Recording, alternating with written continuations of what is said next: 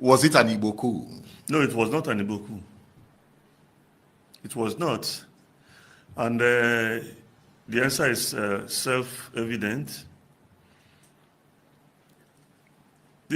Among the majors that carried out that coup, a principal actor was Major Adewale Ademoyega, a graduate of history from the University of London. He was one of the ideological foundations of that action.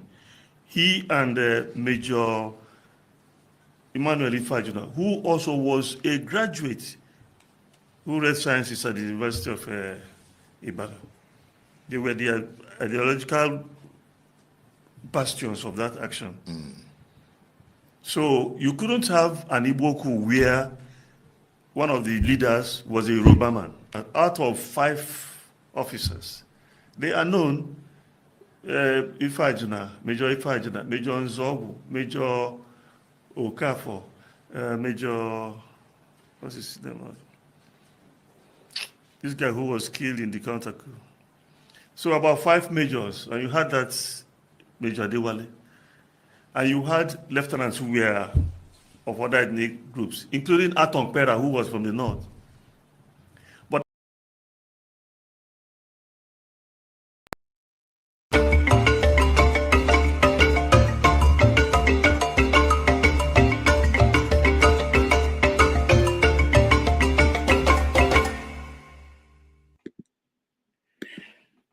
hello, welcome. My name is Rudolph Okonkwo, and welcome to 90 Minutes Africa.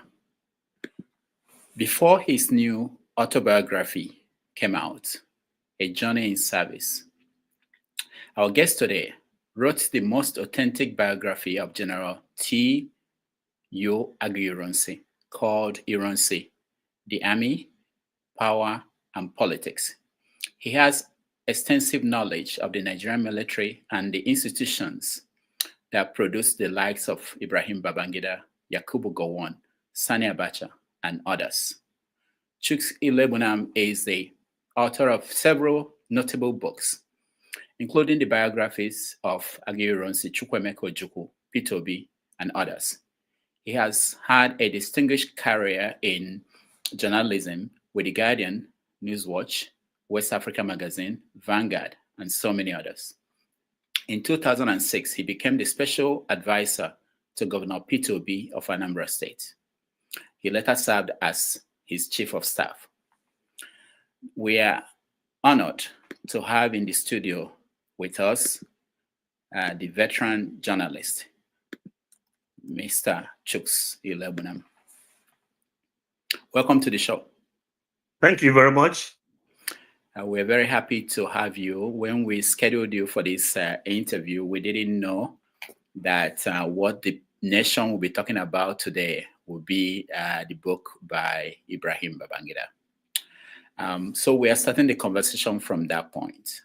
So let me ask you, have you read the book, any part of the book, or have you heard what is being discussed in social circles and media?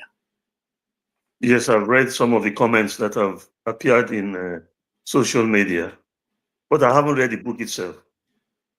So what do you make of what you're hearing? What I make of it is that the book is being received with mixed reactions, which is natural. You can't have a book that is loved by all or a book that is hated by all. But I will just quickly add that whatever commentaries you are hearing or reading today could at best be tentative, because most of the commentators have not read the entire book. It's not as if it's not valid to pass comments on portions of what you have read, but if you want to have a wholesome viewpoint, you have to be doing so from the totality of the contents of the book in question. So when you get a chance to read it, what are you looking forward to hearing? What are the parts that you are interested in knowing what he will say? Yes, I want to know what he said about June 12th, and I'll tell you the reason for that. I published the book called The Tale of June 12th by Professor Omo Omori about 20 years ago. That book discussed the coup in totality. So I know what that book contains, Omori's book. So, and he was General Babangida's main man, whether military or civilian. The book states it, and the book was published more than 20 years ago. And Babangida has read the book. He didn't doubt it. That's one question.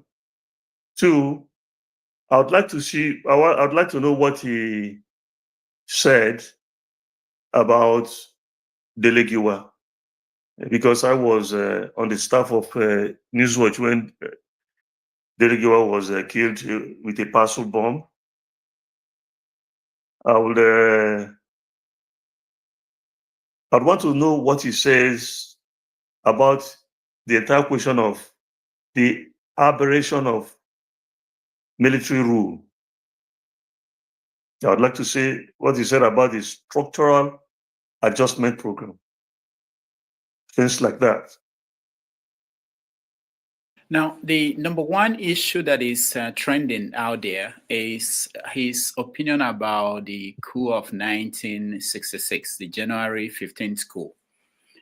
He wrote, I don't have it in front of me, but he wrote that he does not believe that the coup is what people say is an Igbo coup. I know that you've talked about it in several interviews. Were you surprised that Babangida could say that or write that?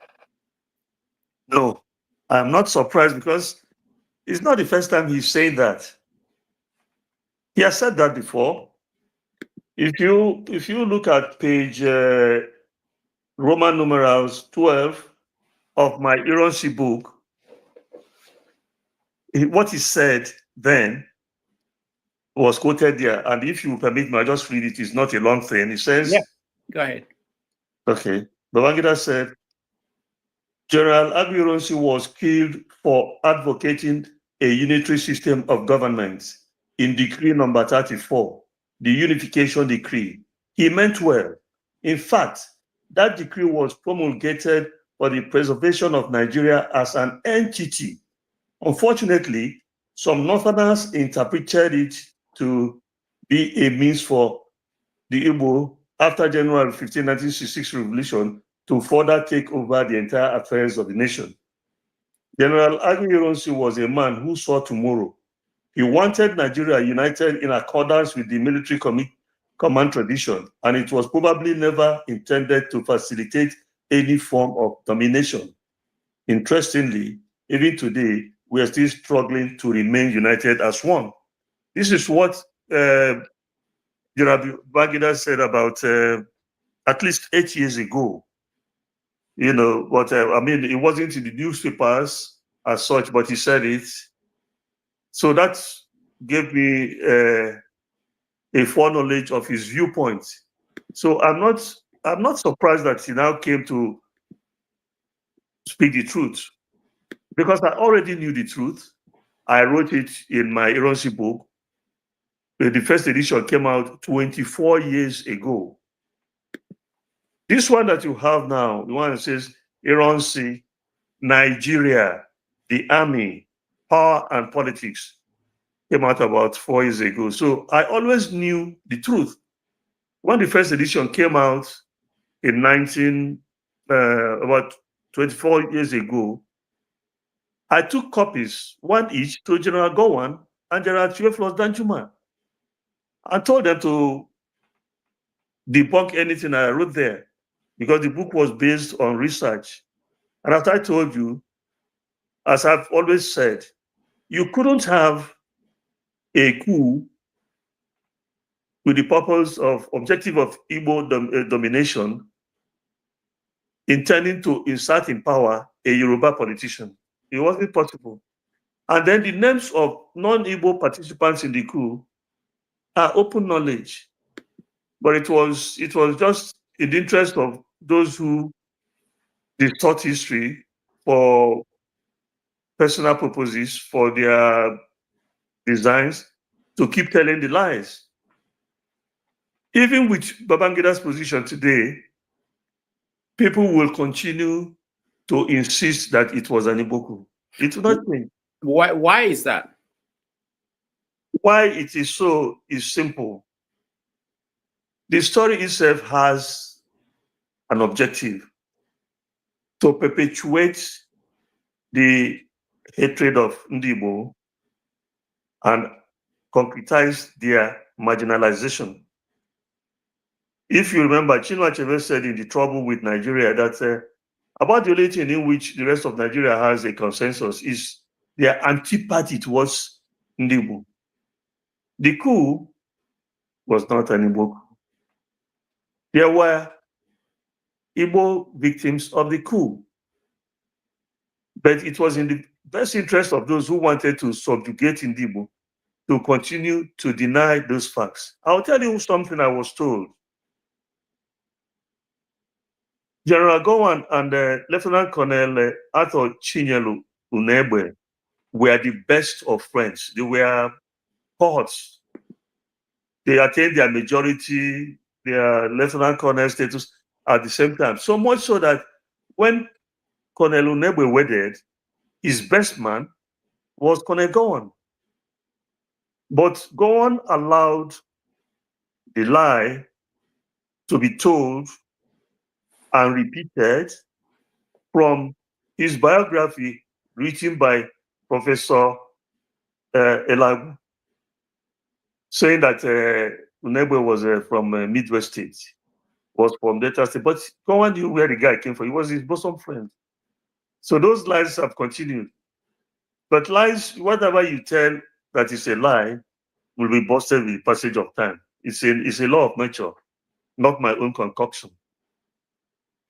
Now, in the introduction to the book, Babangida wrote that a lot of people form opinions about what happened in history without knowledge, the knowledge of what actually happened. Do you think how do you think we can get to a point where we can actually agree on certain aspects of our history, the Nigerian history, especially the lead to the Civil War, that coup of 1966? Well, it's by people airing their opinions. And mind you, whether the opinion is negative or positive does not really matter at the end of the day. What matters is that whatever is in the public space will be subjected to thorough forensic analysis by people who are rational. In other words, the more of the stories of January and, by the way, July 1966 are told, the better it will be for the creation of the proper history, contemporary history of Nigeria. So that foreword that General Gowon wrote, someone sent it to me. I have read it, and Gowon was saying that people should write to be leaders of this country. People who have played roles in it should write so that those who were not participants will learn. So I said to him, physician, heal thyself. Write your own. Let us hear it from you. Let us hear it from General Danjuma. Do not say it is good to write when you threw away your own pen. Pick up your pen and write. We'll all learn. So I know that you wrote about Ironsi, and we want to dive into that a little bit. Tell us, what is the general misconception of Ironsi that you discovered while you were researching your book? The main point about him by his traducer was that he was a non-entity and a tribal bigot. So my research proved otherwise. Ironsi was not recruited by Nigerians into the army. He enlisted when the British colonialists were in charge. He rose through the rank and he was found worthy of going for officer training. He went to the UK, passed the examinations, and received his PIPs as a lieutenant colonel. He was commissioned an officer. He continued to rise to become the topmost Nigerian military officer with the rank of Major General. Those were not promotions affected or effectuated by Nigerians or by Nnamdi Azikiwe or by Mbonu Ojike or by Uzumbambadiwe. So you wouldn't say that those were tribal promotions. No, they were not. He earned those promotions. He went to the Congo during the crisis there on behalf of the United Nations. And he acquitted himself creditably there. It wasn't because of tribalists promoting him. He achieved all those things, but what they said was that he was a drunkard. He didn't know his left from his right, and he was just pushing Igbo domination. In my book, I listed his own appointments, the permanent secretaries, his members of the Supreme Military Council, the Federal Executive Council. None of these Igbos were in the minority. This is the truth. But they changed the course of history simply because it helps their sinister motive of keeping down a people who are wholly innocent. That's what I found about him, and I debunked it. And whoever reads the book can conduct their own research, and they'll come to the same conclusion as I did. So who were the people who were pushing that narrative about Aguiyi-Ironsi? Do you know? Their books are there. They, 50, let me say 70% of these pushers of the false narrative were the white colonialists. You had them, Clark, Moffat, Green. They were writing all kinds of nonsense, fiction, to amplify the views of the section of the country that they believed will forever be in control of the entity. That's what happened. It is obvious. Now, a lot of people have talked about this January 15th coup in so many ways, but somehow because Babangida now weighed in, it's getting some traction at some quarters where it wasn't before. There was this issue about the people that crushed the coup. Babangida mentioned it in his book. I know that you've mentioned it in several interviews.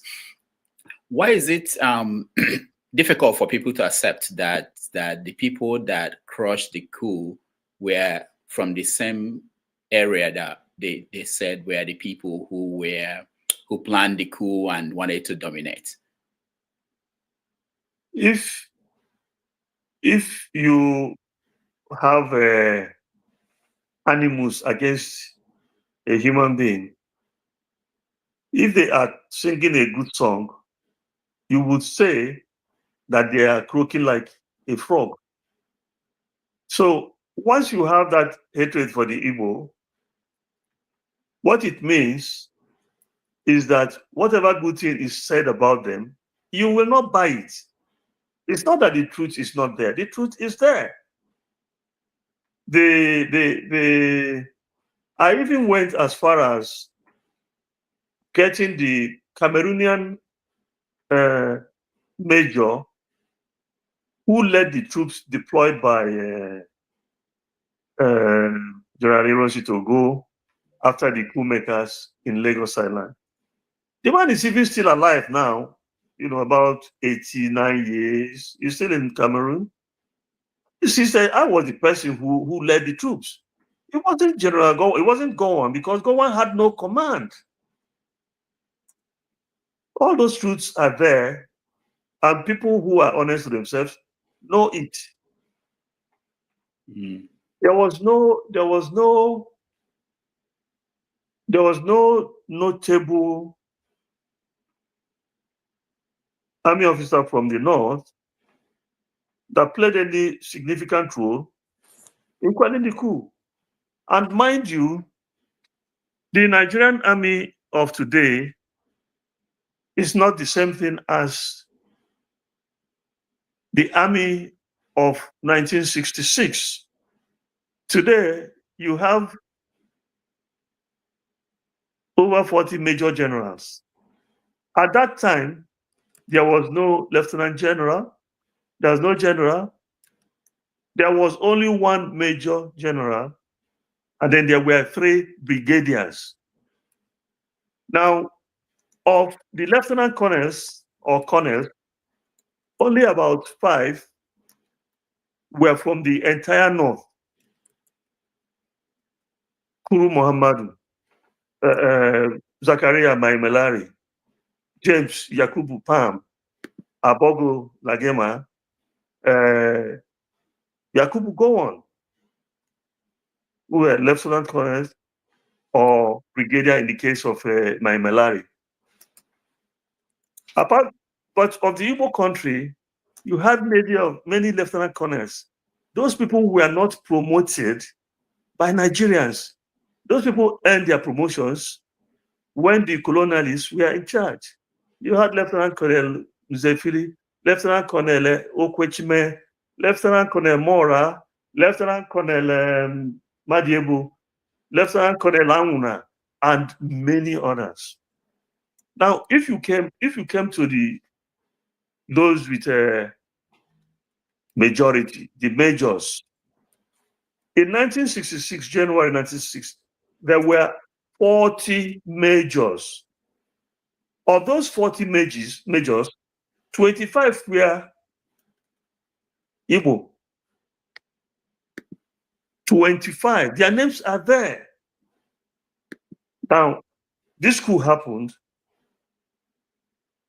Of these 25, 20 majors did not participate in the coup. Not one Igbo lieutenant colonel participated in the coup. So when you have all those things happening, how can you go and turn around and say it was an Igbo coup? If it was an Igbo coup, it would have succeeded. Nothing would have stopped it. It would have been a walkover because they were in charge of most things at that time. So can you briefly address the issue of why in the South East, the Eastern region, the coup appeared to have failed or nobody was killed? Because that's one of the sticky points that people point at to say that it was an intentional plan to spare the people from the Southeast and kill other people in other regions. Was that a plan of the coup plotters? I'll answer that question by pointing out to you that in 1966, I was in, I think, my second year in secondary school, and I was in Kanu. I wasn't even where the coup actions were taking place. But I read books about it. I listened to interviews about it. And I read Ademoyega. I read Boulier.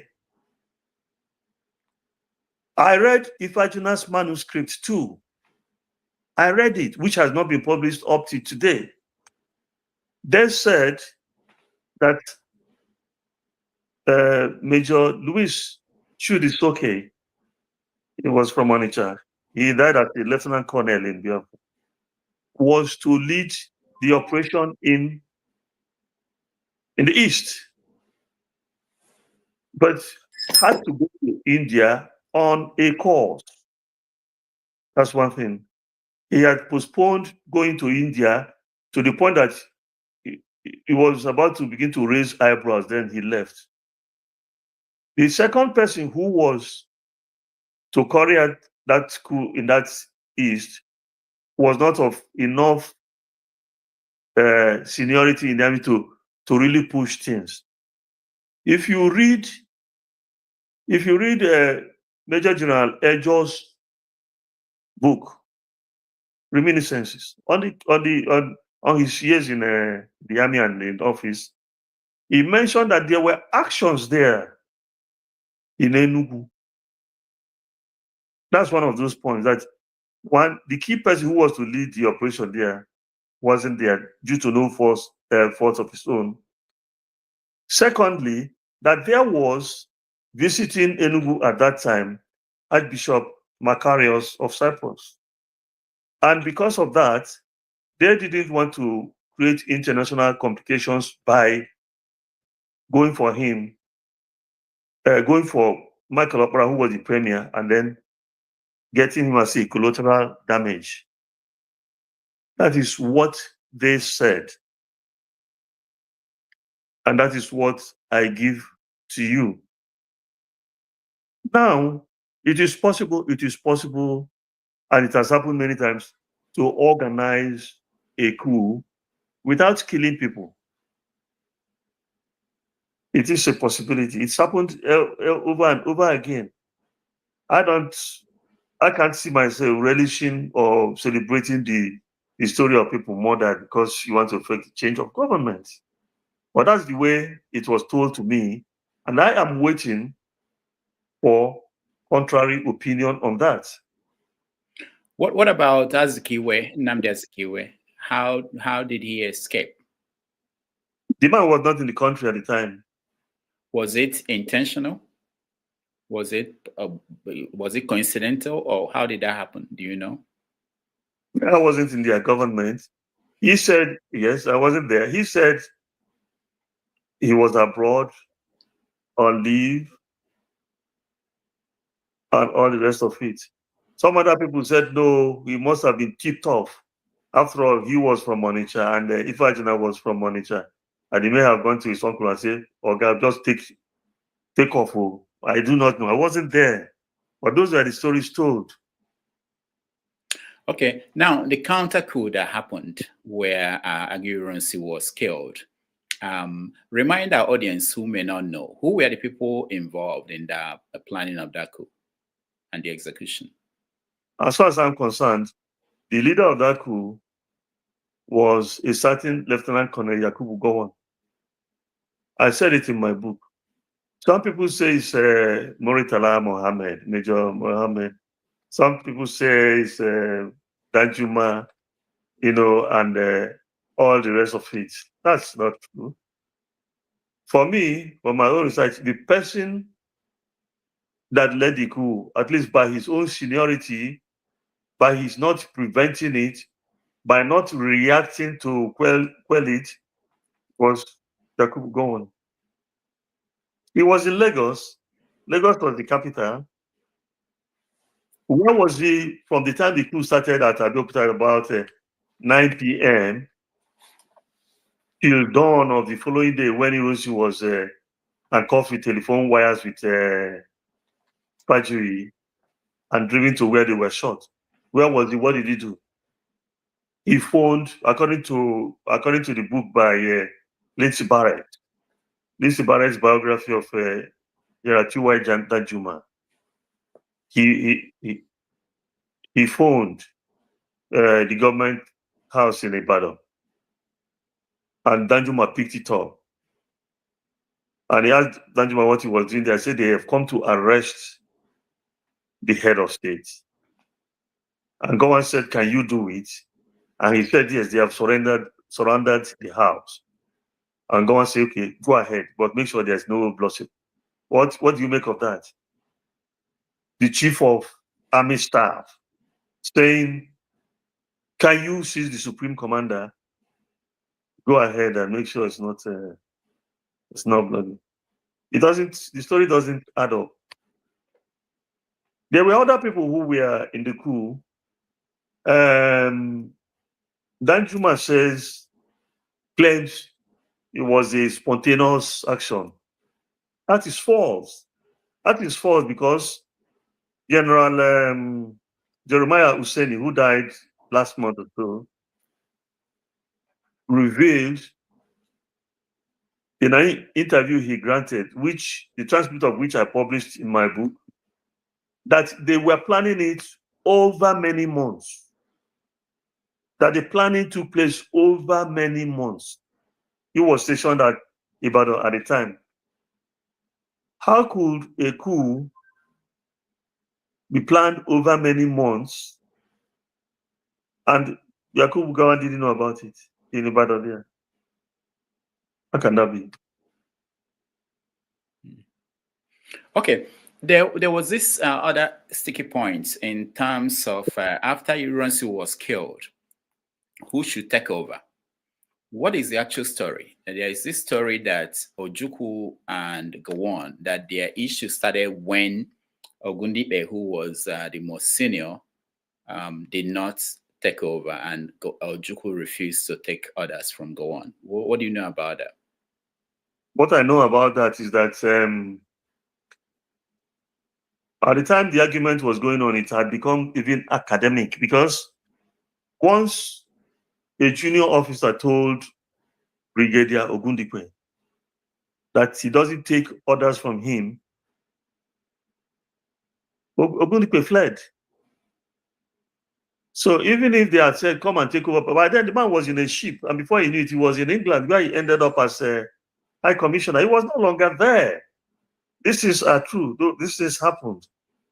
Because, discipline had broken down. If you have an army without discipline, you couldn't reasonably or sensibly call it an army. It was, at that point, there was a lot of chaos. So the man ran for his dear life. Of course, Ojukwu talks about hierarchy, people taking positions according to their seniority. When Flight Lieutenant Jerry Rawlings took over power in Ghana, he was just a captain. Flight Lieutenant is captain. But then you had generals there, air vice marshals, and all the rest of if you have the guns, you are the general de facto. So the question of whether you will see that this man will take over power, which man will not take over power, is academic. If you don't have the guns before you and you go and sit on the throne, a bullet will remove you from there. That's the truth. Mm-hmm. All right. So, so where we are now is that coup happened, the counter coup, and a lot of officers were killed, and Gowon took over. What followed? Is the personal relationship between Gowon and Ojukwu a factor in what led to the war? What do you think led to the breakdown of that communication and then people going to war? For me, the major crisis that led to the war started from the different interpretations given to the Aburi Accord. That was what caused it. Even before Aburi, Gowon and Ojukwu were in communication. Otherwise, how did they get to tell him to fly over to Ghana for the summit? It's not as if they weren't talking, but everybody had his own position. Now they got to Ghana, they talked over 2 days.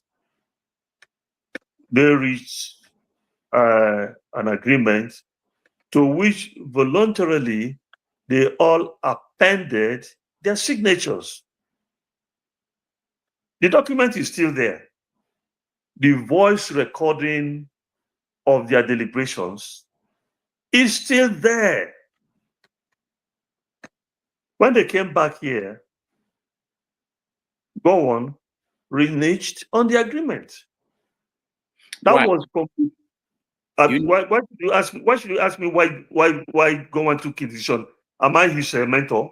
No, I wanted to know whether you found out why he did it. Why he did it? If you say, well, people have all kinds of opinions on the matter. Some said that if he carried out the agreement, he would have led Nigeria into a confederal system of government, which would be one step away to secession for Ojukwu. But Ojukwu said that in all their deliberations, the word confederation never came in.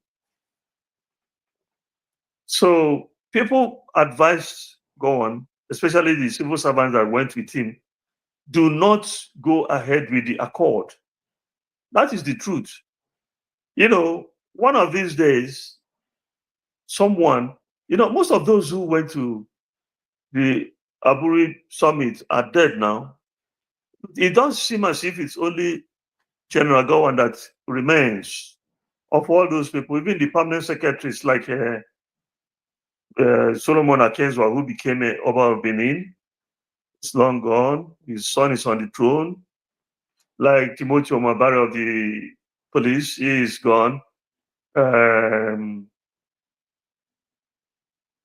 They're all gone. It's just about Gowon that remains among those officers who went to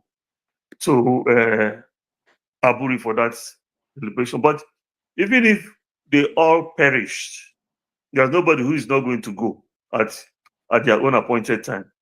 The documents are there. It's only among the people who live a life of let's pretend that you will see the basic truth and you continue to deny it. There was an agreement reached in Ghana.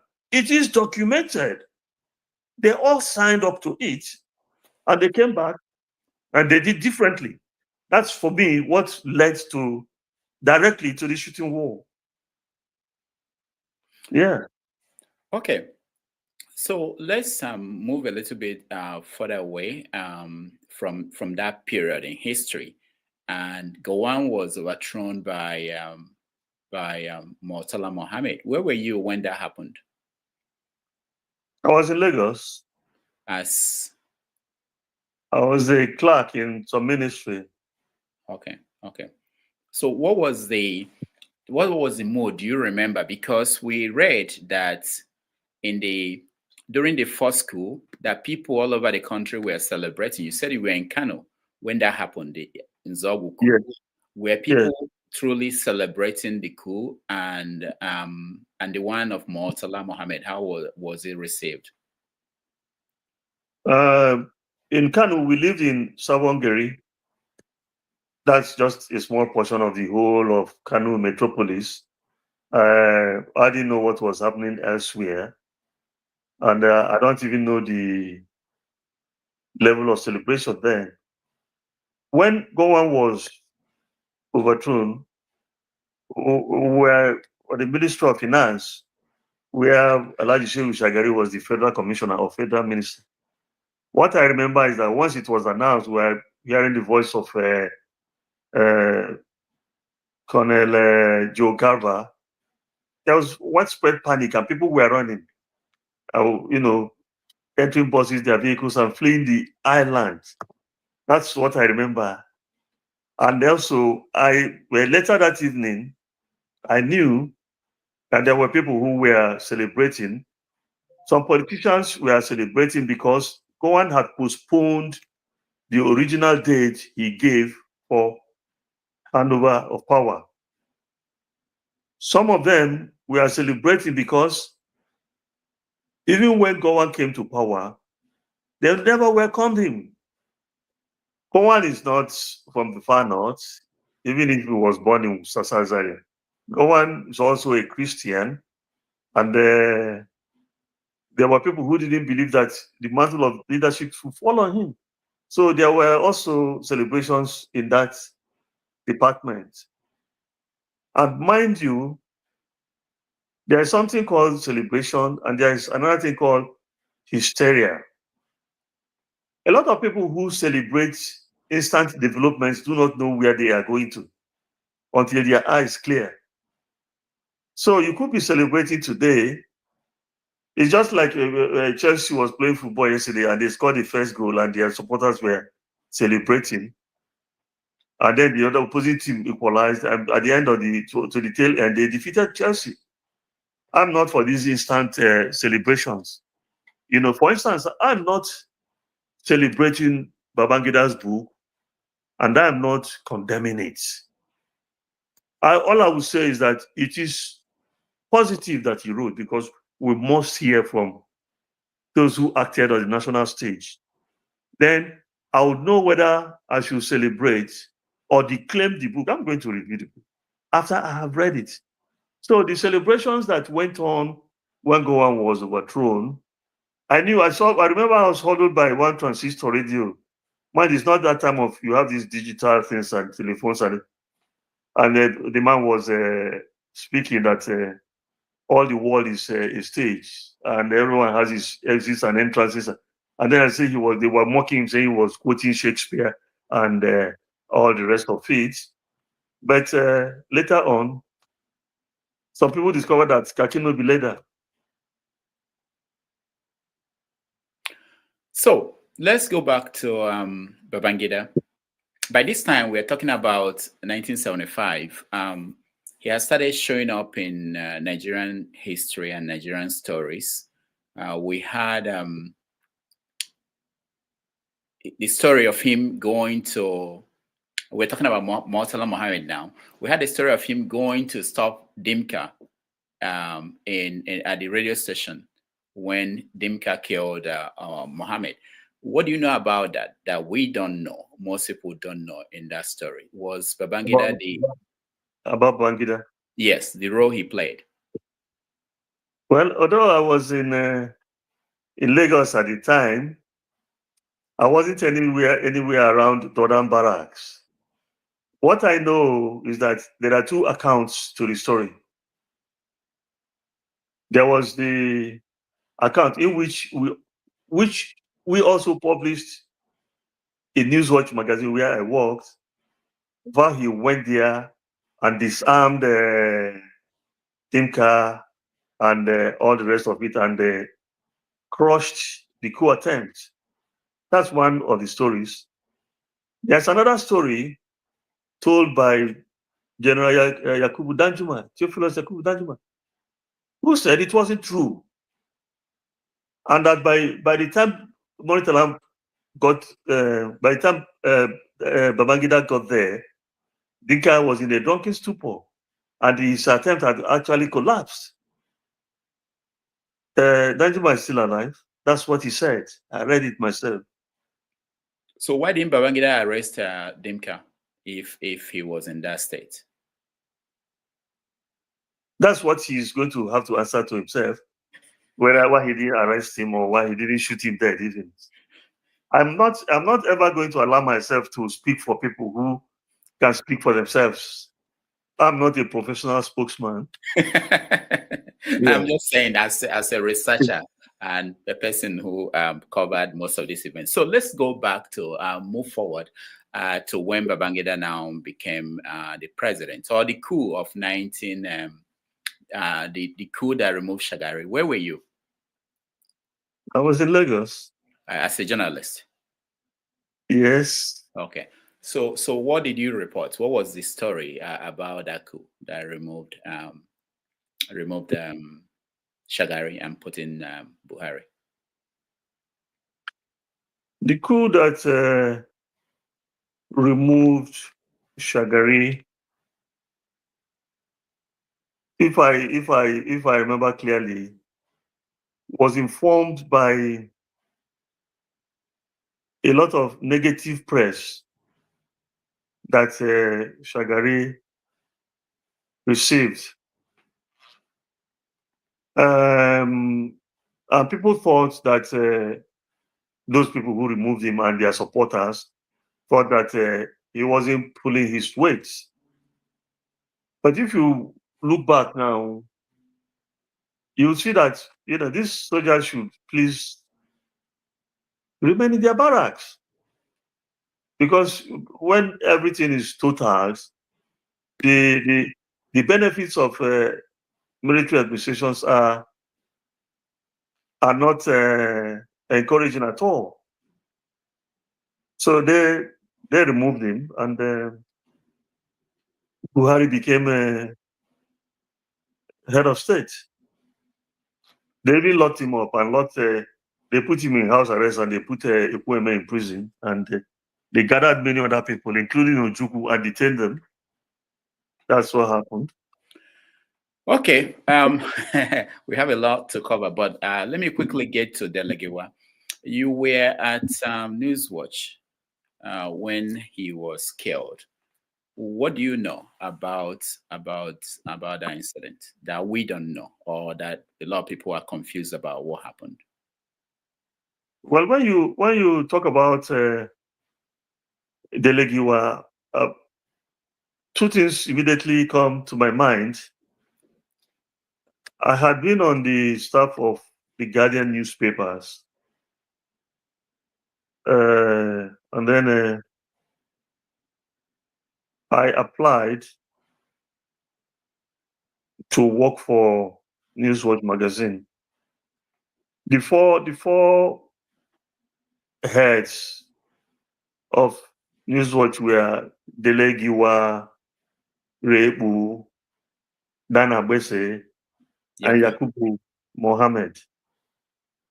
So they said, okay, they gave me a date for an interview, a job interview. On that day, I went for the interview. Dana Bese wasn't there. Rebu wasn't there. Yakubu Mohammed wasn't there. Only Dele Giwa. And I went to his office and I met him. And Dele said, Chuks, your interview is for tomorrow. I said, no, it's for today. He said, no. So I showed him the letter inviting me for the interview. And it was for that day. And then I said, Chuks, what's the interview about anyway? Don't we know you? How much are they paying you at the Guardian? I told him. He added something to it, and they tagged my letter, and I started work in Newswatch. I tell this story to say that, the man was my friend. I knew him even before Newswatch was set up. I knew them. I knew Yakubu Mohammed was in the Concord. I knew Ray. Both of us were classmates at a master's program in mass comm. So I knew all those people. They were my friends. That's one of the things I remember about Dele Giwa. The second thing was that it was the first anniversary of my wedding, October 19th. It was a Sunday. But we work, journalists, as you know, we work every day. I had to go to the office because I was going to write the next cover story. I got to Newswatch. I was in the library. At some point, a messenger came and said, Dele Olojede, and some other people, they were in Dele Giwa's office. I should come down there. I said, no, don't bother me. I'm working. Why should I go there? Still, they kept insisting. Then I came down. I went into Dele Giwa's office. I saw them sitting around there. And Dele Olojede called somebody in Concord and said, I want to tell you that Dele Giwa is dead. He was blown up by a parcel bomb about 2 hours ago. That's how I knew what was happening. I said, what are you guys talking about?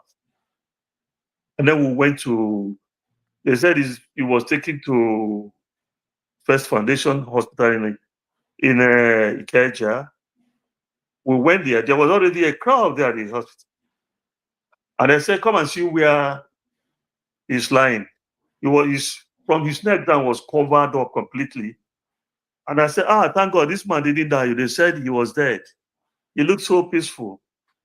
So as I was going away, a nurse that said, please come and see. Don't go, come and say, why should I say, well, I've seen him. Why do you want me to say, please come? And he threw up the thing covering the... And from here, fire just burnt and just mangled the man's body completely. So I remember these two things each time they talk about Dele Giwa. We used to go partying in those days where you fill their car tank with 5 naira, and there wasn't insecurity. You could drive about everywhere. So those were happy times until that kind of thing was introduced. So when you talk about him, I want to know, as I told you, I haven't read General Babangida's book.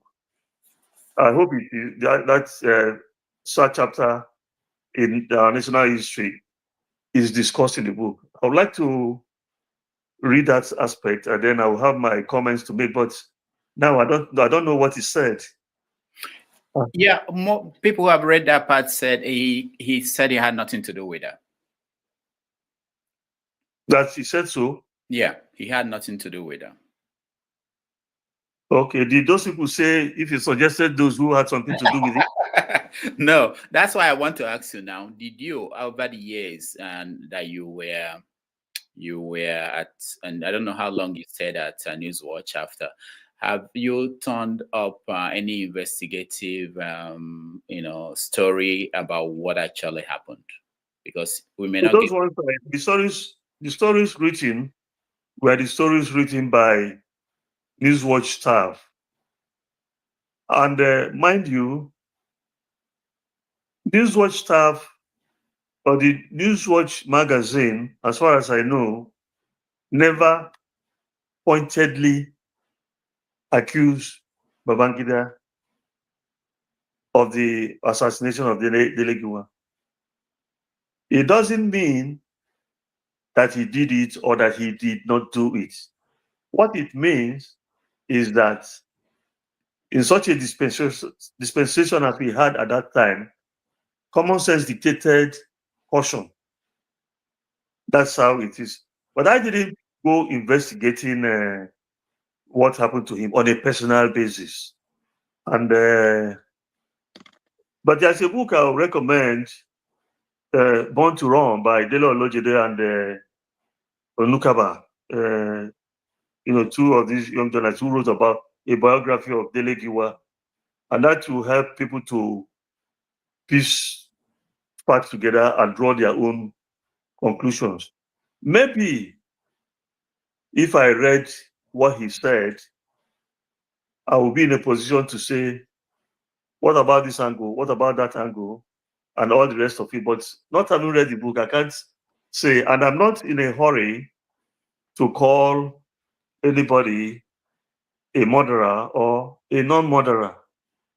And what I do know is that to kill a human being is not the same thing as to kill a fowl.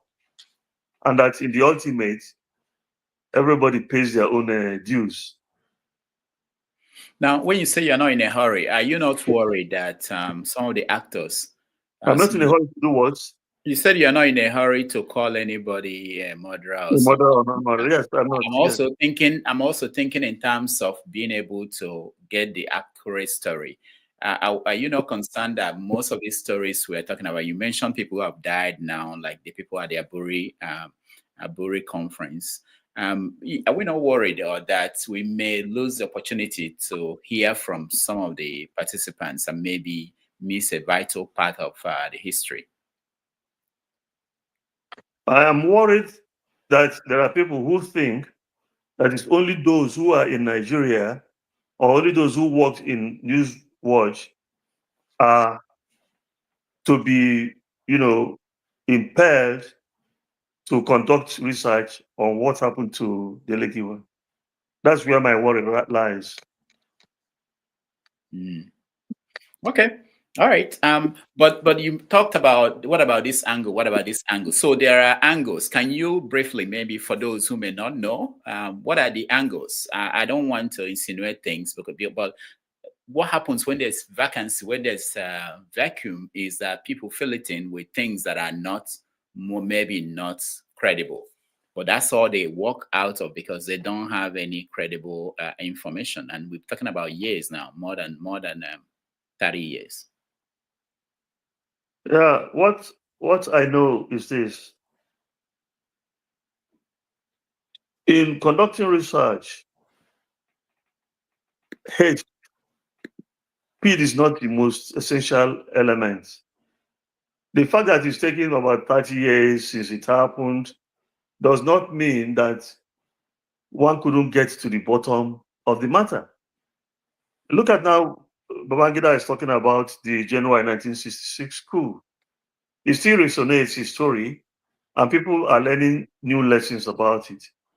So that even if the story comes up in 50 years' time, the truth will still come out.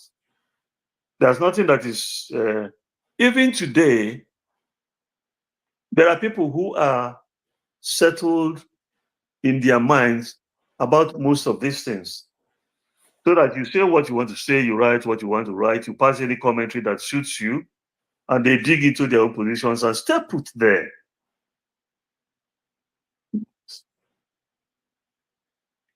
Okay, so I hear you. I understand that. But I think that's not a reason for us not to keep digging in and finding. I'm not saying it's your responsibility. I just wanted to know, as someone who No, was. it is my responsibility, but I'm saying that it is not solely my responsibility.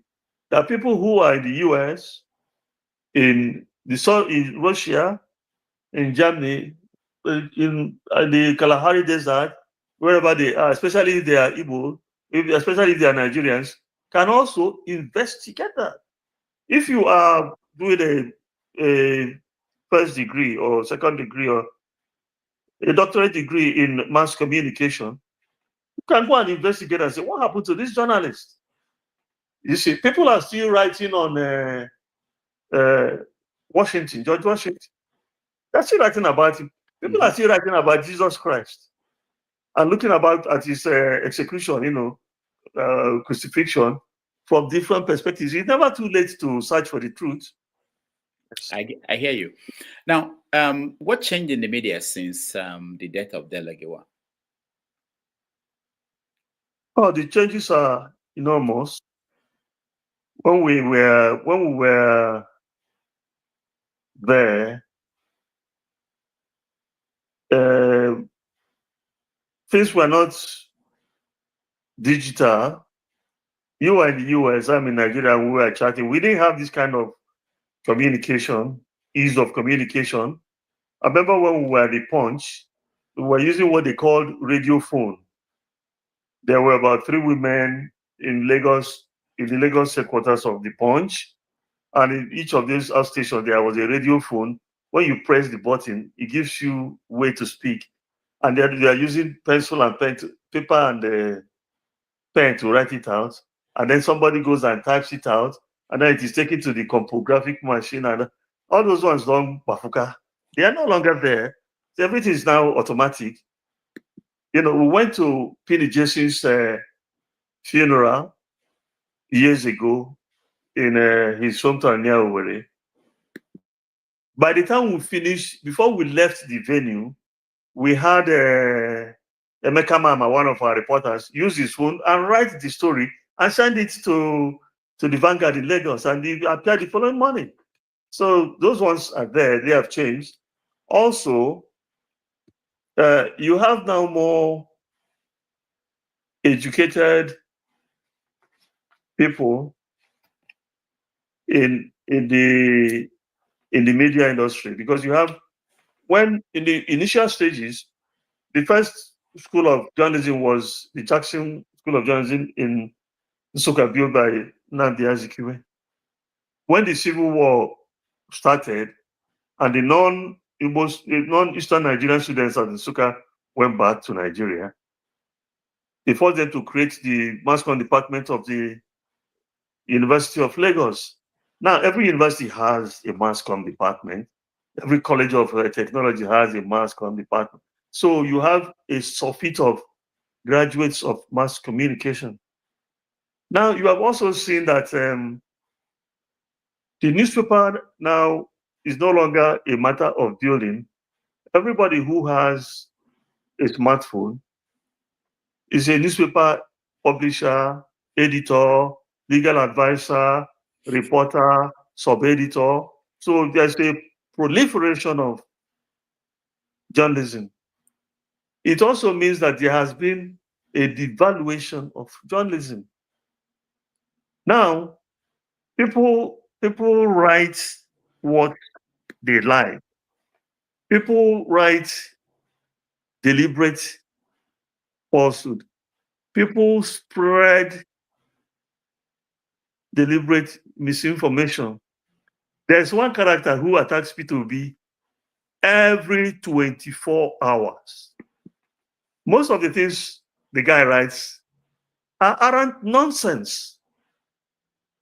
If it were in the days of the traditional newspaper, they would have sued the hell out of him. Now, it's almost as if there's some kind of shield or protection they have because they're using they're using social media. So it's just answering your question, what has changed? There's more, the boundaries of journalism has spread, but it has also led to a devaluation of the quality of media output. And there's this insidious poison of immorality, that you see in what people purport to be newspaper stories and articles today. So I do hear from people on this platform who come and they have serious issues with the media. And when we bring in our audience, you get some questions about that. In terms of corruption in the media, people say that at this point that in Nigeria, people pay for stories to be in the media.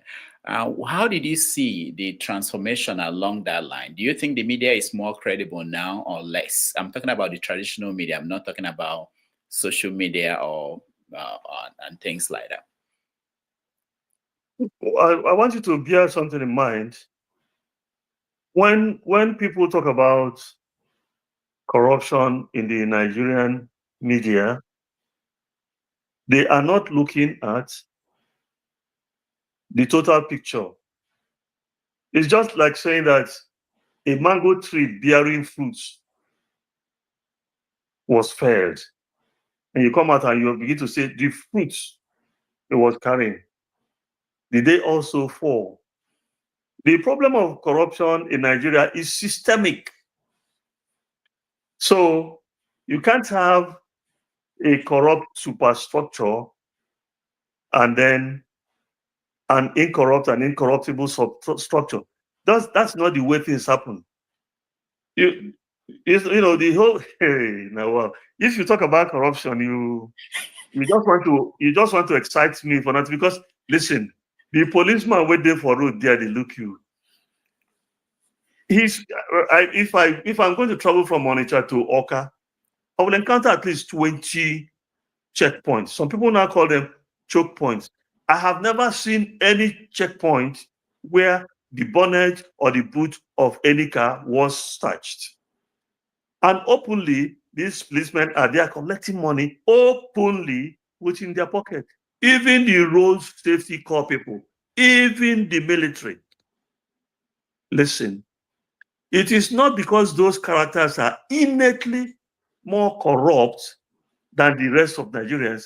It is because the circumstances have pushed them to a point where the littlest resistance they could muster against the temptation of corruption has dissipated. This is what is happening. You can't go to seek admission from for your child now, without people asking you to pay this, pay that, pay this. That's why I say it's systemic. Let me give you an example. If you have a department of mass communication that has a place, about 300 placements for the new intake, and those who are applying are 150. You're not probably to enter there. But when you have a mass communication department that wants only 20, that has space for only 20 admissions, and then the applicants are 200, people will begin to cut corners to find their way to gain admission. You want to fly, they say there's no more space, it's all fully booked.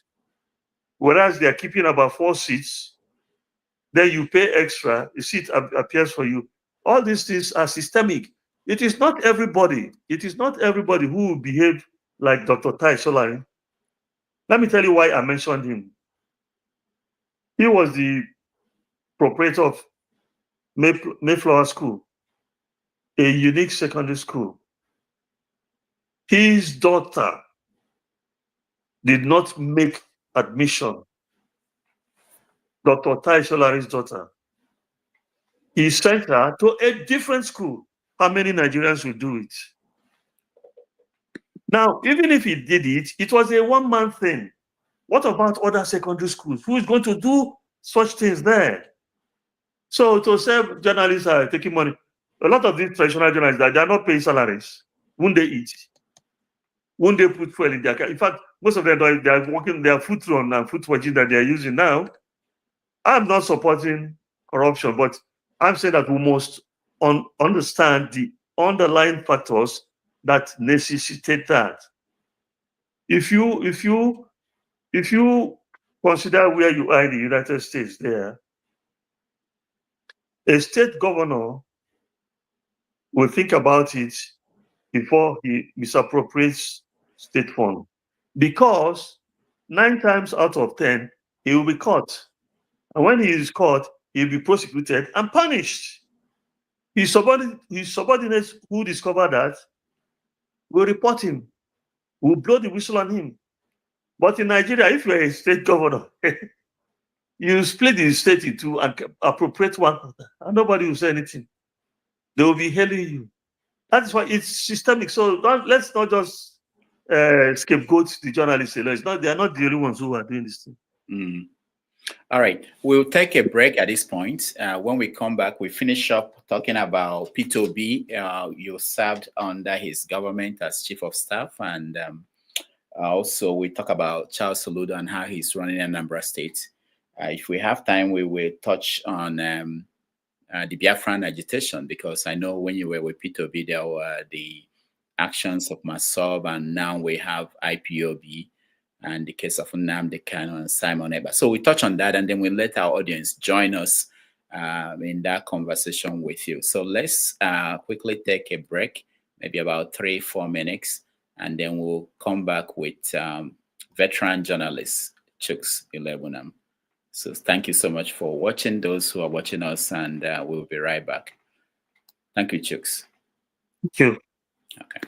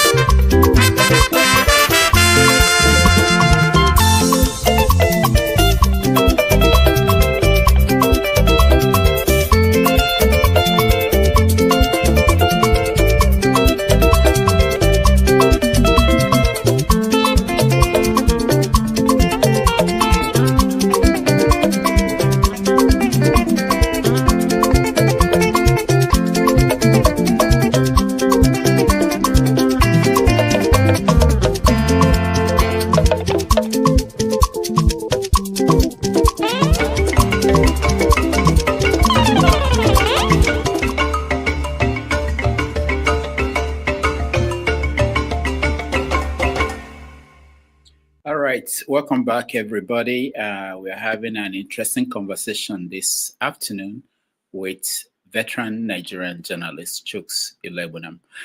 All right, so let's start with the era when you served the government of Anambra State under P2B. Did you notice during that time that P2B will become what it is today in Nigeria? Yes, I would say that the signs were there because he was dedicated to his job, and if you have dedication in working for the public,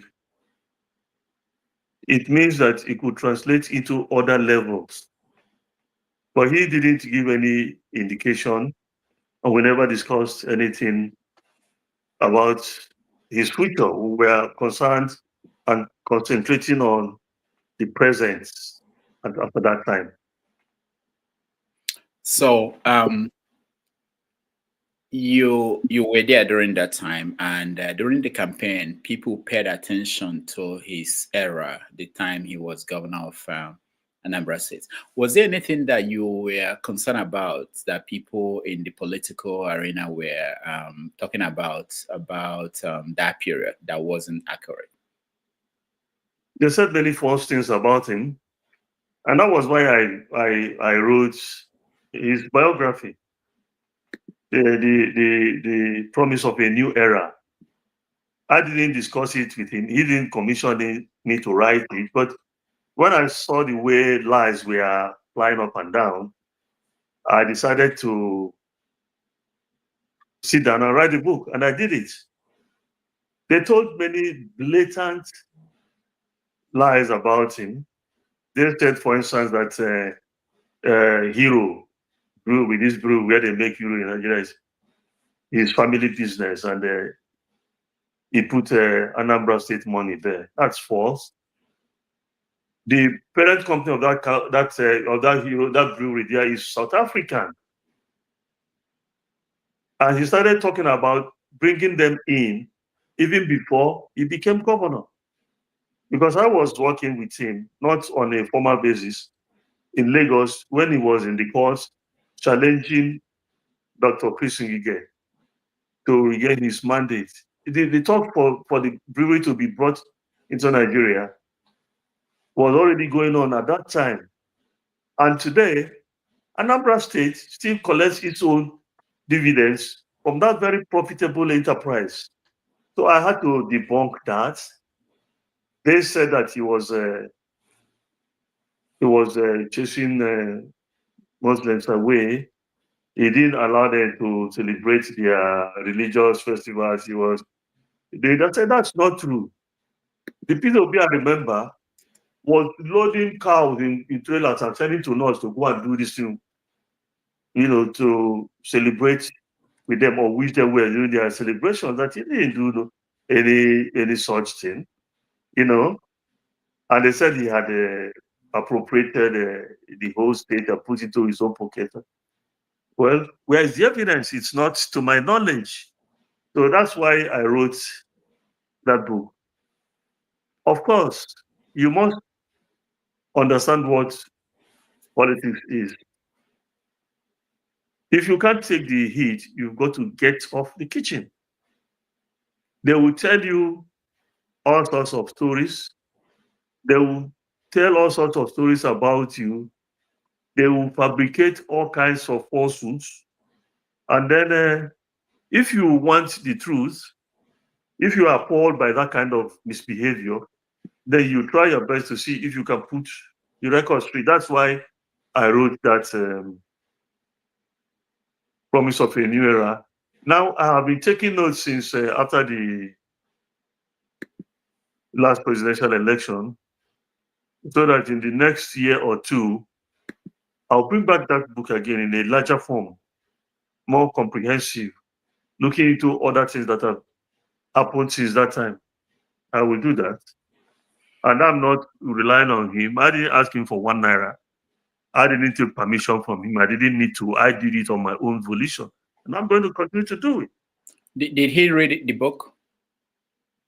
If you didn't read it, that's his cup of tea.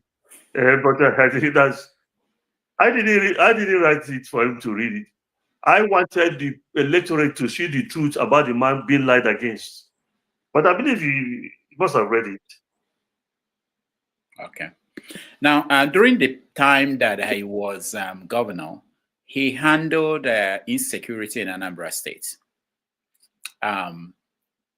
How is that different from what Governor Charles Soludo is doing today? It is different. Yeah. It is different in the sense that the circumstances have changed. We didn't have, at that time, these cases of kidnapping. No. We had armed robbery, of course, and well, maybe some small kidnapping, but not this kind of wave of kidnappings every day. In fact, even my parish priest was kidnapped 10 days ago, released after 6 days. During most of it, he didn't eat anything except a bottle of Sprite given to him on the last day. So the circumstances were different. Now, if you want me to rationalize it, I will. Things have become more difficult. The jobless total is beyond computation. People are trying to see what they can do. So the innate criminality in a lot of people burst into the open. Sometimes they kidnap people, they ask for ransom, the ransom is paid, and the person is shot dead. You wonder what these guys are really doing. So when we were in government,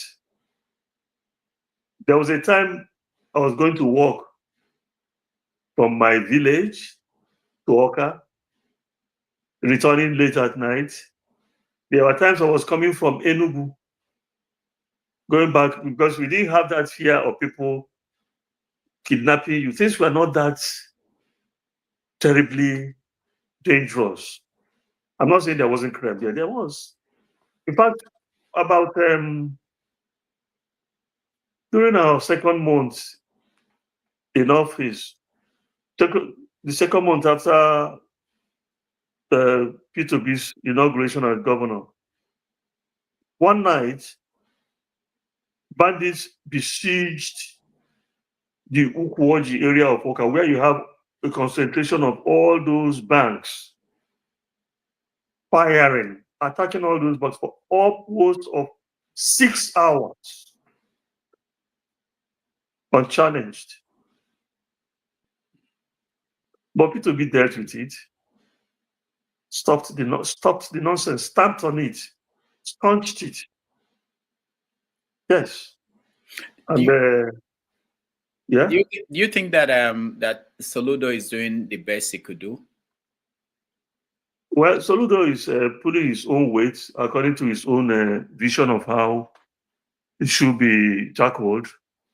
You must understand that it's not easy. You are going to have to ask yourself, who do you trust? Who are the people working for you? Even now, the new outfit he set up, I've seen videos of them collecting money on the roads. You can see, you tell you that the man is in a very serious contention. It's not easy.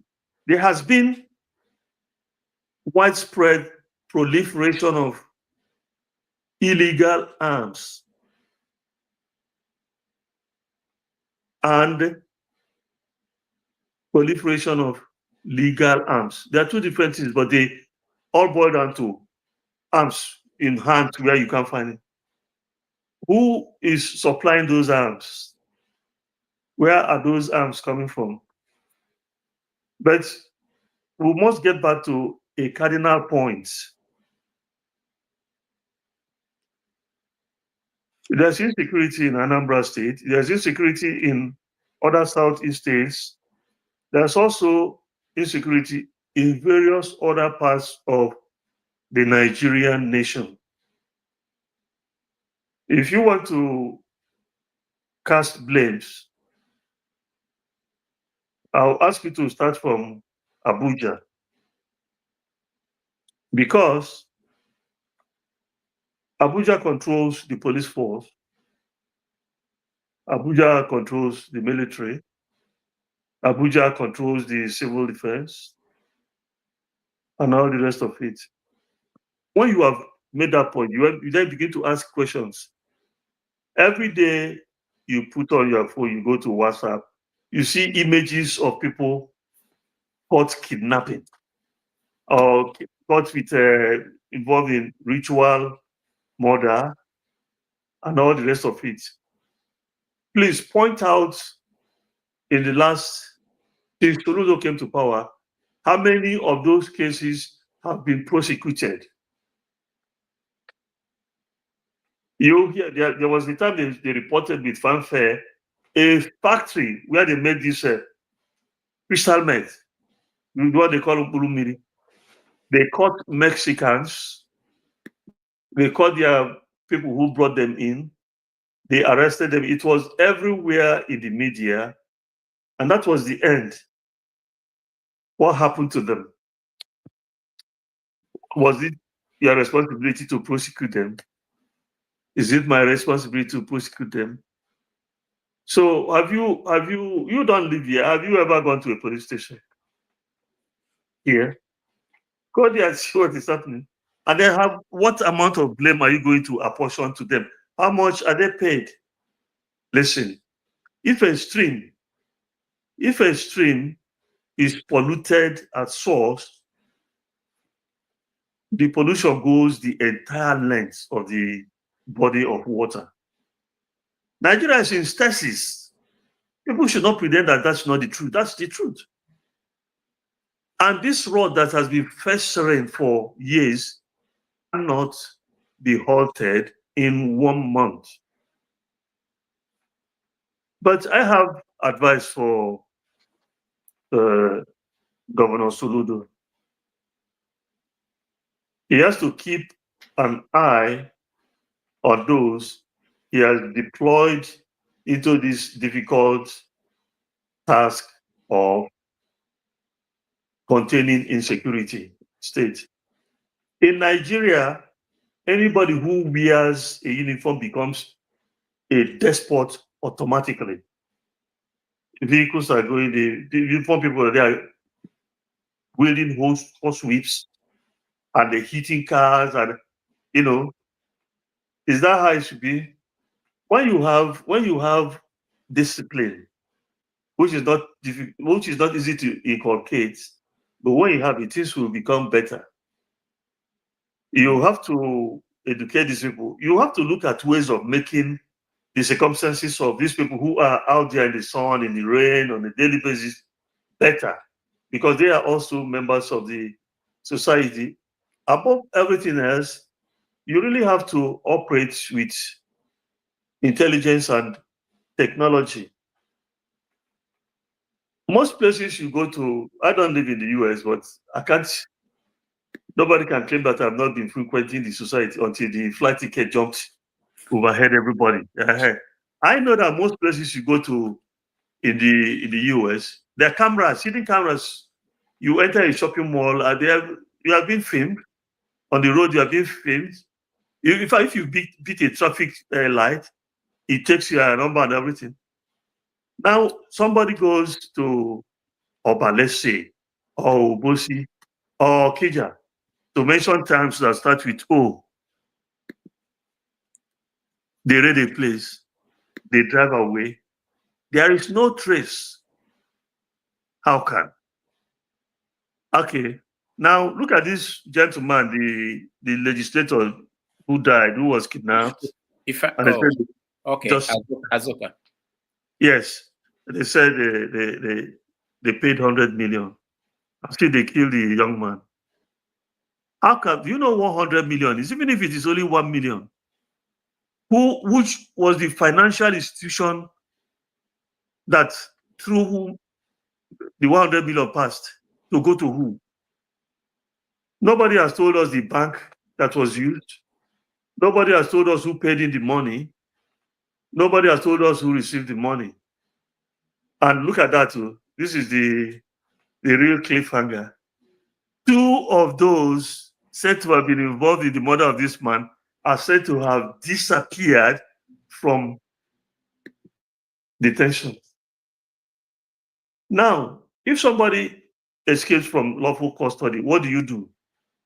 You publish their photographs, you mention their names, so that people will be on the lookout for them. Isn't that so?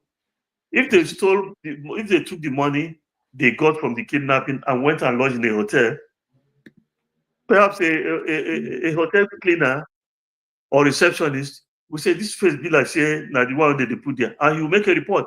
Now, we haven't seen the photographs of those people said to have escaped. We haven't had their names mentioned.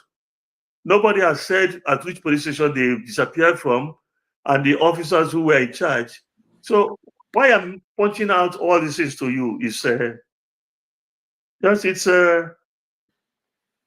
it's good to tell Governor Soludo to get his act together.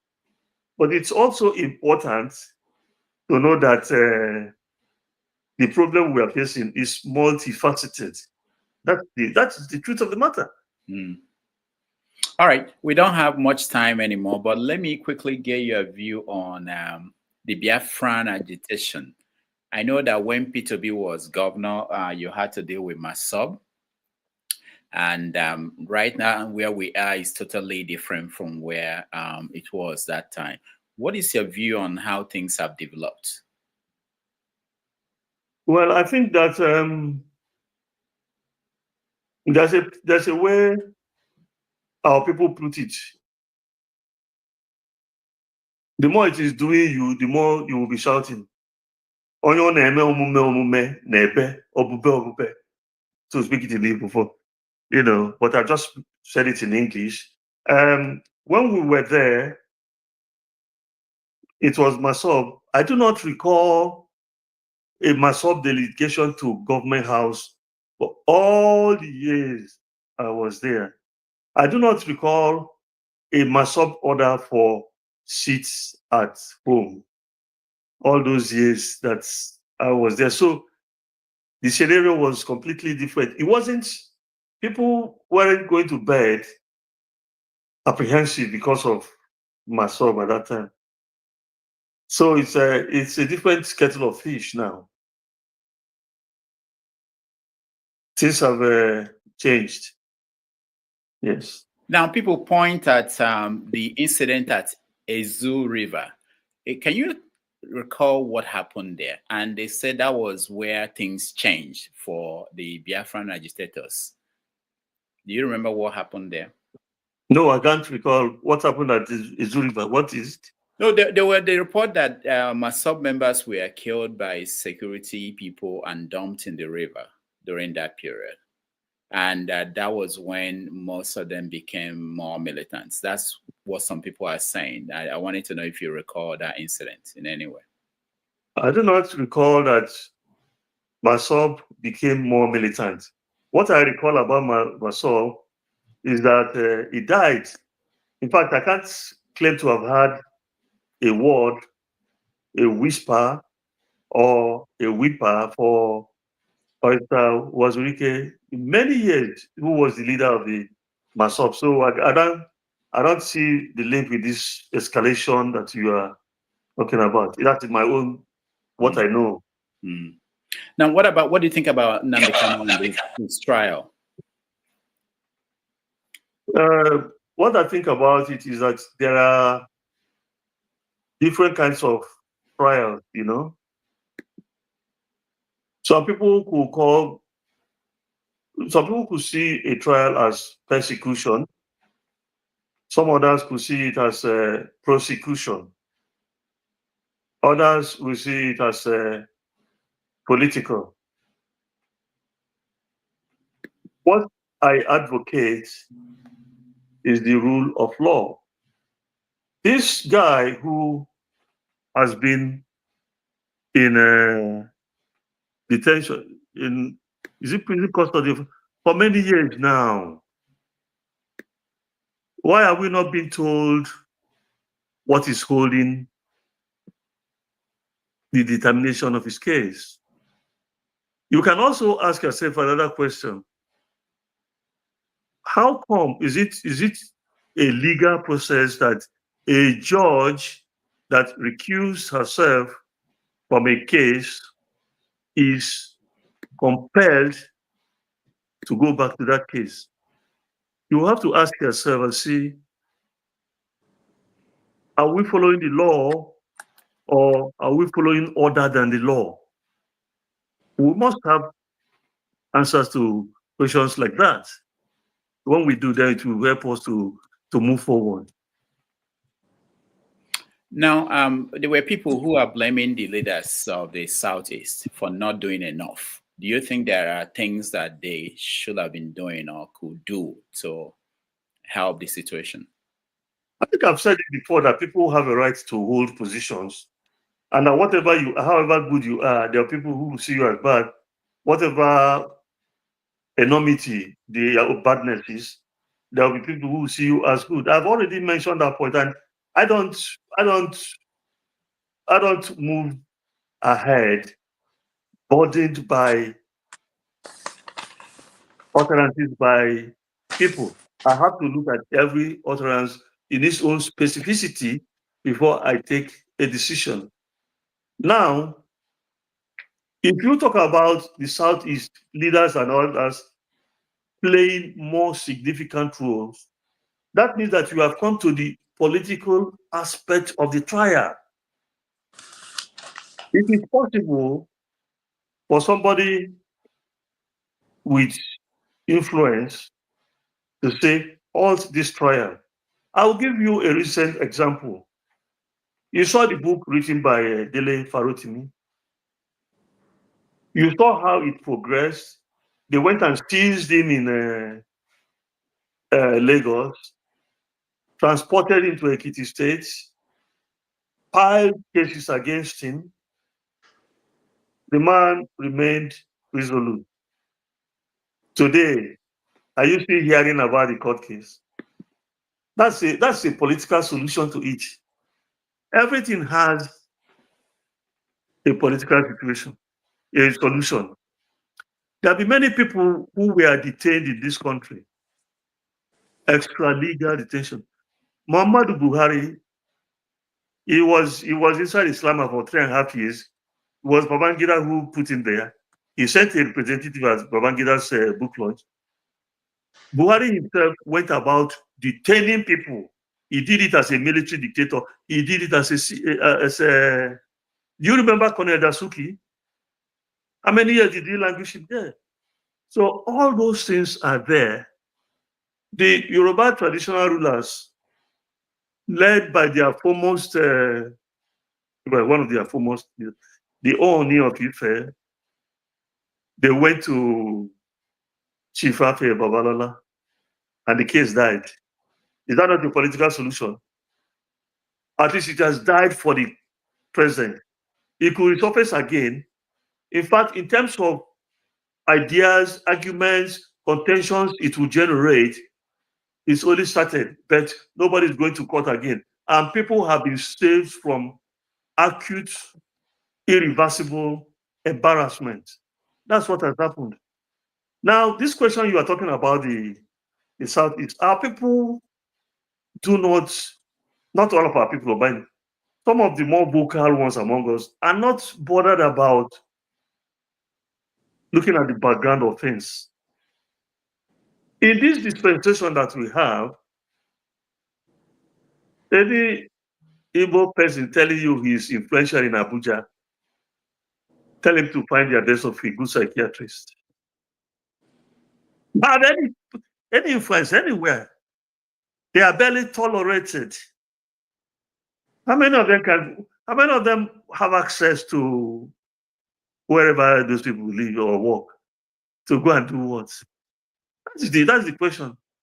If you do not have it, it means that you don't have it. Where you don't have it and go about claiming that you do have it, you are living a life of let's pretend. You are deceiving yourself. A lot of these governors they are seeing are looking at the next gubernatorial election. If they upset the apple carts, will they be re-elected? Don't you know how elections go in this country? When we were kids, what they were saying is that women became pregnant with ballot papers. They stuff it in their tummies, and then they go and dump it there. And you read about the voter, one of Chinua Achebe's earliest short stories, how they did it in those days. Today, you will go and stand in the sun, you will go and stand in the rain, you will be flogged by all kinds of people. Some will be shot, some will be stabbed. At the end of the day, one man will just sit down somewhere and write results and announce it, and they'll tell you to go to court. If you know that that scenario is a possibility, you'll be doing everything you like, everything you believe will save you from being hit over the head when election time comes. That is why, for instance, you have people like one former governor who is in Abuja now making all the noise saying that it's not Igbo, it's not Igbo, it's not Igbo. It is in the scheme of things that if you distance yourself from the hated ethnic group, that hatred will not impact on you, or will not impact heavily on you. Do you understand? That was why people like Elechi Amadi, the writer, went about talking about being Ikore and not being Igbo. While he was doing that, there are people like Dr. Obiwale. There are people like Senator, what's his name now? Ella, who said, we are Ikore, but we are even Rotimi Amechi today. The truth is there, but they are trying to run away from the bludgeon of hatred. So when you have those people who are hated here, they are not entirely in the best position to go and influence any political decision on the Nnamdi Kanu case. That is the truth. All right. Thank you so much, Chuks. Let's now go to our people who joined us to ask a question. Please, if I call on you, please find your best question. We've exceeded the time we agreed with our guest. So let's see. Michael Adeyo first. Go ahead. All right. Thank you so much, Professor Rudolph, for allowing me again, inviting me onto your show.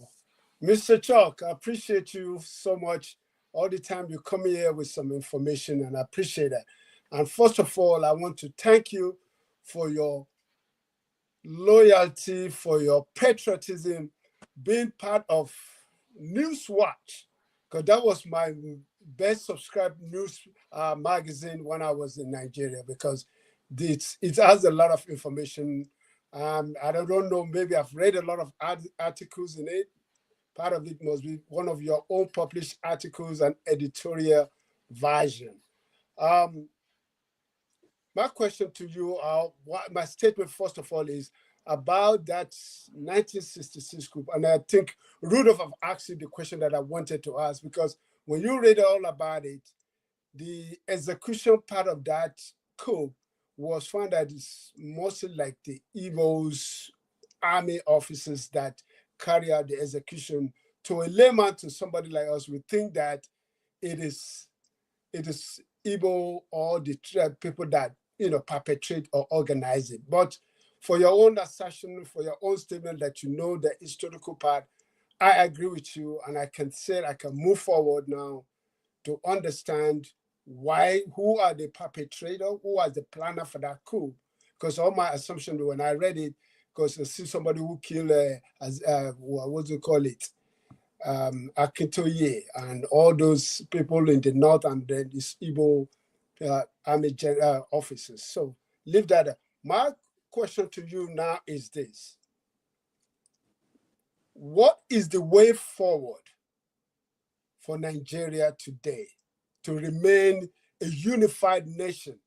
Because the country itself has failed us.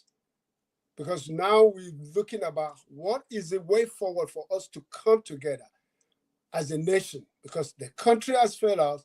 We have different tribe and everything.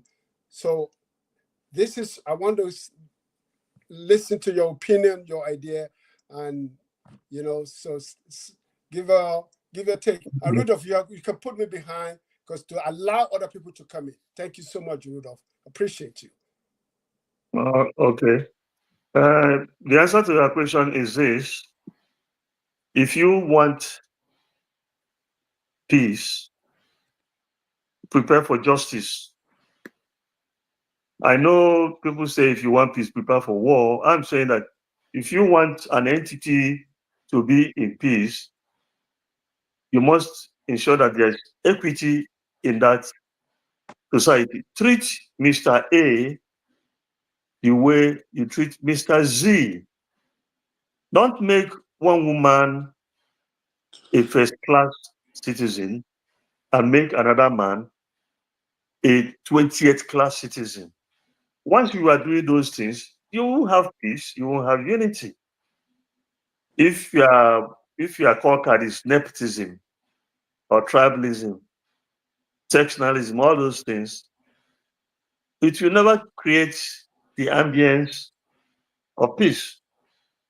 You guys will remember when President Buhari, newly elected, was asked about how he will work. And he said he will pay more attention to the people who voted for him. But he didn't contest election for people who voted for him. He contested to be the president of the country, but he settled on the injustice of those who voted for him and those who didn't vote for him. When you do that kind of thing, and when you say that the Igbo country is a dot in a circle, you are not promoting peace, except you are promoting the peace of the graveyard. So if you want peace, do not treat me better than you treat Rudolph, because I don't have two heads on my shoulders when he has less than one. We are all human beings. Let there be justice, let there be equity, let there be fairness, and then there will be peaceful reign. All right. Thank you. Let's go to Dr. Osi. Go ahead. Thank you so much. It's a big pleasure to get to meet the legendary Chuks Iloegbunam, even if it is virtually. Chuks, you're a national treasure, and you have to know that. Many of us hold you in very high esteem for all the work you've done. Thank you so much.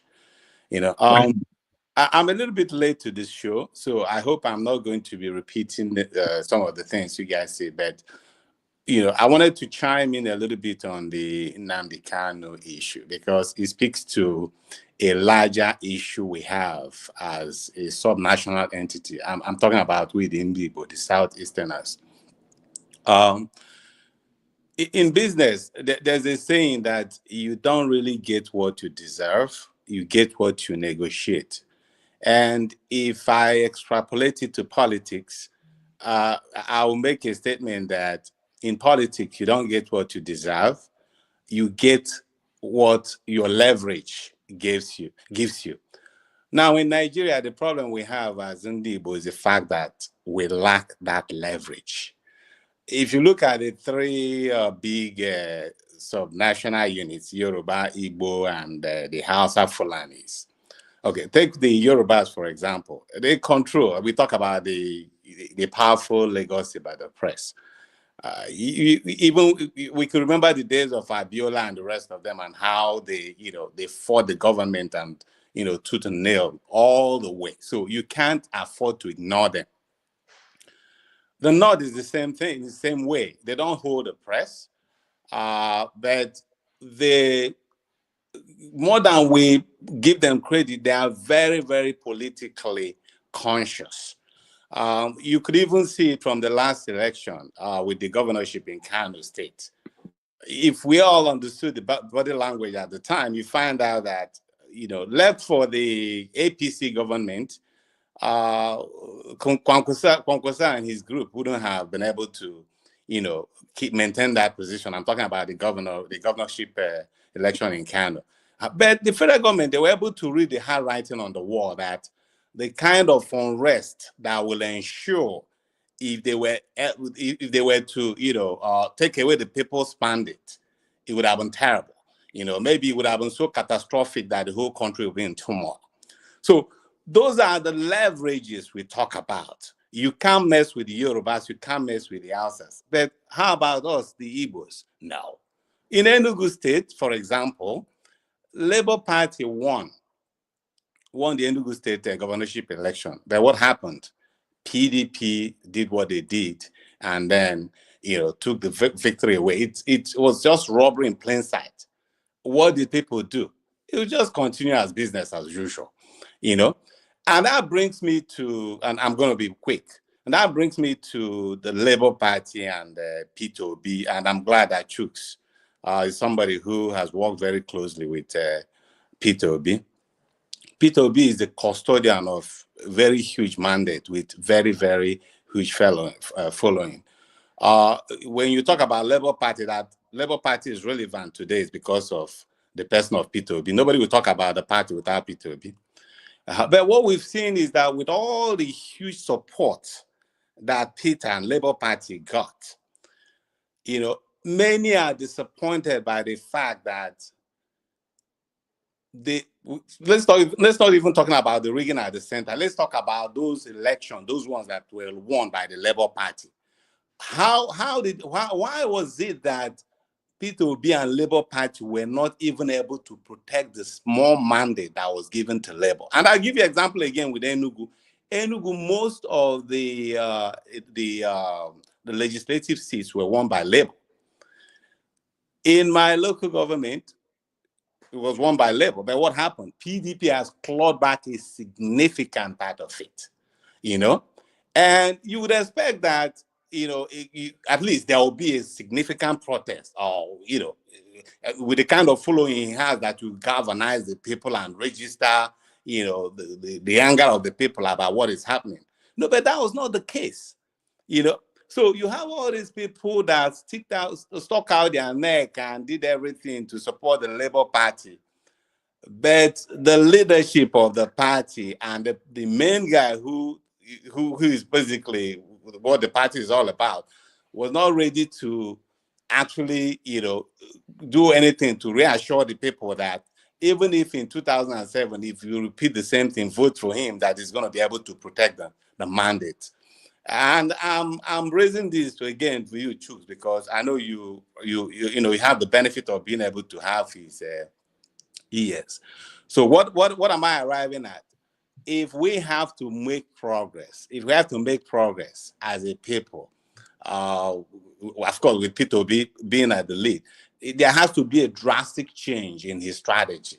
This idea of just trying to be pacifist, it may work in some climes, but not in Nigeria of today.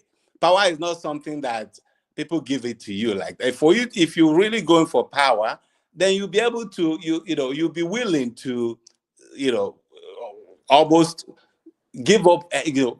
Be able to give whatever it takes to be able to maintain that position. I don't know if maybe I'm not explaining myself well. I think you guys got the drift. Obviously, thank you. Yeah. Yeah. Anyway. All right, Chuks. Yes, what I would say is you explained yourself very well, but that has led me into thinking that I actually have some question to put to you, to pose to you. In what ways do you think P2B deserve to have responded to those stolen mandates that you mentioned? Okay, thank you so much. I'm glad you asked. If not for anything, I could have expected him that he would lead a mass protest, to at least register, at least create the consciousness that, okay, this is exactly what happened, But none of those things happened.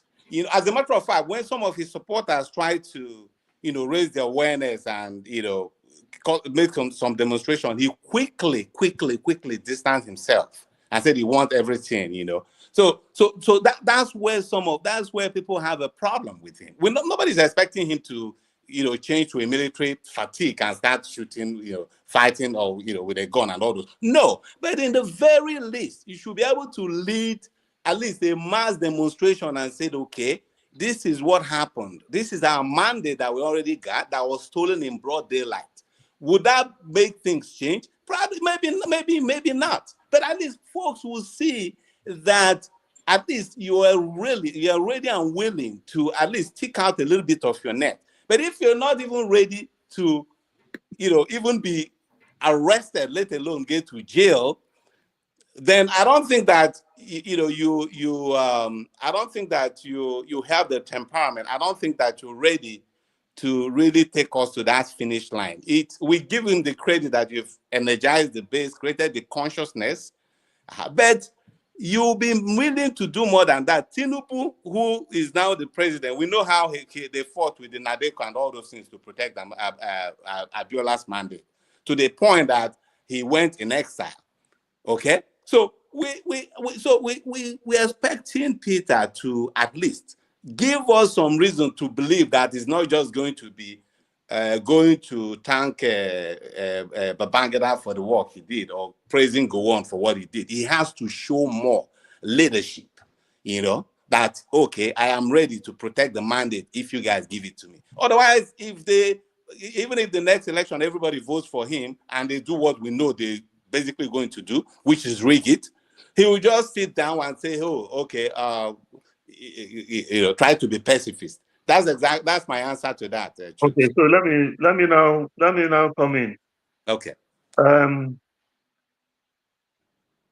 In my view, the position taken by P2B is the best way to pursue this case.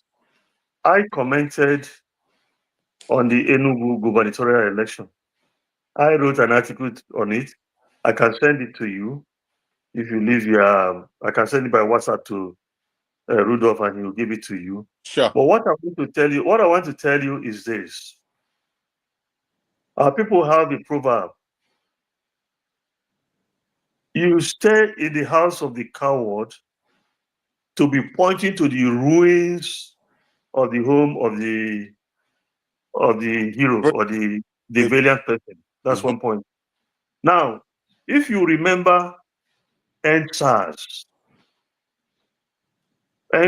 demonstration that was nationwide, and then Buhari sent troops to massacre people here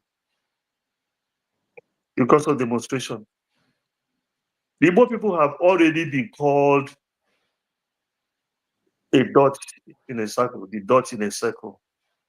All these policemen, all these soldiers, less than 1% of them are from our ethnic group.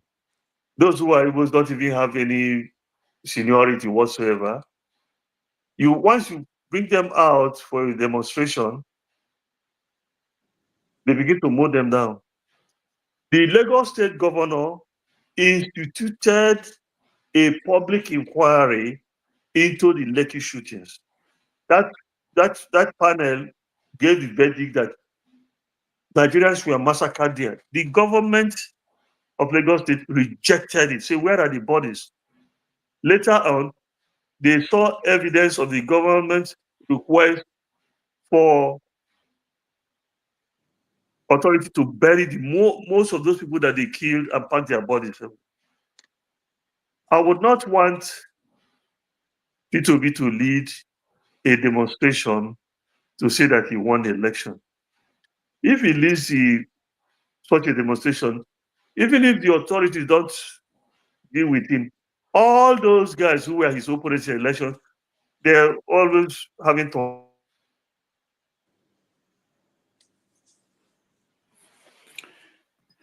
right. I think the connection, the internet with our guests has done well for almost 2 hours. Okay. Those people who are killed, they will just go. The point is this: it has been registered. It is known that elections were rigged. And this thing didn't start yesterday. Did Rochas Okorocha win re-election? Did this man who is in Moses that did even election? The people who contested against him, none of them even bothered to go to court. Didn't you see what happened in Edo State the other day? I think there's something called the balance theory. If you don't have a chance in a combat, don't engage in it. Don't go out there on the streets to be mowed down by people who have been looking for a way to kill you because you want to make the point that you won an election. No. Even before the election was rigged, it was known that the election was rigged. The man who even won the election wasn't supposed to even contest because he didn't present his National Youth Certificate. National Youth Service Corps certificate. He didn't present it. All those things are in the Electoral Act and in the Constitution. So it doesn't mean that every election must be led by, every demonstration must be led by the leader. Look at during the Cuban Revolution, Fidel Castro, Che Guevara, and all the rest of it. There were other demonstrations led by other people. It doesn't mean that if I'm not at the head of demonstration in my family here, my wife cannot rise and say, you can't come and take my husband's property. And my children can't pay, you can't come and take they'll be waiting for me. Am I the only person who sleeps or snores in this house? So why I'm telling you this is that it is not as easy as this is it. Peter Obi disappointed them. They wanted him to cause an uproar so that they will mow into the people. And he disappointed them. Because he is still there, he is pointing the path to us that is democratic. He went to court. Everybody has seen what happened now. The travesty. Everybody has seen the appointments of in the judicature now going on. Everybody sees all these things. You can't stay away from where it is happening, and then you say, go and go. Everybody knows what the voice. All right. Thank you, Osi. Thank you. Just one last thing. I won't take it. Okay, Chuks. So my last point, the last point I'm going to make is, you've talked about all those things. So my question is to you is, what is the way out? Are we going to just sit down and repeat exactly what happened in 2023 and do the same in 2027 and expect that things are going to change? Or are we just going to sit around the campfires, hold hand and sing Kumbaya? What I know is this. A similar question will be asked of me before the break. I said, you must institute truth and justice if you want unity, and it also means if you want progress. People have been talking of electoral reforms. This this guy's name, Chief Chidoka, a politician who was Minister of Aviation at some point, he had brought out evidence to show that even with all this technology they introduced in elections, that the figures announced did not tally with what their machines showed. Meaning that at the top, these elections are being rigged. So the campaign now should be for proper electoral reforms. It will be for education of the people to fight for their rights. And when you are talking about demonstrations, a lot of people who are trying to go out there and demonstrate have not eaten. This bottle of water now, it used to sell for about 300 naira. By the time you go there now, they tell you to bring 2,000 naira. You don't have a job, and you go out there and go and demonstrate. That is why it's because of it's because people are in abject poverty that they are being manipulated. That is why you give them 50 naira and they go give them voting cards and they'll go and vote for it. Will be ended. It's not even end them a meal, and you wait for another election cycle. But the central point is education. And you guys, if I was abroad, hey, what I would have done with media, educate the people. Yes, sir.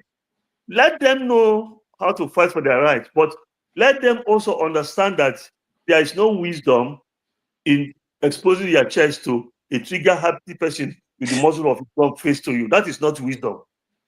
Thank you. All right, thank you, OC. Let's go to Mr. James. Welcome. Hey. We can hear you, Mr. James. We still can't hear you. Can you log out and log back in, and let's see if that will work. All right, let's go to Righteous Man. Righteous Man, you are on with Chuks Iloegbunam. Yeah, good evening, Dr. Rudolph. Looking so handsome. I'm in Lagos, and you know, it's the dark city, no electricity. And good evening to our guest, Elder Chuks. I appreciate you. I really love your explanation. I wouldn't want to lose Peter Obi like what happened to Ohi of Ohi, Chuka Okadibo. I wouldn't want what happened to Abiola to happen to Peter Obi. So respectfully, I love how he took his stand during that 2023 election. To be precise, I was a victim during that election. It was the finger of God. I escaped being macheted in the polling booth where I went to vote. And I called the radio station and I was given a live information of what was happening there. This is not what is written. It was what I saw, what happened within my own circle of casting my vote. And so Peter Obi took, if you were one of his advisors that told him not to go on the street to march, your advice was welcomed. And I'm part of those that said you did well. So my question, sir, I live in Lagos. I travel to the east. I do my business in Lagos. I have been a victim of this, is it checkpoint or choke point? In the recent time, the intercity organization came to make a public announcement that a total of about 20 to 21 billion was extorted from the Easterners within a period of 2 months. And up to today, we are yet to hear from the Igbo elders. In response, we are yet to hear the Igbo elders calling the federal government to question not only 20 or 21 billion extorted, also had that 180 Easterners were gunned down. And the Igbo elite class have not laid their voice against what is happening. The recent 2025 federal budget, it is on record that there is no federal project in that budget allocated to the 5 eastern states, that is, they call Igbo states. And we are yet to hear the Igbo elite elders speaking out and asking why. Sir, why is this silent from the Igbo elders? Thank you. Yeah, I've already answered that question. I said before that a lot of people know that the Igbo are a hated people, and if they don't want that hatred to rub off on them, they go into silence mode when something comes up that they should speak about. That's one of the answers. 2, on a general level, the level of influence or leverage that the Igbo people have in the political calculations of today is very little indeed. Thirdly, a lot of those people who you say are leaders don't have the people's mandate. So to start with, defending your interest is not their business, because you didn't elect them to begin with. They are their ears are open to the sayings of those who put them in power, and that is why it is like that. And also, this is very, very important. The protest against injustice do not only come from the mouth of the elders or the political appointees. Everybody has a right to say, this is wrong, stop doing it. This is unfair, don't do it. It's not only the elites that can do that, All right, thank you, righteous man. So let's take a question from the comment section. This one is from AY for real. It says, in what ways did Ojukwu contribute to the civil war? If you were in his position, what different actions would you have taken to avert the war? Well, as far as I know, Ojukwu wasn't the aggressor. Biafra didn't attack Nigeria, as far as I know. That's one point. Secondly, when they were in search of peace, he went to Aburi for peace, to go and seek peace. And they even agreed there that violence should not be used to settle the crisis in the entity at that time. So to that extent, you say that he had done something tangible to see that it didn't end up in a warfare. Also, there is an international dimension to all of these things. People hardly look at Britain or Whitehall, as they call their government, the role they played in all of these things, the kind of counsel they were giving to Lagos at that time. All those things exacerbated the problem in the entity at the time. So, if you wanted him to say he didn't want a war, maybe at that first time he would have said, no, well, just surrender and wait and then let them come and occupy everywhere. Maybe that's what he could have done. But as far as I know, as far as the history, in fact, this one happened in front of my eyes, not be saying history. He wasn't he didn't attack Nigeria. And that's what I have to say to that question. All right. Thank you so much. Before I bring in two more people who are here, I know we've exceeded our time. Let me ask you a question. That when you were talking, you talked about something you said, if you don't have a chance in a combat, don't go into it. Something like that. Somebody might listen to you and say, did the Biafrans, when they went to that war, did they have a chance of winning? Why did they go into it? Yes, I would say that when they went into that war, they thought they had a chance. They thought they had a chance when they went into that war.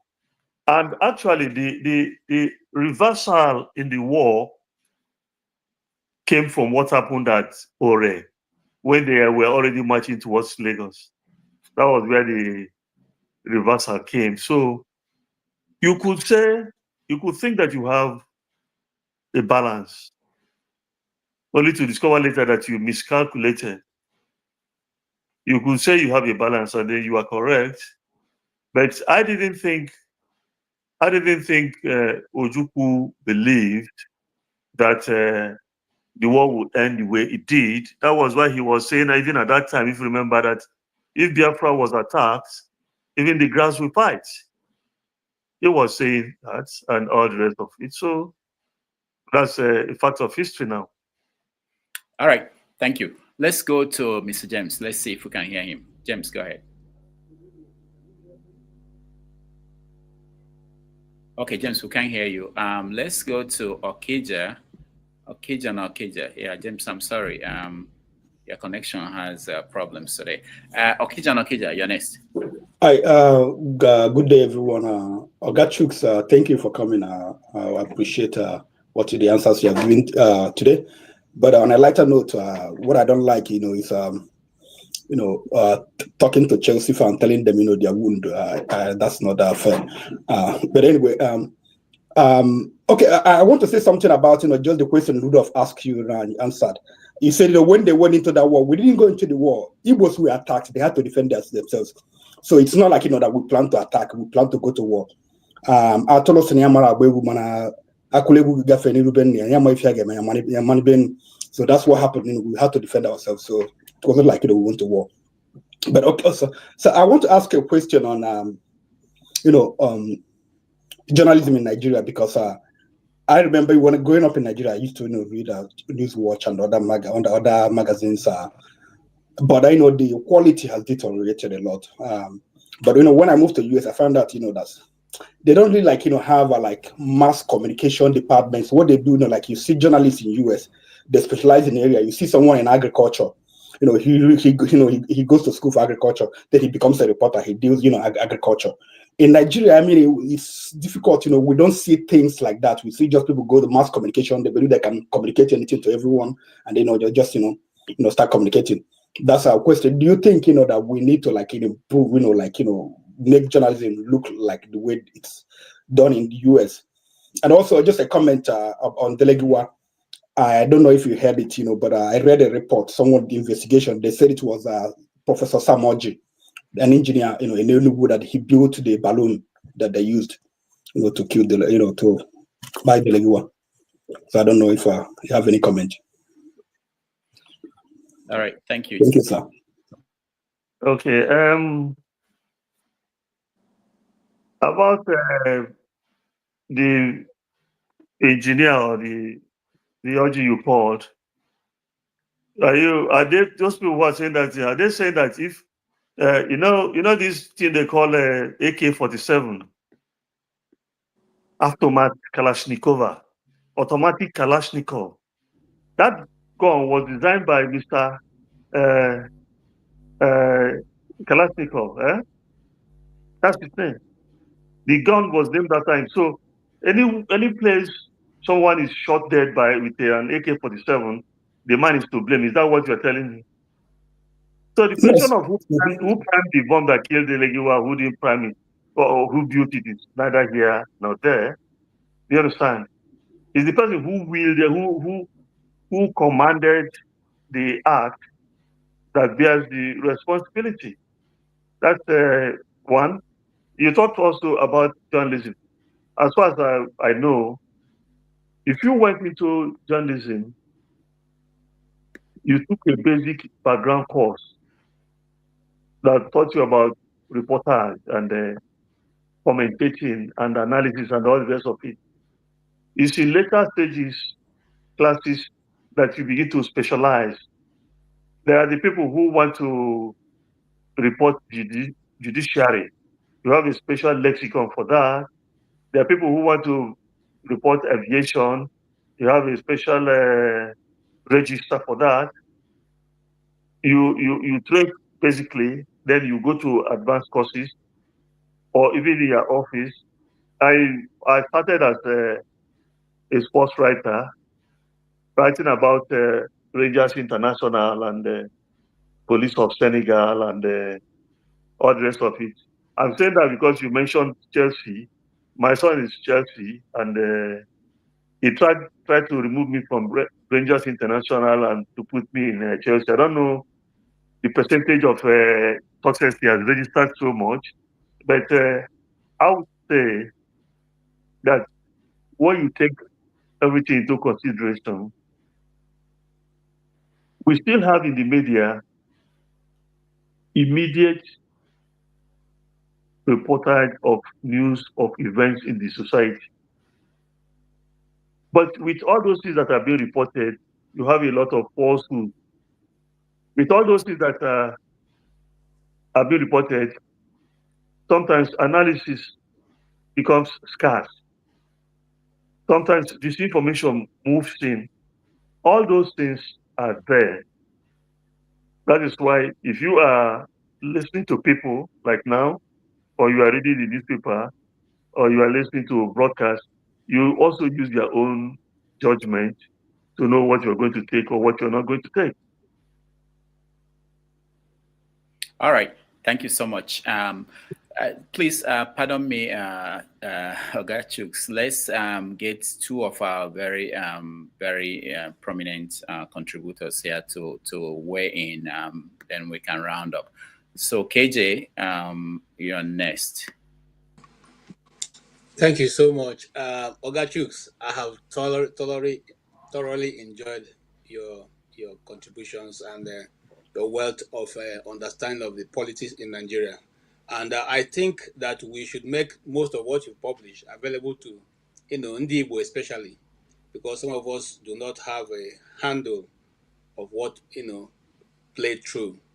And I also want to commend the newspaper, the Newswatch. I was in secondary school. One of our, I have quoted him here before, a prominent government teacher used to give us a lot of essay to go read Newswatch and come and explain what we have read. So it was quite one of the things we use in building up our understanding of government and how government functions. Thank you so much. Yes, I just have to ask maybe just one question. And will you say, because of your knowledge of understanding what has played out, will you say that the hatred of Ndibo came because of the civil war? Because some historians will have said that that's not where it started. It started a long time ago. And so, if you can give us a bit of an understanding of what really led to this hatred that now our so-called leaders in the East are distancing themselves from when they have to speak on behalf of the Igbos. Um, that's one. Secondly, I'm sorry, I got about two questions. I'm gonna say because log, I have to say log. What are we going to do? Do we just fold our hands until the day that the East is pointed as a place where nobody now lives? Because the plan will to run over the East. So I guess that I get Luziog so that we just wait for them to do as they like, ravage the East, or what is the way forward for Ndibo? Thank you so much, sir. But the hatred of Ndibo started well before the war. And the explanation is easy. In terms of population, it's rational to say that the Igbo ethnic group is the largest in the country. We've never had any real scientific census exercise in this country. And the Igbo people travel out of their home region to other places. They go to other places. They build homes. There are a lot of Hausa people in the Igbo country. I have not seen up to 5 houses they built here. But we go to my brother went to Lagos on transfer from Onitsha. He got there. He went to look for a house and they told him how much he was going to pay. And he said, what for? He went and stayed with my cousin and go and bought a bit of land and built his own house in that Lagos. That's the way our people do. So when you have a people who are moving forward, acquiring property, getting rich against all odds, it invariably elicits envy and jealousy. That's how it started. Now you saw what happened in during the last presidential election, where people are saying that the Igbo in Lagos should go. They shouldn't vote. Some were even attacked. It is because they have their population there. They have their own choices. They are not going to be told into voting for who they don't want to vote to. And so that hatred manifests. So it was there before the war. It is still there. What you will know is this. It is prominent now because people who are perpetrating it are looking at a lodestar. If you have a no-nonsense person who will not tolerate that kind of nonsense, it will diminish. That is the truth. Now, to the second part of your question, it is natural to want to live. It is natural to protest your decapitation. It is natural to defend yourself. What you have to do in a society where it is established that you are not the most loved specimen is to prevent yourself from open-eyedly walking into a landmine. Do not do it. when you, there's the way you live it talk, they say you are raising an army, and then you are in soup. So you will continue to follow the path of peace. You will continue to work for unity. You will continue to campaign for people to see reason. And you will say that if you don't want me to move forward, and you don't want me to move backward, at least give me a leeway to go home. Those ones are matters of common sense. All right. Thank you. Thank you, KJ. Let me now get Ike. You may have the final question. Oh, I saw Igbo Basics. Ike, go ahead. Good afternoon, sir. From here, my name is Ike Alamefle.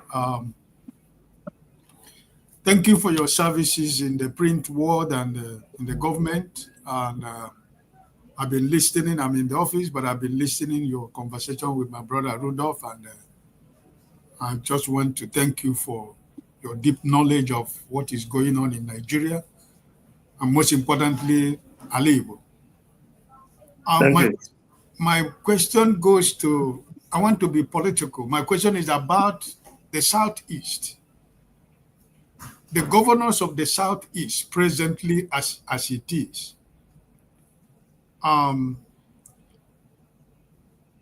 What do you think that is the role of the governors of the Southeast in maintaining law and order and security in the Southeast? Because I am asking this question, I find most of the governors as culprit to the situation that is going on in the Southeast. And I have to be specific because I'm from Imo State. The governor of Imo State who never won an election, Supreme Governor of Imo State, Hope Uzodimma, and people like former Governor Omahi. And I'm also allegedly suspecting the governor of Anambra State because we saw him when he was coming in as somebody who knows his onion, somebody who knows what administration and government is all about because of his, economic ideas as an intellectual. But he has become a complete failure to my own understanding. And as an Igbo man who love my people, I don't think that he deserves a second term. So my question is, what role do you think that the governors of Eastern Nigeria is playing concerning the insecurity in Nigeria and concerning the continuous incarceration of Nnamdi Kanu presently as it is? Thank you, sir. All right, Chuks, before you answer, let me just say that there are several questions that people want to ask that have been, these questions have been answered before. I know most people come in late. Okay. So don't, like on the comment section, they don't know, and I feel sorry about that, but we don't want to... Repetition, okay. Yeah, Chuks, go ahead. Any way you can summarize that, so we go to the last question. Okay, sorry for that. No, it's okay, it's okay. It's not your fault. I know, I understand. Yeah, I don't know what... No, I can't say exactly what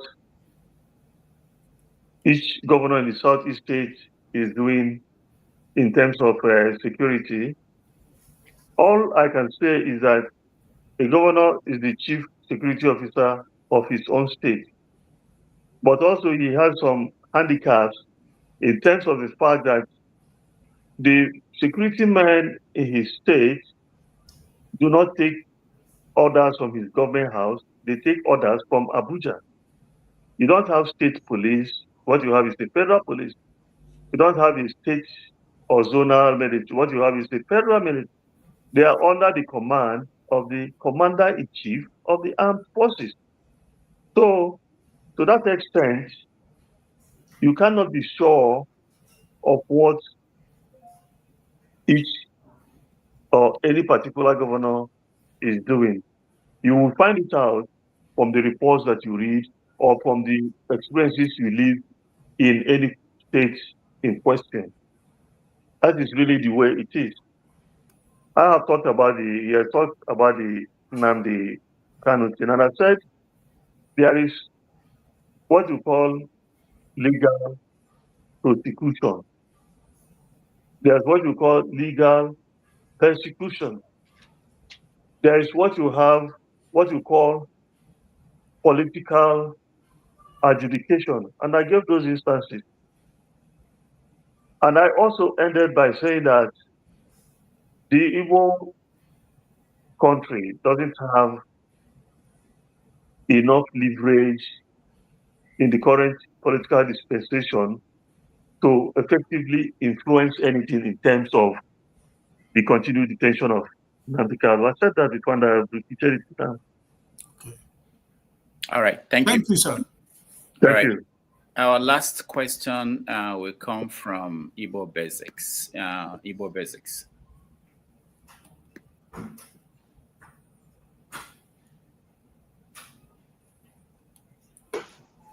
Mazi Chuks Iloegbunam, good evening or good afternoon, whichever one. Good evening. Good evening. There. Thank you. But my question is not going to have anything to do with politics. It will not have anything to do with the Biafra War or any of those things. I see that you had a stint at the Guardian newspapers.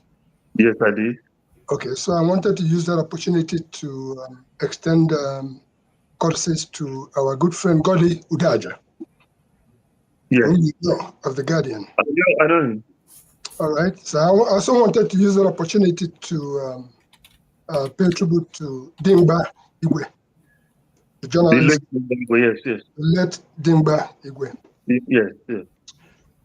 And I also wanted to bring my question to, I'm sure at your age, you are aware of the Ngwa Road dance. That's when they talk about Ngwa Road in Aba. Yes. And the things that happen there. And we know very well that when people talk about the Ngwa Road dance, as I call it, the ovation seems to be loudest. But when people talk about great journalists like yourself, like my good friend Rudolph Okonkwo here, and the rest of the people who have been toying in this level of love called journalism, even though today everybody now is a journalist, because computer senior typewriter. And because of the fact that everybody now has a cell phone, everybody is a photographer. But still, the skills that people like you come along with, it takes me back to the great job of the people who stand on their shoulders to where we are today. By that I mean, I'm going to compare and ask a question of why is it that we from the Eastern Zone, when I refer to the activities of people like Mazi Kanu, whom you are aware of his role in the industry, as compared to the activities of Olabisi Ajala, whom you are also aware of his activities, they were treated very differently. And you know very well that Olabisi Ajala, they used to say, Ajala travels all over the world, not knowing that it was on the shoulders of Mazi Kanu that Olabisi Ajala rose to fame out of Hollywood. Having said all that, my concern is that from the springs of those Mazi Kanu nightclub, Okono's Club, came the great ones like James Iroha. And then we have people like Chief Zebediah Okorigwe. Let me just run straight to that. Today we all sing, and it's of concern to me, and I wanted you to share with us, because one day you will go, I will go, Rudolph will go, Zebi is still here with us, Clarus is there in Aba, almost blind. The question I have is this, and Zebediah will be celebrating his 75th birthday anniversary on this 10th of June. And he is out of the Eastern stock. With all this our noise about Igbo this, Igbo that, we are big, we have this, we have that. Why is it that we, as a people, cannot necessarily honor our own while they are still alive? And then we allow them to languish almost in penury. And you are aware of what happened to James Iroha during his time, that nobody actually came to his help. Is it because we are traders?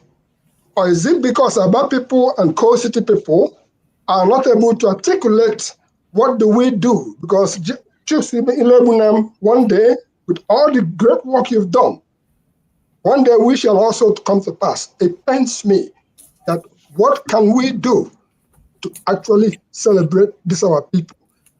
Just yesterday, Babangida here, Babangida there. People throwing billions here, billions there, because a biography was written on Babangida. When the book of Zebediah, the man and legend of the New Masquerade, comes out later on in the year, what can you, as somebody who has been in the field, do now to prepare for when that book comes out? We are not competing with Babangida this, Babangida that.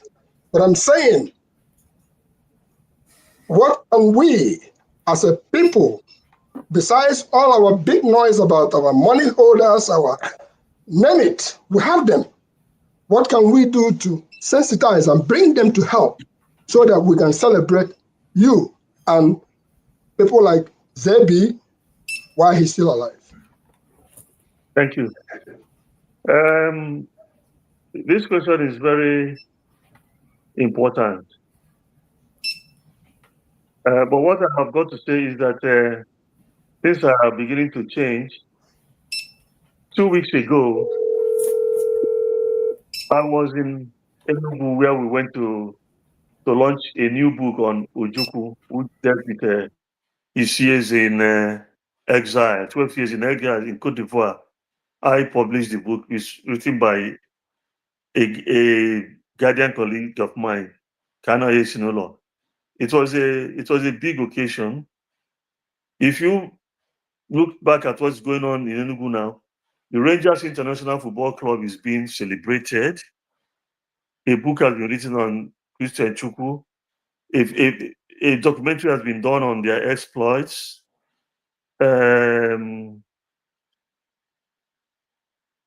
If you look at Celeste Noku, the daughter, with people like Chief Ben Etiaba, they have done a documentary and they resuscitated his name and they are promoting it. So these things will continue to go on. It's a gradual process. You could say, you could say the Igbo man who donated 500 million naira at the launch of General Babangida's book may wish to bring out 10 million and promote the celebration of Chief Zebediah Okorugbomo, who is Chikapa, is a personal friend of mine. There are many other people who can contribute to that kind of thing. We have people who have money, we have people who have vision. Your vision can link up with finance, and will rise. Those of you who are in America, if you have the leverage, if you bring out $1 now, you have bought 1,000 this thing. You aggregate, you have to promote those things and all the rest of it. And that is the way I see it to go. But as I said, your question is a very, very, very fundamental one. You can't leave the foundations of your society to disappear. That was why I went into the publishing of biographies. I've written 4. I wrote the biography of Professor Green Wampo. They're all there. Those are for people to read and learn. There are many other people.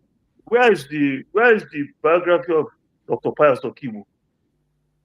Have you asked yourself that? And many other prominent men from all over. We have to continue to encourage this kind of thing to go on. So I must thank you for your question. It is, and thank all of you. I'm not in summation. It's for Rudolph to conclude, because I believe that we have tried. Yes, we've done very well. Thank you, Igbo Basics. Let me say this before we conclude.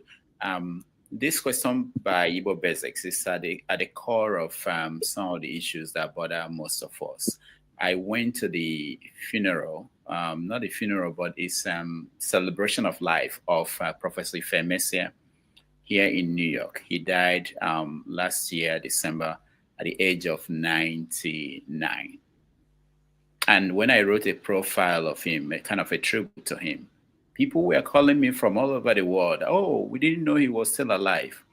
And it's always painful that our people don't remember people. They don't even check on their teachers. You have to start from people who made you.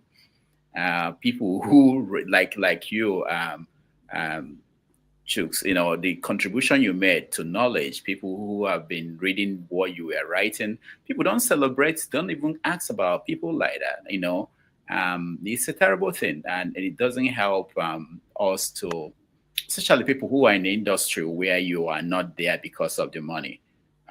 It's something that we should discuss in details one day. But thank you so much, Chuks. If you have any final thoughts, if you have, but I'm saying to people, another thing we could do, because I've been showing you guys the books that he wrote, you can support the work he's doing by buying the books and reading it. They are very important books. You know, when it pained me, we are talking about Babangida's book.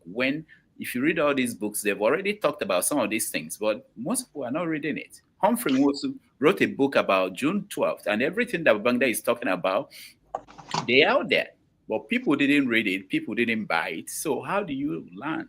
Anyway, Rudolph, I would subscribe to buy a book of Chuks Iloegbunam. If you know how I can get it, please get it to me. Amazon. It's on Amazon. I just shared the link. You can Great. just go to Amazon. I will buy one, but I will also ask that Chuks Iloegbunam, through you, if he can give his information to you, that I'll be able to contact with him. That would be great. All right. Thank you, Igbo Basics. And this is the book on Maazio Kanu you were asking me about that you haven't seen. Okay. I'll find a way to get one copy to you.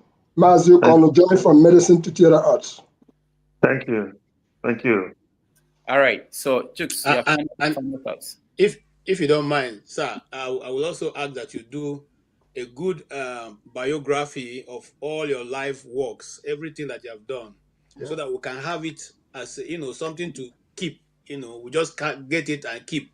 So some of these things, we'll use it as Bible. You know, when somebody is talking all this, it's okay, bring your own, let me bring my own. So we refer to it, it becomes a referral point. I mean, you have so much that we need to make sure that it's in documentary form in one way or the other, you know. I'm not saying, I mean, tomorrow is this thing. As a Aneku, I mean, we are putting bridges so that if you don't have a referral point, you don't know where the rent start beating you. I mean, because these days, you know, like I said, people don't read any longer. When we were in secondary school, they make us go read news. All right. Thank you, KJ. Chuks, final words before we close. We take a break. Well, final words, thank you to all of you, Rudolph, and all the contributors, participants. It's been a good 3 hours, short of a few minutes. Thank you again. Yeah, thank you so much. We really appreciate you. And we will take a break. When we come back, we do a quick recap. But thank you, Chuks, for joining us. And maybe next time you have a new book, we're always here. We would like to have you come in and talk about it, you know. So thank you. Thank you. All right. I have nothing new to say.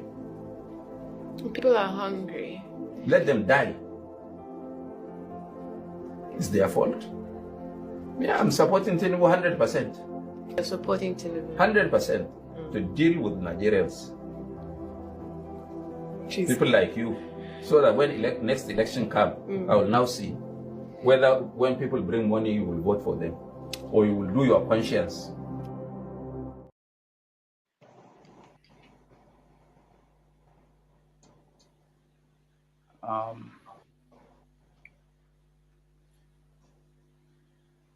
Believe. As far as I'm concerned, the Igbos will be treated as an equal citizen in this country. There will be no second-rate citizens in Nigeria unless by their own behavior and performance. And this applies to any Nigerian whatsoever. The head and the heart is the only yardstick which can judge who will be a second-rate citizen. Therefore, the Igbos have got nothing to be afraid of. they can rest assured that they have got a part to play in rebuilding the new Nigeria which has just been born. Let them come. Let them join hands with us, wherever they are, and appeal to them, the Igbos at home, in areas now being liberated, to Igbos abroad, to Igbos everywhere, not to listen to the propaganda of foreign press or propaganda of people who really do not care for their welfare. The only thing is to sort of see that they continue to resist or to continue to cause trouble and continue to cause and continue to suffer without really bothering about their own fate, except to praise them wishy-washingly. I don't know for what purpose. So the Igbos have got nothing to be afraid as far as we are concerned. Let them come home. Let them return to the fold. I have given them my word of honor. There will be amnesty for anyone who cares to come back. And with that, I'm quite convinced if they're prepared, to play their part, to play, their role properly, I think we can rebuild a new Nigeria where no man will be oppressed. General.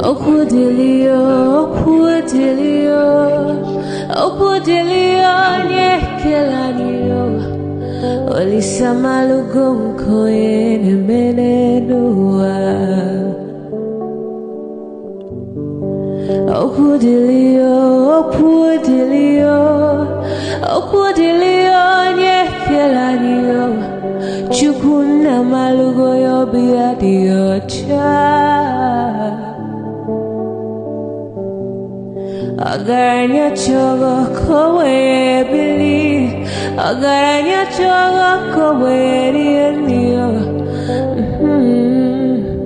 Owe chuku bezie chuku.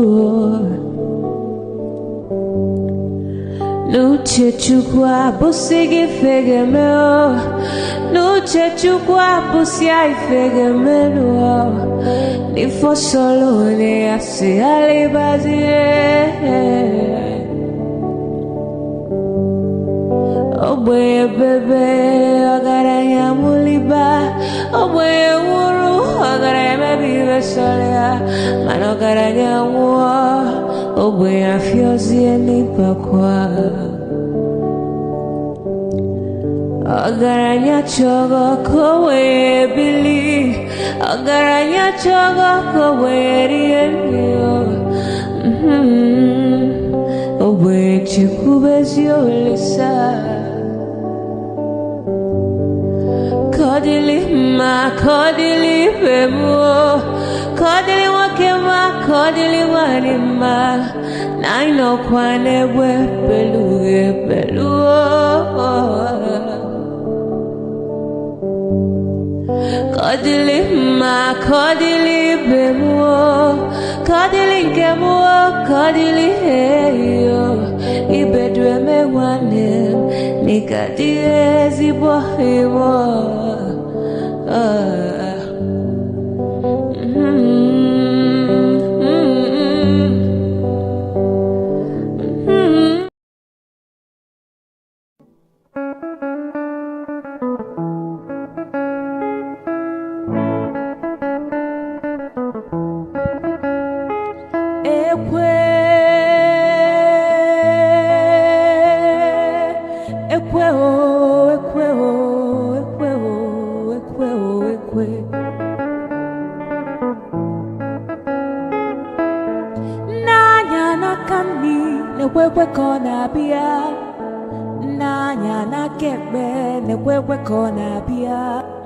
Ebemjelu ekweje gwanu mi femgeme, omuwa watanu gwanu mi femgeme. Ejimgubwo, ejimgubwo, ejimgubwo, ejimgubwo. Ekwe mbadike ekwe, ekwe mbadike ekwe. Ekwa anokwa mbeme jalobia, anokwa mbeme jalobia. Iwe bwa bego ebia, iwe dokwa simo n'okwu, iwe na yomu weju, iwe nebakwa, inebakwa onye netigi ekwe. ekwe mgbadike ekwe onye ife m na-ewe iwe nya biko wee gbuo ya ọsụkọsụ nwamkpi nya biko sugbuo ya onye ife m na-ewe iwe nya biko wee gbuo ya ọsụkọsụ nwamkpi nya biko sugbuo ya selense.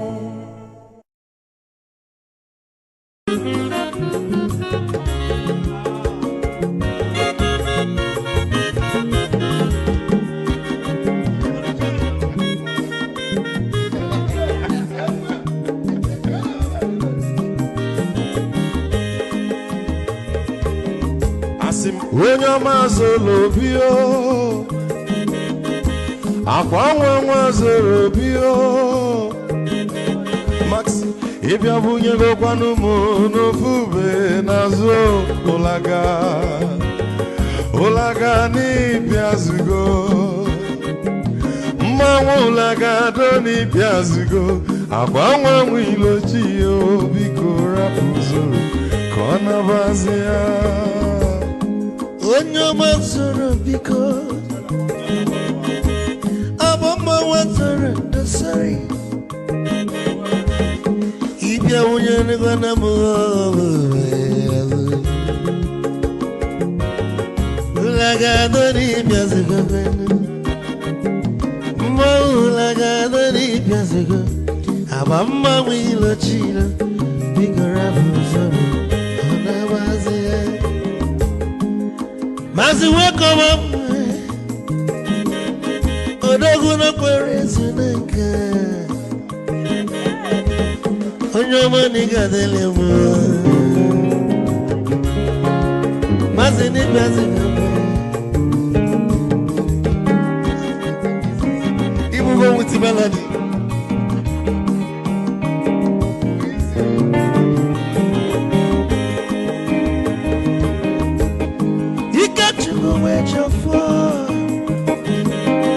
Odogu nachala noka Ezi nwanne m nigga dele mo Olagado n'ibia zigo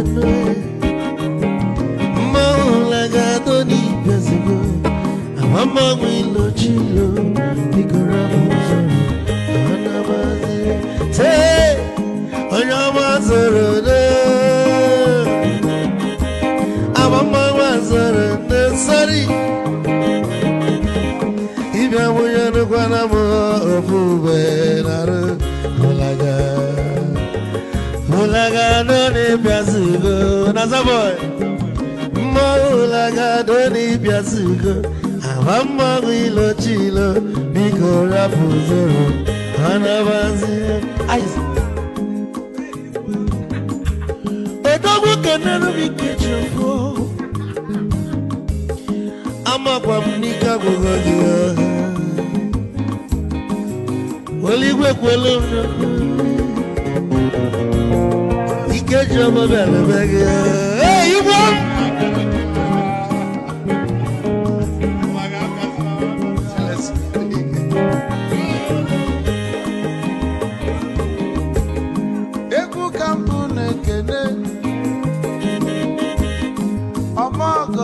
So Chukwuemeka Chukwu negaji Esi nwanne m ekene ịlapụl ife niile na-eme wee bịa nke gosili na anyị na gị bụ nwanne wisdom ga-adị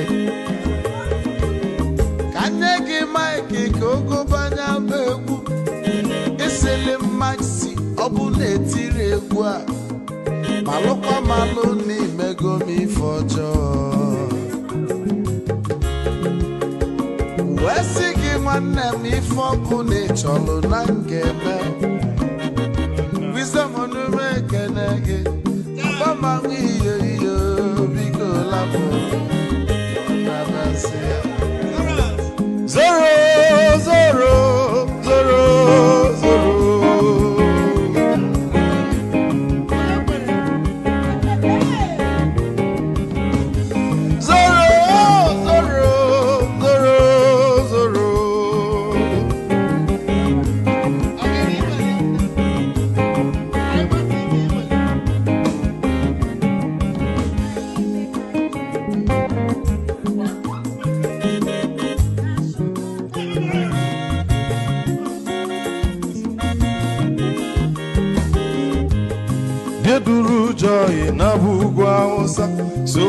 ego uje mbe enwilo anụ solo nwe nwa n'ọfịa na-ara onye nwụrụ zuru ike.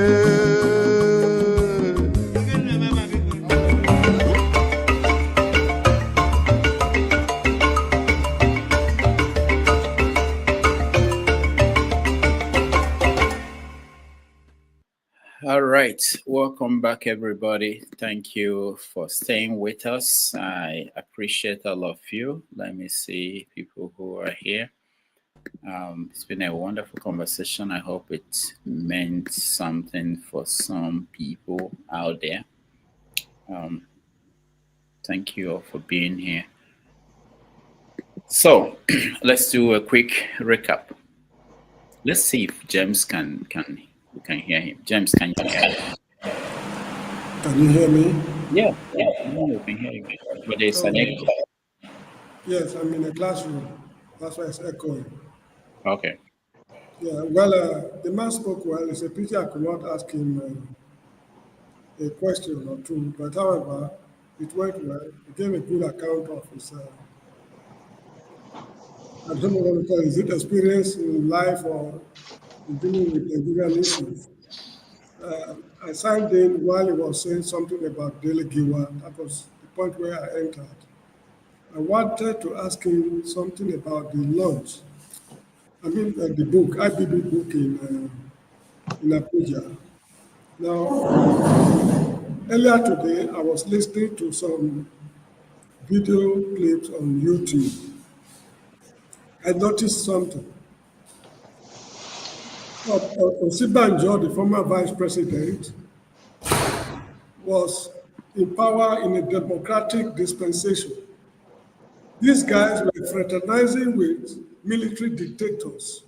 So how sincere are we with our democratic dispensation? If they can come together, even Bola Tinubu, the people who made it to flee into exile, are the same people he's fraternizing with. So how sincere are we? That's one thing I wanted to find out. And if you look at the address of the Ghanaian former president, that man was dealing with trying to justify democratic dispensation, why we should be democratic and things like that. But if you look at the whole of Nigerian speakers during that occasion, they were all praising each other, how we did this and that together. Oh yeah, that's true. That, a bunch of newsers, as far as I'm concerned, compared to what the Ghanaian came with a message, and they delivered the message in an academic manner. So this is the problem I have with Nigeria. The Nigerian educational system has collapsed. You see, wishy-washy people are now being appointed to positions of authority, and they cannot give good account of themselves. This is one of the reasons why Niger, Burkina Faso, and Mali broke away from ECOWAS. When the problem erupted, the people who were advising Bola Tinubu on the actions to take and what not to do, they are not academically sound enough to play that role. That is why they unilaterally took the decision to cut off power supply to Niger without ECOWAS authorization. When they did it, they realized that these guys, they've already made up their mind, come what may. So we have to backpedal. So this is the problem we are running into. If you watch Arise TV, Oseno Rufai, I understand he read agricultural science at school, but this guy is so well read to the extent that he's rubbishing professors who are his guests. You get what I mean? This guy is rubbishing them. Whenever they come to him, they just tell them, I put it to you, sir, that X, Y, Z, and you see professors talking gibberish. Of course, there are some exceptions, like something Jokeshi is an exception. Bolaji Akiyemi is an exception. Of course, Professor Kila is also an exception. But majority of the professors they are bringing, take it or leave it, they are all wishy-washy. They talk without if a professor can appear on screen, falling back on residual knowledge to answer questions, they are not dealing with issues of theory. They don't apply theories to whatever they are saying. They just talk as if they are market men or market women. This is the situation we've got to in Nigeria. And they cannot even understand the implications of a foreign body funding Boko Haram. These are the people in Senate you want to go. They don't have the mental capability to handle the complexity of that problem. If they are unable to handle it, they come and lie to you and me that these are secret official matters, that are security issues that should not be made public. Not knowing that, they don't know what to do. Look at Akpabio quarreling with a woman. When we have monumental security and financial or economic problems we are grappling with. President of the Senate quarreling with a woman. So in my opinion, the country is finished. We better start thinking of post-Nigerian republics.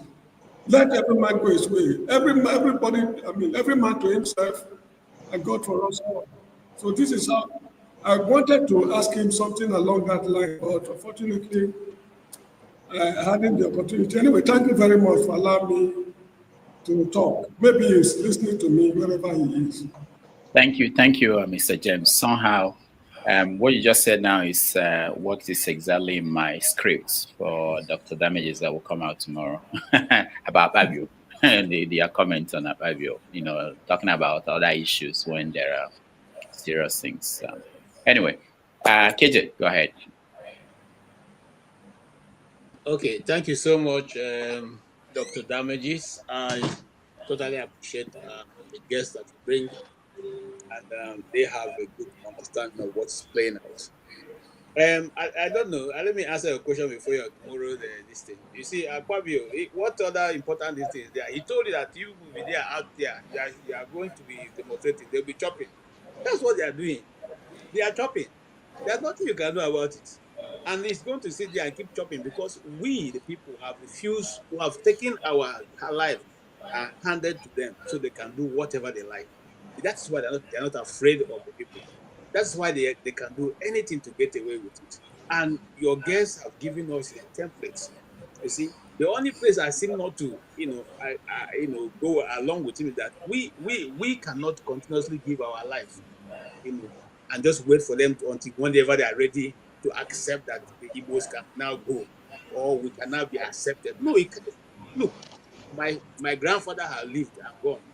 My father has lived and gone. You want me to live and also go, and then hoping that that problem will be left to my children?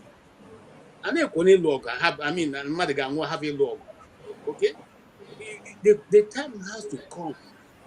Whether the intellectuals like it or not, we have to sit down and decide.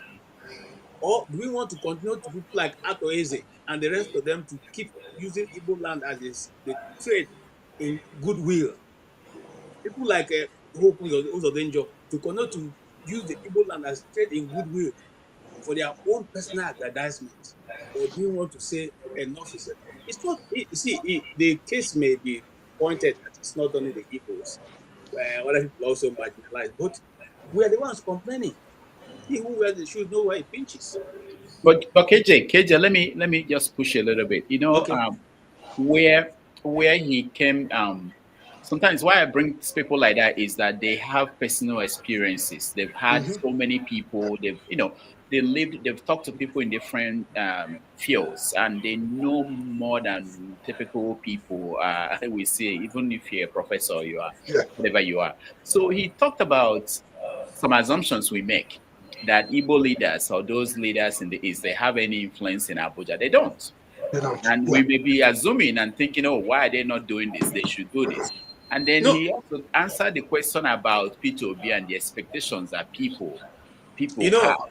I grew up in the North, and a majority of my adult life was in the federal state capital. I have a friend, a schoolmate, who is now an emir in Bauchi State. Okay, and one of the things he said before we all left for various service that, look, our friendship is good now in the university, but once he takes over that bank, not going to be the same again, because their interpretation is totally different. That's why when I talk about somebody's mic is on. Yeah, I'm trying to mute it. Go ahead. Now, when that indoctrination comes in, these guys no longer think like you and I, who we were in the class, we were best of friends, we were telling each other how we can better Nigeria. that indoctrination continues. And that's why I asked the question, is it because of the civil war alone that the Igbos are hated? The answer is no. Right before this time, they see the Igbo people as a threat to the existence of even the region in which we occupied, even before it became one Nigeria. This is far before it became one Nigeria. So the question now is, how do we now go ahead in trying to organize our own region to get what we want, or push for the fact that we need to go our separate ways?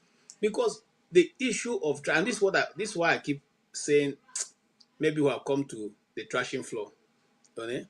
Now, when tribe is introduced, it's just like I am married to somebody who is not Igbo. My wife is Shekeri. Now, if I carry tribe that, okay, this is the way my custom is, you cannot do this, you cannot do this. But we're hoping to have a union. And I bring on what I want. Do you think that union is going to continue? One day you just wake up and say, no, you know what? You can go with your tribe. Let me go with my own tribe. That is where we are in Nigeria right now. The way forward is very difficult. You can see what Gowon just said. You played it, and I like that tape you played. The tape you played saying nobody is going to be superior. But you see, as they're telling you one thing, behind they do another thing. You see, look, Rudolph, you know, when Babangida was having this thing and we all were watching it, the pain I felt, I can't explain it with my mouth. Because after I sat down, I remember my schoolmates, my secondary schoolmates who were related to Gideon Gwaza Oka, the lieutenant colonel that was killed. I remember my secondary school biology teacher, Mrs. Ben Ekele, who was killed. Very nice woman. I remember these people who I know one-on-one, who were some of the best officers in the Nigerian Army and the Nigerian Air Force. Ben Ekele was one of the best trained MiG fighter that MiG has ever trained. That guy was Nigeria was offered money to send him back to Russia. I don't know if you understand what I'm saying. These are people we know one-on-one. We know them one-on-one. Okay? And then something comes up. There was no way for Nigeria to stop wasting these brains. We took them to the firing squad and made sure they're no longer available. At the time that Wing Commander Ben Ekele was killed, his wife was a young woman. She had all her children were young. I don't know if you understand what I'm saying. They grew up without a father. These are people we know. I'm not saying somebody is telling me a story. We're all in secondary school together. Now, people now sat in that same hall and are celebrating a man who told you, well, I take responsibility. For what? What do you take responsibility for? You couldn't even apologize for the people that even were not even included. I know of a young officer who was also shot because he was the guy in the quarter guard at the house they met. They met and said he was accused of not reporting. He's a thief guy. He was accused of not reporting this issue to the authority. Now, and then we are clapping. Oh, I take responsibility. Where we clap. Rudolph, I cannot tell you how much pain I felt. You understand what I'm saying? And so this is the Nigeria you are thinking there's a solution? Is it the Nigeria we are sitting down and say, oh, a solution is coming? That Nigeria is celebrating the massacre of so many lives, and they are still continuing in that trend. I don't know, but maybe I'm being hysterical, but whatever it is, we will see. Thank you. All right, thank you, KJ. Okija and Okija. Yeah. I wanted to correct something before. I didn't say that Professor Oji, knew what he was going to, or knew what was going to happen. Actually, the report said that actually he was forced to do the bomb, to the balloon. He didn't want to do it. They said he was forced to do it, but he didn't know what it was for. He asked them, and they didn't tell him. So that's about that. But I mean, going to what KJ said, personally, I was appalled, like Babangida, see those people that gathered there and they're talking about this man, this man that, plunged Nigeria into needless turmoil that led us to where we are now. We have Tinubu, because if I don't know, with all his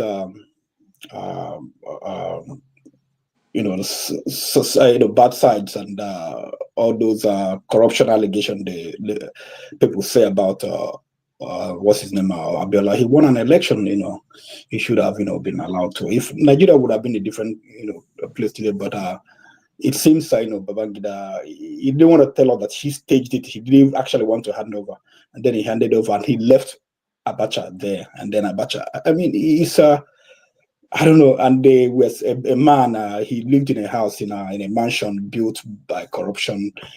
And there's nothing you can say about Babangida. That it's not a good news. Where we are right now, because Babangida, especially because if you had him and his group, they came with Buhari and they did the 1983 coup, and then from Buhari they took over from Buhari, and he knew about all these things. They're talking about. He knew about. They said that he wrote in his book that it was not an Igbo coup. And he knew about all this for how many years? And he was married to an Igbo woman. He knew about this, this thing, people appreciating it, saying it all everywhere in the media. He wouldn't say that, oh, I never heard about that. And finally, he came after so many years. Even during the election, 2023 election, so many people used it against Igbo, including what's his name, what's his name, who is the vice president today. He used it against Igbo, and even Kwakwanzo, said, made reference to it, IPOB, and saying all these things, just because, there was a coup in 1966, and people termed it Igbo coup, and then, it changed the whole history. 2 million people died, and properties lost, so many things, life, disfigured. Where we are today, Babangida, after how many years? You didn't say it in 1977. You didn't say it in 1970. You didn't say 2025. So, sometimes I was going to respond to Dr. Abu. He will ask, Chief Chuks why, Peter Obi, why he didn't go to protest. I don't know, Peter Obi, I don't think he's a sensible man. He sat in his room and he thought about it. He said that no, Nigeria is not worth dying for. That's basically the way it is. And then even if you die for Nigeria, what will happen? Sometimes I just see that I think like sometimes the destiny or fate, they want to see you perpetuate so many injustice, and then they will deal with you once and for all. They will leave you, you do whatever you want to do, running around that you are God, that you have all the power, and then your iniquities, you have your inhumanity, and all those things will just pile up. It get to a point that no gods will will look away. They will come together and punish you. That's probably what will happen to Nigeria. I don't know. All right, thank you. Before we go to Ike, let me just remind you guys of this history. Convoy of military vehicles led by Brigadier Ibrahim Bako had entered the city of Abuja from Kaduna. Their task was simple enough: arrest and secure the President and Commander-in-Chief of the Armed Forces of Nigeria, Alhaji Shehu Usman Aliyu Shagari. This was on the premise that President Shagari's brigade of guards would have been neutralized, as planned, without violence, by Colonel Tunde Ogbeha. This was not so, and Bako was not aware of that. Worst still, the coup plot had been leaked to President Shagari, whose guards were now on high alert. After arriving at Aguda House, the presidential residence, with an armed detachment to secure the president, the stage was set for one of the most dramatic gunfights in Nigeria's political history. To guard, protect, and defend the Nigerian president was the Brigade of Guards, an elite presidential bodyguard, made up of some of the best-trained hands in the Nigerian armed forces, and headed by Captain Augustine Anyogo. They fought to the last, and in the ensuing battle and under circumstances that are still not very clear, Bako was shot dead while sitting in the passenger side of a Unimog utility truck. However, before Bako's arrival, at about 4 a.m., President Shagari had been whisked out of Aguda House by his aide-de-camp, Major Ali Gaidam. Shagari was taken to Group Captain Usman Jibrin's farmhouse in Kefi, Nasarawa State, from where the Buhari military regime took him into detention. Later in the morning, Nigerians woke up to the sound of martial music on their radio and television sets. Then, at about 5 a.m. in the morning, the throaty voice of one Brigadier Sani Abacha came on air informing Nigerians of the shenanigans that characterized the Shehu Shagari civilian government. Claiming to be speaking on behalf of his other colleagues in the armed forces, the army officer itemized the reasons why he and his colleagues had decided to shove the corrupt politicians aside. The majority of Nigerians were not taken aback by the sacking of the politicians by the military. To them, their fall was good riddance. Corruption had become endemic in Nigeria, and the political rascals under Alhaji Shagari legitimized this national cankerworm. While unconfirmed reports suggest that the general officer commanding the 3rd Armored Division in Jos, Major General Muhammadu Buhari, was in on the coup plot, however, those that were confirmed to have actively participated in the coup included Major General Ibrahim Babangida, Brigadier Ibrahim Bako, Brigadier Sani Abacha, Brigadier Tunde Idi-Agbon, Lieutenant Colonel Aliyu Muhammad Gusau, Lieutenant Colonel Halalu Akilu, Lieutenant Colonel David Mark, Lieutenant Colonel Tunde Ogbeha, Major Sambo Dasuki, Major Abdulmumini Aminu, Major Lawan Gwadabe, Major Mustafa Jokolo, Major Abubakar Umar, and Chief Moshood Kashimawo Abiola, a business tycoon who financed the coup plot. All was not smooth sailing, though, for the coup planners. As of 12 noon on the 31st of December 1983, a decision had not been made on who would be the head of state. The brain behind that coup was the late Brigadier Bako, who was killed by Alhaji Shehu Shagari's presidential guards in Abuja. If he had survived, Brigadier Bako would probably have emerged as head of state. There was so much rancor and bitterness at the meeting called to deliberate on who will be Brigadier Bako's replacement. 2 names, however, came out tops. Major General Ibrahim Babangida, who was the Director of Army Staff Duties and Plans, and Major General Muhammadu Buhari. Eventually, a consensus was reached, and Major General Muhammadu Buhari was agreed upon to be the next head of state. A plane was then dispatched to Jos Plateau State to fetch Buhari, and he was made head of state. Thus began the Muhammadu Buhari Tunde Idi-Agbon military regime, which, unfortunately, lasted for only 20 months before it was ousted by Major General Ibrahim Babangida. All right. That's a brief history of your country. Ike, go ahead. I'm sorry, we should try to authenticate the veracity of what they are saying. Are they that accurate? Because I was in Nigeria when that coup. What is wrong? Was there fighting? Was there fighting? I remember somebody was shot, yes. But was there military action?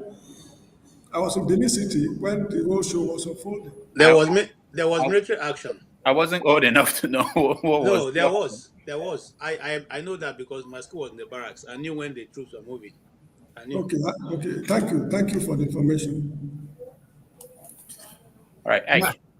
Yeah, Dr. Rudolph, thank you for bringing people to enlighten us. Somebody like me who don't read a lot, who is always tired of reading. Through your visitors, I get to remind myself a lot of things that I've come to know, those I've known and forgotten. But all the same, I think today was a beautiful day. I really enjoyed our guest today. And also, from all the available statistics and information, how could anybody think about that the military is going to be out of Nigerian politics? They have tested power. They are the people that are ruling Nigeria even right now. So I don't see how somebody should be asking the military, they are not in the barracks. They are the people that are patrolling the streets of Nigeria. They conducted the election we just had. So how could anybody think about that the military is going to keep away from Nigerian politics? They retired military officers. They are the people, they are the politicians today. They are the ruling class. They are the mafia in Nigerian politics. So this is why that is difficult for a vibrant, honest, and dedicated Nigerian to be a decent politician in Nigeria. because the murky water of Nigerian politics has been polluted by all these people. They have their fingers and their toes everywhere. So it's difficult. So this is one of the things that sometimes when people begin to talk about, when people begin to criticize some honest politicians who want a better country for Nigeria without not thinking and reminding themselves about where we are coming from, you know, because we allow the military men to taste the sugars of politicians. And there is no way they are not ready to leave it tomorrow, because when they retire, they become politicians. And before they retire, they have already acquired a lot of wealth. They have gathered a lot of money and wealth and clout and popularity and people, both in the military and the civilian era. And when they come into politics, before you know it, they are the people that are speaking for you and me as civilians. So it is hard. It is really hard in Nigeria to say, you know, we are not practicing democracy because the military are still controlling everything. So those who want to really apply that democracy, they find it very difficult to do, because if you do not dance to whatever they want, automatically, if you don't want to belong to them, they make your way. They will frustrate your political life and the future of Nigeria. This is where we find ourselves. So I think that for anybody to think about anybody reasoning that the military is going to get away from Nigerian politics soon, it's not going to be possible. And also, I really, I thank the man that our guest today, you know, because he said a lot of things that reminded me a lot of things that I've forgotten, you know. And I think that as we continue to knowledge is power, they say, and as we continue to listen from different perspectives and from different angles, you can see that at the end of the day, for the past 2 months, the people you have been bringing today in this platform, with this man who came today, and with the launching of IBB book, you can see that, you know, the facts almost are the same thing, you know. So I like that we are being fed with people who have knowledge and people who took part, you know. But my brother Rudolph, I wanted to ask you a question, because as I said, I was in the office, I was going away, coming in and leaving. That was why I asked the question that I asked, because I wasn't completely sitting, right? You were making a comment about what he said about Peter B before KJ cut it. So you didn't finish your thought. I wanted you to finish your thought before I land to where I want to go. When you were trying to say, when he was talking about Mr. Peter B, because I wasn't here sitting when he was making a comment, maybe people asked me a question. So if you can enlighten me a little bit. Oh, I don't remember everything as I can't remember but he spoke a long time. There were several questions about Peter B that I asked him, so he spoke a lot of things about him and the administration. So I don't know which part you're talking about. Is it a part about when the people were expecting him to go on the streets to demonstrate, or? Yes, because you were talking. So you were talking. He said, "I come to understand that he said that Igbos has no power in Abuja. They don't have a voice in Abuja. Yeah, they don't have influence at this point. That's what he's saying. Yeah, sometimes we assume that if you put together all the leaders in the East and then send them to Abuja, just like they did under Buhari, that they will influence anything. That they don't have that influence, you know, especially this time. And that's actually maybe true. And if you talk to those people around the corridors of power, they will tell you that it's not what it seems. That you're a governor doesn't mean you have easy access to the president. Not to talk about after you meet him, whether he will do what you want him to do. That's a different thing. Okay. So, all right. Okay, let's keep going. Michael, you are next, and then. Rudolph, sorry. Can I quickly just chip in something, because I need to go, if you don't mind, if it's not going to break your protocol? All right. Let's see. Where are you? I can't find you on my screen. I'm here. No. Okay. All right. So sorry, I'm at work now. I just took a break. So I didn't watch the full program, but I caught this documentary you played now. And listening to the documentary, there's a bit of inaccuracy in it. I'm not going to contest that there were no military actions. They probably were. I lived in Lagos. I live very close to, not too far away from Dodon Barracks. And there was really no major And if I can recollect, Shehu Shagari was in Lagos. He wasn't in Abuja. And the guy mentioned Aguda House. Aguda House is currently where the Vice President of Nigeria lives. At that time, it used to be a passage house for whenever the president visited an empty Abuja. Abuja was under construction.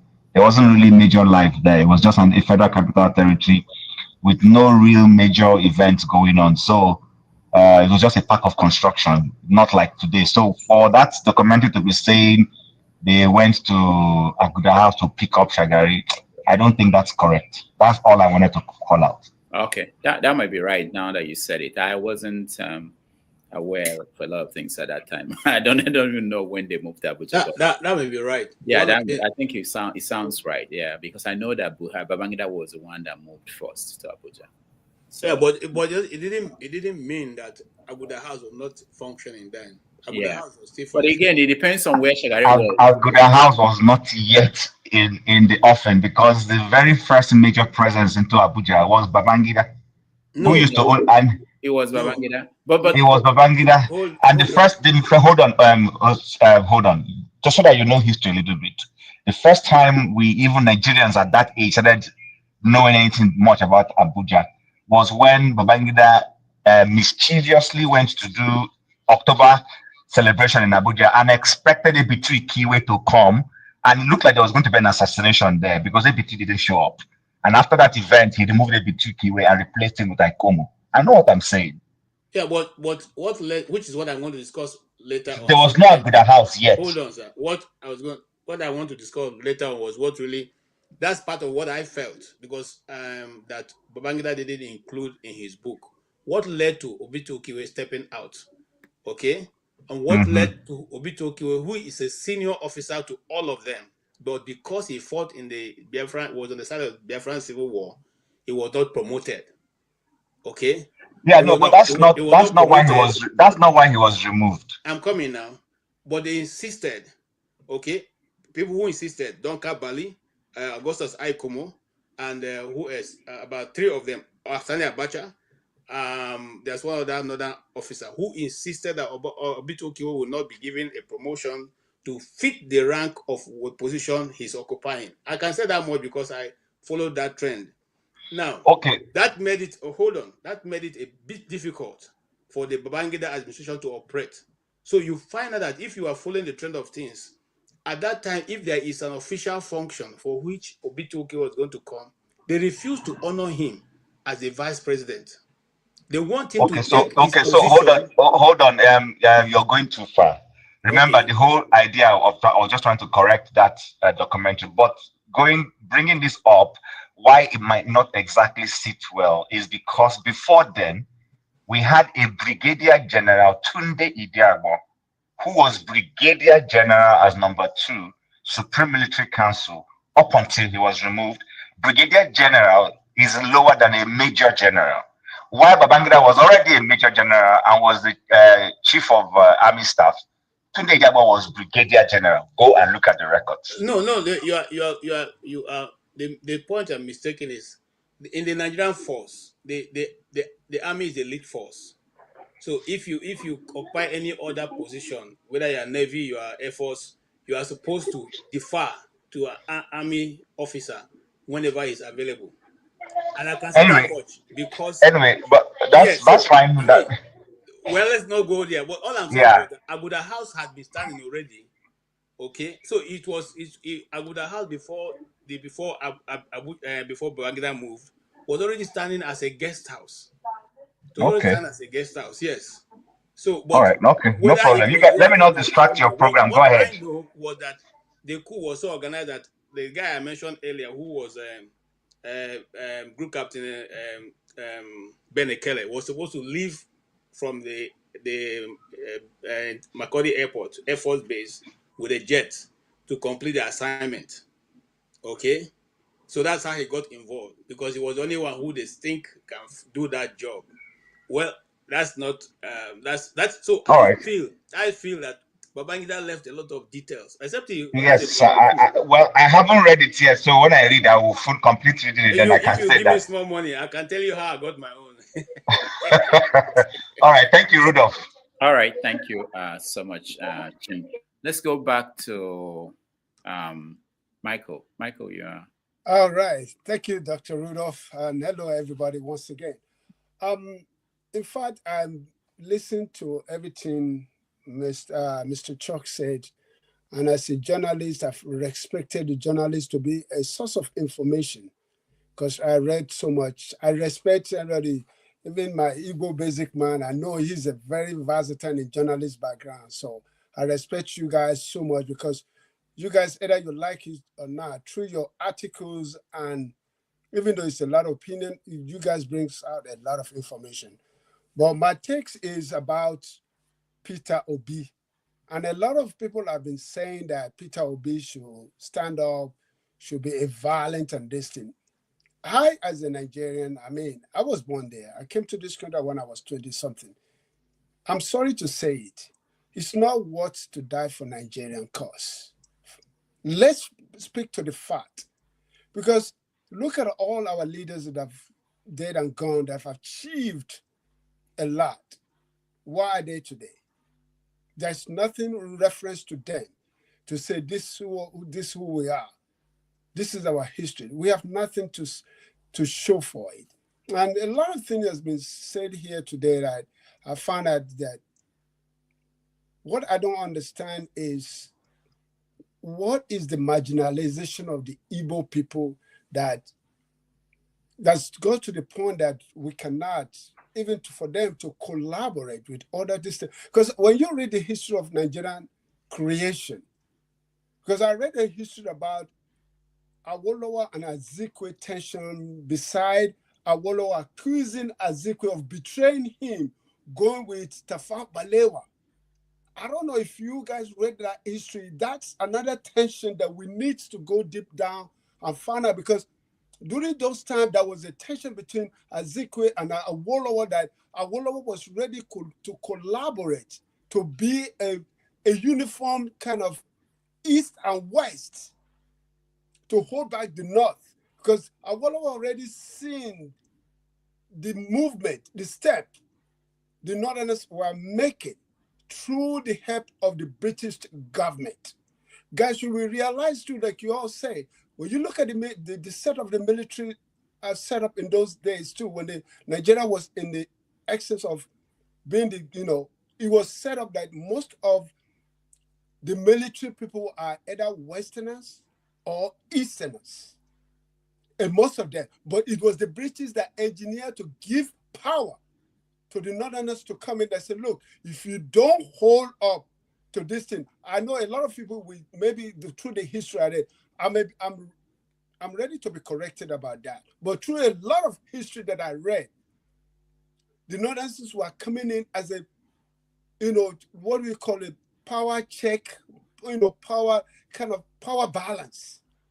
There wasn't so much, but when you even look, and I give an example of myself as my father was. My father worked for Nigerian Railway Corporation. And I knew when I was growing up, the Nigerian Railway Corporation, you will find that all the positions were occupied by the Western and the Easterners. Guess what?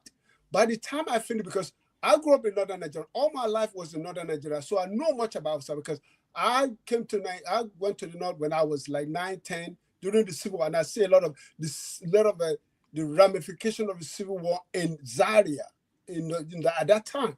But I knew a lot because going living within the outskirts, and I see a lot of underground agitation. They will tell you to your face that they love Nigerians, but at the back end, they love their own people. They love themselves very much and I know KJ would know that Nigeria happens to us, that we grew up, because we grew up we know the language and everything. But guess what? When we're ready to go to the school, they tell you, go back to your state of origin.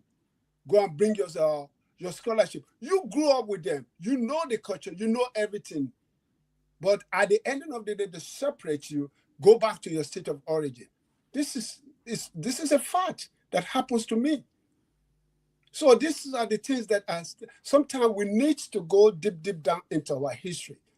I don't know if Nigeria was set up for failures, or Nigeria was intentionally thinking that they know that we are most intelligent, because face the fact, the Westerner and Easterner, They've already know how capable we are when it comes to intelligence and when it comes to availability of knowledge. They know us. So in order for them to counteract that to remain perpetual under the European distance, I can tell you, guys, anything happening in Nigeria today, for us to look back and say there's no external influence, I think we are eluding ourselves and we are making the mistake. There's a lot of external influence that is happening in Nigeria, even with what is happening in the eastern Nigeria today. If the Igbos, we're going to sit down deeply and find out there's some back-end external factors that is telling somebody, oh no, don't do that, don't give that. Because to me, as a Yoruba person, I grew up within having the friends in northern Nigeria as Igbo. It pains me a much that one tribe or one set of people in Nigeria cannot be given the opportunity of equal opportunity of representing that. Why don't you give them a chance, at least for once? Let's see what they are capable of. If you get a chance for once and see what they are capable, then you can say, oh, we gave you guys a chance. We gave your tribe this before and see what happened. But no. And a lot of you guys say that is the natural instinct of an evil man, that anything I do, I must be successful. There's no point of failure. Even it's ingrained us as Nigeria, because that's what it is. Is that part of that ability of an evil man become a point of contention or untrustworthy in that society? So that's my own take of that, because everything we talk today, we have to look deep down in the history of Nigeria today. How did it get to this point? Because my only, like I asked Mr. Chuks, is that what is the solution moving forward? How can we rectify what is in the past? Because we cannot keep going saying, oh, they did this, they did that. Well, what is it that we need to do as individual or as a Nigerian to make sure the next generation, because either we like it or not, our next generation will listen to these shows and take some information or some facts and dilute it to their own benefit of consumption. Because now we live in the age of information, because everybody is a journalist now. So everybody can come, so which are called a dissection of misinformation. Everybody can say anything, and either we like it or not, they will have followers. They will have believed that belief. Like Babangida now publishing a book, which is not the truth history of himself. And then you can see who are the people gathering. These are the same people before they are saying some negative about him. Now they go in the same room with him to give him accolade, to give him respect, to say this, and that. So that's to tell you the fact about Nigerians, that we need to speak to the fact of what is wrong with our society. Who are the leaders? Because to me, it's like, what is the genuineness? What is the authenticity of a Nigerian? For somebody who have done so much atrocity that we know of, and then we're supporting him. I mean, him coming out to say Abiola election was legit and this thing. Come on, for how many years now? You coming forward to say that? So now, what I listened to him about in the YouTube is, so what has he done now for him to rectify that? No, nothing. So you get away with it, and he's going to die with it, either we like it or not. So that's all my take. Thank you, Dr. Rudolph. All right. Thank you, Michael. I appreciate you. Igbo Basics. Thank you, Brother Michael. Point of information. You made mention that Westerners and Easterners were mostly in the military. The way I understand it is that it wasn't really Westerners and Easterners. It was more so the Westerners and Middle Belt. Middle Belt, which is the Benue area, they were the people that generally composed the Nigerian military. For the Easterners, they were mostly traders. And at the point in time when we were growing up, it was believed that if you sent your son, then it was mostly men. If you sent your son to the military, that you sent him to a land of, I won't use the word, a lost cause. That's what the Easterners believed in. So they didn't look at the military as a place to go. and render their service. They may have rendered service in different ways, like you talked about the Nigerian Railway Corporation, of which you said your father was in the Nigerian Railway Corporation. Okechukwu Ikejiani, by the time I knew, was at some point the head of the Nigerian Railway Corporation, late Okechukwu Ikejiani. Having said all that, it brings me to the point of today. I like to stay in my lane, and my lane encompasses either things I've had experience with, or things that I've been personally involved in, or the friends that I've made along the road, whom I can pretty much ascertain to some degree who they are. The journalist that came today, great guy, doing a great job. And like we said, we hope that he would write his story before somebody else writes it for him. And that goes to all of us. If you sit down today, no matter how short the story is, please write your story. Because your story is what you know to be the truth, and it will go forward. As far as Babangida publishing a book, or Babangida's book published, some people have condemned it and said that it's useless and full of what I would call alternative facts, or according to how he sees it. Let me put it this way. No book. It may be a book full of alternative facts. It may be a book full of what you personally as a person will consider to be gibberish, to mean nothing. But I don't think that any book can be categorized as totally useless. The reason being very simple. Anything that is written down for posterity's sake is something that long after we are gone, people would read on it, try to digest it, and then try to understand it their own way.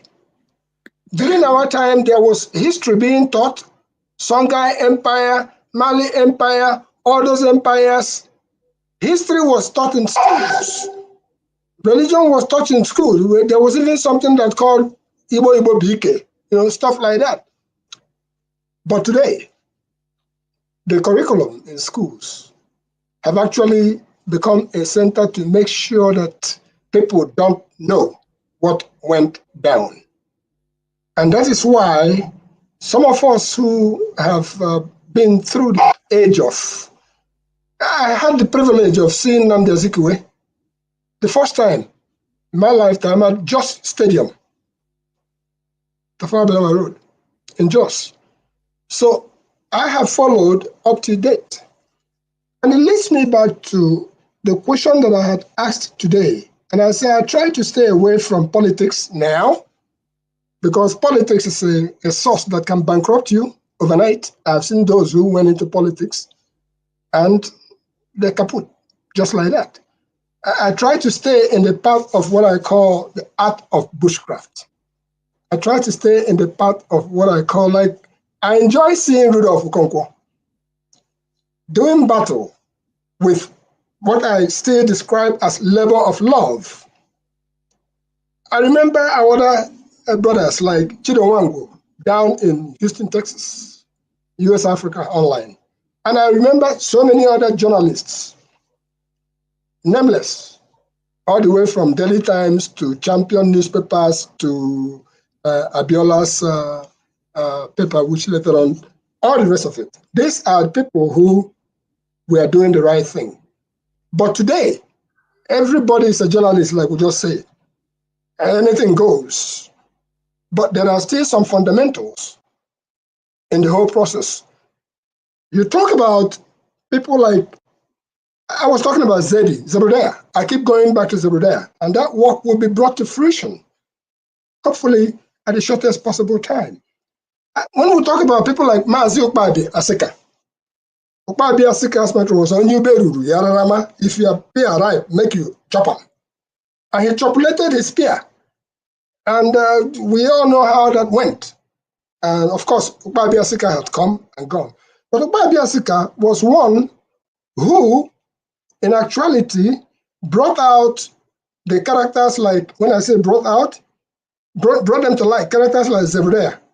He was the person who sent Zebediah them to Kaduna And for the first time, I was able to go to Hamdallah Hotel, one of those biggest places in Nigeria, and was able to shake hands with the military officers. It was the same trend that led Zebrudea Adam to go to Dolan Barracks and perform, and had a handshake with people like General Yakubu Gowon for the first time in a lifetime. At some point in time, that comedy series was actually what the people, the grassroots of Nigeria, was communicating with the military with. Hence, people like Zebrudea Adam were sent to a place like Sierra Leone to go and represent the interests of Nigeria. That's how far they have gone. And then bringing it back to where we are today. I still say that, with all due respect, whatever book that is on the shelf, anybody can buy or not buy, read or not read, but let us not condemn books that have been written. And to that end, I would say that success is teamwork. I see Brother James where he is, and I appreciate his contributions. KJ, I always say I pass through KJ's village before I go to my own village. And as we dance on towards the rest of whatever we have in stock, some of us who are old enough, like you talked about Buhari and the history that was unveiling, the thing that Rolf had just showed about the military takeovers and stuff like that.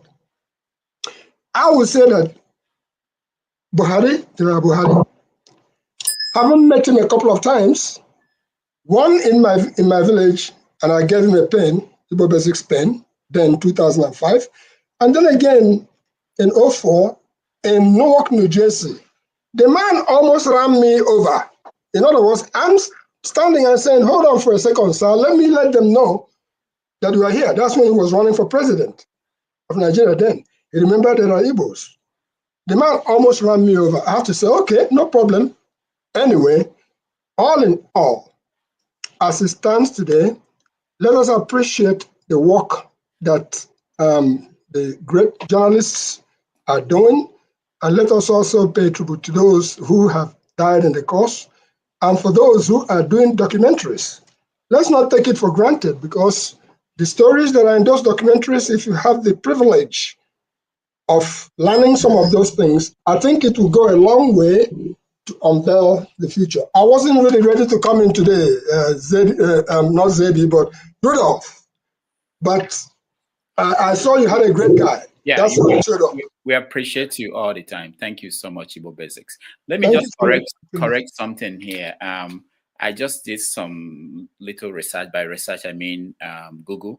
Actually, the documentary I showed, that small thing, is accurate in the sense that as of 1982, Aguda House is already there in Abuja, and they had a cabinet meeting on October 1.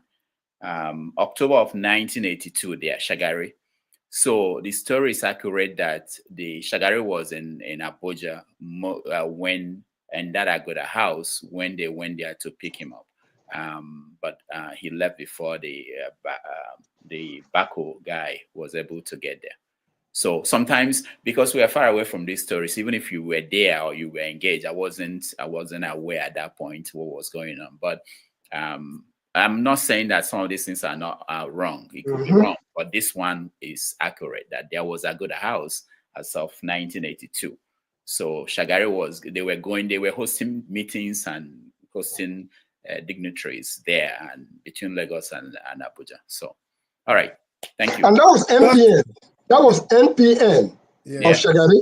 Yeah. And that was the result of, I actually enlisted in the Nigerian police as at that 1983. But because of Buhari that didn't happen. So I rest my case. You didn't continue. Dr. Rudolph, that's what we call good journalism. Listen and then go back and research and bring out the facts. I bless you. I love that. I remember very well because we are just about 3 hours away from Abuja, and so we had, and like I said, my secondary school was in 31 Airborne Brigade, and so they call the jumpers, the jumpers. So they were totally. I mean, we followed through every situation that was going through. So nobody can tell. I know that very well. I know that house existed, and I know that they were supposed to go to Abuja at that time. Yeah. All right. So let's hear from Okija, and then I need to take my leave, but I wanted to hear Omori and Stay Humble. So if we can, go ahead. Well, actually, no, I came back because I wanted to say something about that. I found I did my own research. I found Agoda House. The same information from the statehouse.gov.ng. Website. They gave history of Agoda House. So there was a meeting there, in 1982. So I don't know where the other guy came back with all that information. Yeah, thank you. All right, thank you so much. Let's see who is next. Let's see. Omori. Let me get Omori in. Where is he? I wanted to bring Omori because I wanted to say something. Where is Omori? Is there now? Oh, Omori, can you hear me? I'm trying to get him to. I don't play. No, I don't want you for that. Omori is there. I know he's I can hear you loud and Let me get I can hear you loud and clear. I want to bring him up. Okay, he's here. All right, Omori, welcome to the show. Thank you, Dr. Damages. My pleasure. Yeah, I don't know what you want to say, but there's something I had from somebody. Somebody said, and I want to put it out there for everybody, really, but it's something that I know you're interested in. So there's this idea that we have. Our guest today made reference to that. The issue of reality and I think it was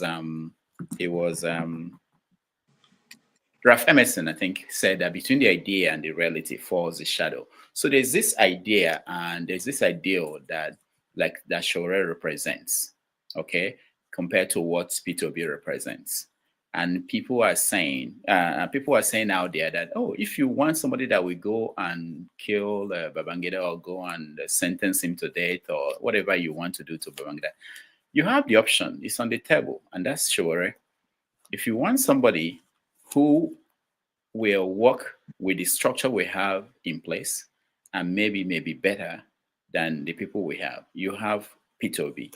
Now, I say that because it comes up all the time. Some of the conversations we had here today, I didn't get to that question, which was about if you happen to be the president of Nigeria today, you somehow win the election, you have to have meetings with Babangida. It's in the constitution that they are meeting with the president, what they call this Council of States, Gowon and all those people you see there. They will attend the meeting. You can't come and change it. You can't, unless you can come in and change the constitution the same day. But that's the structure that is in place. So I bring you here and then say what you want to say, and maybe you can key into that in any way you want. But I'm always interested in when we say, I saw people writing that P2B said this, P2B, I don't know if P2B was there or something, and some people, it's really difficult if you're a mainstream political operator in Nigeria to totally ignore those people and remain in the mainstream. All right, go ahead. Thank you very much for the opportunity to hear our views. My greetings to all the panelists, especially my good friend CM, KJ, and the rest. I've made up my mind, and I will try as much as possible not to be seen as somebody that is against Peter Obi. I vowed not to castigate Peter Obi in any way, the way the obedient want to castigate you with it. I've made a vow to myself because they are not the problems of Nigeria. They are both victims of a society that is not working. They are pained to their bone marrow that they are not seeing the Nigeria of their dreams. And considering where they're coming from, they are from different backgrounds. It's just like the typical example is like what happened during the civil rights movement in America. Martin Luther King was of one opinion, like we have to do it peacefully and get what we want. Malcolm X was like, they can't be killing us, and we're looking at them telling us to be peaceful. I think Showore and Peter Obi can be likened to those personalities and characters. You know, but you talk about if you have opportunity to be a Nigerian president, there is no way you can do without the likes of IBB and co. I can tell you without asking Showore, you know, he will not extend the invitation to somebody like IBB. If that will cost him his job, he's ready to bear it. Considering the kind of Showore I know, what Babangida did to some of us that participated in that struggle was a slight, was an insult, was an attempt to rewrite history. It was an attempt to distort the truth. It was an attempt, you know, to spit on the grave of our friends and beloved comrades and you know, people we lost in that to that struggle. Today, I still not a bullet wound in my body. We took tear gas. We were traumatized. We were brutalized. A con artist coming to tell Nigerians, and people are there clapping for him, donating money for him. He didn't say anything new. He didn't tell us anything. There was nothing close to confession in what he did. He did not confess anything. You know, he took his lies to a different level. He took his life. Babangida took his life to a different level. That was why when Mustafa came here one time, you could see my eyeballs. I wasn't happy because these are con artists. These are chronic liars.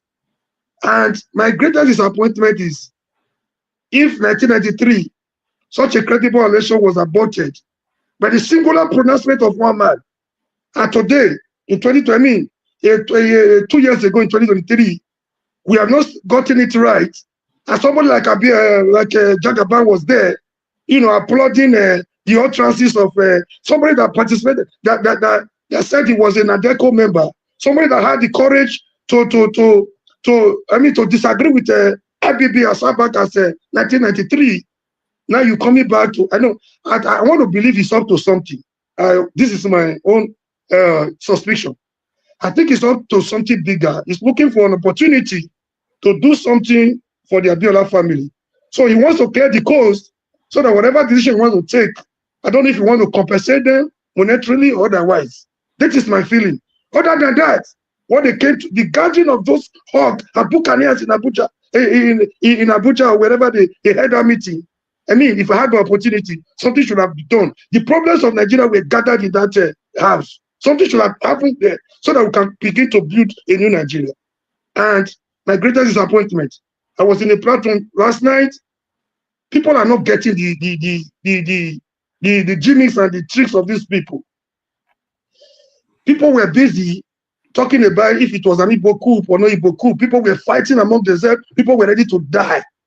You know, they throw lies at us. They set traps for us, and we fall, you know, cheaply for them.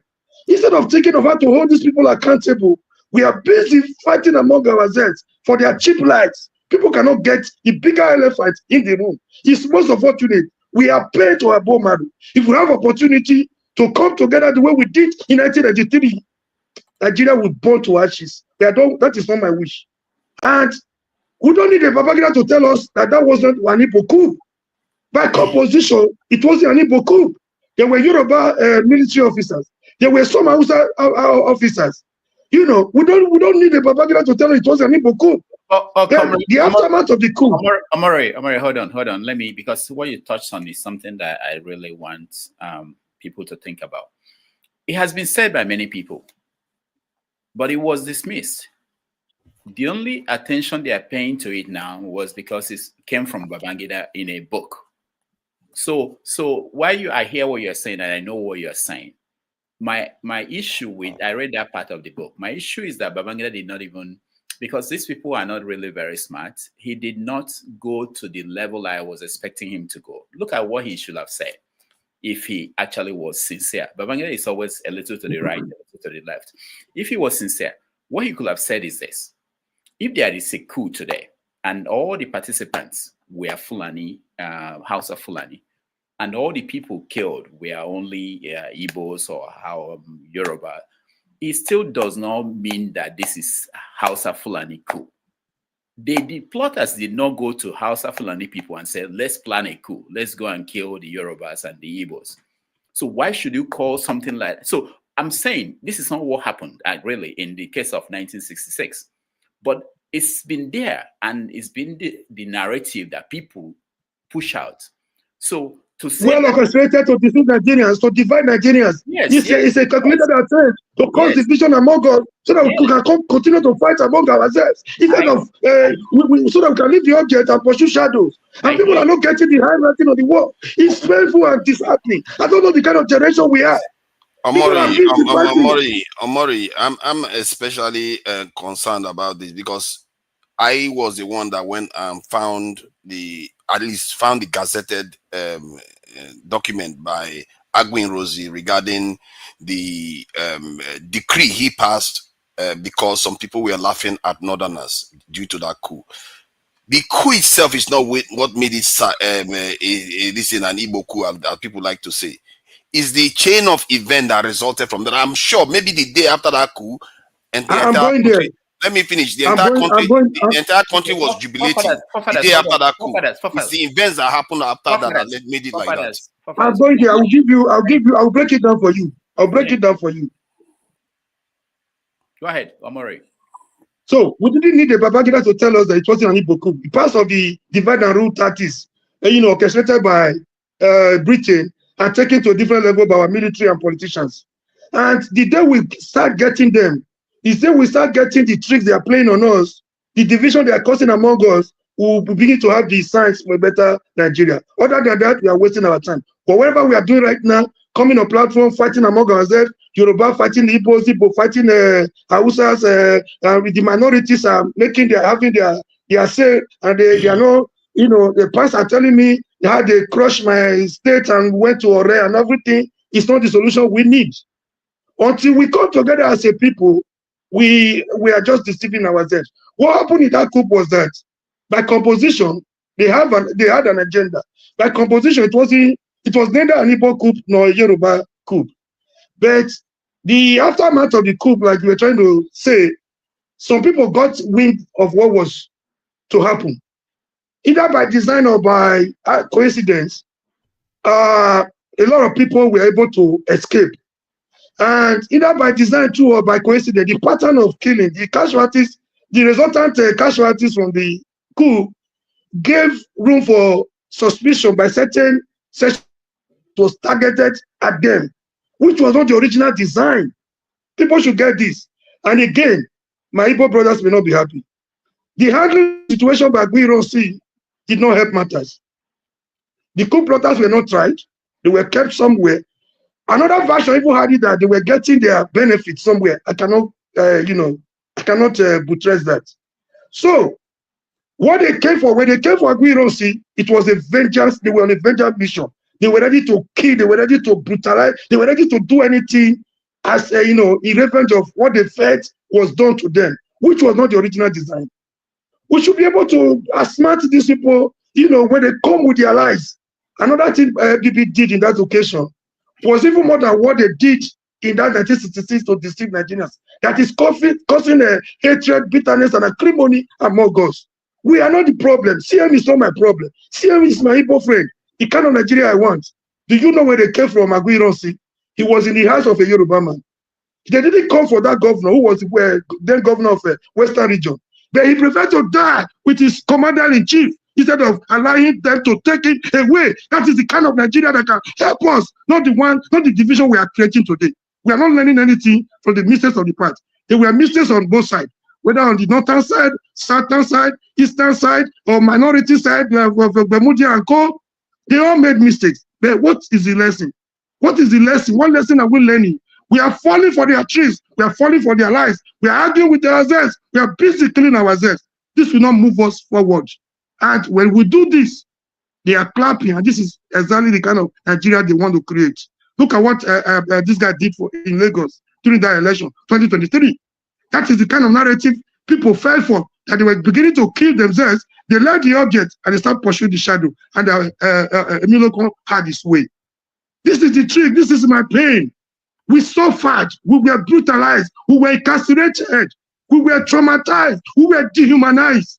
somebody coming to lie and raising close to 18 billion, spitting on the grave of Abiola and our comrades that died in that struggle.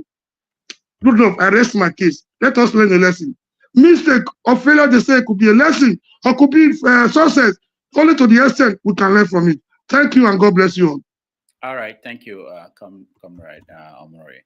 I will get Fafada. Yeah, on Peter Obi, going to the occasion wasn't a problem. But the tweet he put out, in all honesty, with all sincerity of purpose, with all sense of modesty, I mean, I think that was, I know he is a politician. He wants to encourage support from every angle, especially for the so-called owners of Nigeria. He should be mindful of where he goes and what he says. I know he needs the support of everybody. This is not the first time he's meeting with Babangida. They're putting out that tweet to create the impression that Babangida has done so much for Nigeria. Whatever Babangida has done for Nigeria was eroded, completely eroded by the singular act of abortion of June 12th. And you know what? See, Babangida brought so many miseries to Nigeria. The first time you could think of a time bomb, that thing was strange to us. Somebody died through time bomb. And before Dele Giwa died, he complained to a lot of people that his life was in danger, that he was being threatened. A few hours later, they took his life. Now, put your camera on. Put your camera on. Oh. Yeah. Hey, I'm sorry about that. I'm sorry about that. So, few hours later, his life was taken to a very strange, that is strange to our environment. Do you know the number of young military officers, vibrant officers that were loaded in a plane and their lives life was not out of them in their prime.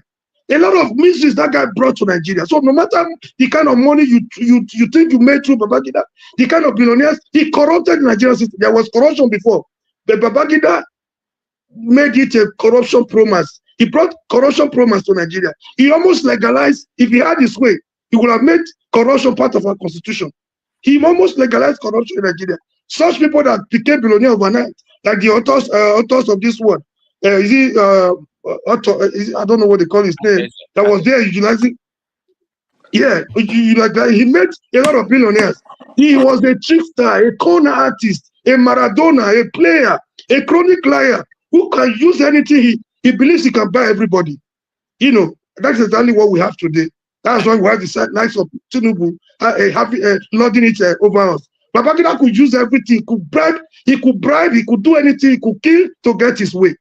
People are falling for them. This generation should learn from the mistakes of the past so that we can begin to think of the way forward. Thank you for the opportunity. God bless you all. Thank you, Omori. So for those who might complain that I gave Omori more time, he has a bullet in him because of Nigeria. If you can show me your bullet, I may be able to give you more time. So let's go to James. No, hold on. Let me get people who are here to speak. Humble. I want to hear. Yeah, humble. Stay humble. Yeah. Okay, go ahead. Okay. You were not born. You were not born. You were not born when you don't know who. Do you know who Babangida is? Yeah, but I wasn't born then. But before I finished primary school, I'd read History of West Africa front and back. Oh, did they mention Babangida? Did they mention his name in the history? Government, what have you? So I'm a student of history, and I'm very, very proud of that. And it's one of the reasons why I'm here, because there are some things that have been said that I thought wise to debunk. Okay. Which were not accurate. Okay, but first of all, I just want to thank you again for the opportunity. Good evening to every panelist. Good morning, good afternoon, and good evening, depending on where you're joining from. Yeah, so I didn't catch up with the guest. Yeah, but from the reviews, I could see that he did brilliantly. Kudos to Rudolph again for bringing a very resourceful guest. So Babangida launched his book, and that, as we expected, it generated a lot of reactions. You know, there are people that like to hog the limelight, the headlines, and the rest. They love attention. You know, so you are going to expect the mainstream media to be awash with stories regarding the book launch. I have read and listened to reactions that are arising from the book launch and the book itself, you know, of which there was nothing in the book. There is nothing in the book that is new to me. You know, yeah, I don't think there's any news to me really, and I'm not really delighted Are you with the sure? fact. Stay humble. Are you sure? You've not read the whole book. Let me give you an example. When he was talking about, I was interested in what happened to Mama Mvasa. So when he was talking about him, you see that he was saying that he got angry. He's really, based on everything I read on that part of the book, the confirmation that Vassap actually planned the coup was fishy to me. But he said that Vassap wanted to escape through an air conditioner on the wall. So that means he must have been guilty. That's the proof. I mean, all the other things they were talking about, he gave money. Babangida was saying that I heard that he gave money to this person. He wanted to bomb the Echo Bridge. You know, it was, so it's important to read it. Yeah. I think to get the little details, you know. Go ahead. Okay, yeah, good. Yeah, okay, fine. So the fact that people are, you know, trying to ascribe, you know, Babangida that singular authority of declaring which coup it was, whether it was an Igbo coup or not an Igbo coup. I don't think that's correct because Babangida was more or less an unknown quantity by the time the coup took place. Babangida returned from India in 1964 as a lieutenant colonel, and he had some months of probation before he was made a substantive lieutenant colonel in the Nigerian army. And the coup took place on 15th January 1966.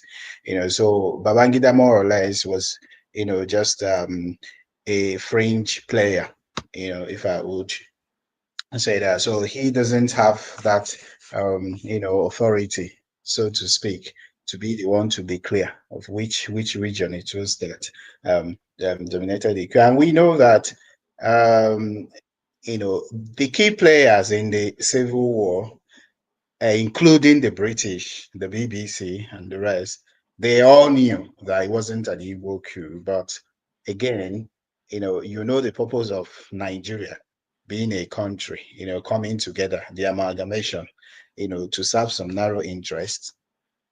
And the narrow interest it was meant to serve, they were meant to try to install, you know, a particular, you know, cabal, you know, group of people to hold the reins of power.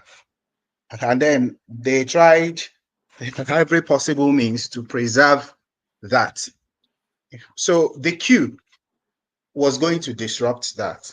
So they were going to do everything possible to make sure that they capitalized on any sentiments or narratives to say, oh, it was an Igbo coup. And then back to what you know, someone said, I think Igbo basics.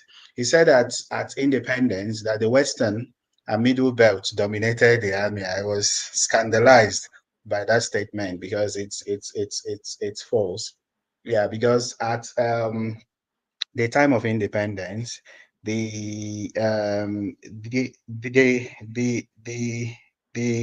Nigerian army was dominated by the Igbos. Even a quick Google search again from the United Nations the Refugee Agency would show you a timeline of Nigeria from 1914 down to 2025.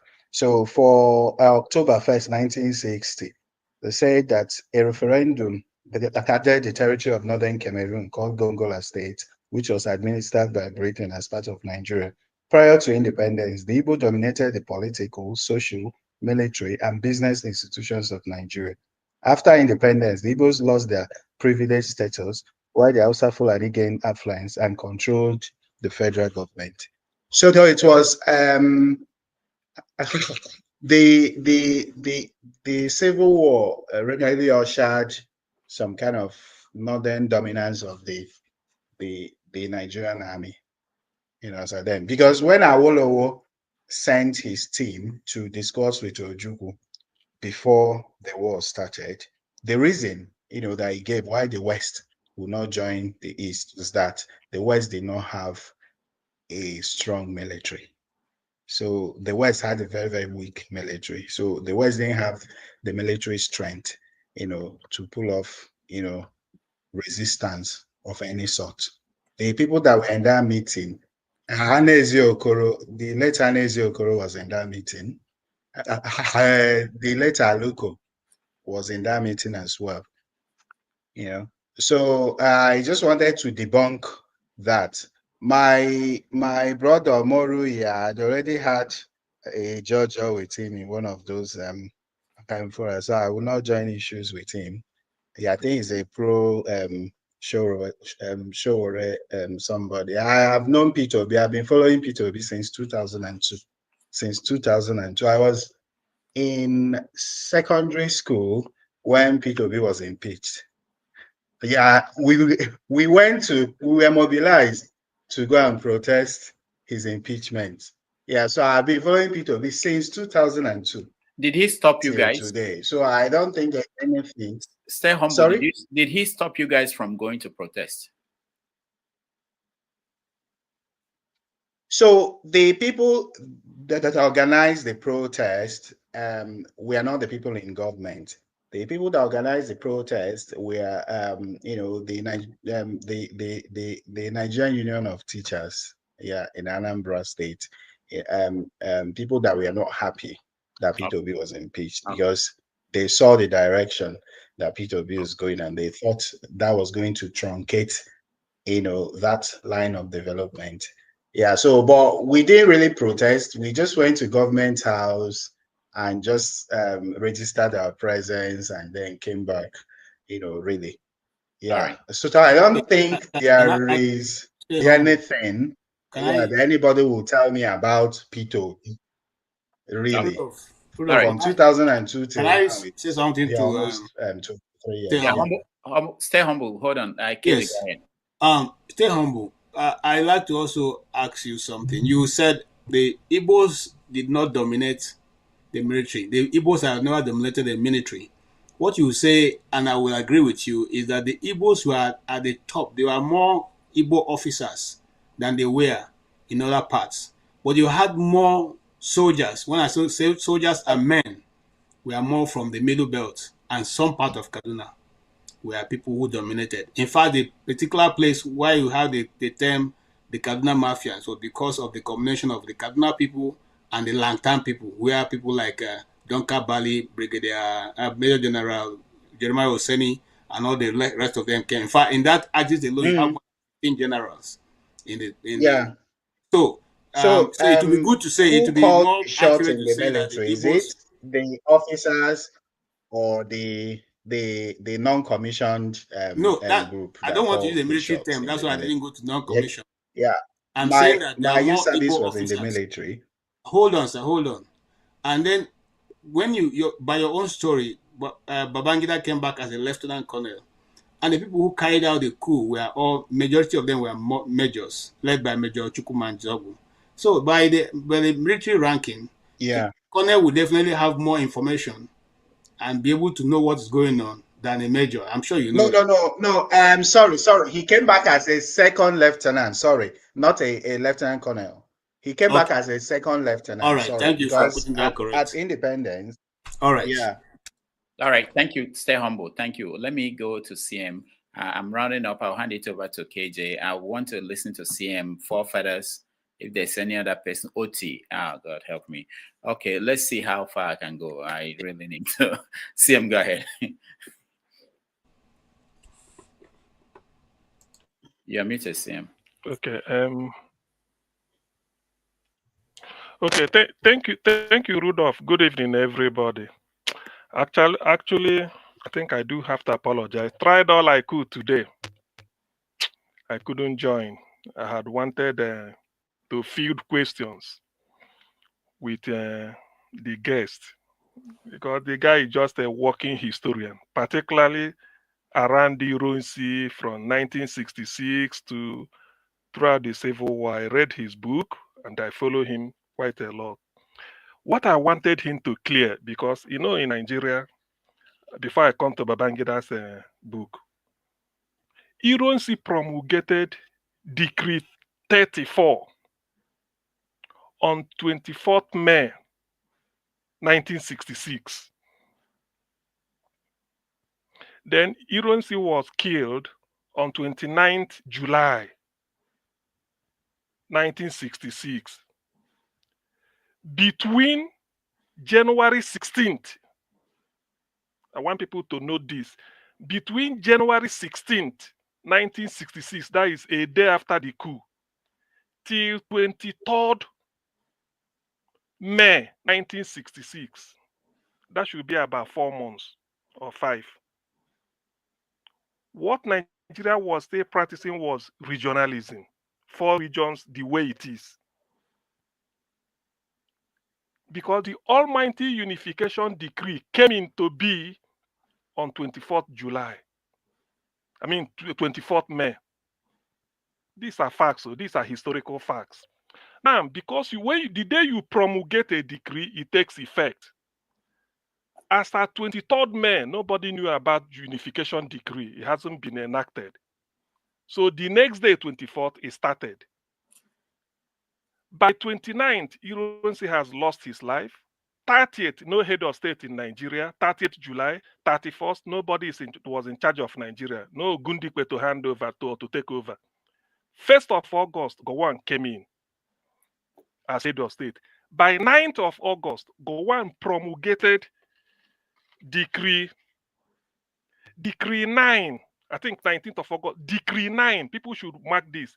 Decree 9 of 1967 was promulgated in August. The purpose of Decree 9 was to nullify, was to repeal Decree 34.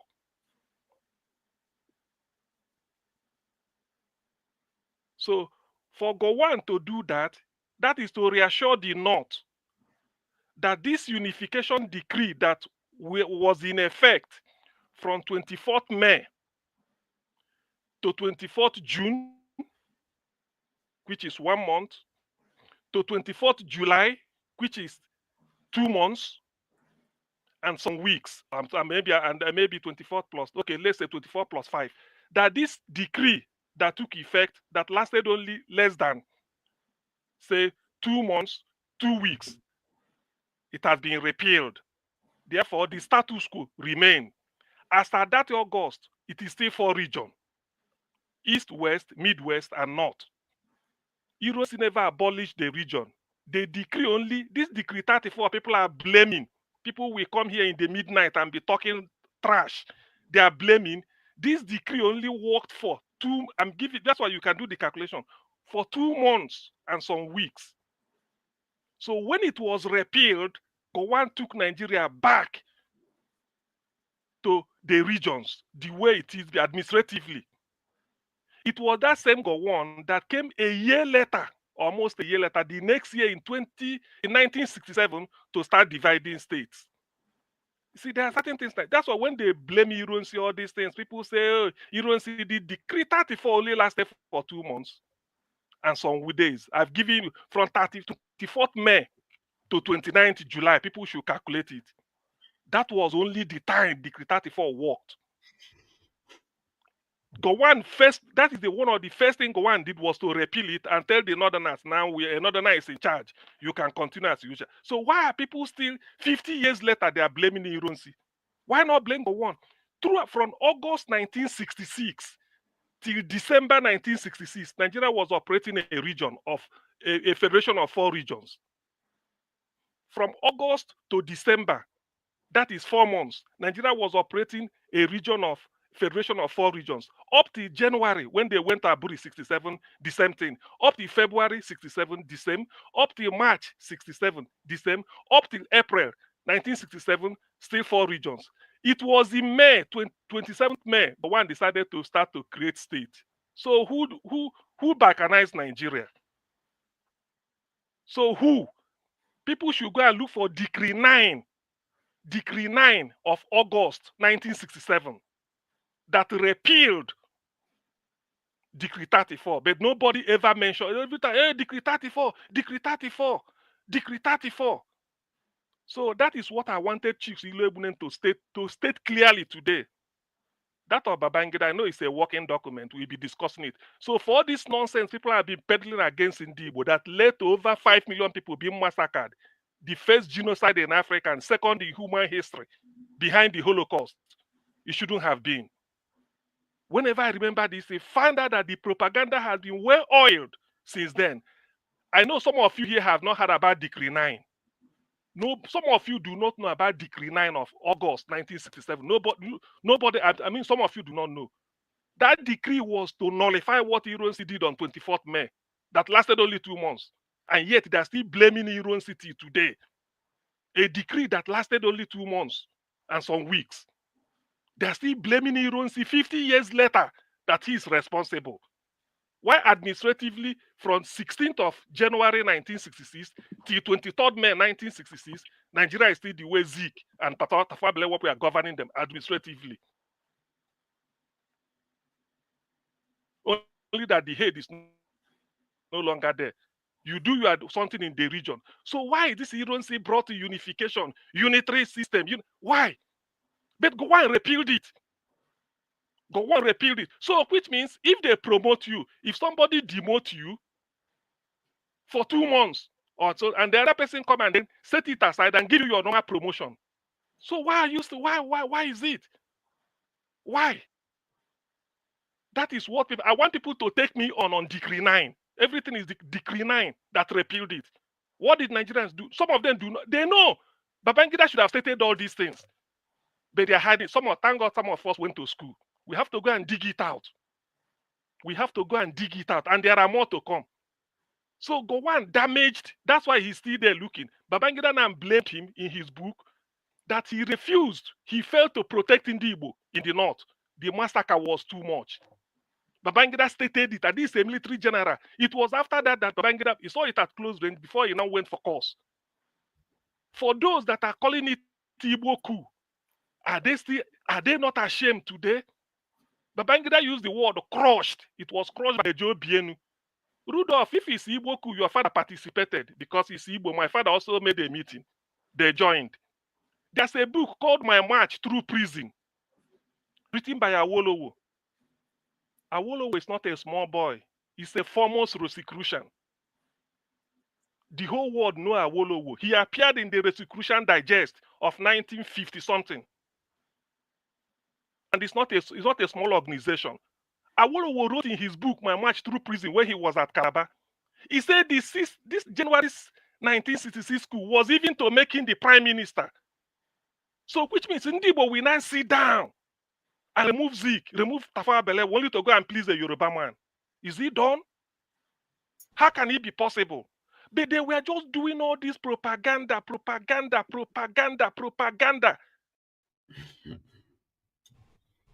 Yeah. They slaughtered in the Igbo. Sorry. Set CM. us backwards by more than a century. CM, sorry. Look at the screen. Go and read the analysis made by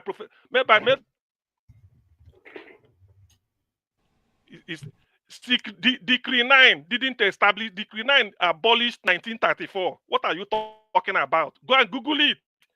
Who is Kulata? What does he know? You don't talk about it's Nigerian Broadcasting. What is Nigerian Broadcasting Corporation? Nigerian Broadcasting Corporation has been on since. It was during the time of Nigerian Broadcasting Corporation wasn't Gowon that established it.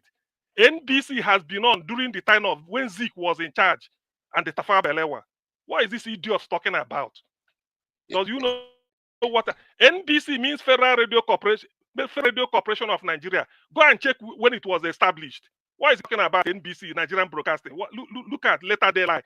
Decree 9 established by Gowon was to repeal. You repeal a decree. So which decree repeal the Decree 34?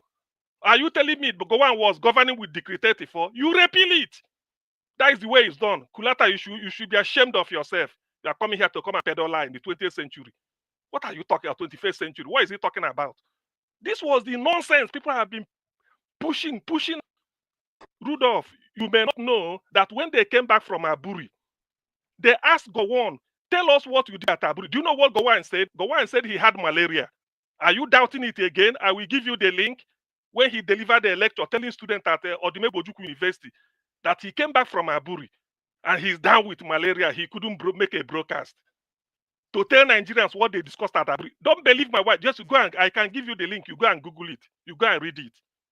When people come here, they talk nonsense. Look at the Decree 9 established Nigerian broadcasting. So Nigeria hasn't got a broadcasting corporation since. What is he talking about? Please, Decree 9 of August 1967. Because this thing makes me incandescent with rage. People some people were just slaughtered based on propaganda. Igbo coup. Babangida is now saying his own. Nzogu, look at what he said about Nzogu. Now look at the names Babangida mentioned.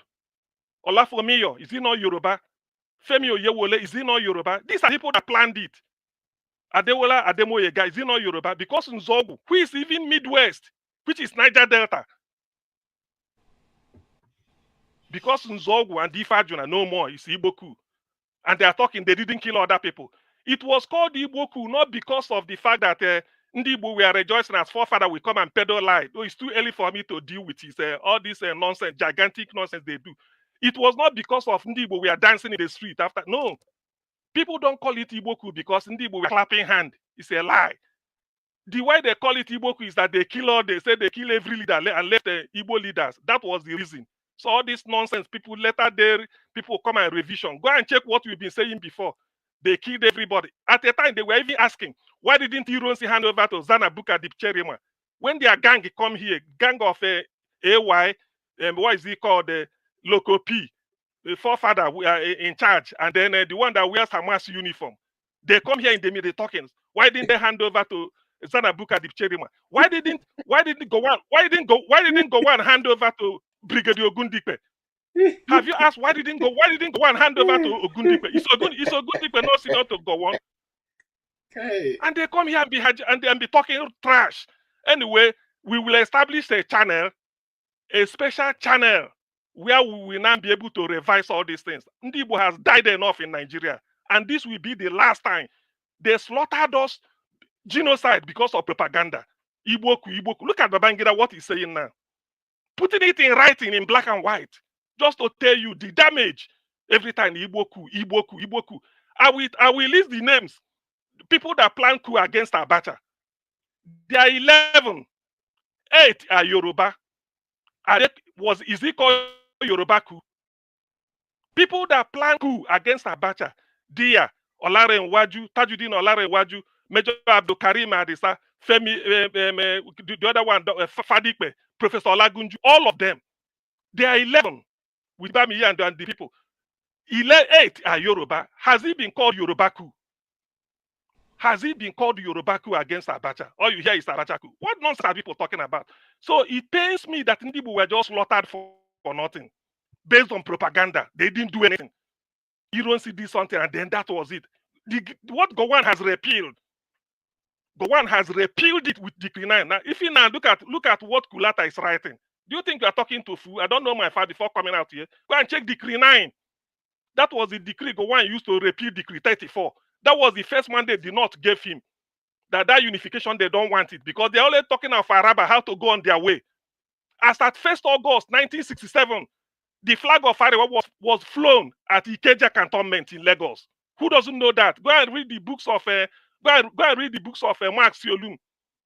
Gowon was telling them, now that a Northerner is in charge, what are you still talking about? Having discussed with the British, he told them, don't go. Central Bank in Lagos. Central Bank, the new Central Bank building in Lagos was surrounded because the Northerners are tired. They want to go. Gowon now reassured them. He said this decree that want to unify them, they don't want it with Igbo. Gowon now have to repeal it. So why are they still blaming Ironsi up to today? And because of that, we lost millions.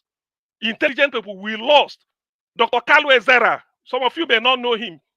PhD, Oxford University, 1954, professor of political science. We lost him. These are the type of brain we lost because of propaganda. Ndi Igbo lost the cream of all the things they had. Incapacitated us economically. Nothing. Then today they are now coming to tell us the truth. No, we can't take it. We can't take it anymore. We are now information age. Thank God, one of the fathers of internet is an Igbo man, Philip Emeagwali. So it's not for nothing that God used him to bring up internet. We must make use of it very well.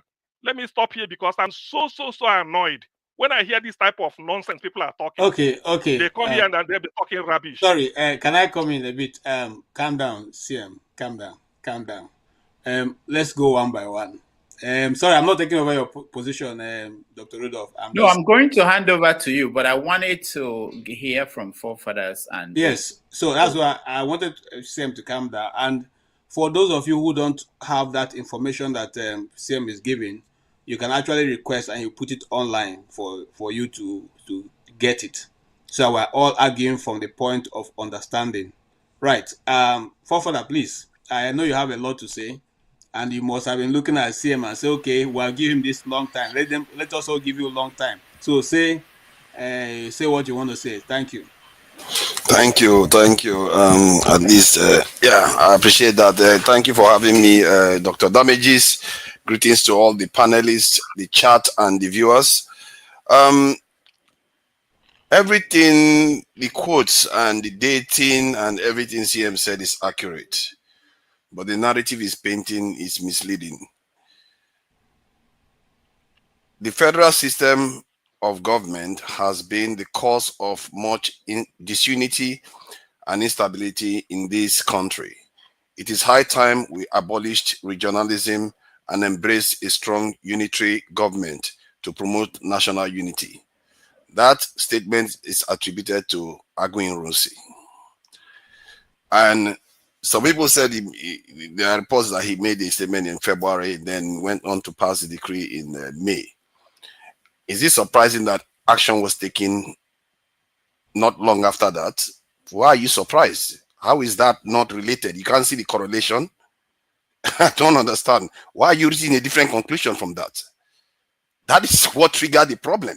This is why I said the coup is not a Igbo coup technically. But this type of actions can make it that. You are lying. Rudolph, let's go back to history. What you've been saying. You are lying.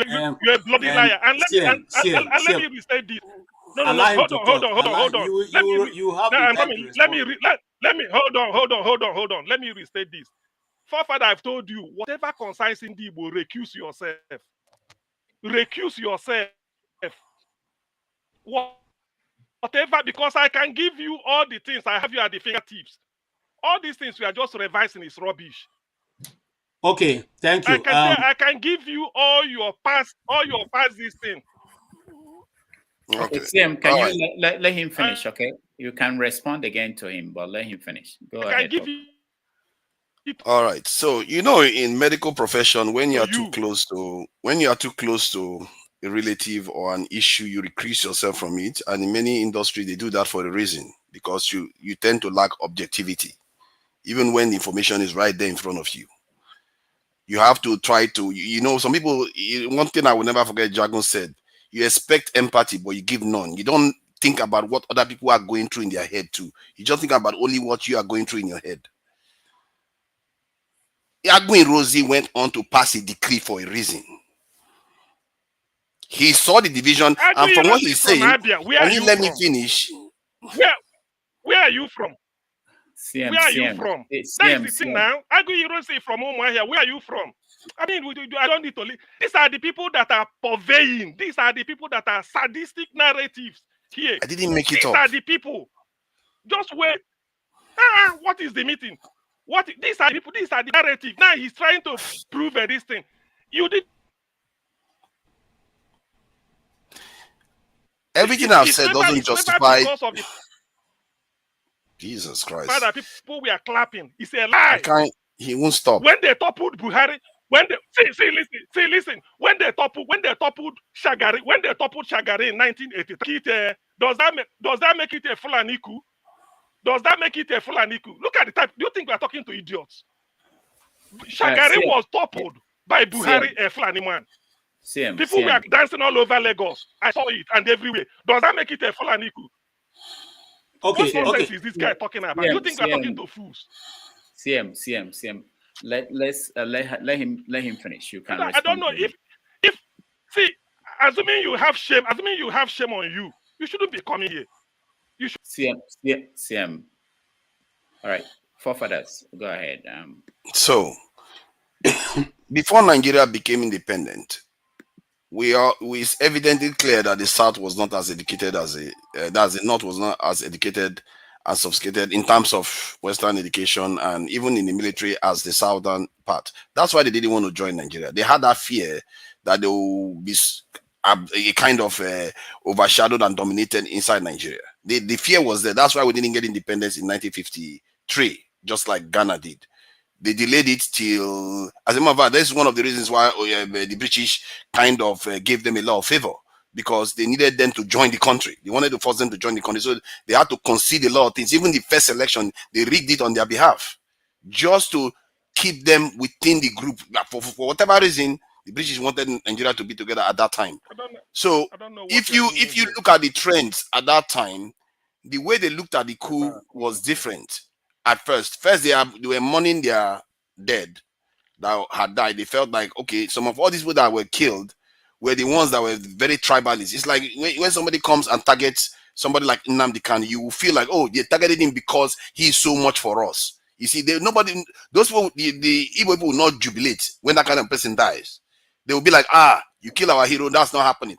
That's what happened to them. You have to think from their point of view. Someone like Ahmadu Bello that was spouting all those bigoted statements that he was spouting. You kill him, and then a lot of Southeastern leaders didn't perish. Then after that, Aguiyi-Ironsi took over, didn't go on not to just execute all the people that actually were responsible for the death of the first independence leaders of Nigeria. He didn't do anything to them for months. Then go on to do one of their greatest fear in terms of passing that unitary decree. That is, if you look at the chain of events, you are asking for trouble. I don't know how, as a politician, that was somebody that didn't pay attention to the danger that was coming.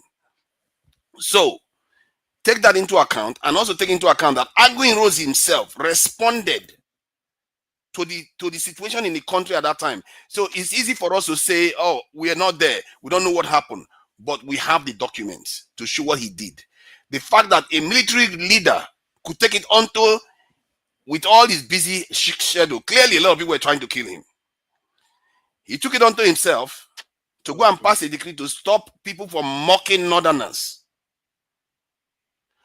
He took it onto himself to pass a decree to stop people from mocking Northerners. What's the title of that decree? Forefather, what's the title of that decree? I can pull it out. I don't know. I don't put it in my head, but I've shown it here before. I have looked for that decree. I've not seen it. Okay, I'll provide it later when you are on, so you can see it for yourself. So you have to know the environment at that time. There are testimonies of people during that time that led to the events that we are seeing, and this comes because we lack empathy for each other. We don't see the other people as human beings. This is the part of the problem, and I think Ironsi was right when he said it. That statement he made there about our regionalism, he was right, but he killed him anyway. That was a problem. He tried to tackle it, but he killed him because that was the greatest fear of the Northerners. The Northerners were also tribalists. Ahmadu Bello was a tribalist. All of them were. But the man that wants to bring everybody together, they kill him anyway. For whatever reason, maybe they see him as tribalist too, because he didn't kill all the people that planned the coup. Is it how Nigerians behave? Let's face it, we are still doing it right now. Thank you. Thank you, forefathers. CM, I will give you a chance, but not now, to respond. Let me hear from Oti, and then I think that will be it. I will hand it over to KJ. Oti. Hello, good evening, everyone. Rudolph, if it's me, you're waiting for you, you might as well start. You may have the big solution. No. I'm looking for the big solution.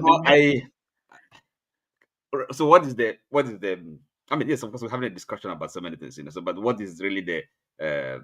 No, we you know what we normally do when we talk to a guest, we want to get feedback and then extend it to other. Well, I didn't. Unfortunately, I didn't. join or listen to the interview. No, but to me, well, it's been interesting listening to CM and maybe people that have counter opinion. But anyway, the for me really this with what is going on, I believe in coming to kind of like a simple and clean solutions, to problems we have, and the launch of the book with people have spoken about that, and now looking at all this, it only reinforces the view, and it's not the view that only myself have. A lot of people actually have this view. James here has consistently advocated it, and I agree with him. We've come to the point, really, where we have to, sit around and decide how we move forward. This unity is not something you can enforce or legislate. We understand that Nigeria will exist in a system, the country, Nigeria, the state. There's a kind of a system. Some people have said that Nigeria is actually working the way it is designed to work. Okay, so the people that designed the system, there are no surprises. So, but the question for us is this: who is it serving? Who is it benefiting? The system we are part of. Certainly not for Nigerians, ordinary Nigerians. Well, politicians, yes. Oligarchs, they're happy. You can see them. They come together to launch, celebrate IBB and the launch of his book, and the rented huge source of money. So, so these are kind of Nigerians. We can all agree that they're not for Nigerians. They are for themselves. But Nigerians, we have to. It's really up to them to decide howsoever this comes about. But it can't continue. We can, I don't believe in this kind of self-deception. And we believe we have a country, we're building a nation or democracy. It's all nonsense. We have to tell ourselves the truth. Dismantle this system and then begin afresh. So our people, we have to kind of think, how do we design something that suits us, that serves our purposes, in our interests. It's not this system that was created for us by people. They're not among, by strangers, put it that way, and still controlling what's going on today. I think the evidence is there for everyone to see. So what do? That's the question. It's not. We can speak of all sorts of grammar here, and history and the revisionist history, but the truth remains that this is our destiny is not in our hands. The peoples of Nigeria. Okay, that's my view. So Rudolph, you can. I'm not delaying you. I'm not detaining you. Can then pack your things. All right. Thank you, Yoti. Thank you, sir. Right. All right. So where is CM? Okay, yeah, for his rebuttal. CM. All right. So before I let CM do his talk, let me just say that for those of you, everybody watching, everybody on the comment section, let me repeat it again. As far as I'm concerned, as far as I'm still part of this platform, the idea of this platform is for us to exchange ideas. I don't want a platform where I have only one viewpoint. I could as well sit at home and do whatever, but I want where there are opposing views, different views. There should be more than 10 different views on any issue. That's how you make sure you cover all grounds, and ideas will come out of it. When you are challenged by somebody who is opposing your position, maybe you think about different thing, different solution. And that's why our government in Africa, most of the time, they don't work, because we don't have people who are challenging people who are in power. That someone is challenging your position doesn't mean that you can. It's an opportunity for you to have raise your conversation or your thinking level and convince this person. I see it as a challenge. Anybody. So this idea of people thinking that we're here to hear one viewpoint, that's not why I'm here. I won't be here. I'll just pack and go. If I'm going to hear if you want just one viewpoint, we should be able to do that. And this, let me say this again, and maybe this is the last time I will be saying things like this. I don't like doing this. The fact that you stop anybody from airing his or her view on a platform like this doesn't mean that that view dies. It's still out there. They will be talking about it. So you have the opportunity to bring up your better idea. So for someone like, I see some of the comments, I don't even want to dignify that with comments, but for people who, if you can't live with that, then this is not for you. It's not for me to have just one viewpoint. All right, guys, thank you so much. I'll hand it over to KJ. KJ, you take over. I want to thank those that supported us. I will listen to you, CM, on my way out. But AY for real, Oria Kotobe, thank you so much. Kulata, thank you so much. And yeah, KJ, go ahead. CM, go ahead. Rudolph, I don't know for what I wanted to paste. I want to paste a link. I don't know why it's not allowing me, but KJ, please. Yeah, send it to KJ. Federal Radio Corporation of Nigeria. Google it. Just say Federal Radio Corporation. KJ, do it, please. Federal Radio Corporation of Nigeria, FRCN. You will see the history. FRCN, it was formerly called Nigeria Broadcasting Corporation. It was established in 1957. Now, Kulata is telling you it's 1966 decree. You see how wicked the people are. You see the evil. That's why, Rudolph, you are saying you want an alternative viewpoint. It's not this type of thing now. No, wait. No, it's also. I know we have issue with fact-checking people, but this is also where everybody comes in, which is that if someone says something, and we've done it today, but it's not efficient yet. If somebody says something like what Jim said here, I couldn't believe. I thought that okay, it made sense, but I need to confirm, because I know there are things that are not accurate. And I went back and I saw that Aguda House has been there since 1982 and was in use. So what I mean is that we have to trust ourselves and be able to confront what people are saying. If we have superior argument, we'll present it. And hopefully people will say that, okay, this one is superior to my own. This is right. So that's what I'm saying. I don't think we have the ability to say, shut somebody down because we don't agree or because we think the facts he's putting out is not correct. You correct him. That's why we're here. And people, I think I trust the people who are here. I think that people are here are smart enough to be able to say this is right, this is wrong. And we have the tools now. You don't have to go and open a newspaper to find out. If somebody says Bako, I went and Googled Bako. Where did Bako die? What happened to him? It's easy. So we can do it. I trust all of you. Thank you so much. I got to run. Thank you. And I will see you guys on Saturday. CM, I will listen to you out of my way, on the way. It becomes distressing, and it becomes distressing. Somebody like Kulata will just peddle such a pathetic lie and then put $5 on it so that it can be highlighted. For what? Who could have believed? So it means Nigeria was not operating broadcasting service until Gowon came in 1966. What is he talking about? It was opened in 1957 before independence. NBC, it was called. My uncle worked there at Ikoyi. Later, it was changed to FRCN. And this is what people come here and peddle.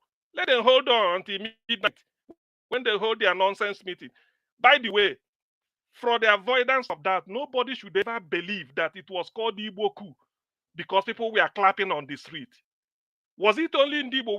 If you check people we are clapping in, how do you know that all of them are Igbos? Can't some people, other people clap? That is nonsense. People peddle the narrative that it was Igbo coup because they felt that only Ndi Igbo, where their leaders like Zik, wasn't slaughtered. They killed Sadwana Fulani. They killed Tafawa Balewa from Bauchi. They killed Okotiebo from Urobo, I think. They killed the other man from the West, Akintola, Premier, Yoruba, they just planned it. So it was Igbo coup. What of those that planned it? Ndi Igbo will plan a coup to bring in Awolowo, Yoruba man, for prime minister. Can I Don't ask ask you a me any question? stupid question. You are not even supposed to. You are not even supposed to be among where we are discussing this. KJ. What you had the opportunity of telling us? Why Right should there when he was between insulting you. 24th May? I mean, what nonsense is this? Between and so what? Between 24th May 1966 and 29 July 1966. It's about 2 months that Ironsi operated the unification decree. Gowon had to come with Decree 9 to nullify it. And then we went back to status quo. So why are they still blaming Ironsi today? That is my question. Explain to me. When Gowon has nullified it, why are you still blaming Ironsi? You were paid your backlog. If you are old salary and somebody came and said, no, I pay you all your backlog. So why are you still blaming? Why? Okay. Why are you still blaming? But you are giving up what you... Gowon restored Nigeria. No, I'm not finished because... CM, hold on. Something led to something. CM, hold on, please. Hold on. One of the questions I asked our guest today is this perceived Igbo hatred, and I'm asking that to forefather and any other person who is on the other side. Let's have a very academic discussion. Let's not make it rowdy. Let's discuss as intellectuals, which we are. Now, I asked him the simple question.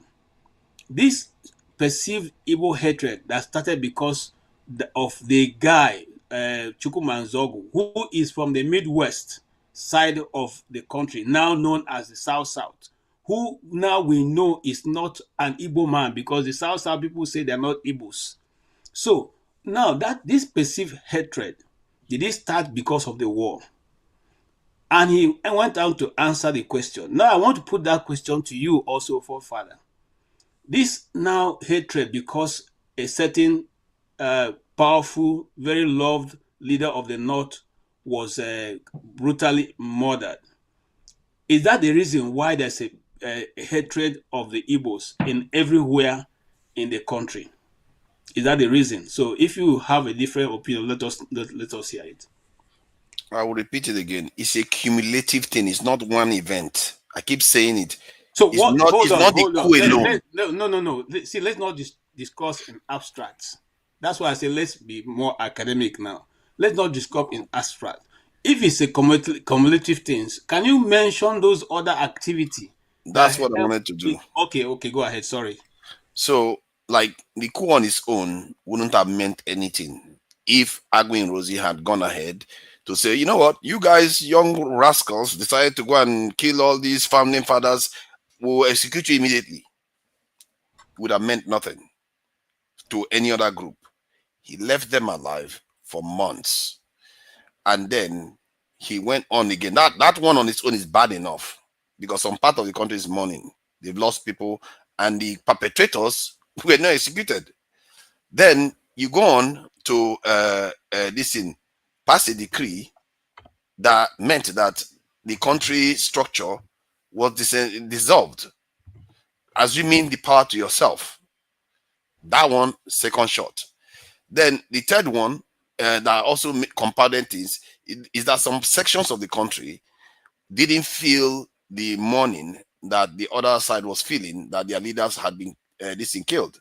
So that section of the country was they were agitating. They were basically agitating to the point whereby Aguiyi-Ironsi himself responded and passed a decree for that reason.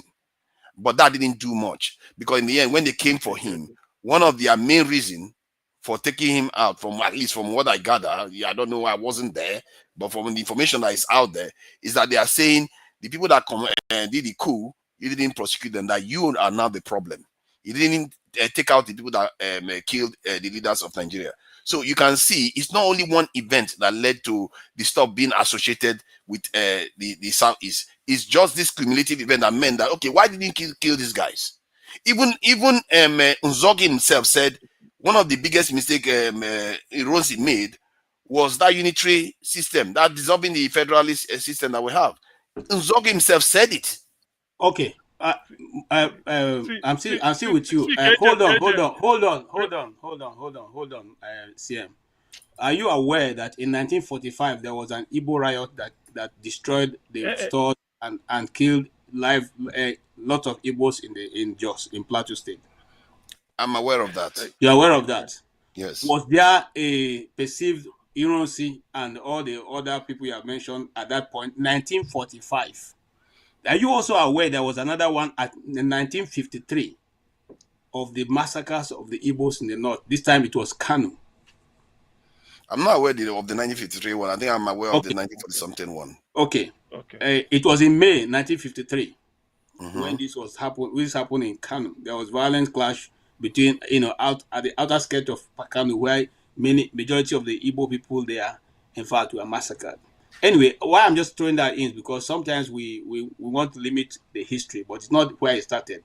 When if we go back a bit, we'll find out that this has been there on, and this one was just used as a window dressing to continue. But think about it though. By what you are saying that these people have always been tribalists there, and we know that because we saw the kind of statement that Ahmadu Bello was making.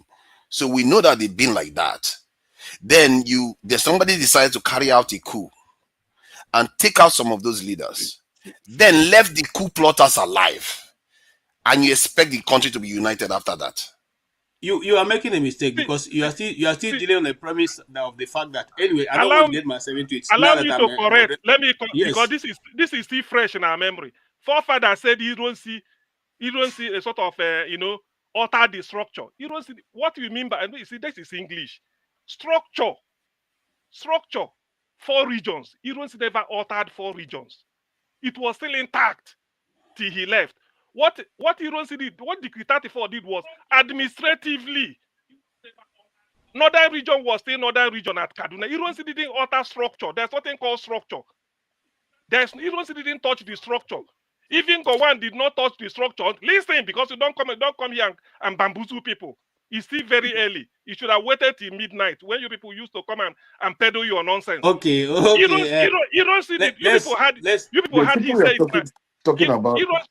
Let's move on. Ironsi did not alter structure. So what I want people to convince me on is the fact that between January 16th, 1966 till 23rd May, 1966, what system was in operation then? Was it unification? It wasn't, because unification, until you promulgate a decree, then you start to make use of it. So unitary system. Between 16th January 1966, a day after the coup, till 23rd January, on the eve, till 23rd May, before the decree 34 was promulgated, what system was it not federal? It's not unitary.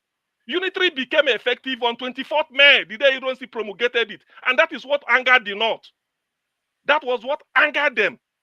And then when Gowon came in, Gowon has to do something to repeal it. That's what we are saying. So but you agree with what I said. How can I agree with you? Let's move the conversation forward. You're treating me like the devil. I'm just giving you the same information you don't give please. Hold on. Let's allow other people to comment also. Hold on. I know they will come in, but I want people, because this is the narrative that led to all this Igbophobia that we lost, that brought in genocide for the first time in Africa. Tell me, between January 16, a day after the coup, till Ironsi promulgated it, what system was in place? No unification, it was federal. The only thing is that the regional premiers were not there. Administratively, Ali Akilu is still in charge of the North as the secretary. Okay. That was the West. Everything is going. So until Ironsi brought it, they now say, so this is their plan. And Ironsi was not alone. CM, let's move forward. You see, for those of us who studied a bit of this, the reason the army gave, and many of the compatriots have given, is because if you know the army, the only thing they know is to operate from a central point. So their central structure makes it easy for them to command. And that's the only reason why Ironsi only introduced what he knows. Even after that, all the other army leaders who have come still operated in that central command structure, which they have always known. But let's move forward. I invite my brother Anthony Okonta to come on stage. Yes, I want to hear your own opinion. Greetings, everybody. I missed the guest. I was coming in and on and off because I was on motion. But from what I hear, it does appear to me that he did quite a great job. You know, the thing about history is that you'd never find a professional historian writing on a subject that will say, this is the history. There's never anything like that in African historiography. What you have is a history, because everybody, I mean, even if Babangida is writing, he can only write the ones that he saw. But a lot more would be the ones that he was told and the fact that he gathered from somewhere. So he can't actually say, and then even in putting all those facts together, the personality of the person comes into play. Some people are the boss, some people will miss some details, and so on and so forth. So I think the claim for anybody to give the impression that this is what happened, it's not, you can't even find it in history. If you read a Carr, he wrote What is History? E.H. Carr, Henry Carr, he will tell you, exactly what history is. So there's not, it's not like arithmetic or science and so on and so forth. Anyway, that said, I just want to start by just giving a quote here by Voltaire and his friends, and he says, "I disapprove of what you say, but I will defend to the death your right to say it." And I think this is very, very instructive. We must give people the opportunity to air their views, even if we are saying nonsense. And thank God for Google. We can always fact check some of all those things. So, but even in our disagreement, we must allow people to air their views. And the thing about this platform, sometimes we don't come on because we see a lot of uproar, we see a lot of mudslinging, bad blood, and so that's not how it should be. And we're talking about changing our country. And yet, even within the platform here, you see all sorts. What moral, what kind of authority would we have if we can organize ourselves here? We're talking about our leaders. So it's not, and people are listening to us. This is something that is on air, and I think it makes even the job of the moderator very, very difficult, But so we are educated people. I think there should be some decency, even in an argument. Now that said, let me just. I have read quite a lot about the Civil War, and as some people know, I was a victim. My town was a victim. I've said it a couple of times here. And so anything about this Civil War and the coup and all that, touches me very badly. As an experience that I have been praying to God to help me to let go, because my family was devastated and we were brought down. We had to struggle. But that's by the way. You see, the thing about the IBB's book, coincidentally, is my in-law. Most of what he said, what we hear, what we read, or what we saw that was said in the book, are not basically things that I knew. In fact, before IBB wrote this book, I have heard him say that if he was around, he would have participated in the Nzogu coup. He had said that a long time ago before he wrote the book. And he had said that, he's not just saying it now, he had said it a long time ago, that it was not an Igbo coup. But that's by the way, that's a fact that we have always known. But you see, the things that happened after the first coup and the problems that were associated, the failures, Nzogu was very, very bitter that those who were entrusted to carry out certain assignments, for whatever reason, failed to carry out their assignments. There were those who were angry with some politicians and they went for them. There were those who were angry with some military officers, and they went and killed them. I read a book that said that there is no bullet wound on the late Prime Minister Tafawa Balewa. Yeah, I agree. There's a book that said he was not shot. He was never shot. Yeah, he was never shot. Yeah. You know, so when people say that he was killed, you know, we need to interrogate that. Because it was not, and I have not read any book where they say he was a mark to be killed. So, but what you hear is that he was killed. He was not killed. Tunde Bakare said they forced him to drink alcohol. Tunde Bakare said that. I don't make things up. Tunde Bakare said it. Was telling. Said they forced him to drink as a Muslim, forced him to drink alcohol. It's all lies. Just all these things, just to paint in the Igbo. Say Igbo. He said it in his congregation. People had it now. I don't believe in. I believe in telling you. I look at what people. He said they forced him.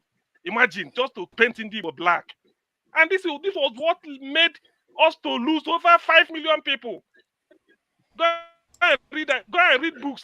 I don't know whether you read in Biafra is Britain's shame. Go and read about it. Propaganda. We lost the best screen we had. People that Zeke sent abroad to go and study. All of them came back. We lost all of them. Igbo intelligentsia. Go to University of Ibadan. Where is Kennedy? Go everywhere. We lost them. Intelligent people. Because of propaganda. And then when we come, the people are not telling me. Sam, take it easy. Just take it easy. Okay. You know, there are facts. There are facts about you know, the first coup and the counter coup. That maybe for fear or for lack of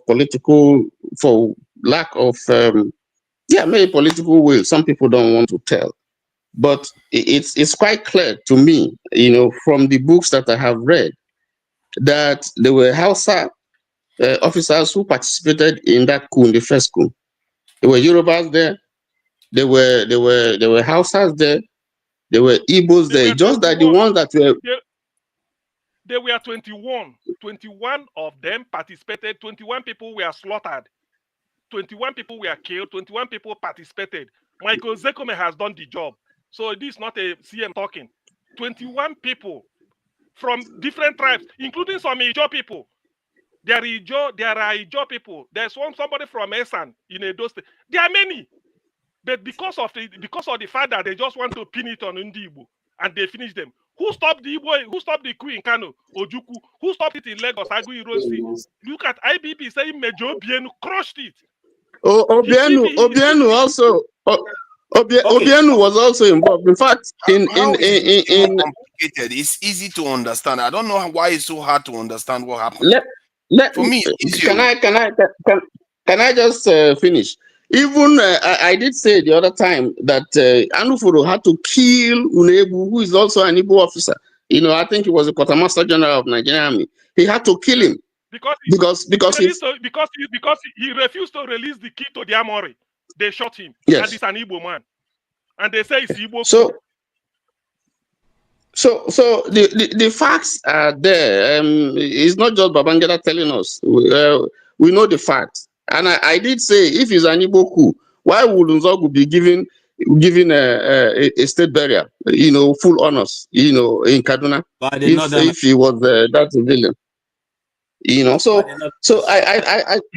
But there is something that I need to highlight here, you know, the failure of the coup, the first coup, you know, the partial success that he had in the West, and then the failure of the coup in the Midwest and in the East were some of the things that started creating doubt, you know, later, not immediately, because from what I read, after the coup, you know, there was celebration all over. There was celebration all over, you know, that, you know, over the coup. But eventually the outcome of the coup and the reading that people put into it, based on the outcome, first of all, people started looking, oh, Sadebe was not killed. Yes, Okotebo was killed, who is from the Midwest. Osadebe was not killed, premier of Midwest. Opara was not killed. Well, there's a reason for that, which people don't accept, because Archbishop Macarius from Cyprus was visiting, and they actually went, but for some reason, and the coup plotters were left alive. That's the one that they said was their biggest problem. Hold on. They were arrested. They were not let. They were not let loose. They were arrested. What do you All do of them to were people that arrested. kill head of states? Apart from Ifaduna that ran to Ghana. Hello. What do you do to people that kill head of states? You arrest them. Listen. You court-martial them. Listen. If you want to get You court-martial them and get them executed. That's what happens. But 6 months, nothing happened to these people. Hold on. Aguiyi-Ironsi had a very, very short time with you. You see, there was a crisis in the country. And part of what he decided to do was to go around the country and to begin to talk to people to appease, to bring some stability. Serious? That was what was more. Hold on. That was what, the man is not here. Tony, the man is not here to give an account of why he took certain decisions that he took. Anthony, hold on. I want to give some more flesh to what you're explaining. And I'm going to give account from Aguiyi-Ironsi's first son, who was present with him when he was taken away and never came back. Okay? He was the defense minister under Obasanjo's regime. And this is his account. His father, after the coup, they met with the leaders and they asked the leaders, what do we do at this point? They said, no, go about strengthening the West, strengthening the North, and then. So they were the one who suggested to Aguiyi-Ironsi to begin to go from one region to the other to meet with the leaders. Exactly. To go around. Now, that is one. It was on that same tour that he was in. They came to meet him in Ibadan. And let me tell you how good that man is. When they were taking him away from his son, this is what his son said. I'm not there. Said his father told him that no matter what happens today, he should never hold it against them. No matter what happens. And they led him away and he never came back. So, gentlemen, when you say these things, I sometimes wonder whether or not the same people. What you are saying, you are making it look like what you said is conclusive. It's not even the reason why the whole problem occurred. If you didn't execute coup plotters, there are consequences. Stop pretending as if that is not consequential. It's a process for everything. When the coup plotters 6 months elapsed. Hold on now. Gowon, who took over, should have executed them on behalf of the North. Gowon could have Aguiyi-Ironsi should have done it. Why? Aguiyi-Ironsi had time. He should have done it. Didn't do it. Then why didn't Gowon execute them? I think why that time they transferred them to the east. What? Can we just allow the? They transferred them to the east. It's a lie. It's a lie. Can we allow it's a lie. You're a bloody liar. It's a lie. Okay, let me find out when they transferred. I'm calling. Let me move on. I'm calling you. You said this thing before you start telling your lies. You're a bloody liar. They weren't transferred to the east. It's where I know about Nzogu was transferred. Listen. I don't know when, but I know Nzogu was transferred to the east. No.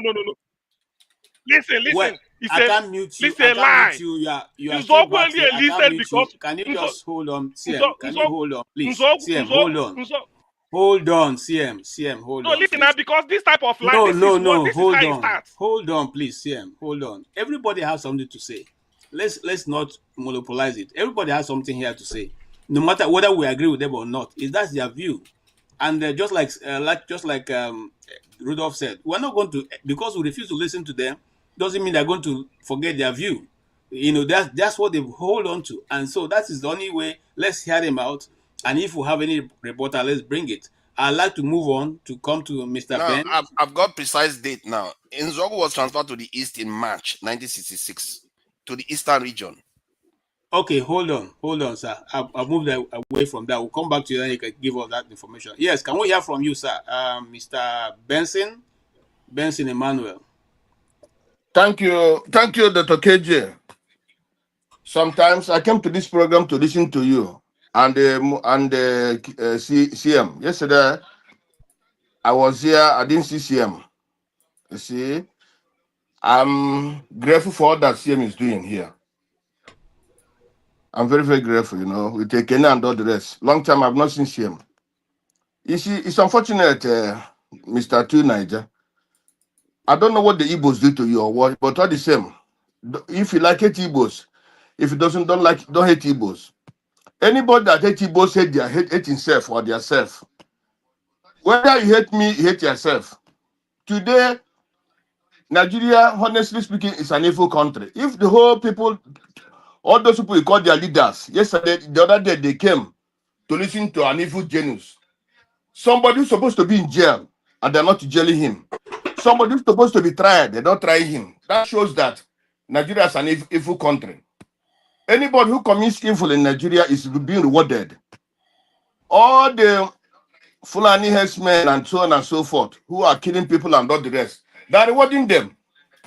So that's where Nigeria is going. All those that hate Igbos, you hate Igbo, no problem. But today, go to Angola. Angola, about 15 years ago, we're not giving citizenship to Nigerians. But now, they're giving it to Nigerians now. They're giving it to Igbos now. Because of the business they're doing in Angola. They're helping them, their economy. The business in Angola now is being held by the Igbos. Before, it was not like that. Go to Botswana, the same thing. Go to Namibia, the same thing. Namibia, Nigeria, Igbos now have the type business in Namibia. That before, when you came there earlier, they were not giving no citizenship. We stay more than 10 years before they can give you citizenship. But now this time it's 1 year, 2 years, because of the business they're doing there. They're helping them. They're helping the economy so much. Gabon, all these places. So Nigeria is losing. Not Igbos that are losing. It's Nigeria that are losing. All these criminals who were there the other day, clapping for a big criminal who's supposed to be in jail, but Nnamdi Kanu is in jail, who didn't do anything. But somebody who annoyed the election, which if in another country he's supposed to be in jail, nothing is done to him. I want to ask you, if it was a Fulani that won that election, and the Satana and not that election, and today Satana is coming to confess, you think there will be peace in Nigeria today? There will not be peace. The Fulani is supposed to have revolted. They won the election and the Satana revolt and the council and not the election. Today it's supposed to be red in blood in Nigeria today. If you don't know.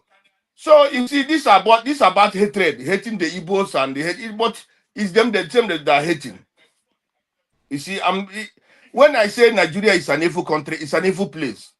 That is where things are not moving. All this while you talk about why they didn't kill those that followed in the committed the coup. Are you talking about Zeke? They didn't kill Zeke. Zeke was not part of the coup. Zeke was not part of the coup. So what are you talking about? Those that participate in the coup are not only Igbos. And in Babangida's book, Babangida said that Zogu is an adopted child. It's adopted by the royal father, by the Sultan of Sokoto or what? It's like their son, more than like an Igbo. So now the other man asked you before, why they give him national honor when he was killed, if it's an Igbo coup. So all these things are the same narrative that people are doing up till now, just to destroy the Igbos. But let them continue to destroy. They're destroying themselves. Anybody who think that he's destroying me or is hating me for I didn't do anything to him, that person is killing himself. I'll give you examples. Give me one example where you can say this tribe is doing any good thing in abroad. Just give me an example. Nowhere. In Cameroon today, it's all Igbos. In Gabon, it's Igbos. In Angola, it's Igbos. In Namibia, it's Igbos. In Botswana, it's Igbos. Many other places, even in Zimbabwe, it's Igbos. And them they know they are Igbos. So we that we call ourselves Nigeria, we are losing. Honestly speaking, we are losing. They came and they killed how many? Okay, in the whole world today, the only tribe that have been massacred more than any other tribe is only the Igbos. But we still stand. Is it not shameful to how many Igbos we are killed during the war?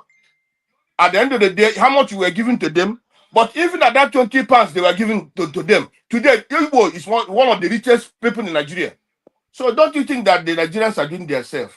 I don't like to also. You see what CM is saying is truth. You have why I don't come here most of the time is because of AY and you, and the other. But you see, I look at you people as people who are just growing. It's like when I was growing, I look at when I hear Ibrahim Gambari, hey, I'm shouting, hey, these are Nigerian people doing good. I don't know that these are criminals. When I hear some of these names, I be hear these are politicians. I thought that they are doing good for Nigeria. I don't know that. But that's the way you are now. So it's your time. If you like, condemn. If you every time I told you one time, I saw you in Flip Television.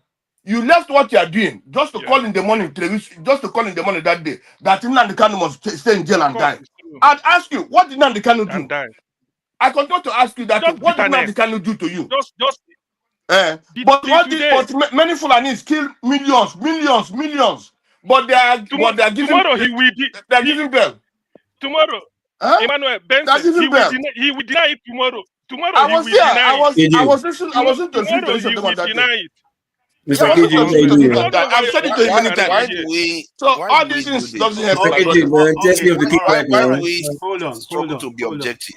Hold on. If you have all these things that help you. Hold on. You see, Mr. Benson. Hold on, CM. Objective with forefather. CM, hold on. This is a book. Hold on. Please CM, highlight me. No, I'm not giving you. Hold on. Highlight me. Please, please bring it up. When I get your turn, you speak. Please, I don't have control over the microphone. If you can help me stop talking when I say stop. Oh, you don't have control over the mic. Okay, no, I don't have. That's fine. I don't have. You see, when I come here sometimes to talk about. Can you round up? Okay, I'm rounding up. When I come here sometimes, there was a time we used to talk in the night, midnight. We'll be talking, me, him, AY and the Roko and some of them, and Jagun, the one called Jagun. You know what they are talking? You see what they'll be saying? When I said Fulani herdsmen are killing people everywhere, they will talk of what of IPOB. I asked them, where is IPOB killing people in Nigeria? Where and where? And they never ask themselves, this Fulani herdsmen, who is arming Fulani herdsmen? How can herdsmen be having guns, having AK-47, but you yourself, who is saying don't have? These people you are talking about, they are killing people from Benue State, keeping people of Plateau State, and these are visitors. And every day they tell us that they are being into the society, but they say they are visitors. How can visitors come to keep people in Nigeria and then they're integrated into the society? Can I ask you a question? These visitors who come to kill, why are they not arrested? Why are they not killed? So, my brother, I don't come here to answer your questions, okay? I will already say what I want to say. Thank you, Mr. Kelly, for giving the opportunity. Thank you so much. Yes, thank you. Let's go to Mr. Loco. KJ, sorry. I just wanted to say something. Why is it that they don't want to subject their views to just simple questions? Because it helps people to understand where they are coming from. Who knows? Maybe we'll all learn something from it. Mr. Fofoda, I don't want to talk with you. I've already said what I said. Don't go. Ask your question.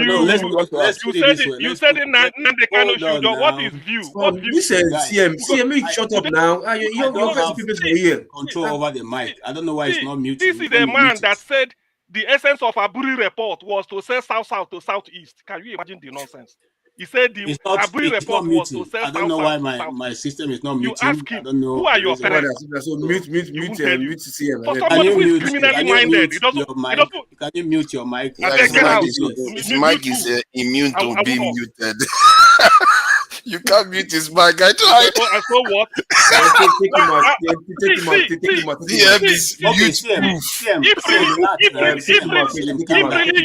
If really you are a human being, you see. Okay, do you guys want me to end the program? Do you want me to end the program? No. Take him out now. You take him out now. I can't mute it. Take him out. Okay, he's muted now, though. All right. Thank you so much. Please, every other person on the panel, don't just jump up. We're having a discussion here. If you get your turn, whatever you need to talk about, you now say it when it comes to you. I support diaspora voting, please. You have heard the discussion, the ongoing. I don't know if you listen to our guests. You have the right to from what you have heard so far, you can give us your own opinion. Hello, everybody. How you all doing? Happy Sunday to everybody. First, Mr. KJ, please, you try hard because sometimes you want to make me believe that you have some spot for somebody like a CM when he's disrupting the whatever. You understand? I know you sometimes. If you want to be hard, you'll be hard. Yes, if you want to be soft, you'll be soft. You'll be soft. So shut come CM. You better shut up. You just shut up. Shut up.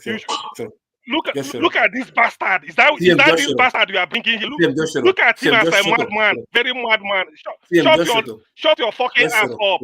Who are you to shut up? Look at this.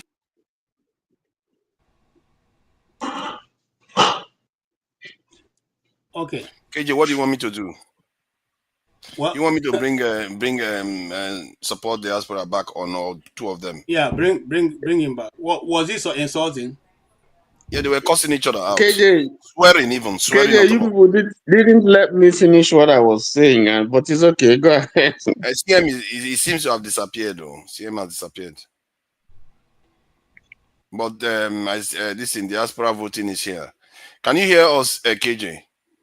I can hear you. You can hear. Okay, go ahead. Go ahead. KJ can hear them. Okay. Now listen. I want to say this again. I don't like what is going on, and I can just decide to end right away if we cannot have a conversation as mature people. None of our views is going to change whatever the Nigerian government or the Nigerian public is they are thinking. So why can't we be civil with one another? I beg you guys, let us be civil.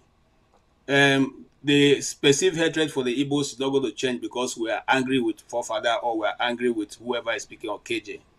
Neither are the people who already decided to be hateful towards me will change their mind because I'm speaking intelligently.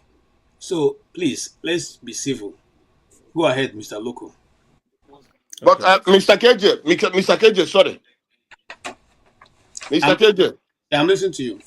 Please tell that Loco or Paco what is him the head. He has no right to tell someone to shut up. That's disrespect to anybody.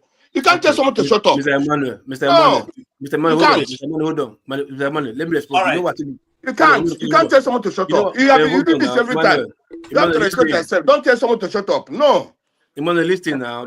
First, the way you addressed me just now, you like, I don't know what his name is, this and that. For me, that's disrespect. You understand? You can see the way I called your name, Mr. Emmanuel. I saw your name there. It doesn't matter, but you don't even have right to tell somebody to shut up. Emmanuel, see, not there for the start. It starts from there. You get my point? Why I asked him to shut up is, look, before I even came in, I saw the back and forth he has been having with most everybody, disrupting, not allowing the system to flow. You understand? Even when Mr. Akonta was talking, the same thing, the same thing. Even KJ, it wasn't even like KJ to moderate. And I was even crossed at KJ because KJ is somehow having soft spots for him not to take him out. You get my point? Paco, let me tell you. See, no right thinking Igbo man today will be in Nigeria and be happy. What they're doing to the Igbos, no right thinking Igbo man will be in Nigeria and be happy. So you people stop all these things.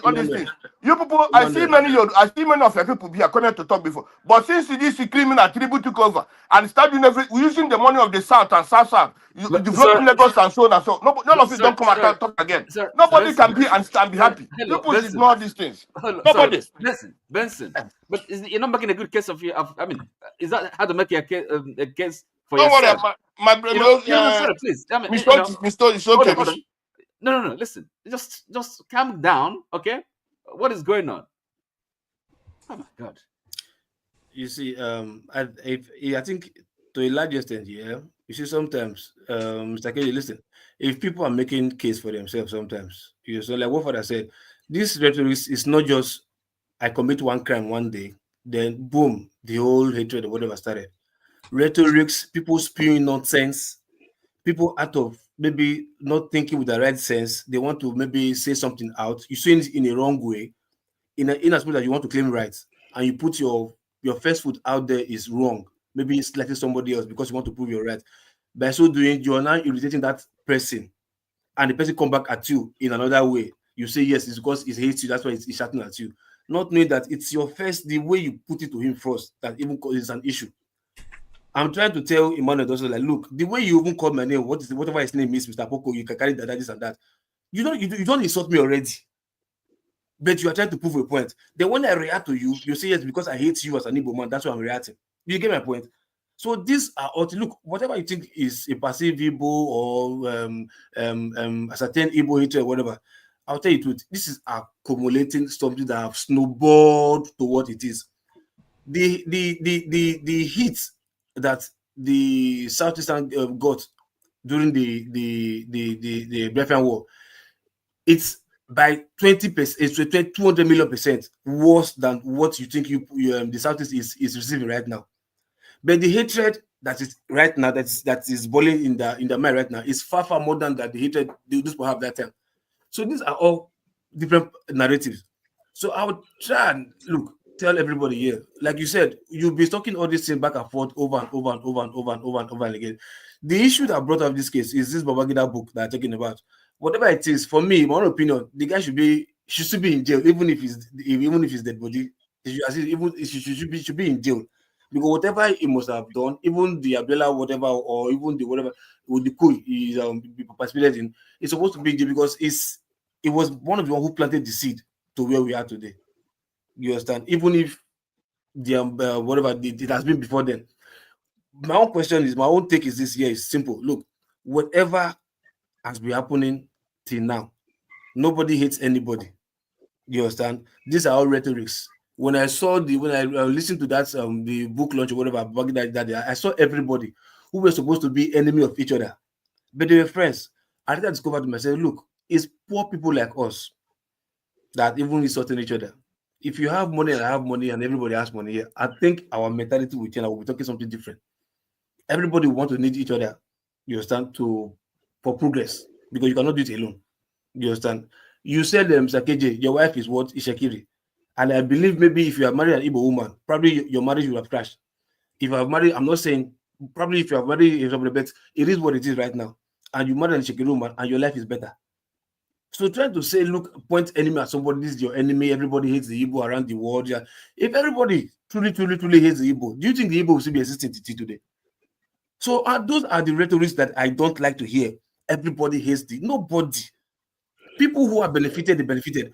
People who don't want to benefit, they benefit. And I still tell you today, there are many people from the Southeast who see benefit in this so-called Igbo hatred. Many. Have you dealt with them? No. So why should we come here and point somebody as your enemy? Meanwhile, you have internal enemy that everybody's seeing you haven't dealt with. That means you don't know what you're saying, you don't know what you're doing. So I believe for us, all of us, at least we are still young. If it's so painful that as young as we are, we still think in this direction, it's madness. Whereas if you are older than this, you are thinking of togetherness, you are thinking of traveling from one region to another region to make friends with whoever you want to make friends with, not even dwelling in your own environment alone. You want to travel to deal with somebody else, but yet you are coming here, you are shouting, this one hateable, this one not hateable. Since you be saying it, how have your life changed? Since you will be saying it here, how has our life changed? You are still here. It has not duplicate, double your mansion in the Southeast or anywhere in Nigeria. You are still where you are, suffering, pain, killing yourself to pay your tax in the abroad that you are living in. So every time we do this here, this stop it first for now, because it's like people don't know how to handle it. I don't know who is putting it away. Is it the books you're reading or the life you're being told or whatever narrative that is being spun that we will believe, that you just want to believe that somebody that is not related to you is your enemy. I don't understand. Somebody you don't even see before. You say we come here and talk about this. Tony is Emmanuel. He's saying AY are your you don't hit him. Like have you met them before? No. Have you seen what they do to an Igbo to say they want to fuck an Igbo man up? No. But this is your narrative now. Somebody will buy it and spin it. And what is hold on, KJ? What Emmanuel just said now, somebody will buy it. Emmanuel Benson, what he said now, somebody will buy it and spin it, and we'll start propagating that story. AY and I don't know where you're heading. I don't know what you're talking about.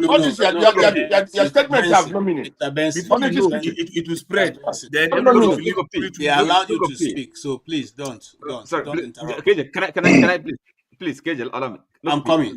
Hold on. Please, can I just a second? You are going to speak. Well, hold on. I'm not just speaking. I just wanna. It's not listen. speaking. Listen. You know? Everybody's view here is welcome. So let us learn to express our views, knowing that nobody here is your enemy. If you have an enemy to fight, go and fight the Nigerian government. Just leave people here. Let them express whether they like to accept your opinion or not. It is okay for them to express themselves. It's an open platform. Thank you. I won't say that. I'm coming to AY, but Oti, you said Yeah. 1 minute. So it's all I want to say is I think Lokopi, you've made the point, and I take it. So the language of hatred, really, I mean, it's not. I don't think it's helpful to anybody in one way or the other. Anybody. So Lokopi, if you have something else to say, some positive contribution, go on with it. Just forget about. You can ignore what's his name. Is it Benson or whatever? Please. No. I mean, this guy's not helping anybody. So you're not the point I was making. Sorry. The point I was making here. So I'm talking about narrative that spins, because it's trust me. There are ways to it's different narrative. Issues. Hold on. I did not insult anybody now. Come on, I didn't insult anybody, Mr. Oti. What I'm saying is, like, look, where we are today, it is narrative that people have spin and overspin that got us where we are. I just give you an example. Look at what Benson just said just now, that AY and they hate Igbos. Now, trust me, he might say it in one style, but this what he said can be spinned and spinned over the years, and people in that future years will believe it's true, and they're ready to die for that truth. Meanwhile, look, I said you made the point, and I take it. Trying to say. Mr. KJ, sorry, I never said AJ. I never say AY hate Igbos. I didn't say so. I never said so. Don't say what I didn't say. For fathers, you call them. No, I said whenever they are. When I said that Fulanis are killing people, they will tell me what of the IPAB. That's what they said. I never said that. No. Don't say what I didn't say. No, I said when we are discussing, when I said Fulanis are killing people, all the whole Nigeria, they will tell what of IPAB. It's more IAY. That's what I said. So don't say I said the hate Igbos. I don't say what I didn't say, please. Fair enough. So like don't say what I didn't say. The hatred and the narrative will stop it. KJ, you are muted. KJ, you are muted. Sorry. You have made your point. Thank you. And let's move on. AY. The cards seem to be packed against the Igbos right now, and prosecution is done only to the Igbos. Recently, the chief of army staff said they are releasing about 300 and something Boko Haram repentant terrorists into the Nigerian society who will be getting Nigerian money, and they probably be in the military, and they'll be posted down to whichever part of Nigeria they want them to serve. The question now be, with what have been going on now, and these repentant Boko Haramists, the people they maimed and they dislodged from their communities are still in IDP camps, while they be having money from government and having work, and they will probably also be feeding from government. Do you think that is a equal justice to all Nigerians? Hey, good evening, KJ. Thank you for recognizing me. Good evening, everyone. Actually, part of the reason I was here is because of my brother Bensi Emmanuel. I think he changed his name actually. The issue of hate, first of all, I need to address that. I have addressed this issue a lot of times. I think it's a way of blackmailing the person you are communicating with. That's not the way to communicate. It's a way of putting fear into people's mind not to speak. It's not done that way. You got to be hopeful. If you are ready to open up a discussion, you got to be completely hopeful. Like somebody like me, I'm not the kind of person you can blackmail because I know my mind. I know who I am. I know where I stand. I will always ask questions. It's very important for me to know. I'm not going to pretend to you. I don't know how to hate anybody. I will never hate anybody. I used to defend myself with this kind of trash talk, but I don't do that anymore. I don't owe you any explanation. If we are different on topic, we are different, right? Even if my mother, we don't agree on everything. So it doesn't matter. However, the point you make, you're right. Yesterday, I also listened to some kind of conversation about the Buhari IBB book. The person that really spoke about that book that really like where I think I stand was Mr. Jonaba yesterday. He really hit the nail on the head because I feel this kind of stuff are just distractions. It's just like the issue, the stuff people are discussing here. Blaming ourselves, Igbo, Hausa, Yoruba, Kini. IBB that did all the dirty jobs that set Nigeria back to Stone Age, he was launching a book. Everybody was there. All the elite in Nigeria, they were there. They are not Igbo, they are not only Hausa, they are not only Yoruba. Everybody. So just listing, only 3 people were able to contribute 70 billion to build a stupid library that nobody knows what they want to do with the library. Where you have education in the north is on the low. You see, the thinking is just kind of weird to me. And people are here discussing them, celebrating them. These are all bunch of idiots. Like, IBB is supposed to be in prison by now. What are they doing? But the president was also there. He was also, he was his tormentor too, like the former vice president said. They were all laughing. And we are here blaming ourselves again. Oh, it's Igbo, he hate Hausa, he hate Yoruba. We need to wake up. Our country is going. We need to wake up very fast. Go and check that table again. Check the people that were there. All of them, they gather. Those are the people we know.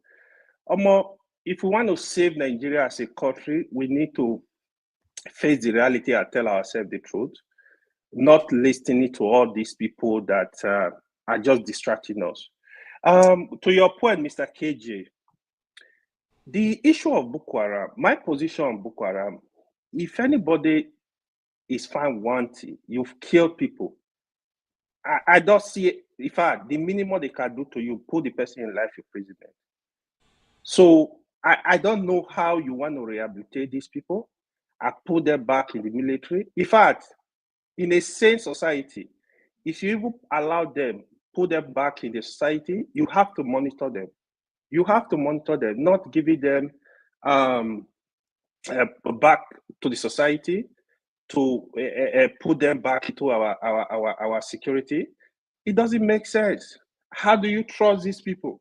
How do you think they are going to do? I mean, it's all absolutely nonsense. I don't support any group that have violence in Nigeria in form of this causing mayhem all over the country. I'm not in support of them. I don't care who you are. I don't care your tribe. I don't care your religion. I don't care what you belong. Okay. Question for you. For many years now, those actors in the coup had the opportunity of gathering again this week in Transcorp Hilton in Abuja. And that question was the launching of IBB's book. Now, IBB made it categorically clear in page 34 or 39, I can't remember the page now, that it was not an Igbo coup, but rather it's because of the failure of certain issues in the East. I would have thought, as a dramatic personnel, that he would have played out those things that happened while he failed in the East, which was that there was an international guest who was visiting the premier of the Eastern region. And so when the coup plotters got there, they didn't have opportunity because it would have been an international issue if they have killed that man. So, but he didn't put that in his book. He just said that was for certain reasons, for certain situation that was on ground, they could not execute. Now, he also went ahead to say, to count the number of people who took part majorly, who were either non-Igbos or Middle Belters, and also the Igbos there. Now, since then, there have been series of debate in Nigeria and also in the platform, especially on X. In fact, there's a X channel that I didn't believe what was coming out of the mouth of those who were discussing there concerning that issue. And somebody went on to say, even if IBB has said it, they insist that it's an Igbo coup because it was meant to eliminate their northern leaders.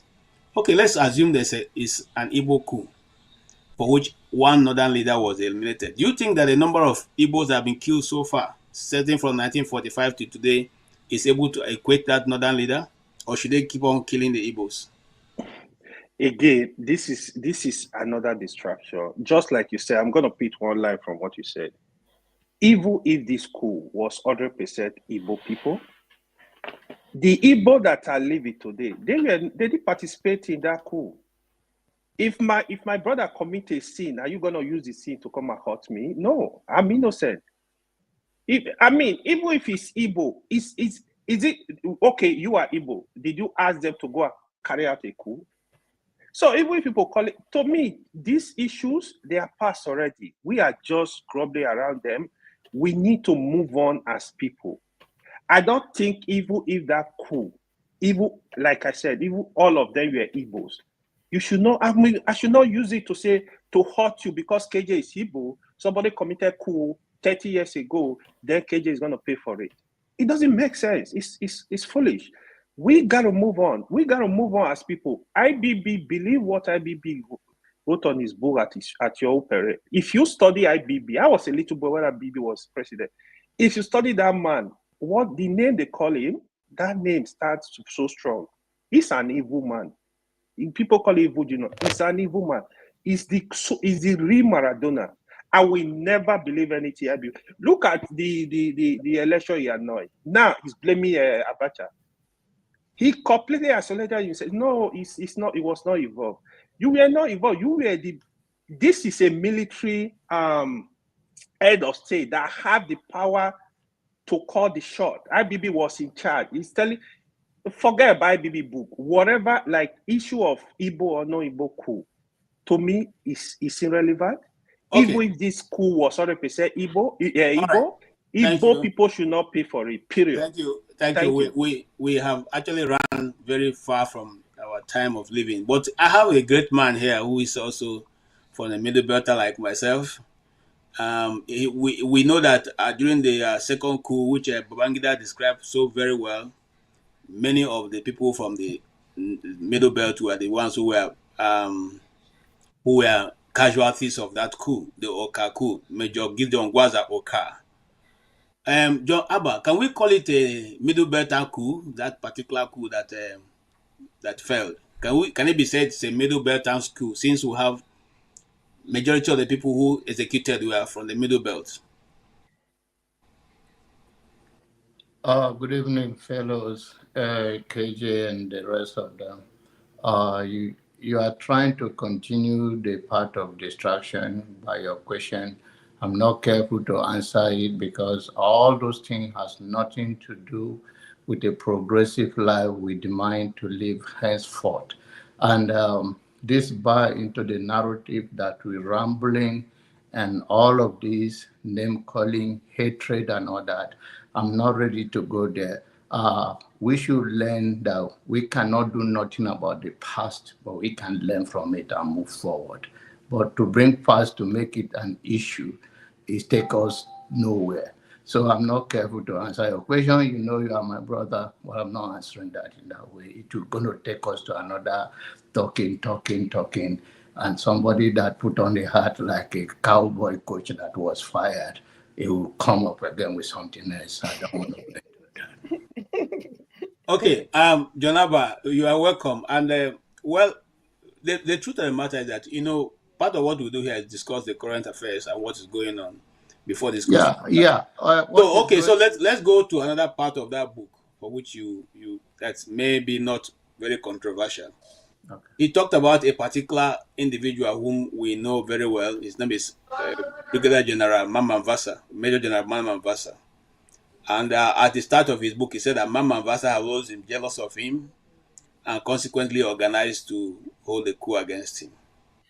Don't know what I have to say about it yesterday. It's only a country of ours and people like us that think that way. Babangida have done his own evil to the country. He committed crime, he admitted it. He was celebrated and billions was raised.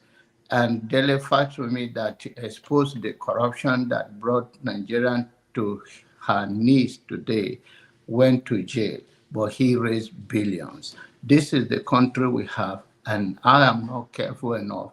I don't, Babangida, if you ask him to be telling you story till tomorrow, I don't think that man have a way of telling truth all his life. And he has served his time, and history will judge him for who he is and whatever he put in that book. I'm not particularly about him again, but how do we move forward knowing all of this, and how do we live for our children, and how we work together as a people to build the society that we deserve. Also, he said that it was Mamman Vas. He said it was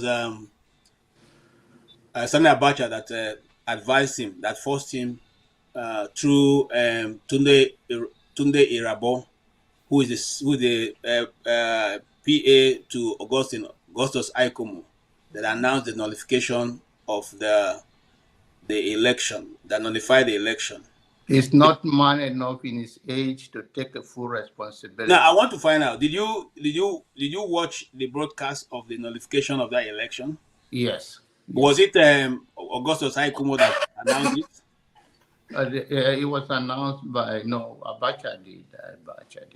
No, but it wasn't. It was. I thought that broadcast was made by Babangida himself. No, it's not.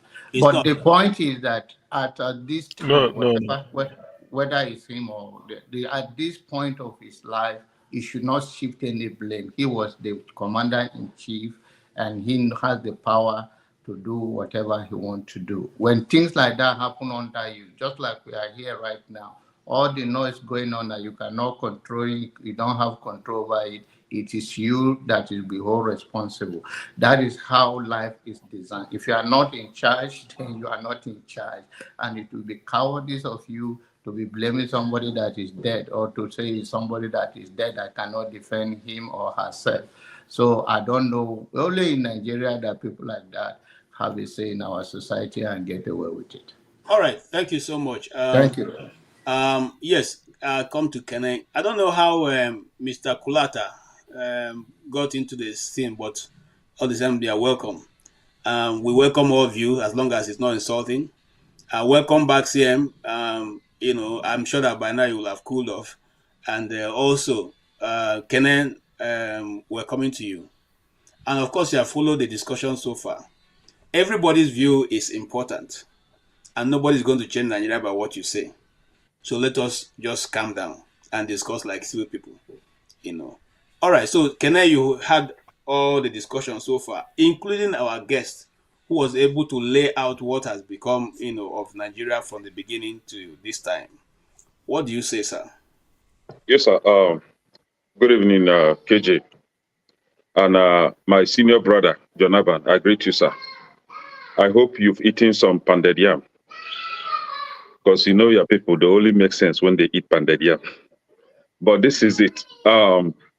We have a saying in my place that onye ufuobi na kankoso, meaning a hater will get as fast as, will get old as fast as that of a bat, bat, B-A-T. You can't differentiate a young bat and the old bat. They look the same, very old, tattered. So haters always look like bats. And if you watch out, I don't want to call anybody's name, you see that they have something in common. They grow older than their age. That is what you find out. See, you can't force anybody to love you, right? Even with IBB's confession that the coup wasn't an Igbo coup. T.Y. Danjuma's confession that the coup wasn't an Igbo coup. And a lot of other confessions.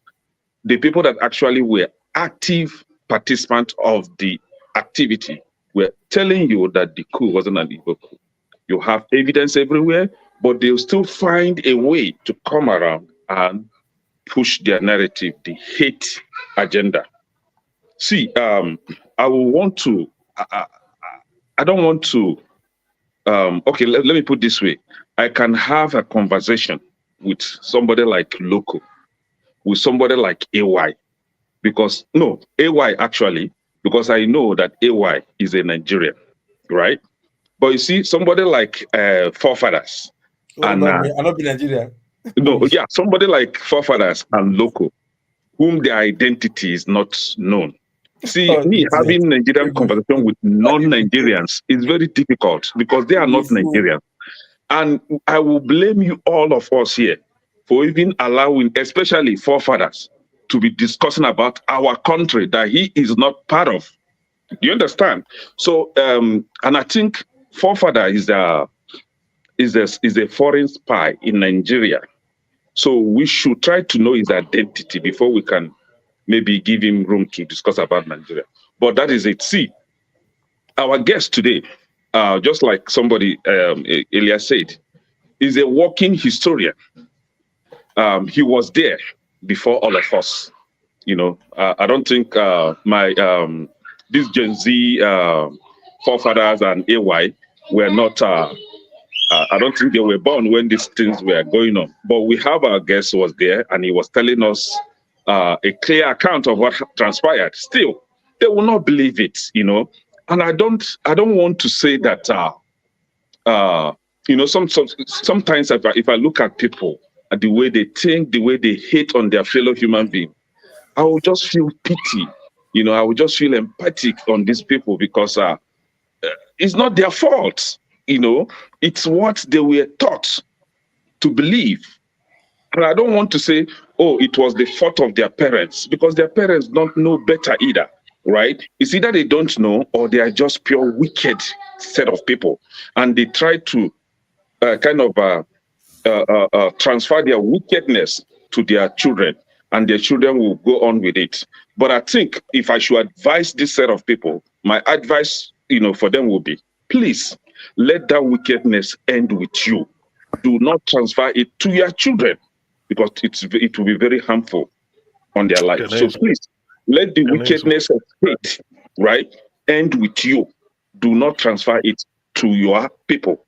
On several occasions here, when things come up against any ethnic group, somebody like me, somebody like CM, somebody like Pansat, somebody like, where's this guy? Oh, I don't think he should, I've forgotten his name, will always come and condemn that, regardless of whose ethnic group it was, meted on. But we have one particular set of people with common identity. They always hate on Igbos. That is fine. It is not their fault. Last time, the military invaded some communities in Delta State. We all condemned that.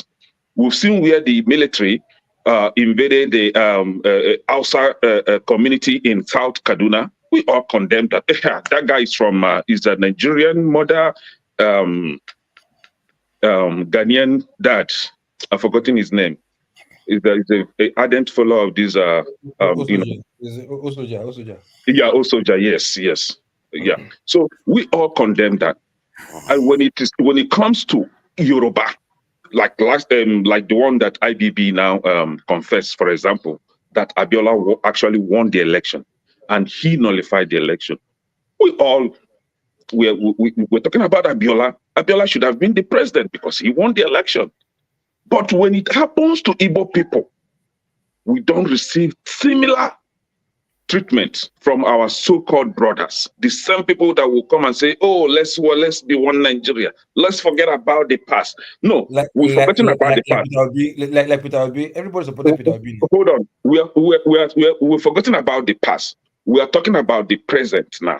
The present is that you are still not giving me the same love. You are not giving me the same love that I've given to you, that I always give to you, right? But like I said, I wouldn't blame AY. He's just a baby they're parading around. And I wouldn't blame Loco too well. You know, he's informed Nigerian.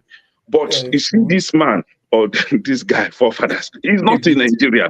Like, so we should learn to live. Me, I can live with any type of person.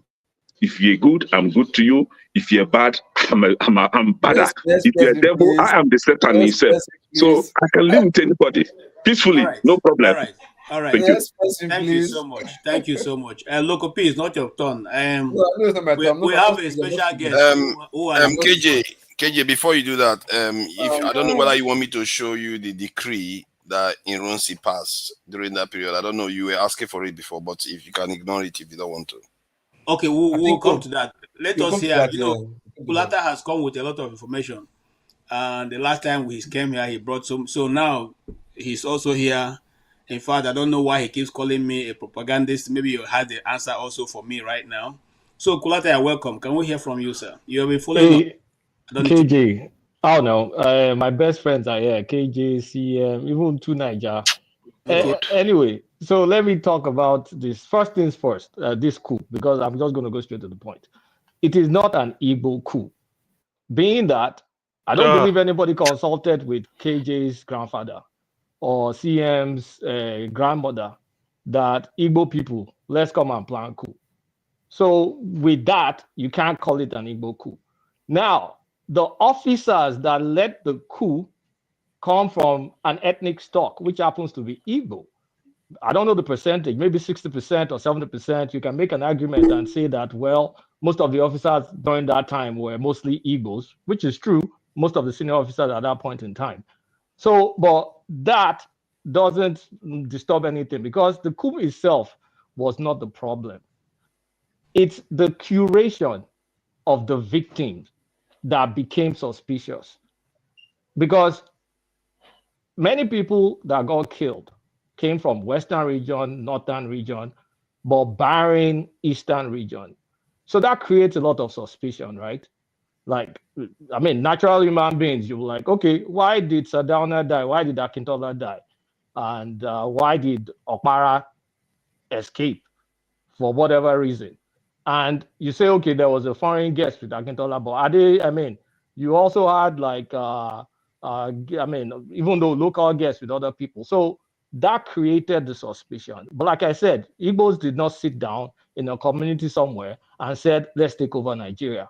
But you had some undeniable Igbo officers with some Yorubas and maybe one Northerner that planned the coup, but they just happened to buy everybody apart from the person from the East. So that's number one. Number two, after the coup, it's very unusual to keep the coup plotters alive. There were even some rumors that those guys were even getting paid their salaries. I wasn't there. You see all these things, I wasn't born. So there are even some rumors of accounts. Those guys were paid their salary, but let's even forget whether they were paid their salaries or not. They were not locked up. They were not shot. We saw what they did to other coup plotters in Nigeria. It's the same Nigeria. They kept those guys alive. And the problem is when you already created a suspicion by not buying, they were locked up. They were locked up. Yeah, let me continue. They weren't killed. When you already buyed other people and you didn't buy the person from the East, and then the officers that perpetrated in it, they didn't buy them too. So people were getting pissed. Now, going to Babangida's book, he clearly said it was being speculative and naive. It wasn't an account of someone involved in the school because the guy just joined the army in 1962. That was 4 years after. It was a junior officer. He wasn't involved. And the next page, he immediately said, this is all speculative and I am naive. On the flip side, Babangida, being the Maradona that he is, also now said in one other page, if I'm wrong, someone call me out. He said it took an undeniable ethnic coloration. This same Babangida, the same book. In the same book, he also talked about Igbo army officers making fun of Northern army officers. Am I lying? It's in Babangida's book. So let's not pick and choose the area we like in Babangida's book. It was just Babangida should be in jail for all the people he killed, including my friend's dad. So let's not stop all these things. It's the same book that I wrote all those things, but we want to cherry pick one part from someone not involved in this. So what I'm going to say is none of us were involved in the coup. Like I said, there was no group of Igbo association that said, let Igbo come and take over Nigeria. It was just some misguided army officers, largely Igbos, that disrupt the country because since that time, Nigeria has not been the same. And regarding what CM was saying, decree number 8 is the 1967 decree that superseded decree 34, not decree 9. It's decree number 8. You can check it, and I mean, I will appreciate if you can just say you made a mistake, because So when was NBC? No, When was CM, hold on. NBC founded? Hold on now. Just hold on. Hold on. I mean, it's okay if you say it was a slip of tongue, because 8 and 9 are side by side. But I want to reinforce that as long as all your parents, people that are Igbo, I have Igbo family too, they weren't involved in this. I'm not going to call it this, but you can understand where there was a lot of suspicion. Kulata, I'm coming to you now. So, like I asked earlier on, since the Mamman Vasa or Lieutenant Colonel Dinka Oka, Gideon Oka. Yeah, Gideon Oka was mostly of middle belters. Why didn't we call it a middle belter coup? Why didn't you give it an ethnic correction? Since most of them some people did. It's the same. Some people did, by the way. It's the same way whereby you call Fulani herdsmen. Why don't you call it just herdsmen? I mean, why don't you just call it herdsmen? Why do you have to call it Fulani herdsmen? All of us do this thing, and it's about time we stop it. Because that is it is the same logic. People that go into the farms, is it all Fulanis that buy people? Is it all Fulanis that are Bororo? What about 60 Fulanis? How do you think they'll feel? Hold on. How long did it take from the time of that coup and the time of the execution? How long did it take? Do you remember? The time of the coup, what execution? Execution of who? The execution of the coup. The planning of the coup and the execution. Yeah, not the execution. No. When they caught them and when they executed them. Hold on. I want to give you. I want to clarify now. Okay, hold on. The coup plot and the time it failed, and from the time it failed and to the time they were taken to the firing squad, how long? Do you remember how long it took? That was in the 90s. I was in university then. I can't remember. If you can remind me, I can't remember. But I know I can't remember. But there's none of those things that took less than 6 months. Go and check, because the first of all, I really don't remember. I have to check. We investigate, and then they will take them through court martial if it's done properly, and then through that court martial, you all have your own lawyers. Some of them have military lawyers and all that, and then through that process, when it's finished, it's taken to the Armed Forces Ruling Council that approve whether either accept the judgment or otherwise. So let me ask you a question. I'm simply saying that if you say that some forefathers kept saying that Aguiyi-Ironsi didn't take any proactive step towards it left them alive instead of immediately executing them, you have to first and foremost give them a fair hearing, and that's what all of them that I know have that through the Dimka's coup, they are all taken through fair hearing. The second coup were all taken through fair hearing. That is the one that didn't succeed. The ones that can I ask you a question? KJ, please, can I ask one question? Yes. Let me those who killed the head of state. Hold on, those who killed the head of state, what was done to them while he was on official duty? They were giving. Let me answer that question, please. No. Let me answer it. Let me answer it, please. Let me answer it. Those that killed Ironsi because Ironsi was a cockroach, those that killed him get all you well. Look at T.Y. Danjuma today. Major Adamu and what is it? Adamu Aguiyi, forgotten. They were all given. They became generals. They weren't tried at all. That was a coup. They all became generals. Look at T.Y. Danjuma today. But people are quick to refer to 6 months earlier where weren't they tried. If you feel that somebody made a mistake, you correct it to show that this is how it's There's a difference, excuse me. Hold on, please. Why should I hold on for you? Just hold on. I know now. I'm answering. Let me answer the question. Let me answer. I know. Let me answer. After answering, then you continue. Let me answer the question, because this is their tactics. Why is it that somebody who killed? You are number one. No. CM. You, Kulata. You are coming here. No. Okay, wait. Wait, down, hold on. Yes, calm I'm down. coming. It's Yes, not collateral that yes. is the problem. Neither I'm, is co- I'm coming. I know, but let me make my point. Let me make my point. This is the same Kulata who said that Nigerian Broadcasting Corporation was Decree 9, 1967. Is it not What is Decree 8 1957? and 9? Coming here to talk nonsense. And coup plots in Nigeria. I think there was a question KJ asked. All right, I want Let me to answer the question now. I What is want all to this take CM control about? again. Thank you, CM. What is all Thank this you for the CM about? interjection. What is Thank you. all this CM about? Thank you. Calm down. Hey, let's calm down, please. Let's calm down. We cannot listen to one another if we all speak at the same time. All right, Answer the question, let Kulata finish so we can move on. Kulata, just hold on for a second. KJ, when you said something about coup plots, when they generally execute them, in Nigeria, it's a few months at most, generally. And in the case of, I think, Dinka, not a lot of coups have failed in Nigeria, which is quite interesting. But in the case of Dinka, it's a few months before it was executed. Instead, in the case of Nigeria, in the case of 1966, Nzog was transferred to the east in March. When the coup happened in January, he was transferred to the east. That argument you're trying to hold is not going. It's not holding. You know why? It's not an argument. It's a fact. The argument, whatever fact you're trying to put forward, is not holding for two reasons. If it was because the Igbos want to take over power, why then did it take two Igbo men to stop the coup from happening? No, I didn't say Igbo. What did I say just now that implied that? I just said regarding your statement regarding coup plots. The argument calling it an Igbo coup is because they've said that the Igbos want to take over and dominate everybody.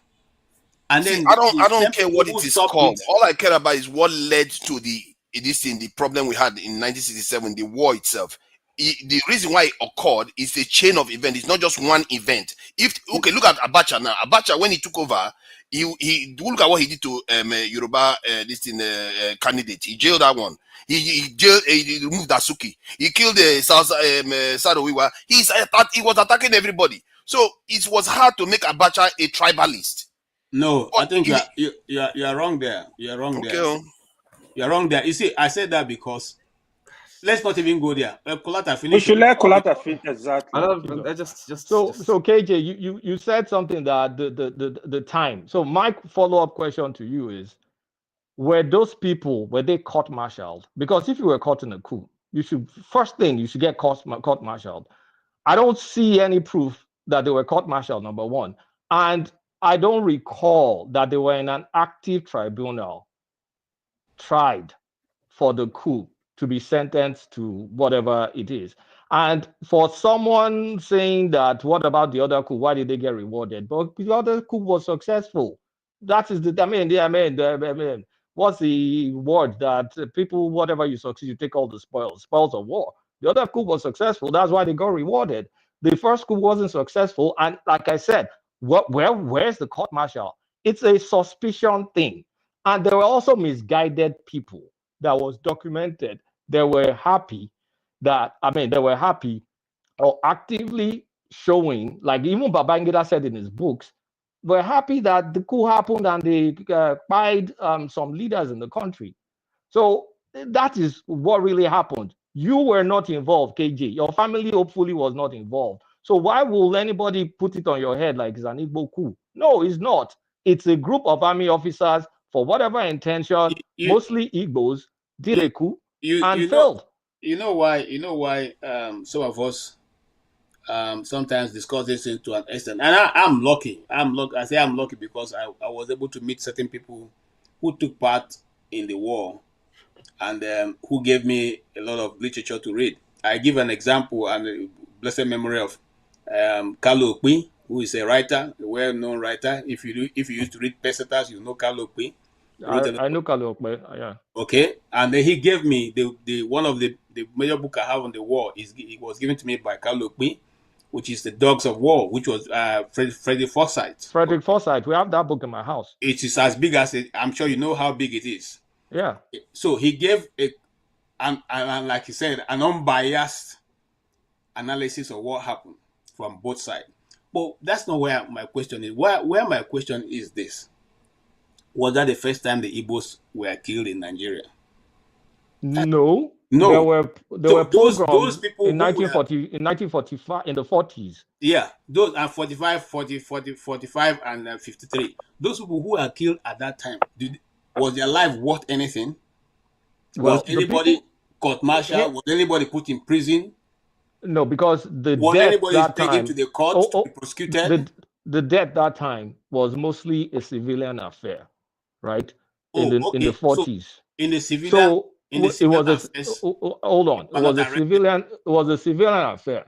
Now, whether the British were under control, even in the northern region then. So I don't know if they prosecuted people. I want to believe any law enforcement person, British or not, should have done something about it. But did it happen in 1945? Yeah, it happened. Now, in the same 1950s and 40s, I'm trying to bring out why you have this suspicion. Zeke said he wanted, I don't know, I'm just paraphrasing here. So if anybody has a correct phrase, correct me. Zeke did say he wanted a one Nigeria, whereby the Igbo race will dominate, will rule over it or something. Like I said, I'm paraphrasing. So anybody that has the correct phrase can have at it. But that happened. I'm just trying to show where there was suspicion. No, So I'm not. you are wrong. You are wrong. I'm not wrong. I'm not No, you are wrong. wrong. And you know Anybody that why? has that. What did the Sadwana say? Hold on. What did the Sadwana himself say? We know what the Hold on, Sadana said. hold The on, video is out hold there. on. I have a video. Sorry, I have a KJ, video. KJ, Hold on, Oti, hold on. I have a video. And like I said, as a little child, I met most of the northern politicians by providence, not because anything. I met most of them. I have a video of the Sadana talking to Hausa students when they, Awolowo, Nnamdi Azikiwe, Sadana, they went to England for the conference of the independence. At the break, while the rest of them were busy discussing at that, the Southerner went to schools to meet with the northern students who were there and was telling them in Hausa what they were supposed to do when they come back. I have that video. So it's not what you're saying is not true. No. What I'm saying is true. What you're saying doesn't mean. Right from that time, they already said what they wanted. Here's the thing, KJ. Two truths can coexist. No, okay, so let me ask you a question. Hold on. Let me make this point quickly. Saldana said nasty stuff. There's a video that everybody even seen talking about. Why are you not saying it? Why are you concerned with what Zeke said? Excuse me, please. I can play that video, so don't push me to that video is there. Why do Everybody we knows always that want stuff. to hear only one side that we like? But you want to hear the other side? At the same time, Zeke too made some statement that made people suspect because he alluded to Igbos kind of like dominating the space, and people had some concerns about it.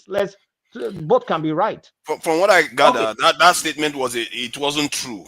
That it comes from a thesis that he released in 1933, if I'm not mistaken, where he said tribalism is a harbinger of national disintegration. There is no denying the fact that some of us belong to different ethnic groups, but Nigeria belongs to all of us.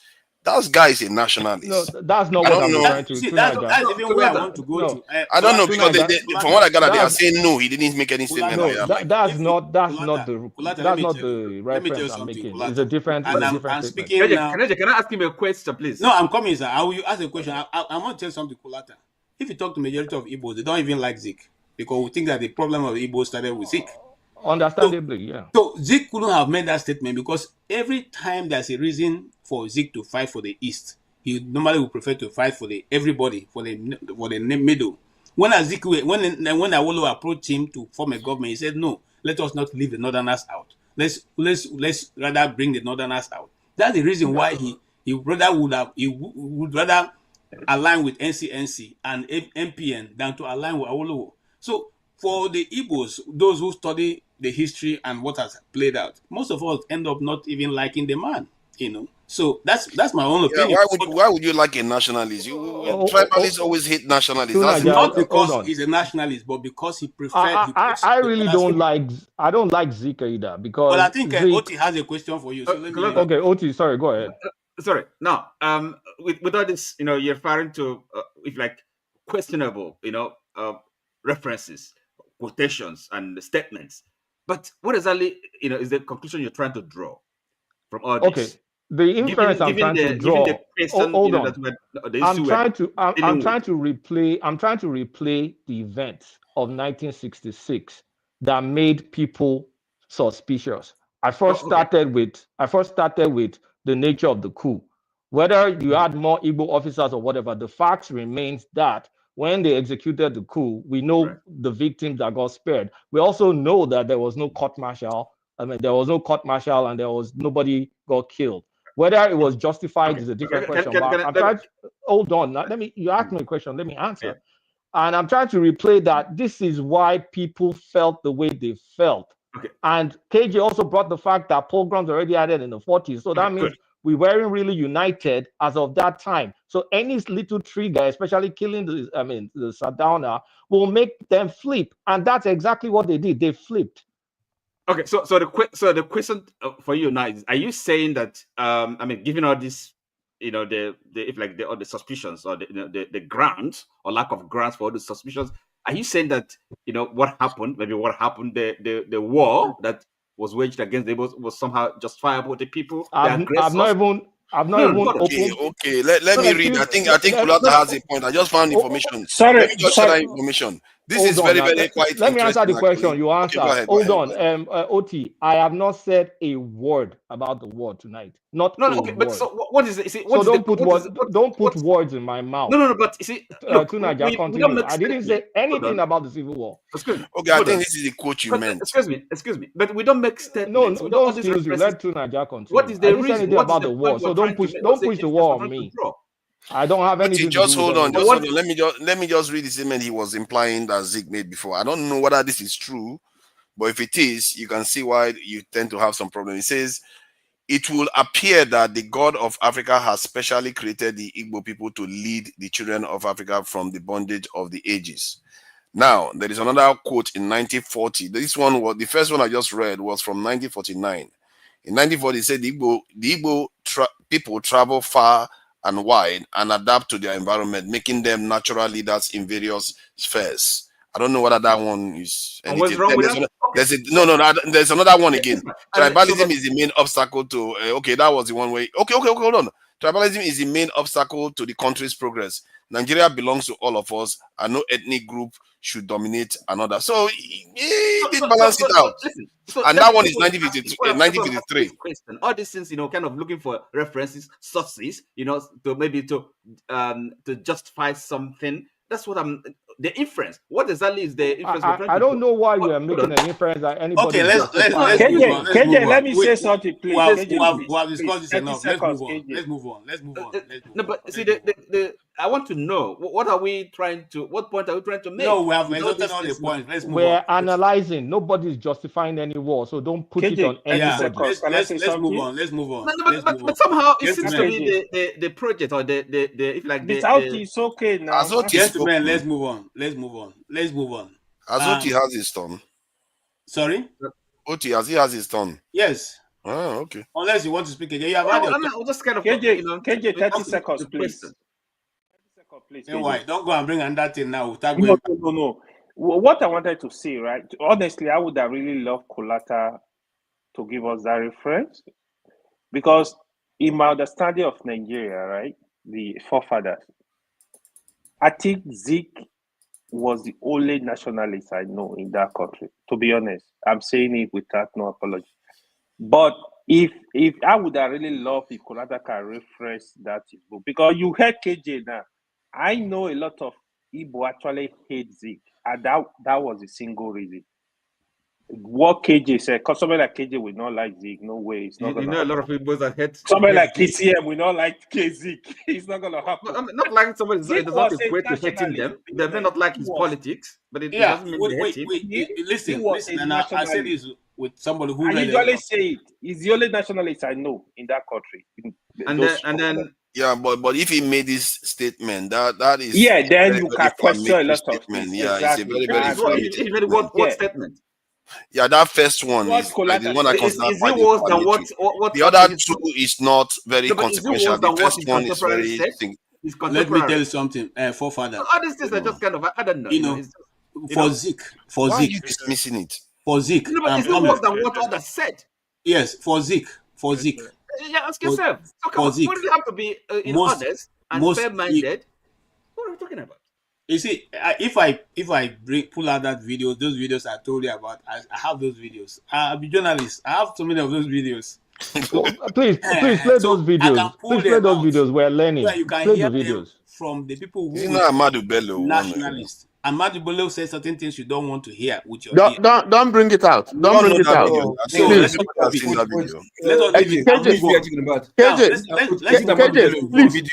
minute. KJ, please 1 minute. Okay, you asked a question about Maman Vasta. Yes. There is I saw I saw a caption. I saw a caption on the news magazine where Donkat Bali was saying that Babangida lied. I mean, you know, Donkat Bali and Babangida, they're never in good terms. Donkat Bali said that Babangida has had hatred for Maman Vasta, and that, you know, he was kind of exonerating Maman Vasta. It's on the front page of the news. Maybe you can Google it. It's there. Yes, so. I agree with you that I also know when that rumor was carried that Maman Vasta, Donka Bali, who invariably I don't like very well for one reason. Yeah, I said that because he was one of those who edged out a bit OQA. Anyway, Donka Bali made it very clear at that time that there's not enough evidence against Maman Vasta. And so he does not agree with that sentencing. He didn't agree, and he has constantly said he didn't agree with that move. Okay? It was just like pulling your enemy in just to make sure you get rid of the enemy. And also, the rumor have it that the family of Maman Vasta couldn't find his dead body even to this moment. So nobody knows exactly. I'm not saying I'm quoting anybody. I'm saying this was the rumor at that time. They couldn't find his body among the other bodies. So they couldn't give him a proper burial. Whatever it were, that is history. The truth of the matter is that we should be angry. My own take on the whole thing that I felt so pained. In fact, it was like pins were choking me when people were clapping hands because one I don't want to use foul languages. One man said, I take responsibility. For what? Exactly. What does that even mean? Are you gonna commit arakiri? What does that even mean? I take responsibility. I go home and sleep. What does it mean? What does that even mean? I take responsibility. Kulata is here. Bestly, he's an Englishman. Forefather is here. Please tell us, what does it mean? I really don't like that term. What do you mean take responsibility? You waited until you are old age. You are about to leave the world, and you take responsibility. What does that mean? Sorry, Forefather. KJ, ask yourself, if Abacha was alive or dead, will he say Abacha? That man should go. Listen, this is so annoying. It's disrespectful. All I'm going to say, they should go and tell us what it means by all I'm going to say is poor Abacha, and that's speaking volumes. Poor Abacha. Everybody is dumping on Abacha because all the refugees on Abacha said, but not like Abacha was not a bad guy. But Babangida, I think Babangida fired more people than Abacha. I don't want to say a personal story of mine. I said it on another platform. I'm not going to repeat it here, especially without my face showing. I personally was affected. My friend, his dad was spied. His dad, I went to a military school. His dad was spied. I went to school with some of the kids of these people, even though it was a government military school. My friend's dad was spied for not even being involved in a coup. They spied him. I wonder how he feels now. I'm actually going to contact him. How it feels now for Babangida to come out and say this nonsense. I felt, I mean, it's stomach churning, especially if you were with us in the 90s, that our schools got disrupted because of this idiot of a fucking guy. Sorry for my French. So it's now, Kulata, you can feel what I felt when I was talking about my biology teacher, Mrs. Ben Ekele. Ben Ekele was a group captain. Ben Ekele was one of the best MiG pilots ever. You know, who the Russians were ready to pay for, to take him over, and they refused. Do you know a generation of army officers that this guy murdered of the in best, crash? Some of the best. Don't mind him. Officers. He's coming here. People are clapping, listening, and they are clapping for him. Very annoying. I swear, very annoying. He actually let's It's just like the other time when he came out, he went to contest for president. That man should just ask God for forgiveness and just shut him mouth. So let's very annoying. Well, Loco, I'm coming to you. What does it mean to say I take responsibility? Deflection. Oh, deflection. Yeah. So why were they all clapping these, hands? yeah, Why all were these they razzmatazz, yes, all these razzmatazz I think has been going on. Blame me so that I will take it to the grave and you will live in peace thereafter. That's okay, for so me, that's just deflection. I ask this question again, as I'm trying to round up this topic. Mr. Ike, is that enough reason for us to forgive him for all his crimes? Remembering that it was IBB's era that this settlement settled him. It was his era that they came from. So is it enough that he takes responsibility for all that happened in Nigeria to the time he led for 8 years? I think the healing process of IBB should have started a long time before the launch of his book. The healing process, I mean, is starting with Abiola's family. It would have been a very long process before now, right?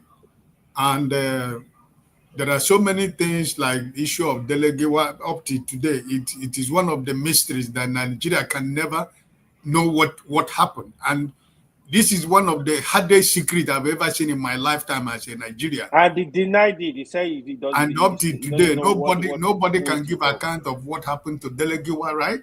So for me, KJ, honestly speaking, I think that for everything this man and his group did in Nigeria during their time, what is the difference between what Buhari and what this present government is doing now? What is the difference? The people that have died for 8 years of Buhari's administration and the people that have died in this present government right now, people that are dying innocently, people that are disappearing in Nigeria right now as we are speaking, people that are losing their life every day. It's the same blood that we are sharing, right? So people are saying, like everybody said, arrest him, put him in. Who is going to arrest him? The whole people that are there, who is going to arrest who? Who is going to arrest Babangida in Nigeria right now? Who? That's 1 million. We have to be honest, my brother. No matter how painful what this man and his group did, but the question is this: who is going to arrest him? Which Nigerian man that his hand is clean that is going to arrest Babangida? Because he connected everybody. He saw it in the hands of everybody. He'll bring you, make you what he want to use, commit you, you commit one thing, he push you aside so that you will continue to support him. So when we talk about arresting this man, who is going to arrest him? Look at the crop of people who surrounded the table, right? Who is the person? What I said on Saturday is this. My own personal opinion. Abiola should be recognized as the former president of Nigeria, and every entitlement that all the past president of Nigeria is enjoying, he should begin to enjoy it with his family. No, it doesn't work that way. I'm coming. This is my opinion. I'm not telling you that that's what they're going to do. I think it's only fair. I think there's logic in that. Allow me to finish. Why don't you allow me to finish? Okay. I've been quiet all this while. Everybody, yes, we please, have been arguing go ahead, Ike. Go ahead, please. I said it's my own personal opinion. Because now that, even though we know, but now the man in question, the brain behind everything, even he went as far as bringing the result and numbers and how Abiola won the election. So if it is true, then whatever entitlement that, because now he's a late former president. Because Babangida, he was never elected, but he's called a president. Abdul Salim Abubakar was never elected, but he's called president. And he's building a national library, which is not an elected president, but he's building a national library. Where have he ever done? Where is he done? So we have to be, sometimes you have to be honest. You have to just face fact, right? So my point, my personal point here is everything that this man did, there are people that did that thing with him. Most of them are still alive. Some have died. Where do we get the fact? Now he pushed it to Abacha. Abacha is gone. Where is Abacha to defend whatever this man is saying? And there are so many few people who are still living that he used, perpetuated all this crime and all this criminality and all this heinous crime. They cannot speak because he soiled the hands of almost everybody. Maybe if Mustafa would have still have something to say now, he's still alive now. Mustafa. Yeah, Mustafa was a little boy, man. I think that point that Ike made is a very powerful point. If he was made the former president, that would be a very good way of. Can you guys allow Ike to end, please? He has been very quiet. Let me ask you a question. Let see. Now, if you make hold on, Oti, let Ike finish. Ike, finish your point. But I have a question for him. I have a question for him, please. Okay, ask him the question so I can finish. Now the question is this. Because I have something to add to what you are saying so that it will make more sense. Let me ask you. Okay. Now, if you make Abiola former president, for what period? If you're writing a history, make president for what period? For the period.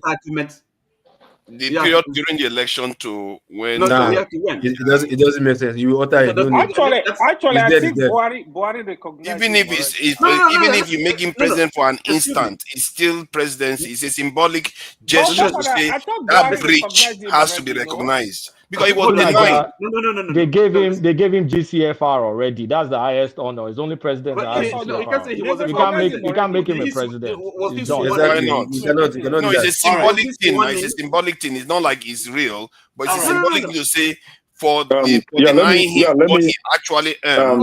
Let me ask you this, right? So we had he said he's gonna get all his entitlements, okay? Family. So that's the question. Then they deserve it now because it was denied them. And then he said symbolic. Yeah, KJ. No, symbolic in the sense that even if it's not the real president, in terms of actually run the country. He won an election. He wasn't sworn in as a president officially. Okay, but symbolically he did win that election. All right, guys. He got the highest honor already. I don't know Hold on. We can't be talking. How is honor the presidency? Let's hold on. Okay. Ike, I'm coming back to you. Yes, Mr. Can you have 30 seconds? Okay, thank you. So a coup that was led by Major Chukwuemeka Ojukwu was named Igbo coup, and people were still in denial that it wasn't Igbo coup. But let's put it this way. Chukwuemeka Ojukwu led the coup with other military officers. Among the list of these coup plotters, I could only count 2 Igbos, Chukwuemeka Ojukwu and Major Ifajuna. These are the 2 Igbos in the coup. Every other name there aren't Igbo names. We have Adewale Ademoyega, is a Yoruba man. We had Adeleke, Yoruba man. We had Fola Oyewolo, is a Yoruba man. We have Lieutenant Ebiko, is an Isan. We have Tijani Kastina, is an Hausa Fulani man. We had Olafe Miyan, is a Yoruba man. We have Captain Gibson Jallo, is a Bali man. We have Captain Swanton, is a Middle Belt man, John Abbas' brother. We have Hope Harris Eyaya, is an Irubo man. We have Dag Wariboro, is an Ijo man. We had Sela Dambo, is an Hausa man. And we have John Atom Bera, is a Tiv man. So of all this list now, this coup was tagged an Igbo coup. But after this coup, we still had many other coups. I think we had about 9 coups in Nigeria. One that was led by Murtala Mohammed and Buhari. Can we now say that it's a Fulani coup? The one that was led by IBB, can we call it Gwari or Hausa coup? You haven't been Hold on, listen, please. We had the one from one point. It's like you don't learn anything. Hold on. You are very slow in learning. Hold on, right? So we have Buka Tuka Dinka. No, hold on, please. Can you hold yourself? Control your emotion. Control your emotion. We have. Please, can you mute forefathers, please? Can you mute this man? This man that don't have respect for people. So we had Buka Tuka Dinka. Can we call it a Plateau state coup? We had nobody says Gideon that Oka. coup is Hold on. This your nonsense must stop today. We had Gideon Oka. Can we call it a thief coup? And we had one that was led by Abacha. Can we call it a Kanuri coup? Why I decided to make this is to let us know that in as much as we are pushing that narrative that it's an Igbo coup, there were other coups led by people from other ethnic groups. So if you call it Igbo coup, can we now call it those other people's ethnic group coup? Please, let's So move please, on from this. if you are very slow, if you are very slow in learning, if you are very slow in assimilating information, please, I think this will help you. Okay, thank you so much for that had contribution, and that we will conclude. Okay, can I share that this is so that you can see it, KJ? So Yes, for please once you can share see it. that. Okay. Let me just share that because I think I'm surprised that everybody hasn't seen that. Sorry, Actually, because KJ, sorry, I want to sign off because I'm in the office. I want to go. I wish everybody the best of the new week, and God bless you wherever you are. One love. Thank you so much. Thank you. Thank you so much, Mr. Ike. God bless you too. you know when he says one love, he's not joking. He's a lover man. It's all right. It's all right. It is what it is. All right. So that's the coup. That's the this is the Gazette there. This is the actual document. I think some people did the work to scan it. So that's 19 Decree 44 was about. If you read it, he says something about sounds recorded and everything. It's about discrimination and this stuff. Look at when he passed it. 1st of June. Just not very long before he passed. Okay. That's where was his preoccupation because there was division in the country. He had to pass a law for discrimination against other people. Okay. I thought it was going to say the Igbos had organized a music that was singing. Because you see, why I said No, he did address the North. He said something about northern groups. That you shouldn't make this thing against them. Like he was trying to say don't, but he didn't address why would he put Igbo in the decree like that would be because okay, it's you know why I said that forefather is because yesterday I stumbled over. I'm not a member of that thing. I was going through my my X and this group popped up, which was a Yoruba group, and the guy has played Lawson Kanu. That's the name of the. Is it Rex Lawson? Yes, Rex Lawson's music, and was saying because somebody called something one Hausa name there means that they were talking about the Southerners, they were laughing. But when you listen to what the man was saying, the man was talking about goat and cow that are crying or something like that. It was an Igbo proverb. Well, I listened to it. Igbo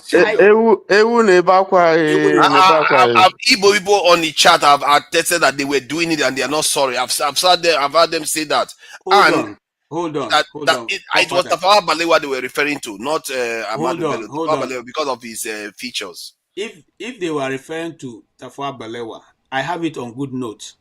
The Tafawa Balewa assistant who was there when he was killed or when he died said there was not one single bullet. Nobody killed him. Nobody shot him. Yeah, but he was taken away because he of wasn't taken away.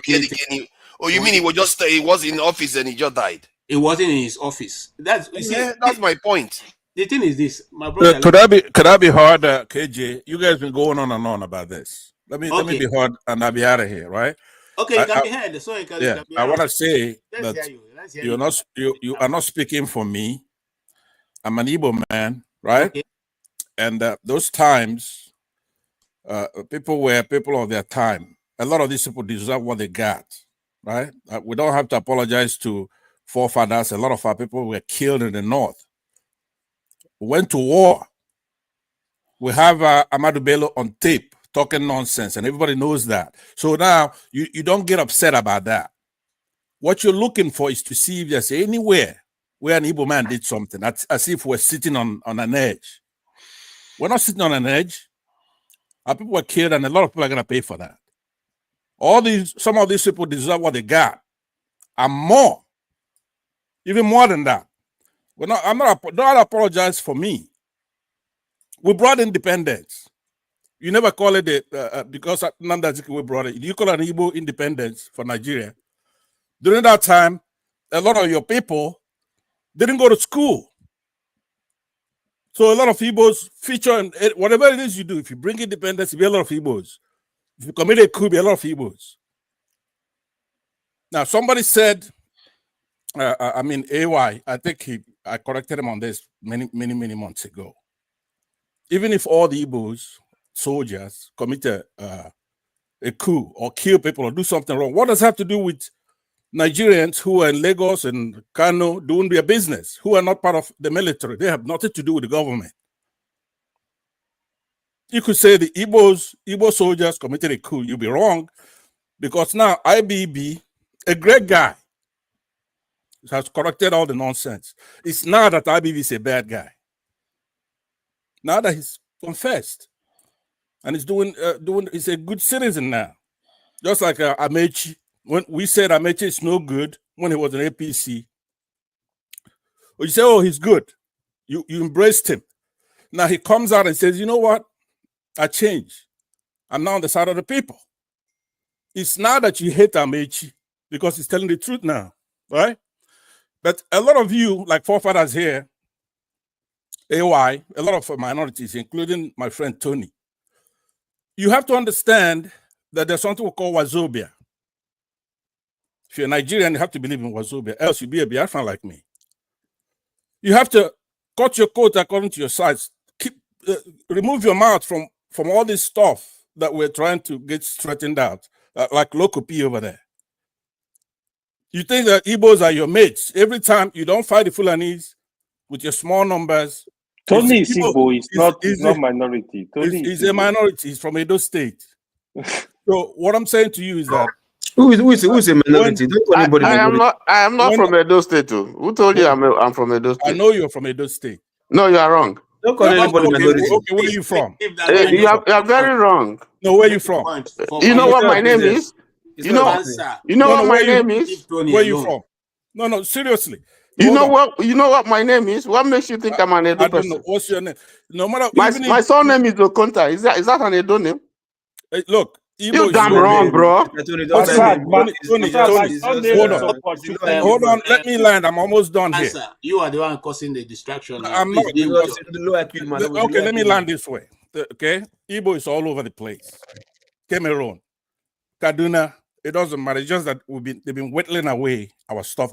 Remember, we're gonna come back to get our stuff back. It's our country. That's the difference between me and Nnamdi Kanu. I want the whole thing. Right? We're gonna get the whole thing. So all I'm saying to people like forefathers, because every night in the last couple of years, you come here, you're talking about Igbo coup. So today, we're talking about, we have IBB with Opa, right? You don't want to talk about it anymore. But what about the ones that we already know the solution? They killed a lot of our people. Fellow Nigerian citizens doing business in Kano. Their neighbors who have nothing to do with government. They massacred a lot of our people. And during the war, when we were fighting their soldiers, they were busy killing civilians, talking nonsense. So if they buy the Saduana for running his mouth, when our people came there face to face, mano a mano, he couldn't back it up. So I'm supposed to feel bad about that. What about those people that got killed, our people? We came over to AY's place over there. And one day we took it over, removed the monarchy there. But we didn't shoot everybody we see there, because they are still our brothers. All right, so right now Pastor, try it again. Come again. I see what you will do to you see, the thing is that you're so backwards. You think we'll come again? We're gonna come with rifles. You never did it before. Don't mind. If we come again, we may have to split the atoms when we come. We split atoms, and we may come down there with things that you don't know about. So it's not gonna be the same way we came before. We're gonna come now because you're ready for us, right? So, you're not going to school, right? Listen to me. You're not going to school.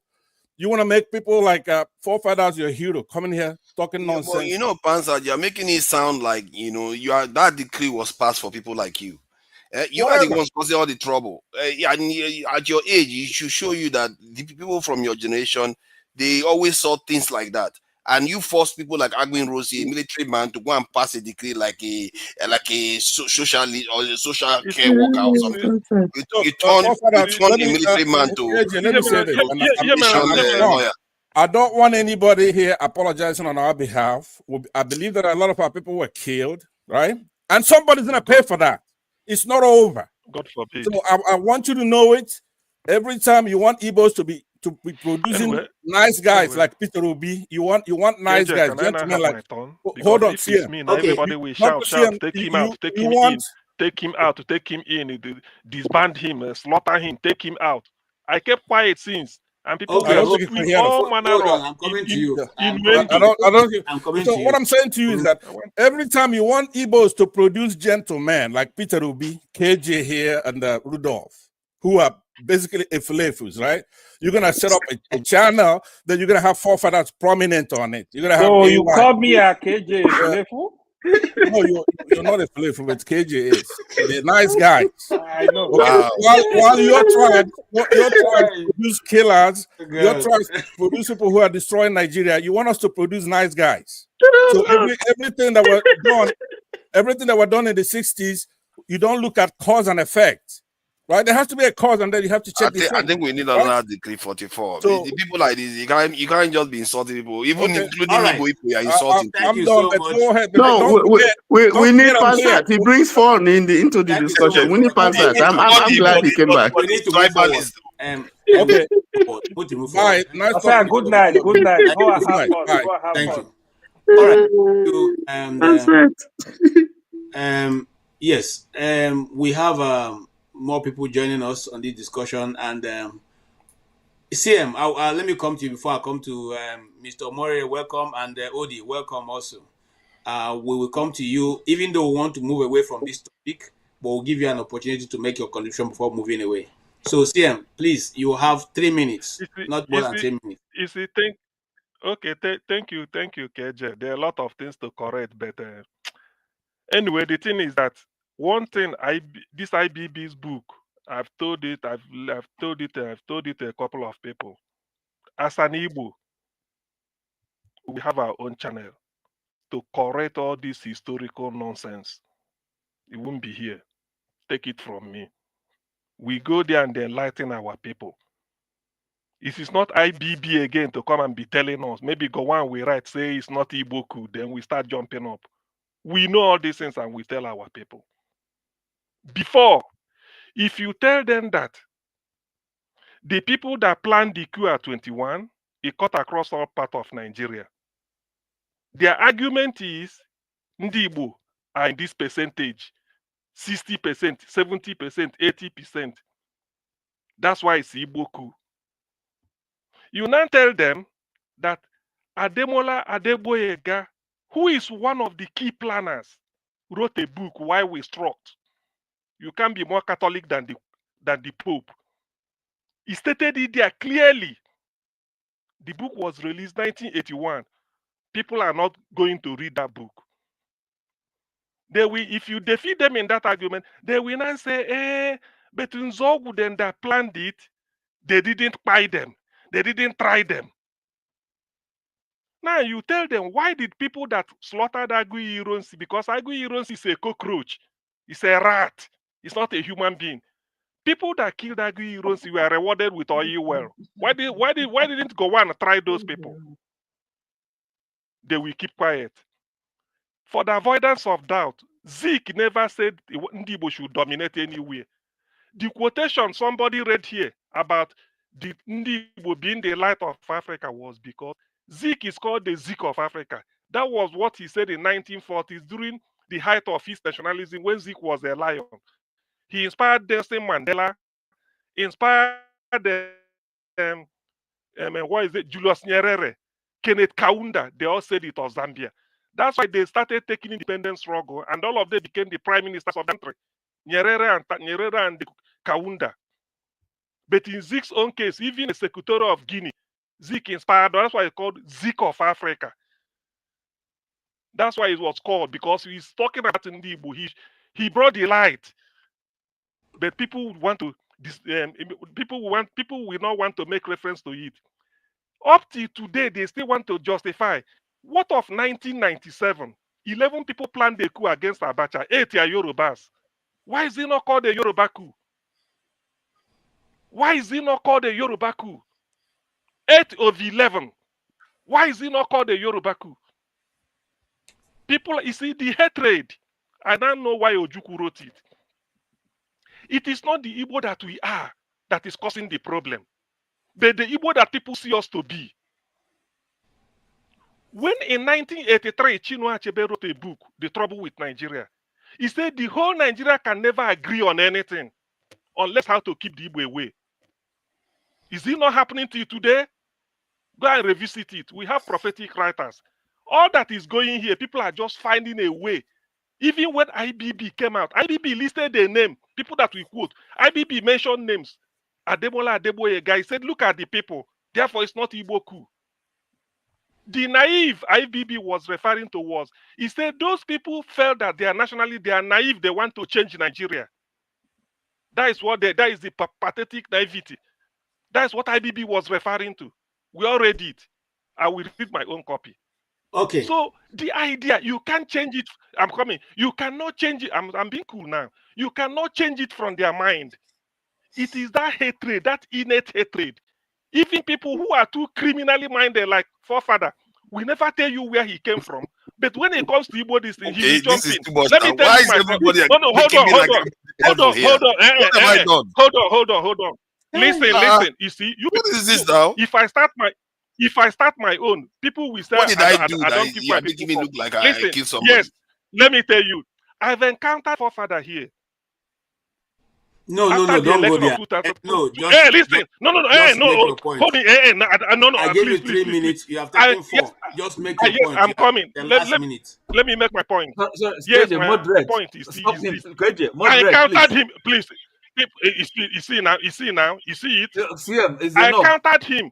He said, excuse me. He said after the January 1966 coup, by February, Igbo released the music with which to laugh at those people, laugh at the people in the north.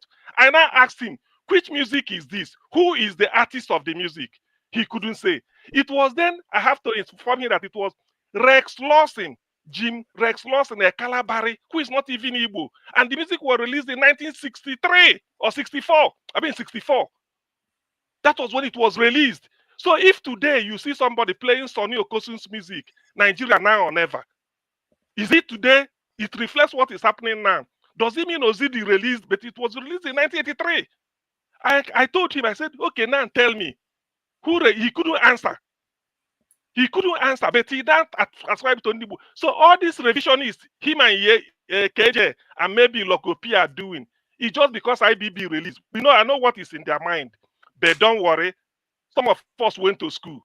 These lies, it can never fly. We open a special channel where we educate our people and tell them exactly what happened.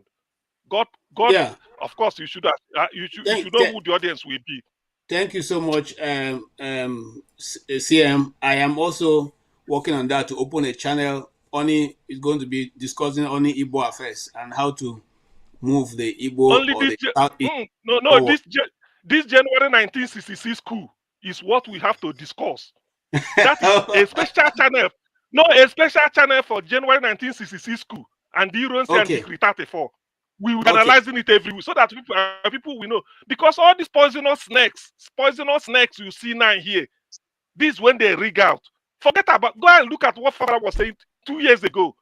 Okay. I have to call him to honor. I say, look, and for the avoider, and let me repeat, let me say this and then go away. It is not that what I cannot say and stand by it. It is not me. I told forefather, I say, forefather, given the choice between you and suicide, I will take suicide. Okay. Given the choice between you and death. So let's move on. Thank you. And we're not going to have that choice because forefather is in far away and you're also far away. We are here to rub minds. None of us, no matter what you say, even the powers that be, when they gathered in Transcorp Hilton, they chop their salad, they drink their wine, they congratulated each other. All of them have stocked in their pockets millions of dollars that belong to Nigeria. They're not daggering each other. In fact, the man who reviewed the book, somebody said he was disappointed his professorship for even going to try and review that book. But he was happy doing it. These are people who ordinarily would not have accepted to do such a thing, but he was there. And the man who ran away because of what he was doing and the overthrow of his government was also now president. And you are all happy together. They were rejoicing among themselves. They've stolen more than enough from us. If you all know that Babangida's house is 50 bedrooms, even though in the last interview he said he doesn't even know where the other bedrooms are. He's only managing one room and parlor. So whatever it be the case, gentlemen, it is not AY that is the problem.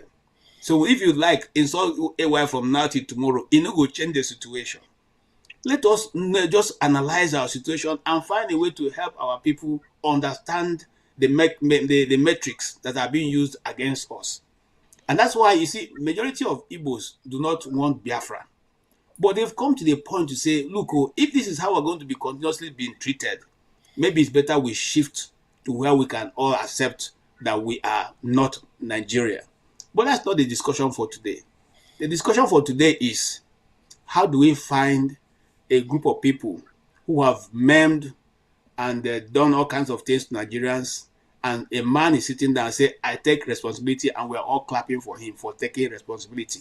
And with that, I want to welcome Maska. Maybe Maska can tell us what it means by taking responsibility before I come to Odi. Maska, all right.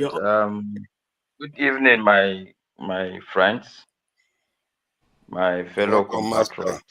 Long time, Maska. I actually, yes, long time. You know, when you find yourself in a place where the music is the same, you need to go out and take a smoke and come back to the same music.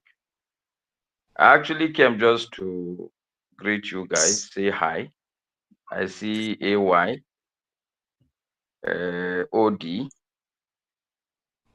I can't, you know, even with my glasses now, the eyes is failing. I can't see the other people. But it's okay. Okay, Tony. Yeah, Tony. I just come to say hi to all of you.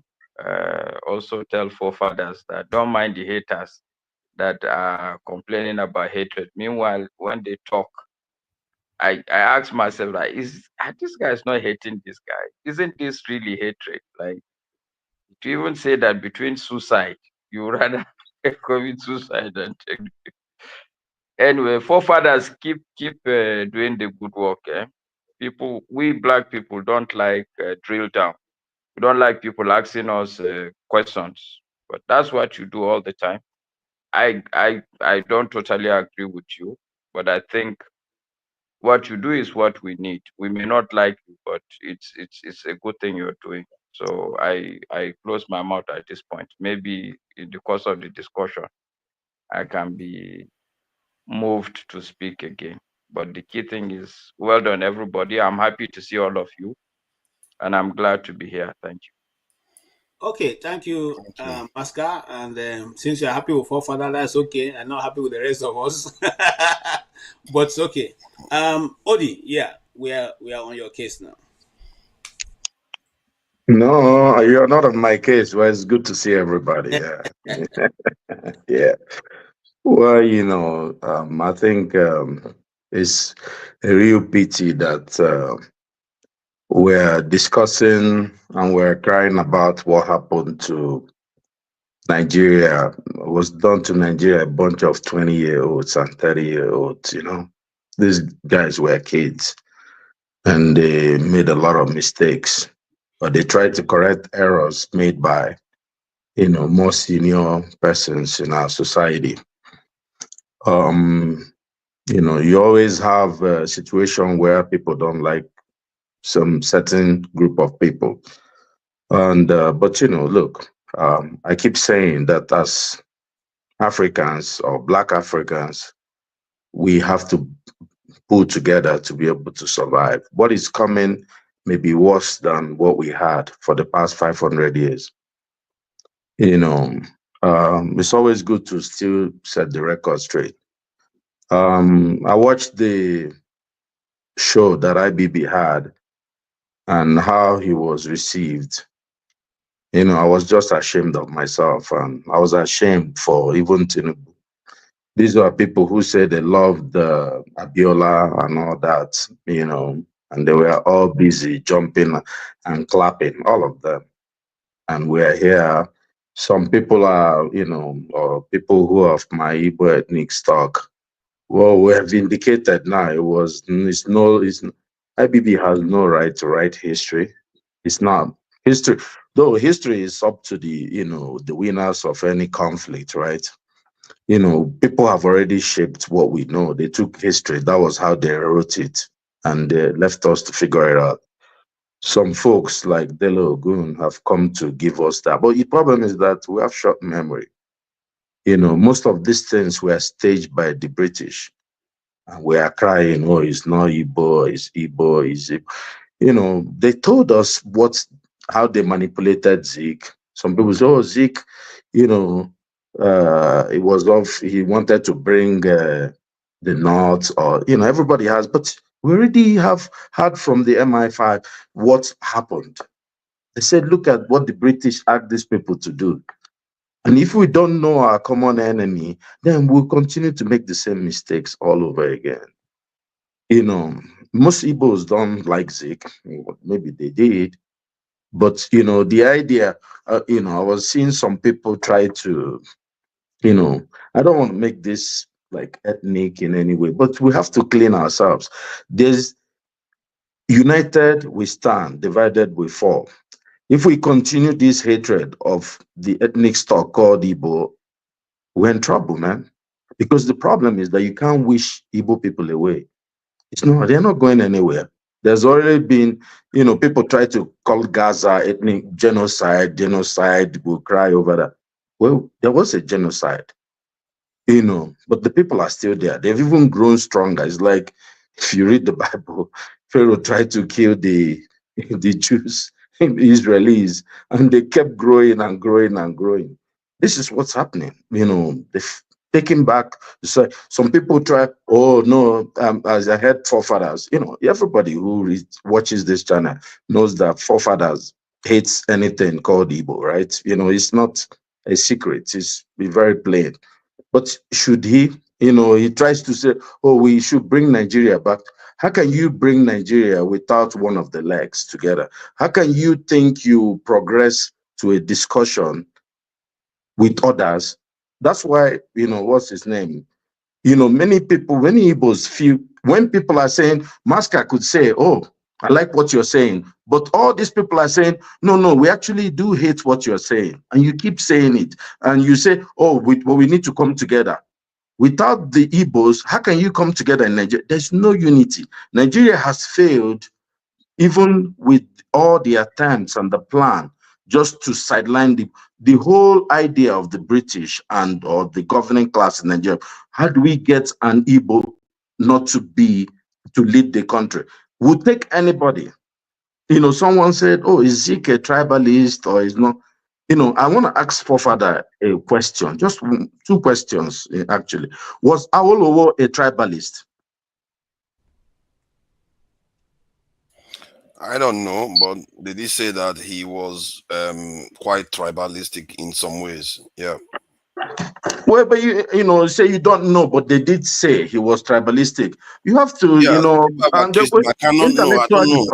I'll tell you what. Let me ask you a question. Okay, what about Ahmadu Bello? Was he tribalist? Yes, he was. I did hear him make tribalistic comments. Okay, was Zeke tribalist? From what let's say, amongst the three, who was least tribalistic? Zeke. Zeke is the least tribalist. That's not the least tribalistic. That's the forefathers. We all know that Zeke is the least tribalist among these three you mentioned. He's the one who clearly is not focused on his tribal enclave. We know that. So why, Masca, thank you. Why, when we are having these discussions, why don't we just say it clearly? Because we know the truth. Why don't we said it clearly now? Let me say, no, you're not hearing it. That's why. No. Well, that's fine. Let me just land on my point. See, look, what I'm saying is that we are all suffering in this country. What about IBB is just a greedy guy that just came in and just said, whatever he said. He dribbled Nigeria. I think most people here, well, maybe not everybody, many of us here were really maybe in a primary, secondary school, maybe some people may have, during IBB time. It was a time of uncertainty. The man crashed our currency in 1988, right, with SAP. The currency was doing well. He's the one that actually led us to the cliff that we are on. And some people are saying, oh, he brought in 3 banks. He built this. This man was a thief. Everybody knows in Nigeria that IBB was stealing in billions of dollars. Now, some people are kind of watching the man to become what he was never. Oil with Ford, they are seeing his pocket. This man should be, who are we really?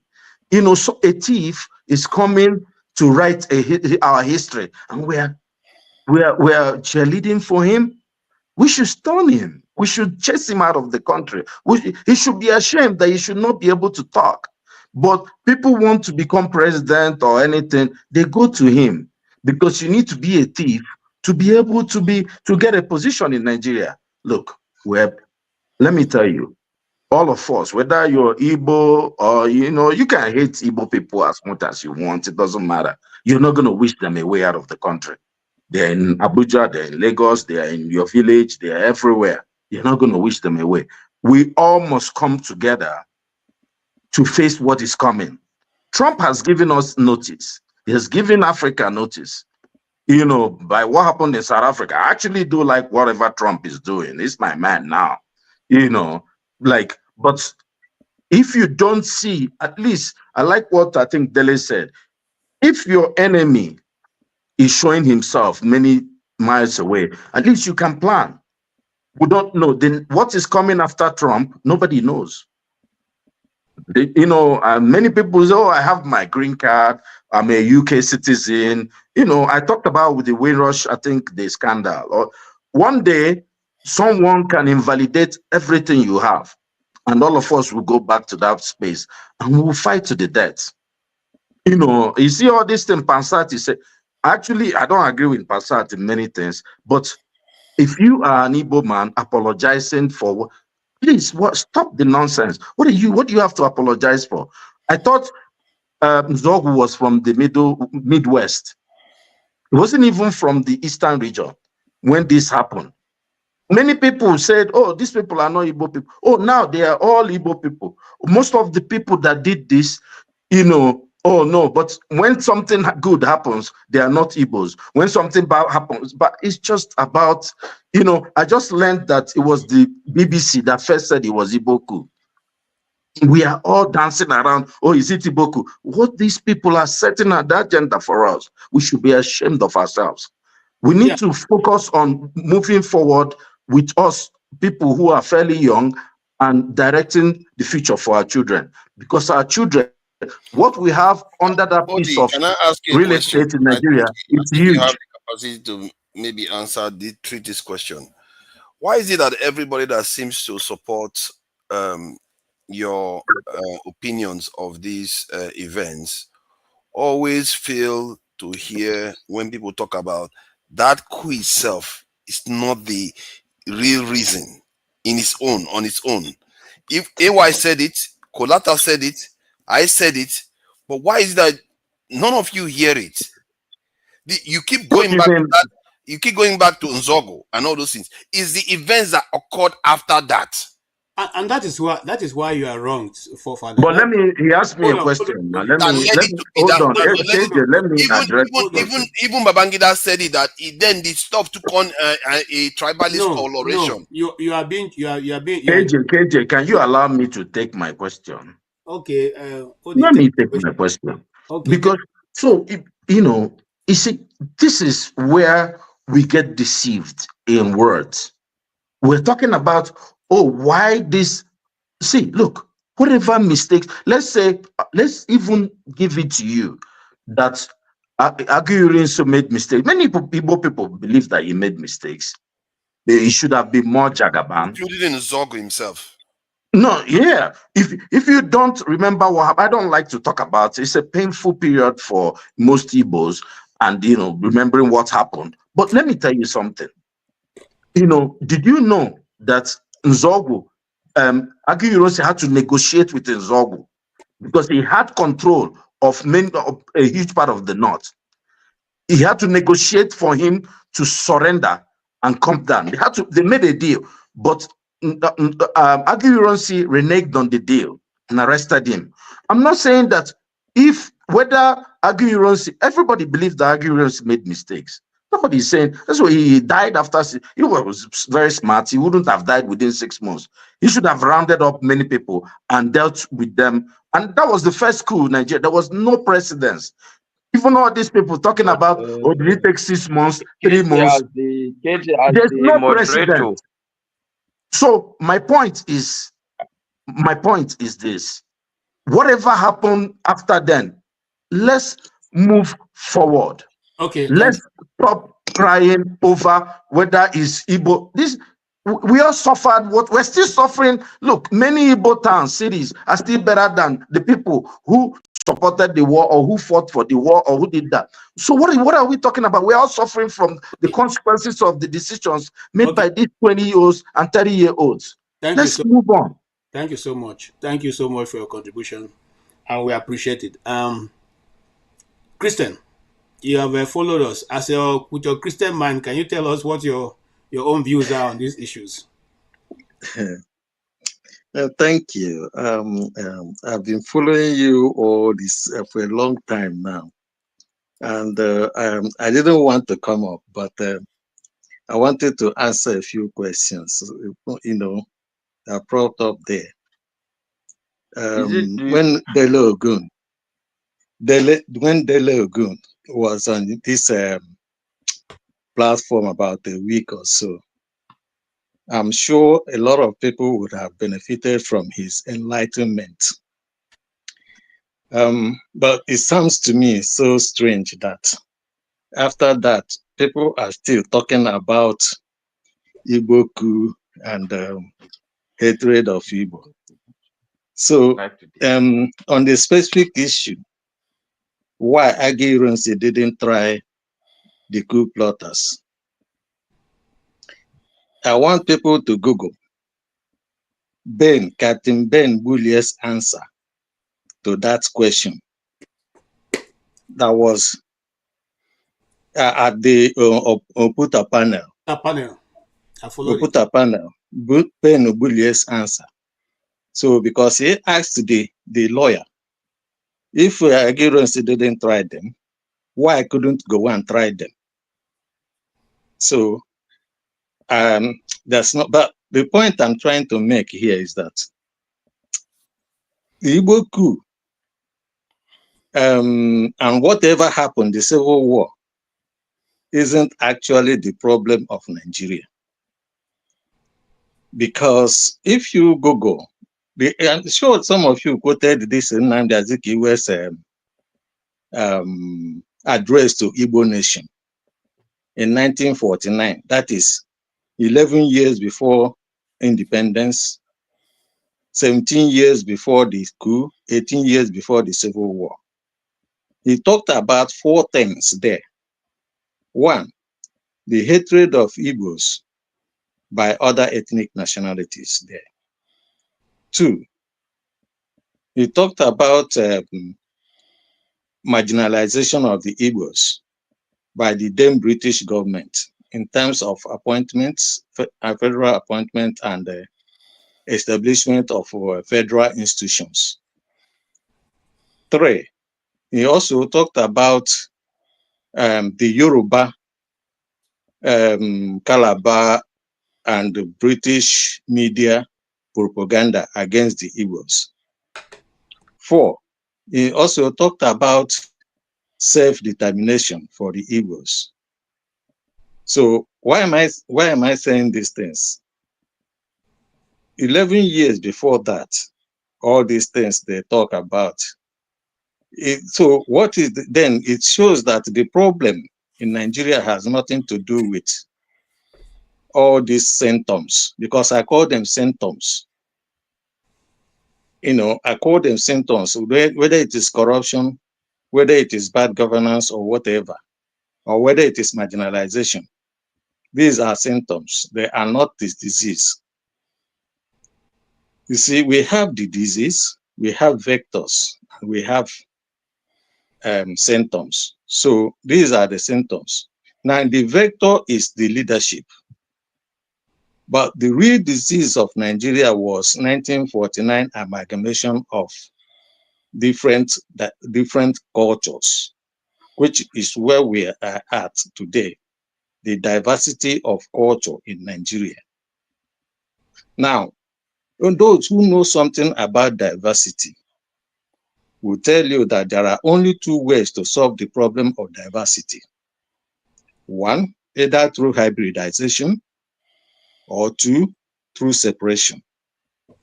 When you hybridize, you get what is called hybrid vigor.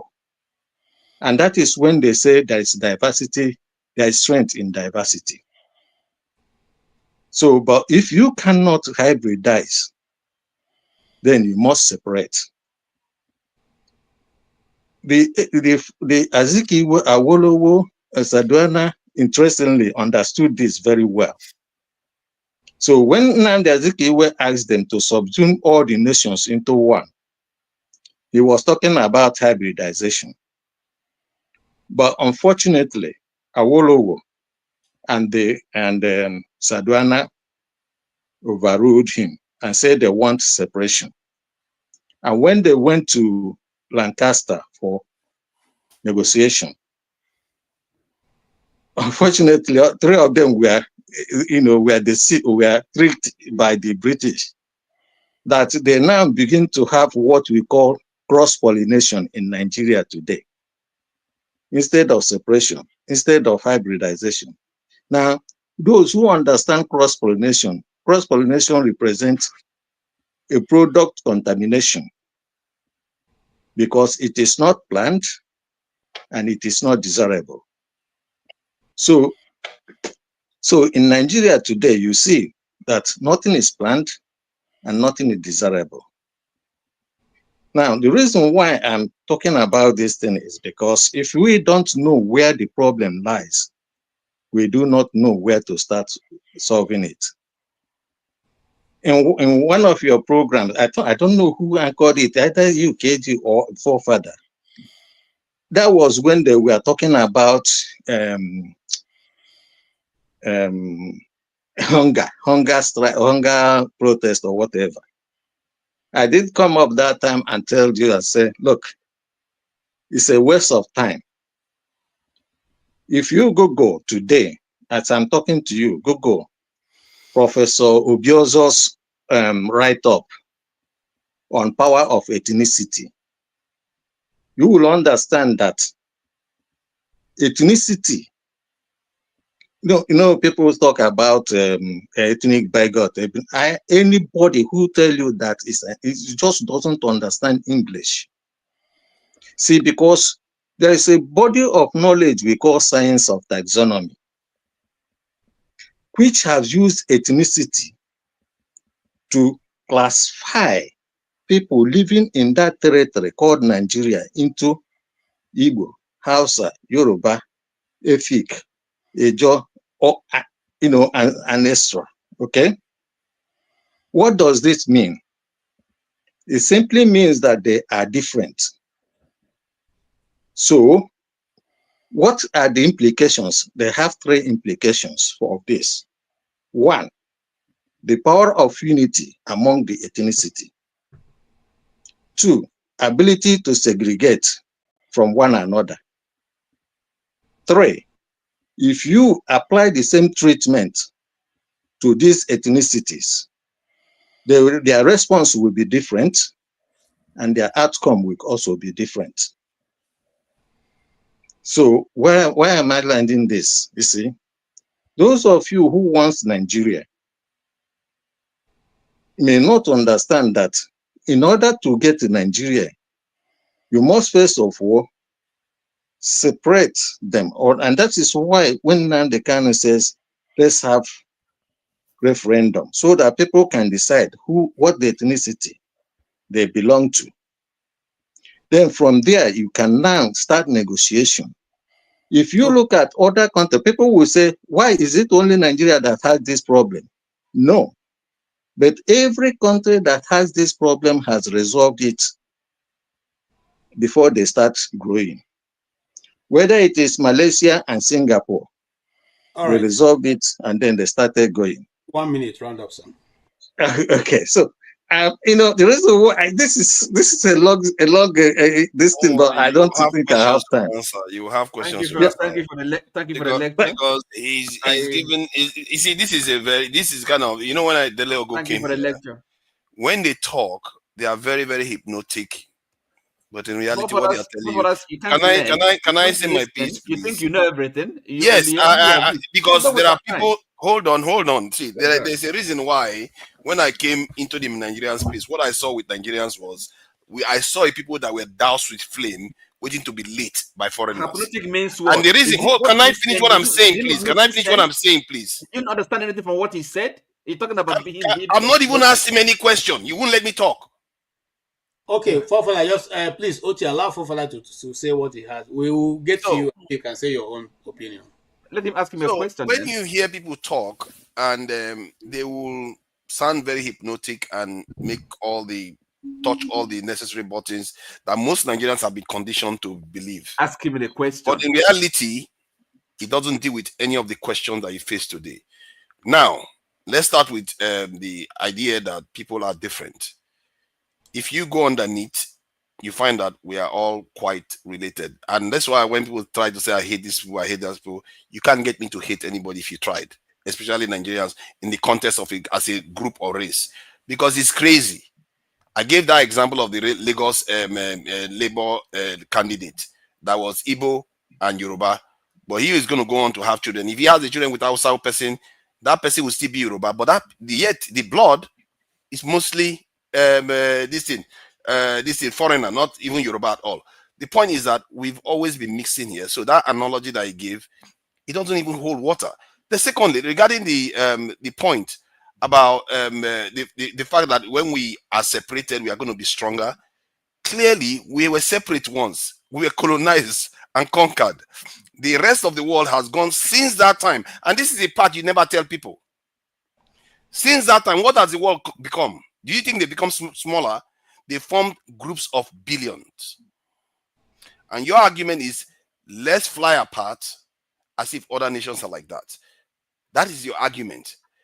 Because that's why I consider it extremely dangerous. Because, and I said that to Dele Giwa too, because the future we are facing here is when we fly apart, it's going to ensure our demise. There is no, give me a path forward to deal with the world that is coming. No, I'm asking, the question is coming now. Give me a path forward to deal with a world where people have become so sophisticated that they have nuclear weapons. They form alliances of 1 billion people. Some of the countries are almost 1.5 billion individually, technologically more advanced than us.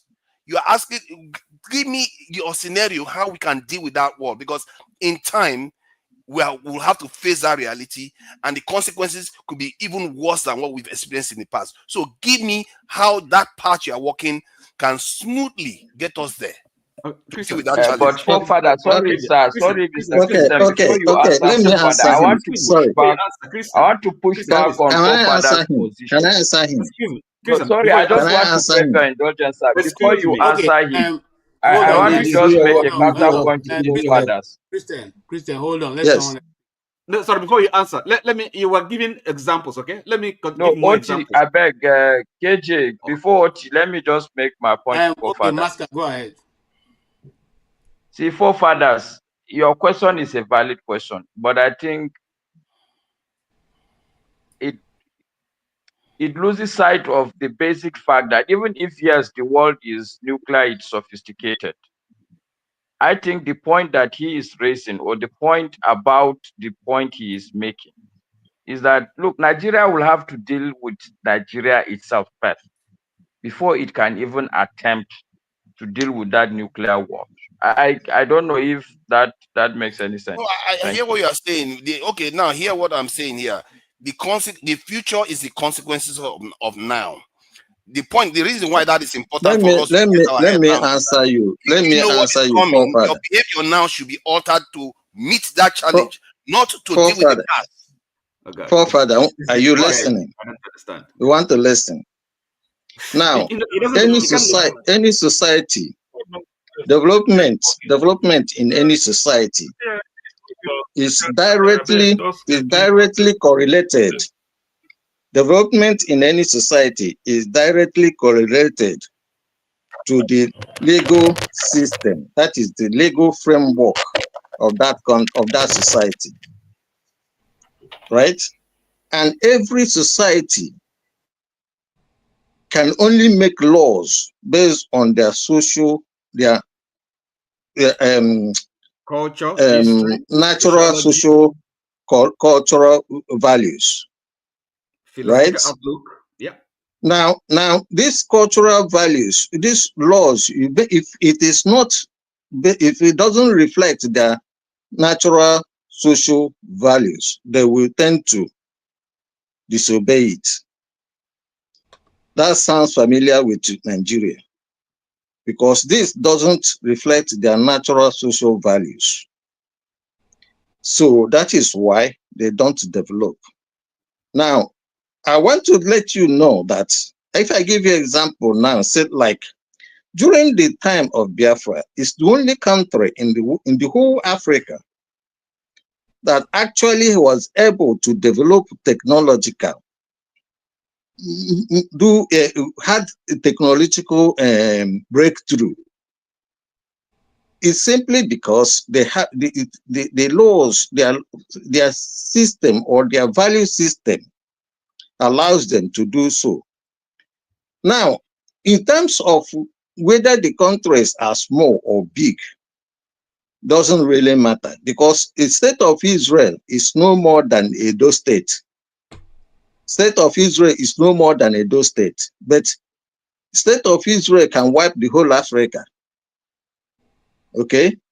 And again, when you're talking about big, when you are talking about big, now when I look at West Africa as bigger than Nigeria, right? But what it means is that if you have people growing according to their cultural value, because no society develops without its culture. If you look at Asia and look at Africa, Africa has a problem because it left its culture, while Asia didn't. Right?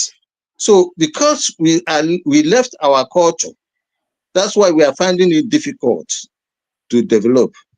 So in other words, actually Asians left their culture. They didn't. Why do we say these things? The communist regime is not the emperor the socialist movement of Lenin is not the monarchy and the serfdom of the past. The revolution that happened under this in France is not the same as the monarchy that they destroyed. I don't know Listen. Let me say this to you. They didn't borrow it from America. They didn't borrow it from India. They borrowed it is something that they developed by themselves, right?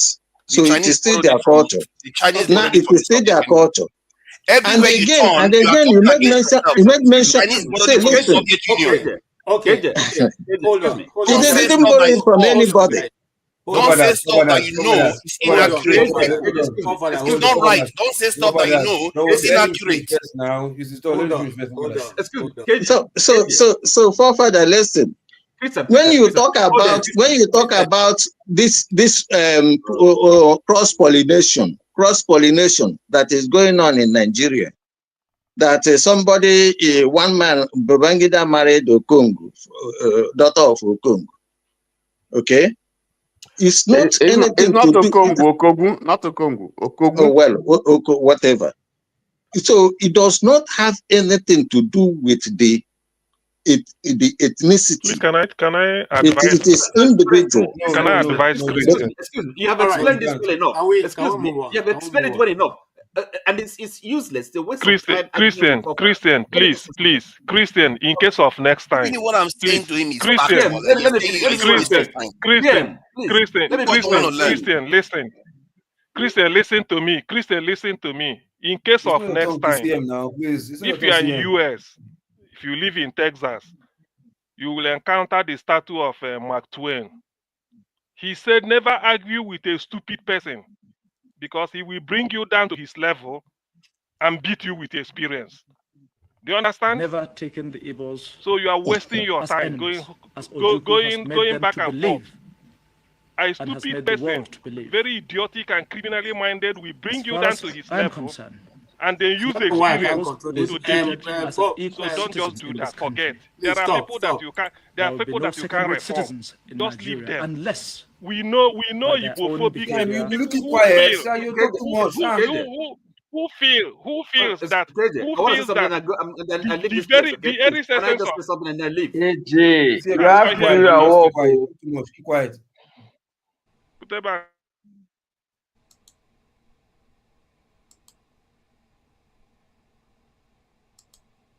KJ, please, can you please moderate, please?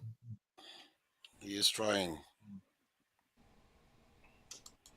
KJ, we can't hear you too. I can't hear the audio. I don't know why the volume keep going back. Let me see. I can't hear the audio. I don't know why I don't have control of the volume. I can't control it. Please, Loco P, you should not sorry, be in the midst I want to of go now, but I just want to say something before I go, please. Can you allow that? No, you guys are refusing to listen to me, so I don't want to. I'm going now. The other option left to me is to shut down if you're not going to follow the simple. It's because of CM. Direct Please.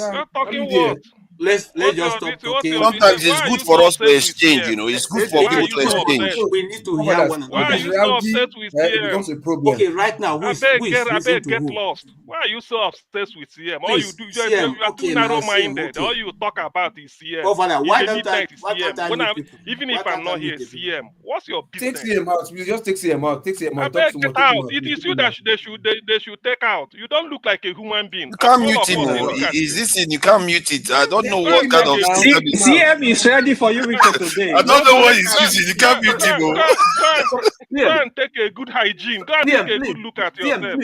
What is wrong? Can you come on? Is it I don't know what CM is using. You can't mute him. I tried to mute him. I can't mute him. Very dirty human being. KJ, do you want to take him out? Do you want me to take him out? Okay, it's quiet now anyway, so I can't mute him. Come midnight, I'll be able to rubbish. You are not supposed to be among people. You belong to the wildlife. Why should he be telling me to shut up? Who the hell is he? Is he your papa? Is he your father's why you come here because I make sense. You are only that you are just too lousy. You come here and be talking. Look at the way he looks like. Does he look like a human being? Ordinary hygiene you can't get. Come here and be talking, carrying I think it's okay. Here is typical Nigeria. It's okay. Typical Nigeria, and you are clapping. That's why politicians get away with anything. They get away with murder because you have short memory. Short memory. None of you here seated can defend the votes. If you have complained, Nigerians have been clapping for you. The only way Shekarau became governor, do you know how? Because people lined up. When they ask how many people are there, they say over 500,000. No, I won't give 500,000. Announce Shekarau. It's happened in Ghana. Before the election of the last president. 2 days, a lot of us were called to intervene. But why did they do that? The people were ready to die. You are talking, abusing everybody. Nobody has power and will give it to you. Nobody, not even me.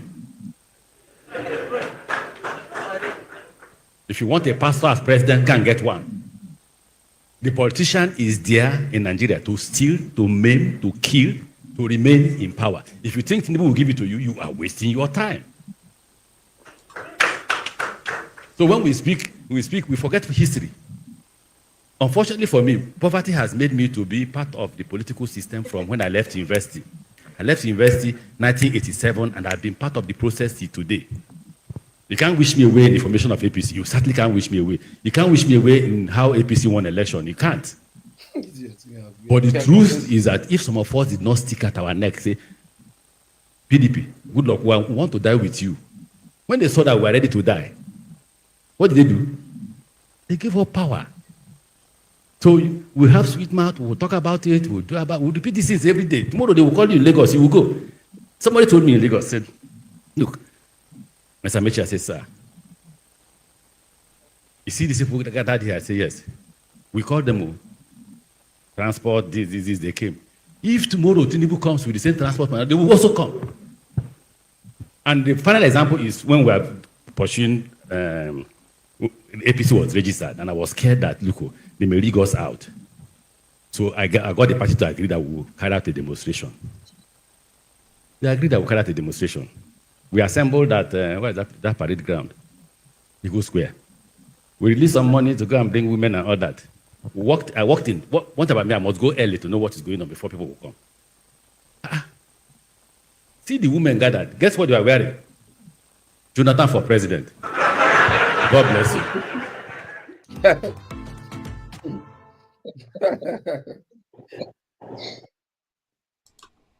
Okay. That was refreshing. Yeah, so okay, drop microphone. Pola continues more. Okay, I wanted to say something. I said I'm going to bed. Okay. I mean, before I go, okay. Say something, Mr. Oti, and go to bed. Oh, that's fine. That's what I want to do. Okay. Now listen, Christian, thank you. And the advice I will give to you is this. Okay. I listened to you very articulately. You're making the point. Now, for us here, perhaps the only person who doesn't understand what the word ethnicity, the connotation, what it means. Now, and I'll tell you, don't engage in an argument with him. It's pointless. It was a waste of time. Now, you are giving him examples about this segregation and all that. He doesn't. And I wanted to give you more examples. Okay, if that will sink in, he won't listen to that. It doesn't make any impression. He has his views. Okay, just engage in unnecessary argument, wasting people's time. Now, you talked about which I think you mentioned Malaysia and Singapore. Okay, I'll help with more examples. Okay, we have India. You mentioned China, Russia. No. Listen, don't help me. Be accurate, please. Okay, there is also India and Pakistan. Okay, there is of course the former Yugoslavia, the countries, and then former countries down that were formerly in the USSR. Okay, so these are kind of examples. And then you don't understand what ethnicity means, what culture and all these things, cultural homogeneity, and the benefit it can give to having a nation, a nationality. It doesn't mean anything to you. So really, it's everybody talks about it. Only you who doesn't understand it, and you think you know more than every other person, or the political scientist, or the legal constitutional law experts, and all the sociologists that know these things and talk about these things, and you know more than everybody. Come on, it's a waste of time. You shouldn't be wasting our time. I have to go. Good night, everyone, and have a nice week. Okay. Good night, Mr. Oti. You two have a blessed week. Thank you for your contribution. It was good while hearing you and all that. Yeah, everybody's contribution is valuable. As long as we accord ourselves respect, we can be able to listen to everybody. Nobody has it all. And, just like life is different, we all have taken different paths to get to where we have. And so there's different experiences that we can always benefit from if we listen to one another. Now, I want to digress a bit. Mr. KJ, can I just say something about this? Who is talking? It's Benson. Okay, Benson, you have 1 minute. You see, forefather, it's not everything you have to argue about. Yeah, it's not everything you have to argue about. That man, Mr. Christian was telling you that the Asians are still retaining their culture, but you say it's lie. Asians are still retaining their culture. If like in Japan, since Japan was created up till now, they are still the same culture they're having. It's still the same culture. Even in Malaysia, the same thing. Even in Singapore, the same thing. That's why they're moving forward. Africans, whatever the Africans are doing, are borrowing from the West, which is bringing us back. It's difficult for you to, you see, in Japan, when somebody is corrupt, you know what happens? It's better for him to go and commit suicide than for him to go to jail. They will try him, but in Africa, they don't. It's difficult for you to see somebody who's driving 2 or 3 cars in Japan. Only 1 car. Upon that, the one making the cars. But you don't see them driving 2 or 3 cars or 4 cars. You don't see their women behaving like the way the Africans are behaving now. We left our culture.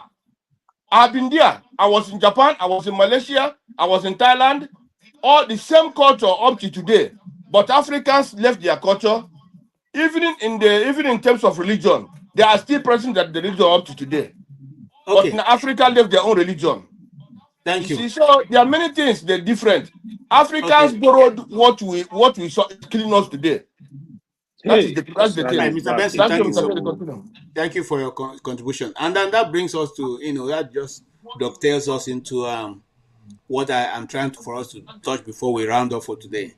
The Professor Soludo, have said to do away with native doctors from Anambra State.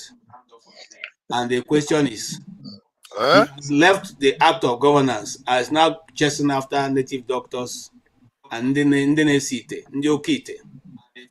question I want you guys to weigh in is, should we now say that Anambra State shouldn't practice native doctors should go to hiding? Or what is the reason for his... Oh, hold on. Is this real? KJ, hold on. KJ, you need to break it down because people are watching. You need to explain the reason why he's exactly, because those the way you are doing you are attacking Please, let's I'm the one moderating this thing, and I don't know the way I want to ask the question. Mr. Moderator, please, before you move to another topic, can I just say 1 or 2 things about the last points of discussion? Essentially, talking about Igbo hatred. I'll give you that, this thing. Go ahead, sir. All right, thank you, KJ. See, you have moved from taking my mic to giving me opportunity. Thank you. See how progressive people can be. All right, so I think the argument about the coup, whether it's an Igbo coup or not, I think Nigeria completely is wasting its time and people try to rewrite history. There's one fact that nobody can argue about. After that coup, there was a counter coup. Yes or no? Yes. It was very clear the coup plotters reacted to an Igbo coup. It's evident that the people, the propensity of the people who engineered the July coup were northerners. I was very clear to everybody that they did that coup in reaction to the first coup. Nobody can argue. These are the military people inside. Who are we civilians to start arguing whether it was an Igbo coup or not, when there was clearly a counter coup in reaction to that coup? In that whether it's an Igbo, but I'm just saying that we need to stop arguing about things that are very clear. Whether it was a misconception or not, it was a valid misconception because military people inside military itself did a counter coup, which brought Gowon to power. So that's my take on that. It's not for IBB to come and whitewash things. We know that these are people who are always whitewashing things. It's not for anybody to tell me now. The fact that there was that counter coup, and if you go and read all the things about that counter coup, tells you that the military people, especially the younger northern military people, this is how they saw it. They are inside the military. The coup is a military affair. So civilians, I think, should just focus on other things. And the idea that we are going to argue whether it's an Igbo coup or not, the essence of it, I think, is the fact that that is how it has been perceived. Okay. And they say perception. No, hold on, KJ. This is just the first point. Perception is reality. The second point I want to make, and I think this goes to my brother Odi. I'm a bit older, so I've seen a lot in Nigeria. I tend to agree that yes, there is some sort of sentiment surrounding Igbo leadership.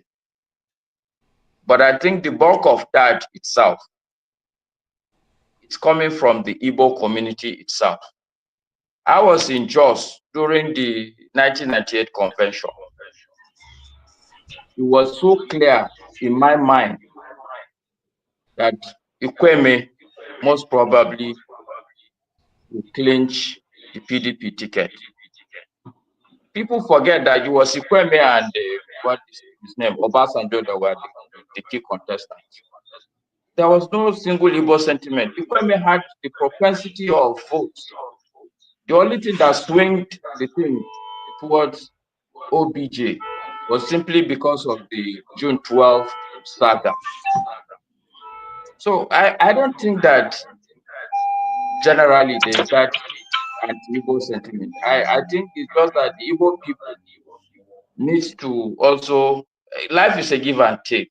If you sit in your enclave and believe that, okay, look, people hate me, therefore the best I can do is to move away from these people, obviously the gap will only widen. If you look at even this guys, this Tinubu presidency, it's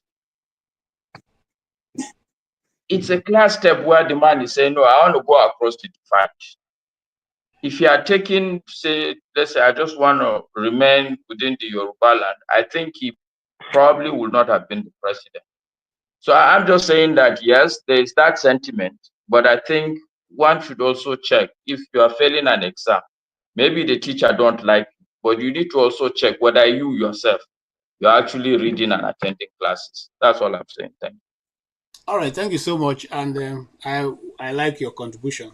I also want to remind you a bit that the Igbos have always played to the center. And right from the very first election, the only reason why NC came to the center was because of the collaboration with Nnamdi Azikiwe, who decided to, instead of collaborating with Awolowo, who are all from the south, decided to say, let us go to the north.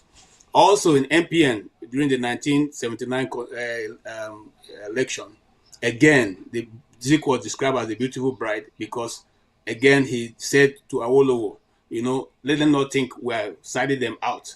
So let me, instead of liaising with you, I will liaise with the North. That's what brought people like Paul Nongo to become minister under the Shagari administration, and all that transpired, and brought Emma Ezioke as the Speaker of the Assembly. So what I'm trying to say in essence is that when people say the Igbos are not reaching out, that is probably not all the truth. But also remember that even when Obasanjo came in to contest, he wasn't going to make it. It was the Igbo people, the Southeast, that gave him the power. They all went out to vote for him.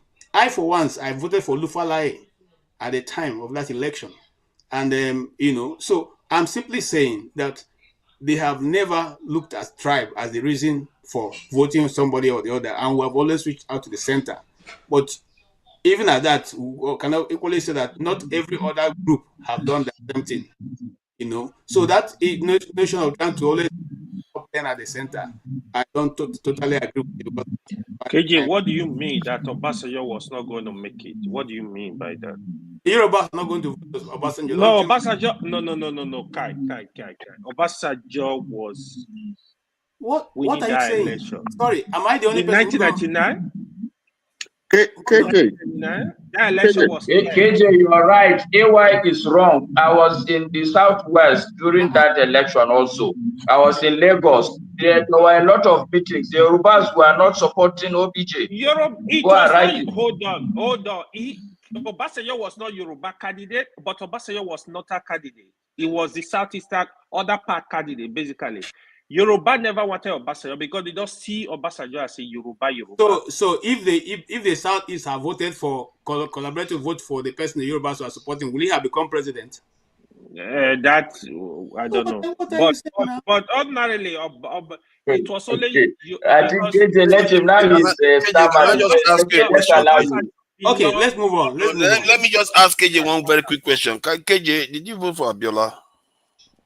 I wasn't old enough to vote at that time. Abiola was listening. We just Abiola, you were not. You were, of course, you were old enough. To support KJ's point also, Abiola couldn't have won if Igbos did not vote for him. KJ, can I recommend? KJ.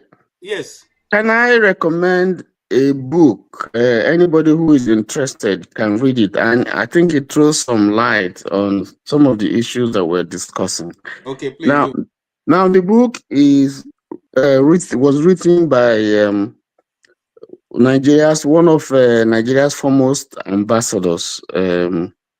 So he is not a military person, but these are recollections that he had from his experiences in the Congo. He was in the Congo, representing Nigeria. So he was with Aguiyi-Ironsi, Ojukwu, Nzogu, and some of the military officers from the north when he had the Congo crisis. And then he was in the UK, also representing Nigeria. That was shortly before the coup. And then he was the ambassador in Germany, and then ended up What is his name, Tony? Now, the book is... Can you put it on the private session? No, put it out. The book is In the Shadows. In the Shadows, Recollections of a Pioneer Diplomat.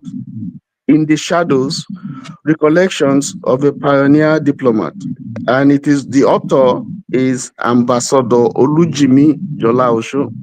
Ambassador Olujimi Jola-Osho. If you Google, you'll find some details about the book. I think there are issues there that we're discussing that are resolved in the book. It's an eyewitness account.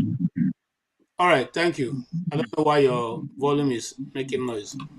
All right, thank you. I forgot what I wanted to say. Okay, let's move on. So, please mute if you're not. Thank you. So Soludo government, after a while, decided that they wanted to be going after native doctors because native doctors are now building upstairs and they are going to disco parties. Anyway, that's my only thing. But what I'm trying to ask is, and I want clarity from those who are from Anambra State or thereabout. What's the reason for? Is it that native doctors are no longer allowed to be part of the custom and tradition of the land, or that these people have become such evil that is stopping Soludo from developing Anambra State? What is the reason for going after native doctors? Does anybody have an answer for us? If it's only forefather that is from Anambra here. And that is ridiculous. And even if they are building houses, what about the pastors? Pastors are building churches and private jets and everything. I don't have to be from Anambra to explain to us. How many Anambra people are here? We have a guy who has been patient here since. Let's give him a chance to speak. His name is Jerry. Jerry, you are welcome to the platform. Can you give us your take on all this? Yeah, thank you very much. I greet every one of you. And, I've been listening to the program for quite some time now, and but yeah, I happened to make a stop and thought I should just make quite a few observations. And I think just before I come to Soludo's own or Anambra State issue, generally going back to what you guys were talking about before, just a little bit of something on it. It's like I think to me, based on listening to you guys, that there have been Nigeria have been having these ups and downs of killing. In fact, since I was a little boy, I've been hearing about killing. Maybe I should tell you guys that, since I was a little boy, I've been hearing about killing here and there. In fact, my mom told me stories about it, even about a lot of killing before the Civil War and after the Civil War. So I think every one of us, or someone like me, have been tired of all these killings. So now, what am I trying to say? Some of us here, I live in Texas. Some of us here, I see a lot of Nigerians married to Kenyan, a lot of Nigerian married to Ghanaian, a lot of Nigerian married to Indians, Americans, blacks, whites, and South Africans, and people from everywhere. So being intermarried in our Nigerian environment, I don't think is our problem, because I have someone that said, we are one people just because we intermarry. No, that being intermarried did not make us one, because we as an individual have refused to accept each other. And I think we're tired of the killing, because listening from you guys, talked about some killing that have happened even in the 1940s, 1950s, still continue to today. Now, even though we're saying it here, I wish somebody can hear us, but again, sometimes I just feel like, who cares? These are in the hand of government. But if we have an opinion, I could just say, maybe what we have to do to help ourselves is come together and just go our separate ways. Still become brothers, still marry, have nephews, and visit each other like somebody can go to Ghana, Kenya, Ghana, Togo, Benin, and all that of them. Marry from there, visit our families, visit and all that. Than forcing ourselves that these things started since 1940s, 1950s. We've been fighting, killing each other, still continue to today. In Borno, in Benue, in Kaduna, killings every day. Why? Because what do you call it? The governments refuse to secure our territory, our territory. They imported Fulanis from everywhere, or people from everywhere, and they come in Nigeria and cause so much mayhem. Now, of course, again, from what we are understanding, they're taking money from US aid. Instead of using it to help the people that need it, they are using it to sponsor terrorists. So these are all because they want to show, or certain people want to force themselves into the country. So I think if I have my way, I would just say this thing is what we can come back together, instead of trying to say, okay, we must be one, we must be one, we must be one. Bro, we have tried this a long time and it's not working. That's just my opinion on that. Now, back to Soludo issue. My dad, when he was alive, my dad was a native doctor, I'll put it that way. My dad treated malaria, typhoid, all kinds of things, even including, I can't call it way powerful. I think powerful probably would be fibroid and so many sicknesses. People come to our house, my dad treated them. In fact, there was a time my dad treated a mad woman, one lady that was mad, and we were small then, and other. My dad treat all kinds of sickness. My dad never kill a cow or a chicken. He uses roots and fruits. Mbogu. He go to the bush and uproot those roots, use them and leaves and bark of trees. Use them, make the get them, however, but give it to people and administer and treat them. Now, those guys that are in Anambra and encouraging young men to do what they have to do to be rich, encouraging them to bring this or bring that or bring chicken this, bring animal this, bring human head and all the rituals. These are not culture. When people talk about our culture, it doesn't mean that our native, our what do you call it, our worship, our religion. These are no way of life. It's not a religion. I think is actually ritualist.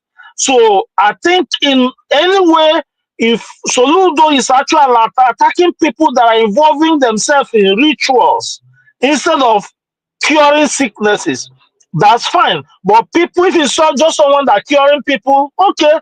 But what I know as religion may be like Sele, what do you call them? Sele and all that Assemblies of God and all that of church, or any other church anyway. But those ones could be religion.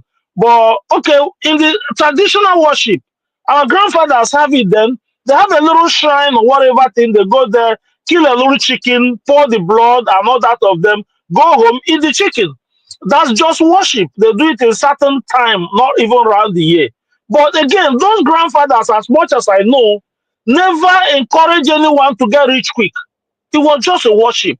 So that's what I have to say about what Soludo is doing. Is I probably would think I don't have a problem with it. I'm tired of all the killings and encouraging young men in Anambra to get rich quick, go and buy Mercedes, XLE, and all kinds of things. And people are thinking that killing people will give them that. Meanwhile, if you kill somebody, bro, there is no way money produces from any tree or anywhere money will fly into somebody's house if you didn't go work for it. That's my opinion. Thank you so much. Thank you so much. I love that guy comment.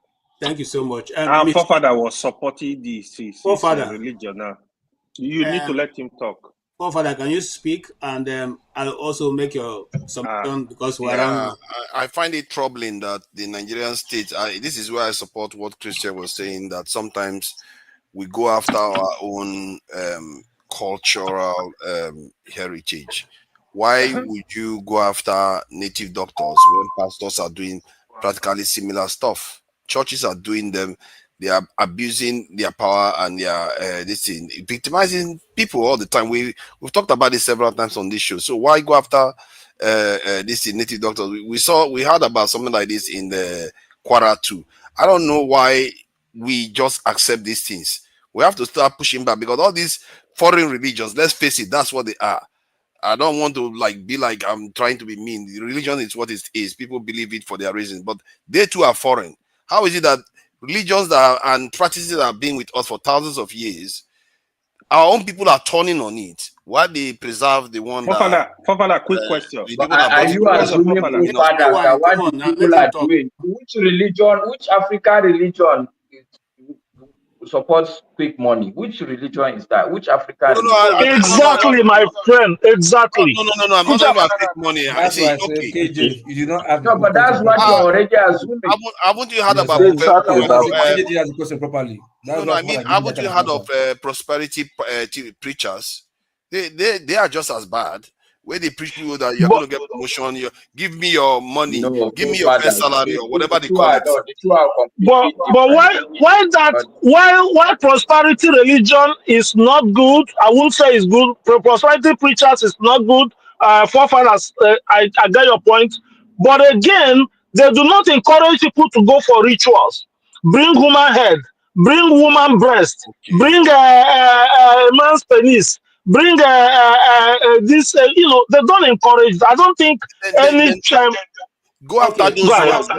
Don't ban the practice outright because they are legitimate people that practice their traditional practices. So go after the ones that are doing bad. If pastors are doing those things, are you going to ban the whole Christianity? Go after the ones that are doing it. KJ, sorry, I want to ask him. Forefather, so in this your traditional practice, is this how you guys use human being for sacrifice? No. Of course not. If we are busy killing everybody, there will nobody left. Huh? Please don't. KJ, let me have my last say, if you don't mind. Please, Forefather, have you finished? Yeah. Yes, the point is well made that they should preserve the traditional beliefs. The ones that are doing something wrong, go after them. Just like the ones that are doing something wrong in Christianity or Islam or any other major religion, you go after the ones that are doing something wrong. Why ban the practice outright? How about the ones that are doing the right thing? What are they going to do? Okay. Let me just have my last say, if you don't mind, and I'll just. Okay, yeah, you have your last say. Let me just have my last say. I think I wanted to circle back to what Masca said, but I'll just let it go. The Soludo and Anambra, again, were at this security issue. We know Anambra has a problem with security. Soludo is doing this because of election, right? There's election this year or something in Anambra, which, look, anytime somebody wakes up is their morning. Actually do support him to do this. I don't really like to. I had so much hope for Soludo, which he has really failed mostly. But look, for this one, if you're in and around Anambra, you understand there's a big problem. And maybe it's the way KJ presented it, but the law, there's no law saying people cannot practice their traditional whatever religion. If I remember very well, the law says if you want to practice whatever, come and register. They said, present yourself, come to Oka. and say, this is me, this is where I practice, and register. Is it, the problem is, this is more of using, they are going to catch the people giving whatever these kidnappers and these criminals some type of morale, courage to do what they are doing. Everybody knows, have you seen those videos? It's shameful. People are lining up with big pots and they are putting all sorts of funny things in it, and they are naked, some of them are, and it's not just the traditional worshippers. These days, there's no difference between the Christian and the traditional world. They're actually the same. I tell you, they are priests. If you go back to the Igbo, history, you discover there was a young man that talked about his dad and what they did. There has always been fake Dibias and the real ones. From time immemorial. The problem we have is that these guys are just chasing money. And actually, there's no difference between many of these guys and the pastors, whether they are in any church or not. They're actually the same people. They're just exchanging suits for being naked. My point is, Soludo didn't say you cannot practice whatever. He said, come and register. If you don't register, we'll come and bundle you out, so that we'll see people coming to your church or your shrine. And what are they doing? And look, everybody can see that the insecurity in Anambra has actually, the security level has improved, situation has improved. So whatever he's doing is good. Because these guys have run down the whole state. Okay. Thank you. Thank you so much for your contribution. Thank you also for being here. For further, I'm sure you've made your own distance. So let's move on to Maska. Maska, is it against the Nigerian law for you to be a native doctor? KJ, I can see what we do on this platform. We coin topics in a way that it will suit our narrative. No, I'm not coining anything. I'm not looking for any narrative. That's what honestly speaking, this is exactly what you're, because what do you mean by is it against the law? When a state governor has enacted a law, how can you go back to law? This has nothing to do with law. Hold on. Is it not a law? Is he doing anything unlawful? So then you answer. When you answer, I say it is lawful in Anambra State for that to go on. I'm not asking for any opinion. I don't hold any opinion on this.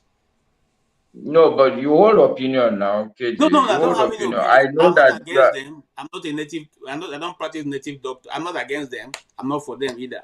Okay, people have the right to make their choice. I'm pointing to you that from your statement, it smacks of opinion, but it's okay. So let's leave that to rest. I've made my point also. My point, my response to that is, I don't know exactly what's happening in Anambra State, okay? But I can tell you one thing for sure. It's not too long I came back from Kanu. I spent some time there, and I really am not happy with some of the things I see that relates to something like this. The kind of advert you see on telly, people telling you that they can cure this, they can cure that. And I could see clearly these are fake people. You don't need too much intelligence to understand that this thing that this man is saying cannot be true.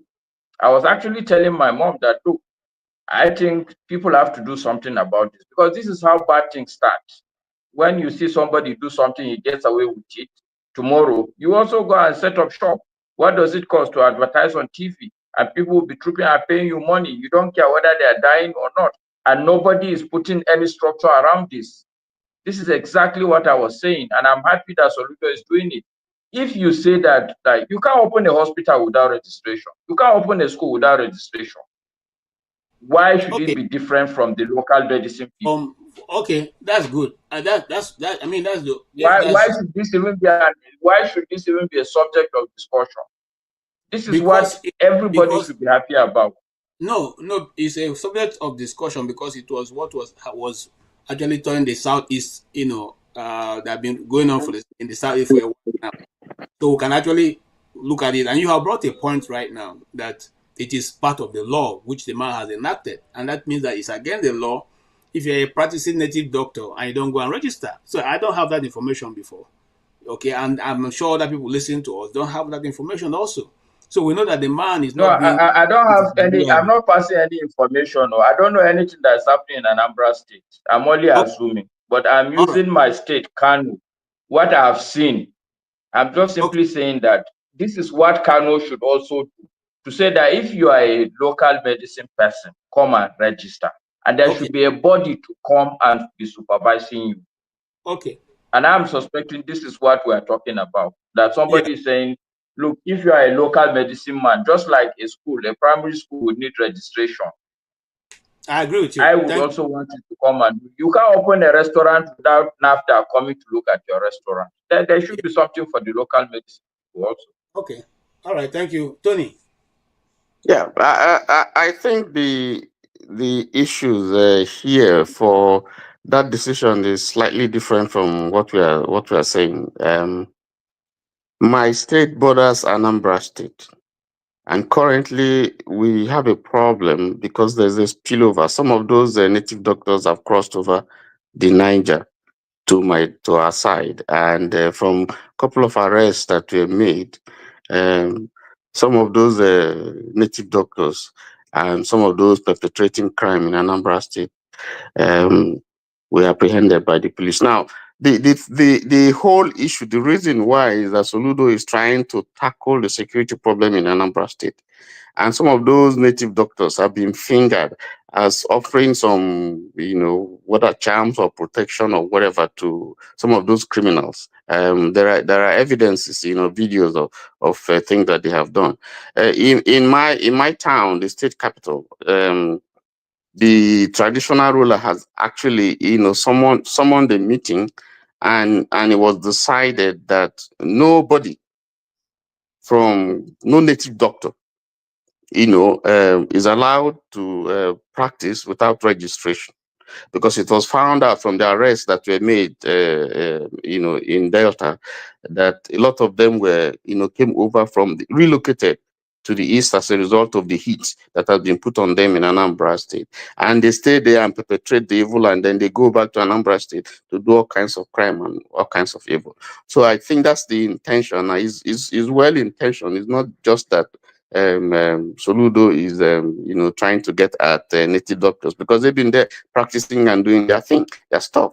But the point is that a lot of all those bad boys, Yahoo, kidnappers and so on and so forth, have some arrangement with these native doctors where maybe they give them charms or they give them some cover and so on and so forth, and they're making money. And so that's the issue here.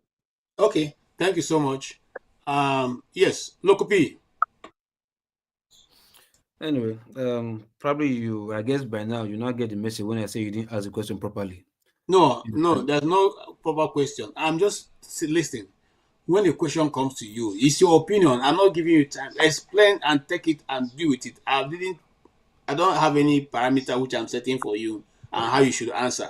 And anything, and there's no right answer. No agree. I no agree. There's no listen now. No be exam now. No be there for WAEC, bros. No, because you don't really cast. If let's say you cast aspersion to Ludo already say they do wrong thing. Do it as I say you ask the wrong question. But nevertheless, like I said, most people here they've already probably almost buttressed what I was trying to say anyway. Like look, I don't know why humans are afraid of laws.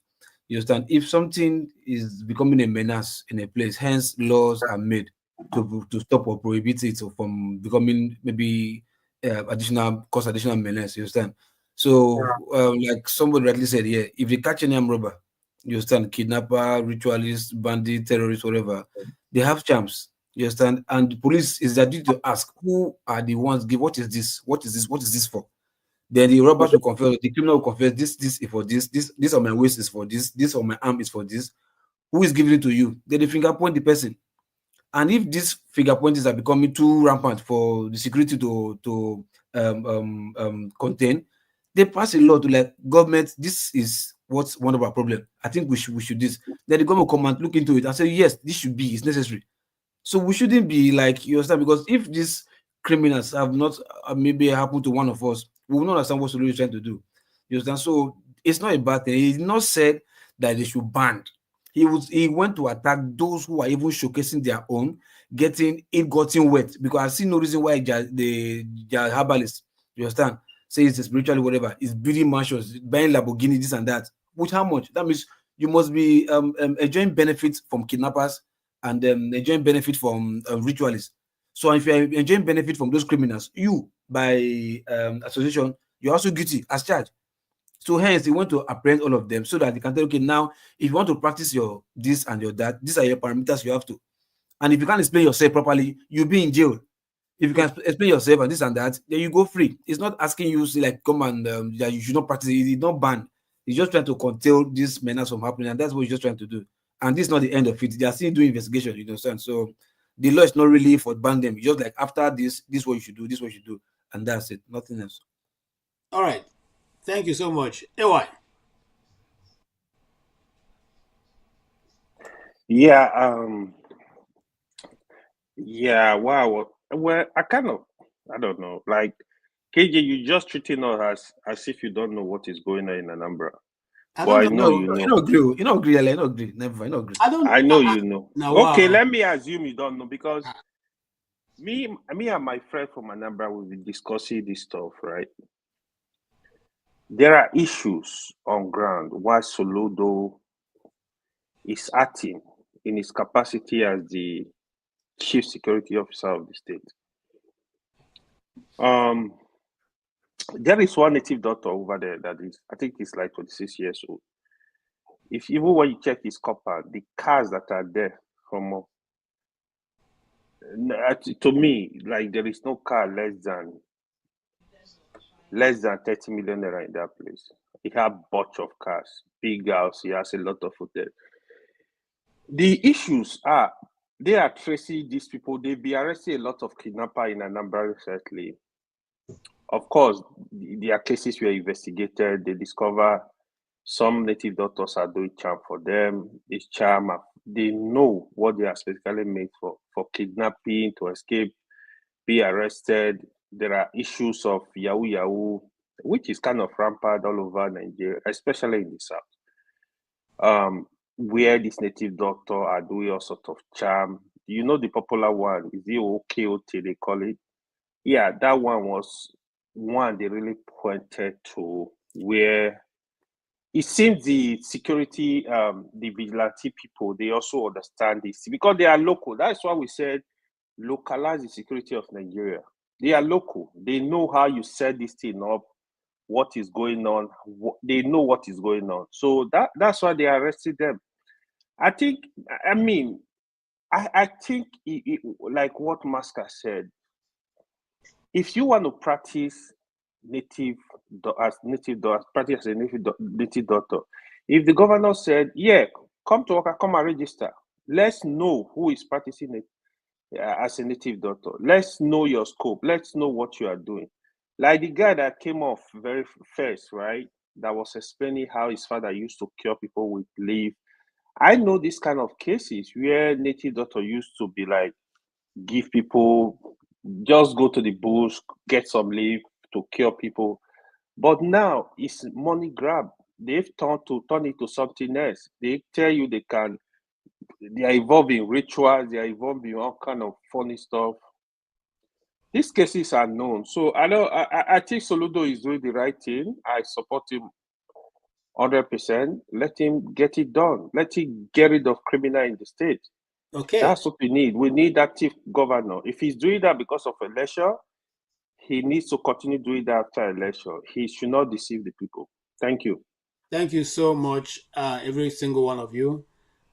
If Soludo is doing this, I also ask him to go ahead and collect tax from them, since they are able to buy Lexus Jeep and build upstairs and go to nightclubs and close it down. They should also be able to pay tax to the government from whatever they are collecting. And again, we say here on this channel, money don't grow. Extending it to the churches too, to collect tax too. Money, no, I won't extend to churches. Money, why not? Yeah, they have more money. I won't extend to churches for single reason. Why? Because the churches have other social functions that they are doing that you may not be privy to. So religious money. It's not every church leader that is as greedy as the ones you are looking at. You see, KJ, you see, you people are criticizing Fofana on opinion, but I can say that you're dripping with what is the stronger word more than opinion? I don't know. You AY, tell us. what's the I'm asking for help here. Your own is more than opinion. It's like partiality. Listen, yes. Listen. You are very partial. My consequency is the church. And no, you cannot see, but are you okay? So hold on. No, before you come, KJ, no, let me make this point. See, you are supposedly to be a journalist. Okay, this platform is supposedly to be a platform for the people. They have your say. But you are now calling up constituencies. So is this a Christian platform now? Is that the constituency you are representing now? Or are you a journalist? I think you are being biased sarcastic by your yeah, I think so.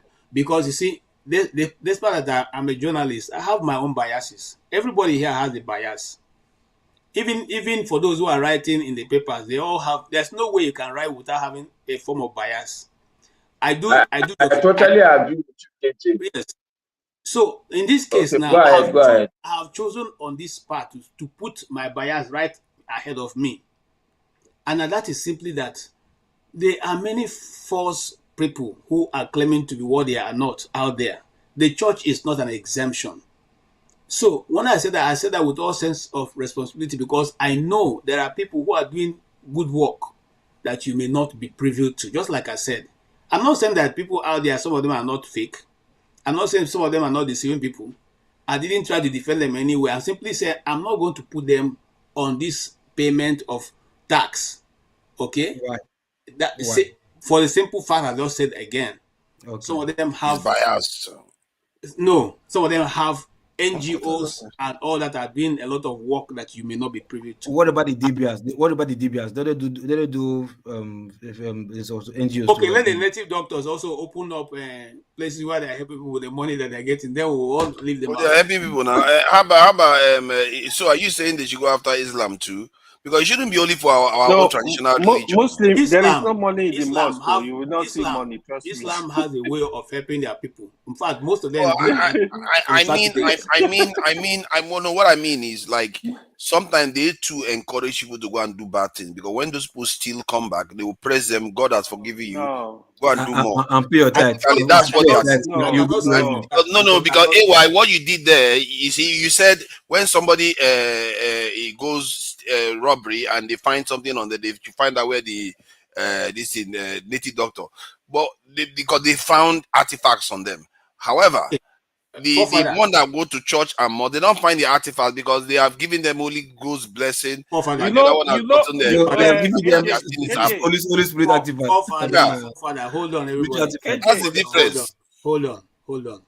I need to end this broadcast. I'm sure Forefather is back, so he's going to start another one. No. No, we have already done. We have already done 8 hours. I mean, that's crazy. So we need to end right away so that Forefather, please stand by to start another one.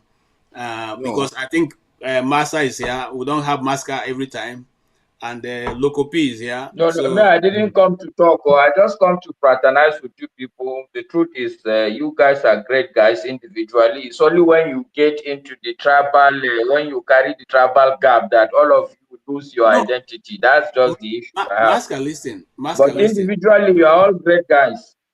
Master, listen. I have, as a man, as I am today, I've never lived more than 6 months, maybe in Igbo land. Maybe if I've lived too long in Igbo land, maybe 1 year. I've always lived in the north. So my bias will always be to the north. But I try as much as possible. Your bias is to the north, you sure? No, I think I have a question to ask. I'm not trying. What I said. Sorry. Are churches and this in mosques required to register whenever they start? Start what? Yes. Whenever they start business, I or don't know about not most, but I business, know whenever that they start their church and churches business, have to register. because they have so many of them in different properties. So I don't think those ones are registered. No, Muslim any church. You are not, the religious way you are going organization will forefathers, it's like you are asking. Okay, well, the truth also, if you are No, married, what I you are don't like supposed to is what I don't register. like So, is you know what you're I'm right. seeing in Nigeria. We are killing all our traditional stuff, and while preserving the ones that come from outside. That's my. I'm just trying to slice level playing KJ, you field. need to know this is a topic for father is passionate about. He love these juju people. He love it. It's not So, about I love our own tradition too, because our own tradition Which deserves tradition? peace. See, Who gave you I think the some people were just here arguing that we should preserve our own way of life, but yet when it comes Where is the to book? doing it, we want to wait, uphold the truth foreign is, ones. Mr. KJ, truth is, yeah, for me, I think English What is do you also mean our with problem. you are supposed to be one of them because you have signed up to foreign religion. You're not putting yourself as one of them. Mr. KJ, Start I another thought show. Let's the discuss problem this. here. Look at that. Look at that. Also, Look at that. You're happy. You're happy. No wonder it's supporting 100% Hold on. because you wanted to destroy the traditional one. Forefathers. Say when you are going back to the UK, it's broom you carry, not aeroplane. Is it broom you fly? But they never don't said have broom, they carry us fly anywhere. so it has to be the same My meaning. point is No, that if they that's are required culture to now. register, That's all of them culture. should be You should required to go back register. and be flying broom. To It's fly not broom, fair. not It's not aeroplane. fair. Because It's aeroplane is unfair. I foreign. don't like the way they are targeting our traditional practices. They are Yes, targeting them one by one. See, look, we should stop demonizing this thing because when you think you say culture, tradition, we just look at it as one local and one demonic sort of you understand? And I think that's the number one problem. It's your culture. Your culture is a way of life. Your tradition is your way of life. You understand? Okay. And when it's your way of life, there's nothing wrong in doing your way of life as far as you don't commit crime. We need to end. We need to end. All right. Good night, guys. So much. Thank you so much. Thank you. You're gonna start Nice new one one? to see you Every here one of today. you No. It's been a long one now. No. Please start something because people are ready to talk and they still have so much. KJ, I need to long appreciate you. Actually, today you were very much. Yeah, I think he did. He tried today. I need to appreciate KJ today. You know when you do good, especially given the topic was quite. Yeah, he was able to manage the topic today. To be and honest. he barely has control of anything. No. Yeah. You know why? Yeah. You know, a lot of people like CM and Pansat infect them. He drew himself come out. CM was ready to throw blow today. CM na idiot. That guy's an idiot. But people don't know that guy's an idiot. Okay. Yeah, so don't call him idiot behind his back for that matter. Don't let him come back. Okay.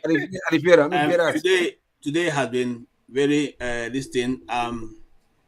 We are going to keep dissecting this Babangida's book, if not for anything, for us to understand the intricacies that are involved in Nigerian politics. I find it a bit strange and very annoying that all those people who have kept our country back can sit in one room and be clapping hands for themselves. In other words, we have warned them, we have our monies in our pockets, and there's nothing any of them can do. And the statements made by people like the president and and some other people there was very annoying because their lives have been lost, that can never regain. Their families have been destroyed, that can never be able to recover. And there are young people who have, one way or the other been maimed. I know people who lost a limb and also from that Abiola conflict who will never be able to regain. And yet we are in the room and a person gets up and say, I take responsibility, and they are clapping hand. I've never seen such a thing. It's just like what we used to see when we were growing up those days. You see elderly people waving at the plane that is taken off by the airport, and you're wondering, what is that for? So, as Nigerians, we must learn how to come together or learn how to, sit down and devise way forward that can help us. If you ask me as an individual, I would say, let's go back to the constitution, the meeting that we had before the coming together of Nigeria as a nation, where people can operate in their various regions and have a common center. That is the only way we can keep it. Because see, the issue of tribalism or tribe will always be exercised or used against us by these political players. And you can't educate everybody. The Nigerian situation is sad because at this point, if you ask me when I was in secondary school, we all had great hope for this nation. We did, and if you ask me, I never thought I would ever in my life leave Nigeria.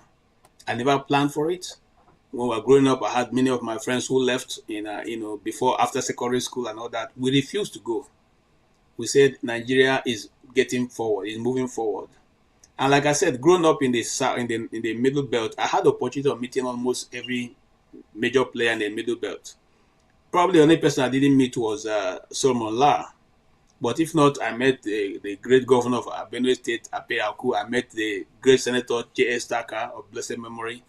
I met Paul Nongu, and every one person as a child, in secondary school and primary school, and so we're able to have opportunity of seeing how politics are played in close and far distance. We didn't think, and I'm sure those people, if you wake them up today and they come and look at Nigeria, they'll say, is this the country we fought and died for? They will never believe that Nigeria is where it is today.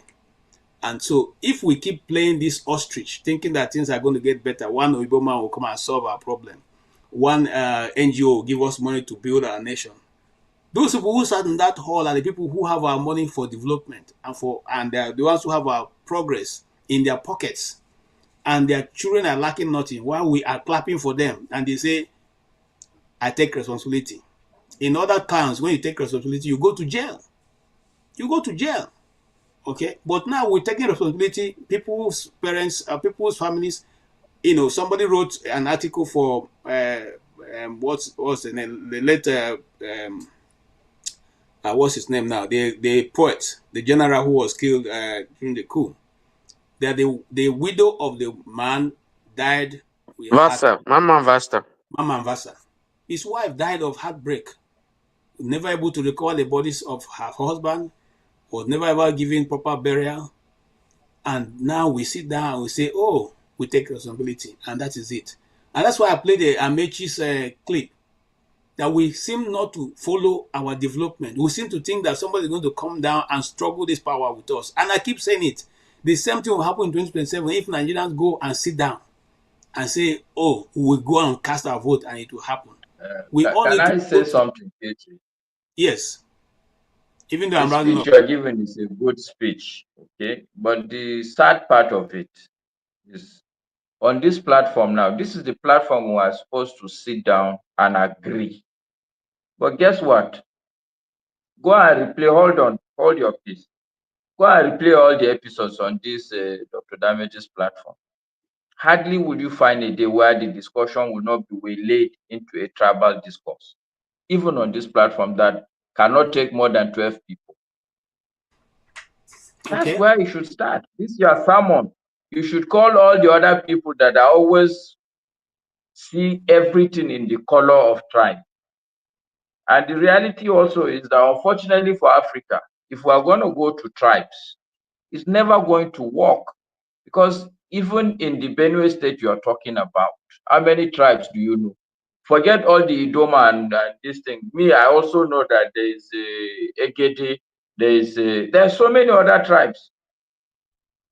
Egede and Idoma cannot, see. So the truth is we have to find some idea out of the box. The idea that by separating it makes sense is not going to fly, because we'll separate into too many bits and pieces. I understand the Igbo thinking, because they are also just narcissists. They are only thinking about themselves, not thinking of the other black people. So if the Igbo as a race is going to go and do well, what happened to the Egede? What happened let's even go bigger. What happened to Idoma? What happened to people like John Abba? Because they are not going to go anywhere. Even in Benue State, you know that they are suffering within Benue State itself. Yes. So, Masker, what I'm simply saying is this. Where there's a will, there is a way. Where there's no will, how can the way come? We first have to... my brother, KJ, I think Maska should also make this preaching to the people who are also promoting ethnicity and injustice and so on and so forth, because there's no way. It's the reality in Nigeria. You can't say people shouldn't talk about it when it's staring them in the face. So it has to be talked about. Okay, so It Mr. is the Tony, talking this is about. what this is. Hold on. I understand Hold what on. you're saying. This is It my is the school of talking. thought. It is the talking about it that will bring solution.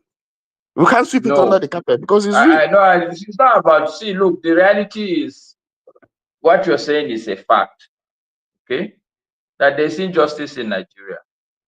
But what I am addressing is KJ's speech. Because the fact of the matter is that the people that sat in that IBB book launch in the room, is it one tribe? No, it's not a rhetorical question. I'm asking you. Yes, it's one tribe. It's a tribe. It's only one tribe that sat inside. Yes. It's one tribe. What tribe is that? Let me explain it to you. Okay. It's a tribe, it's a political tribe that has one interest. So it's a tribe.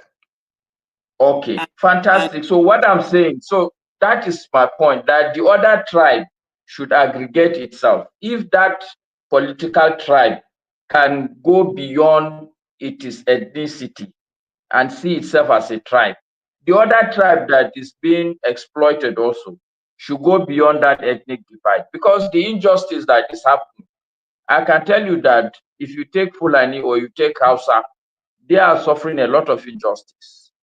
Yes, but they are not willing to cry out. So because they're not willing to cry out. Who says people are not crying? But the issue is, I don't like the idea that I will cry out as a Fulani man. I should cry out as a Nigerian. But this is what I'm saying. You see, well, Masca, so this question, I will raise the topic and we'll come back and discuss how should Nigerians go about dealing with this issue. And then we'll make it a raising their issue. The way you raise an issue is very important. If I raise an issue now as me or as a Fulani man, chances are that I'm not going to get the backing I deserve. But if it is an issue that I can get the buy-in of every other person, and we agree at a common ground, I believe there will be a lot of progress. There's no doubt that the Igbo person is suffering in this country. But the truth is that the Igbo person should not expect the Hausa person to drop his problem and deal only with the Igbo problem now. There is a general problem across the land. Let's deal with that. Masca, you are making a very good point. You're making a valid point. But I have to see Nigeria first. I don't see Nigeria. I don't see it. No, you are not being honest. No, I'm telling you, that's the fact. I don't see it. No, you are not being honest. Because this whole platform is about Nigeria. No. I don't see it. You have to make me see it. Then we can talk. Okay. All right. So, KJ, just in 1 minute, let me try and make Tony see Nigeria. You have only 1 minute because I needed 1 minute, yes. You see, Tony, Nigeria is the reason why me and you and KJ are talking now. And that Nigeria, for me, is the sheer fact that there is a conglomeration of a lot of Black people who are very confident in themselves. You can't deny that. When you say Nigeria, I'm sure Nigeria as the concept has expired. That means you must have seen it for it to have expired. What doesn't exist cannot expire. No, it has expired. Because it was a document. Okay, guys. As this discussion will continue, like I wanted to round up, and I keep saying this, we need to. It's time that we decide whether we want to be a nation or we want to be continuously doing this. But if we are going to be doing this, I'll let you know that in the next 100 years, we'll have maybe this time to be KJ sitting in a hall with a group of my friends, Masca, and they are saying, I take responsibility, which would mean nothing to anybody at that time anyway. Let us now that responsibility have been taken, let's form a new pathway that can bring about the development of Nigeria. And then if we have decided that there's a particular group of people who don't want them to be part of Nigeria, let us also decide in that conference. We have had so many conferences that have discussed Nigeria, and we have these conferences, their papers lying there in the office. Nobody can say we don't know what we can do to develop Nigeria. And like somebody said, if Nigeria gets it right, every other Black man will get it right. That's Mandela. Yes, we are the only hope, not because of our size, but because of our confidence, KG. It's the only Black country in the whole world where the citizens really believe in themselves, rightly or wrongly. This is what I've seen. we are the hope of the black man, not because we are many, but because there is something about us that there is a ginger in us. Okay. Thank you, guys. Good night, everybody. Thank you so much. Thank you so much. The truth remains, like I said earlier, we can either decide to tell ourselves the truth or continuously to say to ourselves, look, and we are doing so well. We don't need anybody to tell us where to go to. The truth is that we're not doing well at all. For our size, for our intellectual capability, and for our resources, we are not doing well at all. We need to tell ourselves that. You see, the reason why developed countries develop is that the leaders tell themselves the truth. If you have done something wrong, they tell you up straight. Nobody is afraid of you. They tell you that straight up, you have done wrong. I'll give an example and I'll close with that. Trump was having a meeting with the governors, and the governor of Maine have said she wouldn't follow the directive given by the president, the executive order. And he was addressing them. And he said to the person, is the governor of Maine here? They say, yes. And she said, I'm here. He said, I heard this. You say you won't follow the executive order. The governor said, yes, we will follow the orders for the federal government. He said, we are the federal government. And we have said that no man in women's sports. If you're not going to follow that, we will not send you any federal money. That is how people who want to go go further, build their country, develop, do things. And the woman said, we'll meet you in court. Trump said, I'll be happy to meet you in court. It's not a question of, oh, you're the president, you have said so, we must follow you. It doesn't happen like that. It doesn't happen. So both of them carry their case and go to court. The judiciary will look at it and say, madam, you are wrong, or President Trump, you are wrong. Not somebody just sitting and once you say something, everyone must follow you, everyone must obey you. If you have said that is it, they say the president said, who is the president? The commissioner said, the governor said. Nobody, no country builds like that and makes progress, for crying out loud. We must come to a place where we sit down. How many tribes do we have in Benue State? How do we divide the resources to make sure that it touches everybody? Igede, Idoma, Agatu, and all the rest. Okay? Until we come to that point. That's why I was saying that you have to make Nigerians see Nigeria. I mean, it's like if you take a census, you're asking Nigerians, are you going to die for Nigeria? You'll be surprised what they're going to tell you. Is it not the man who stole our money for 8 years, said he wasn't ready to die for Nigeria? Oh, so what are you talking about? He said so because he knew that if he declared Abiola, the likes of Abacha will not leave him. And he's afraid to die. And he has everything. He has lived his life. He has done it, but he doesn't want to die. So is it me that we're going to go and die for Nigeria? So that's why when I come to this channel, I say before you die for Nigeria, make sure you know what you're dying for. So for him, it's him. He puts himself first before the nation. And it's unfortunate for a leader to say that kind of a thing. So what I'm saying is that we have to be realistic. We can't run away from the problem. We see the problem. It's staring us in the face. Let's talk about it. Maybe when we fight and tear ourselves to pieces, we'll come down and we'll sort it out. But we have to talk about it. We cannot reinvent the wheel. I keep telling myself, each day it snows in America, I go out, I thank God for giving us rain. Because if we didn't have rain, we have snow, the kind of weather that they have in America.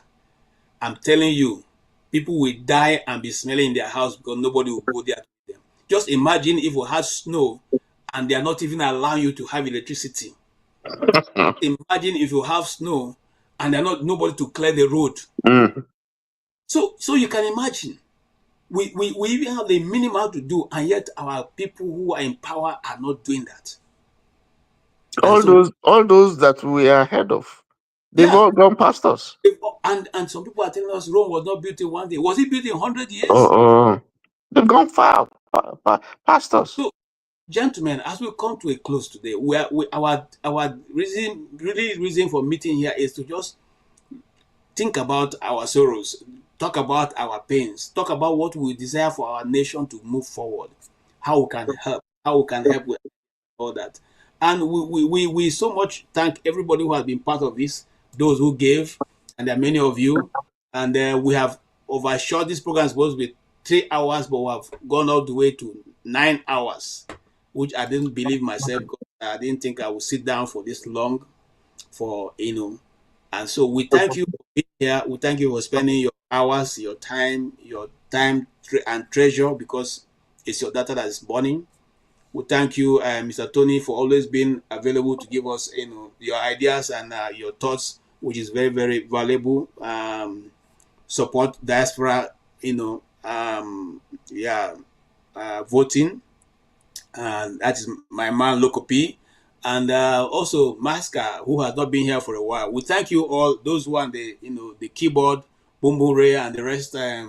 All my friends, those who love me and those who do not. I celebrate all of you, and we welcome all your thoughts and comments. God bless you all. Have a good night from here, and we'll see you on Sunday next week. All right. Thank you so much, Mr. Tony. I really appreciate your staying to the end. Thank you.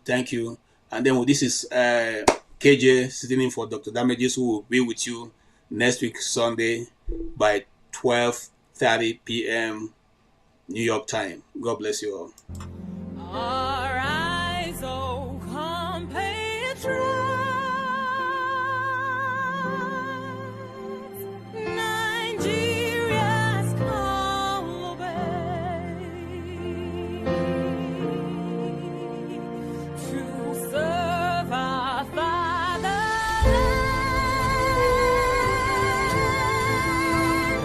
with love and strength and faith.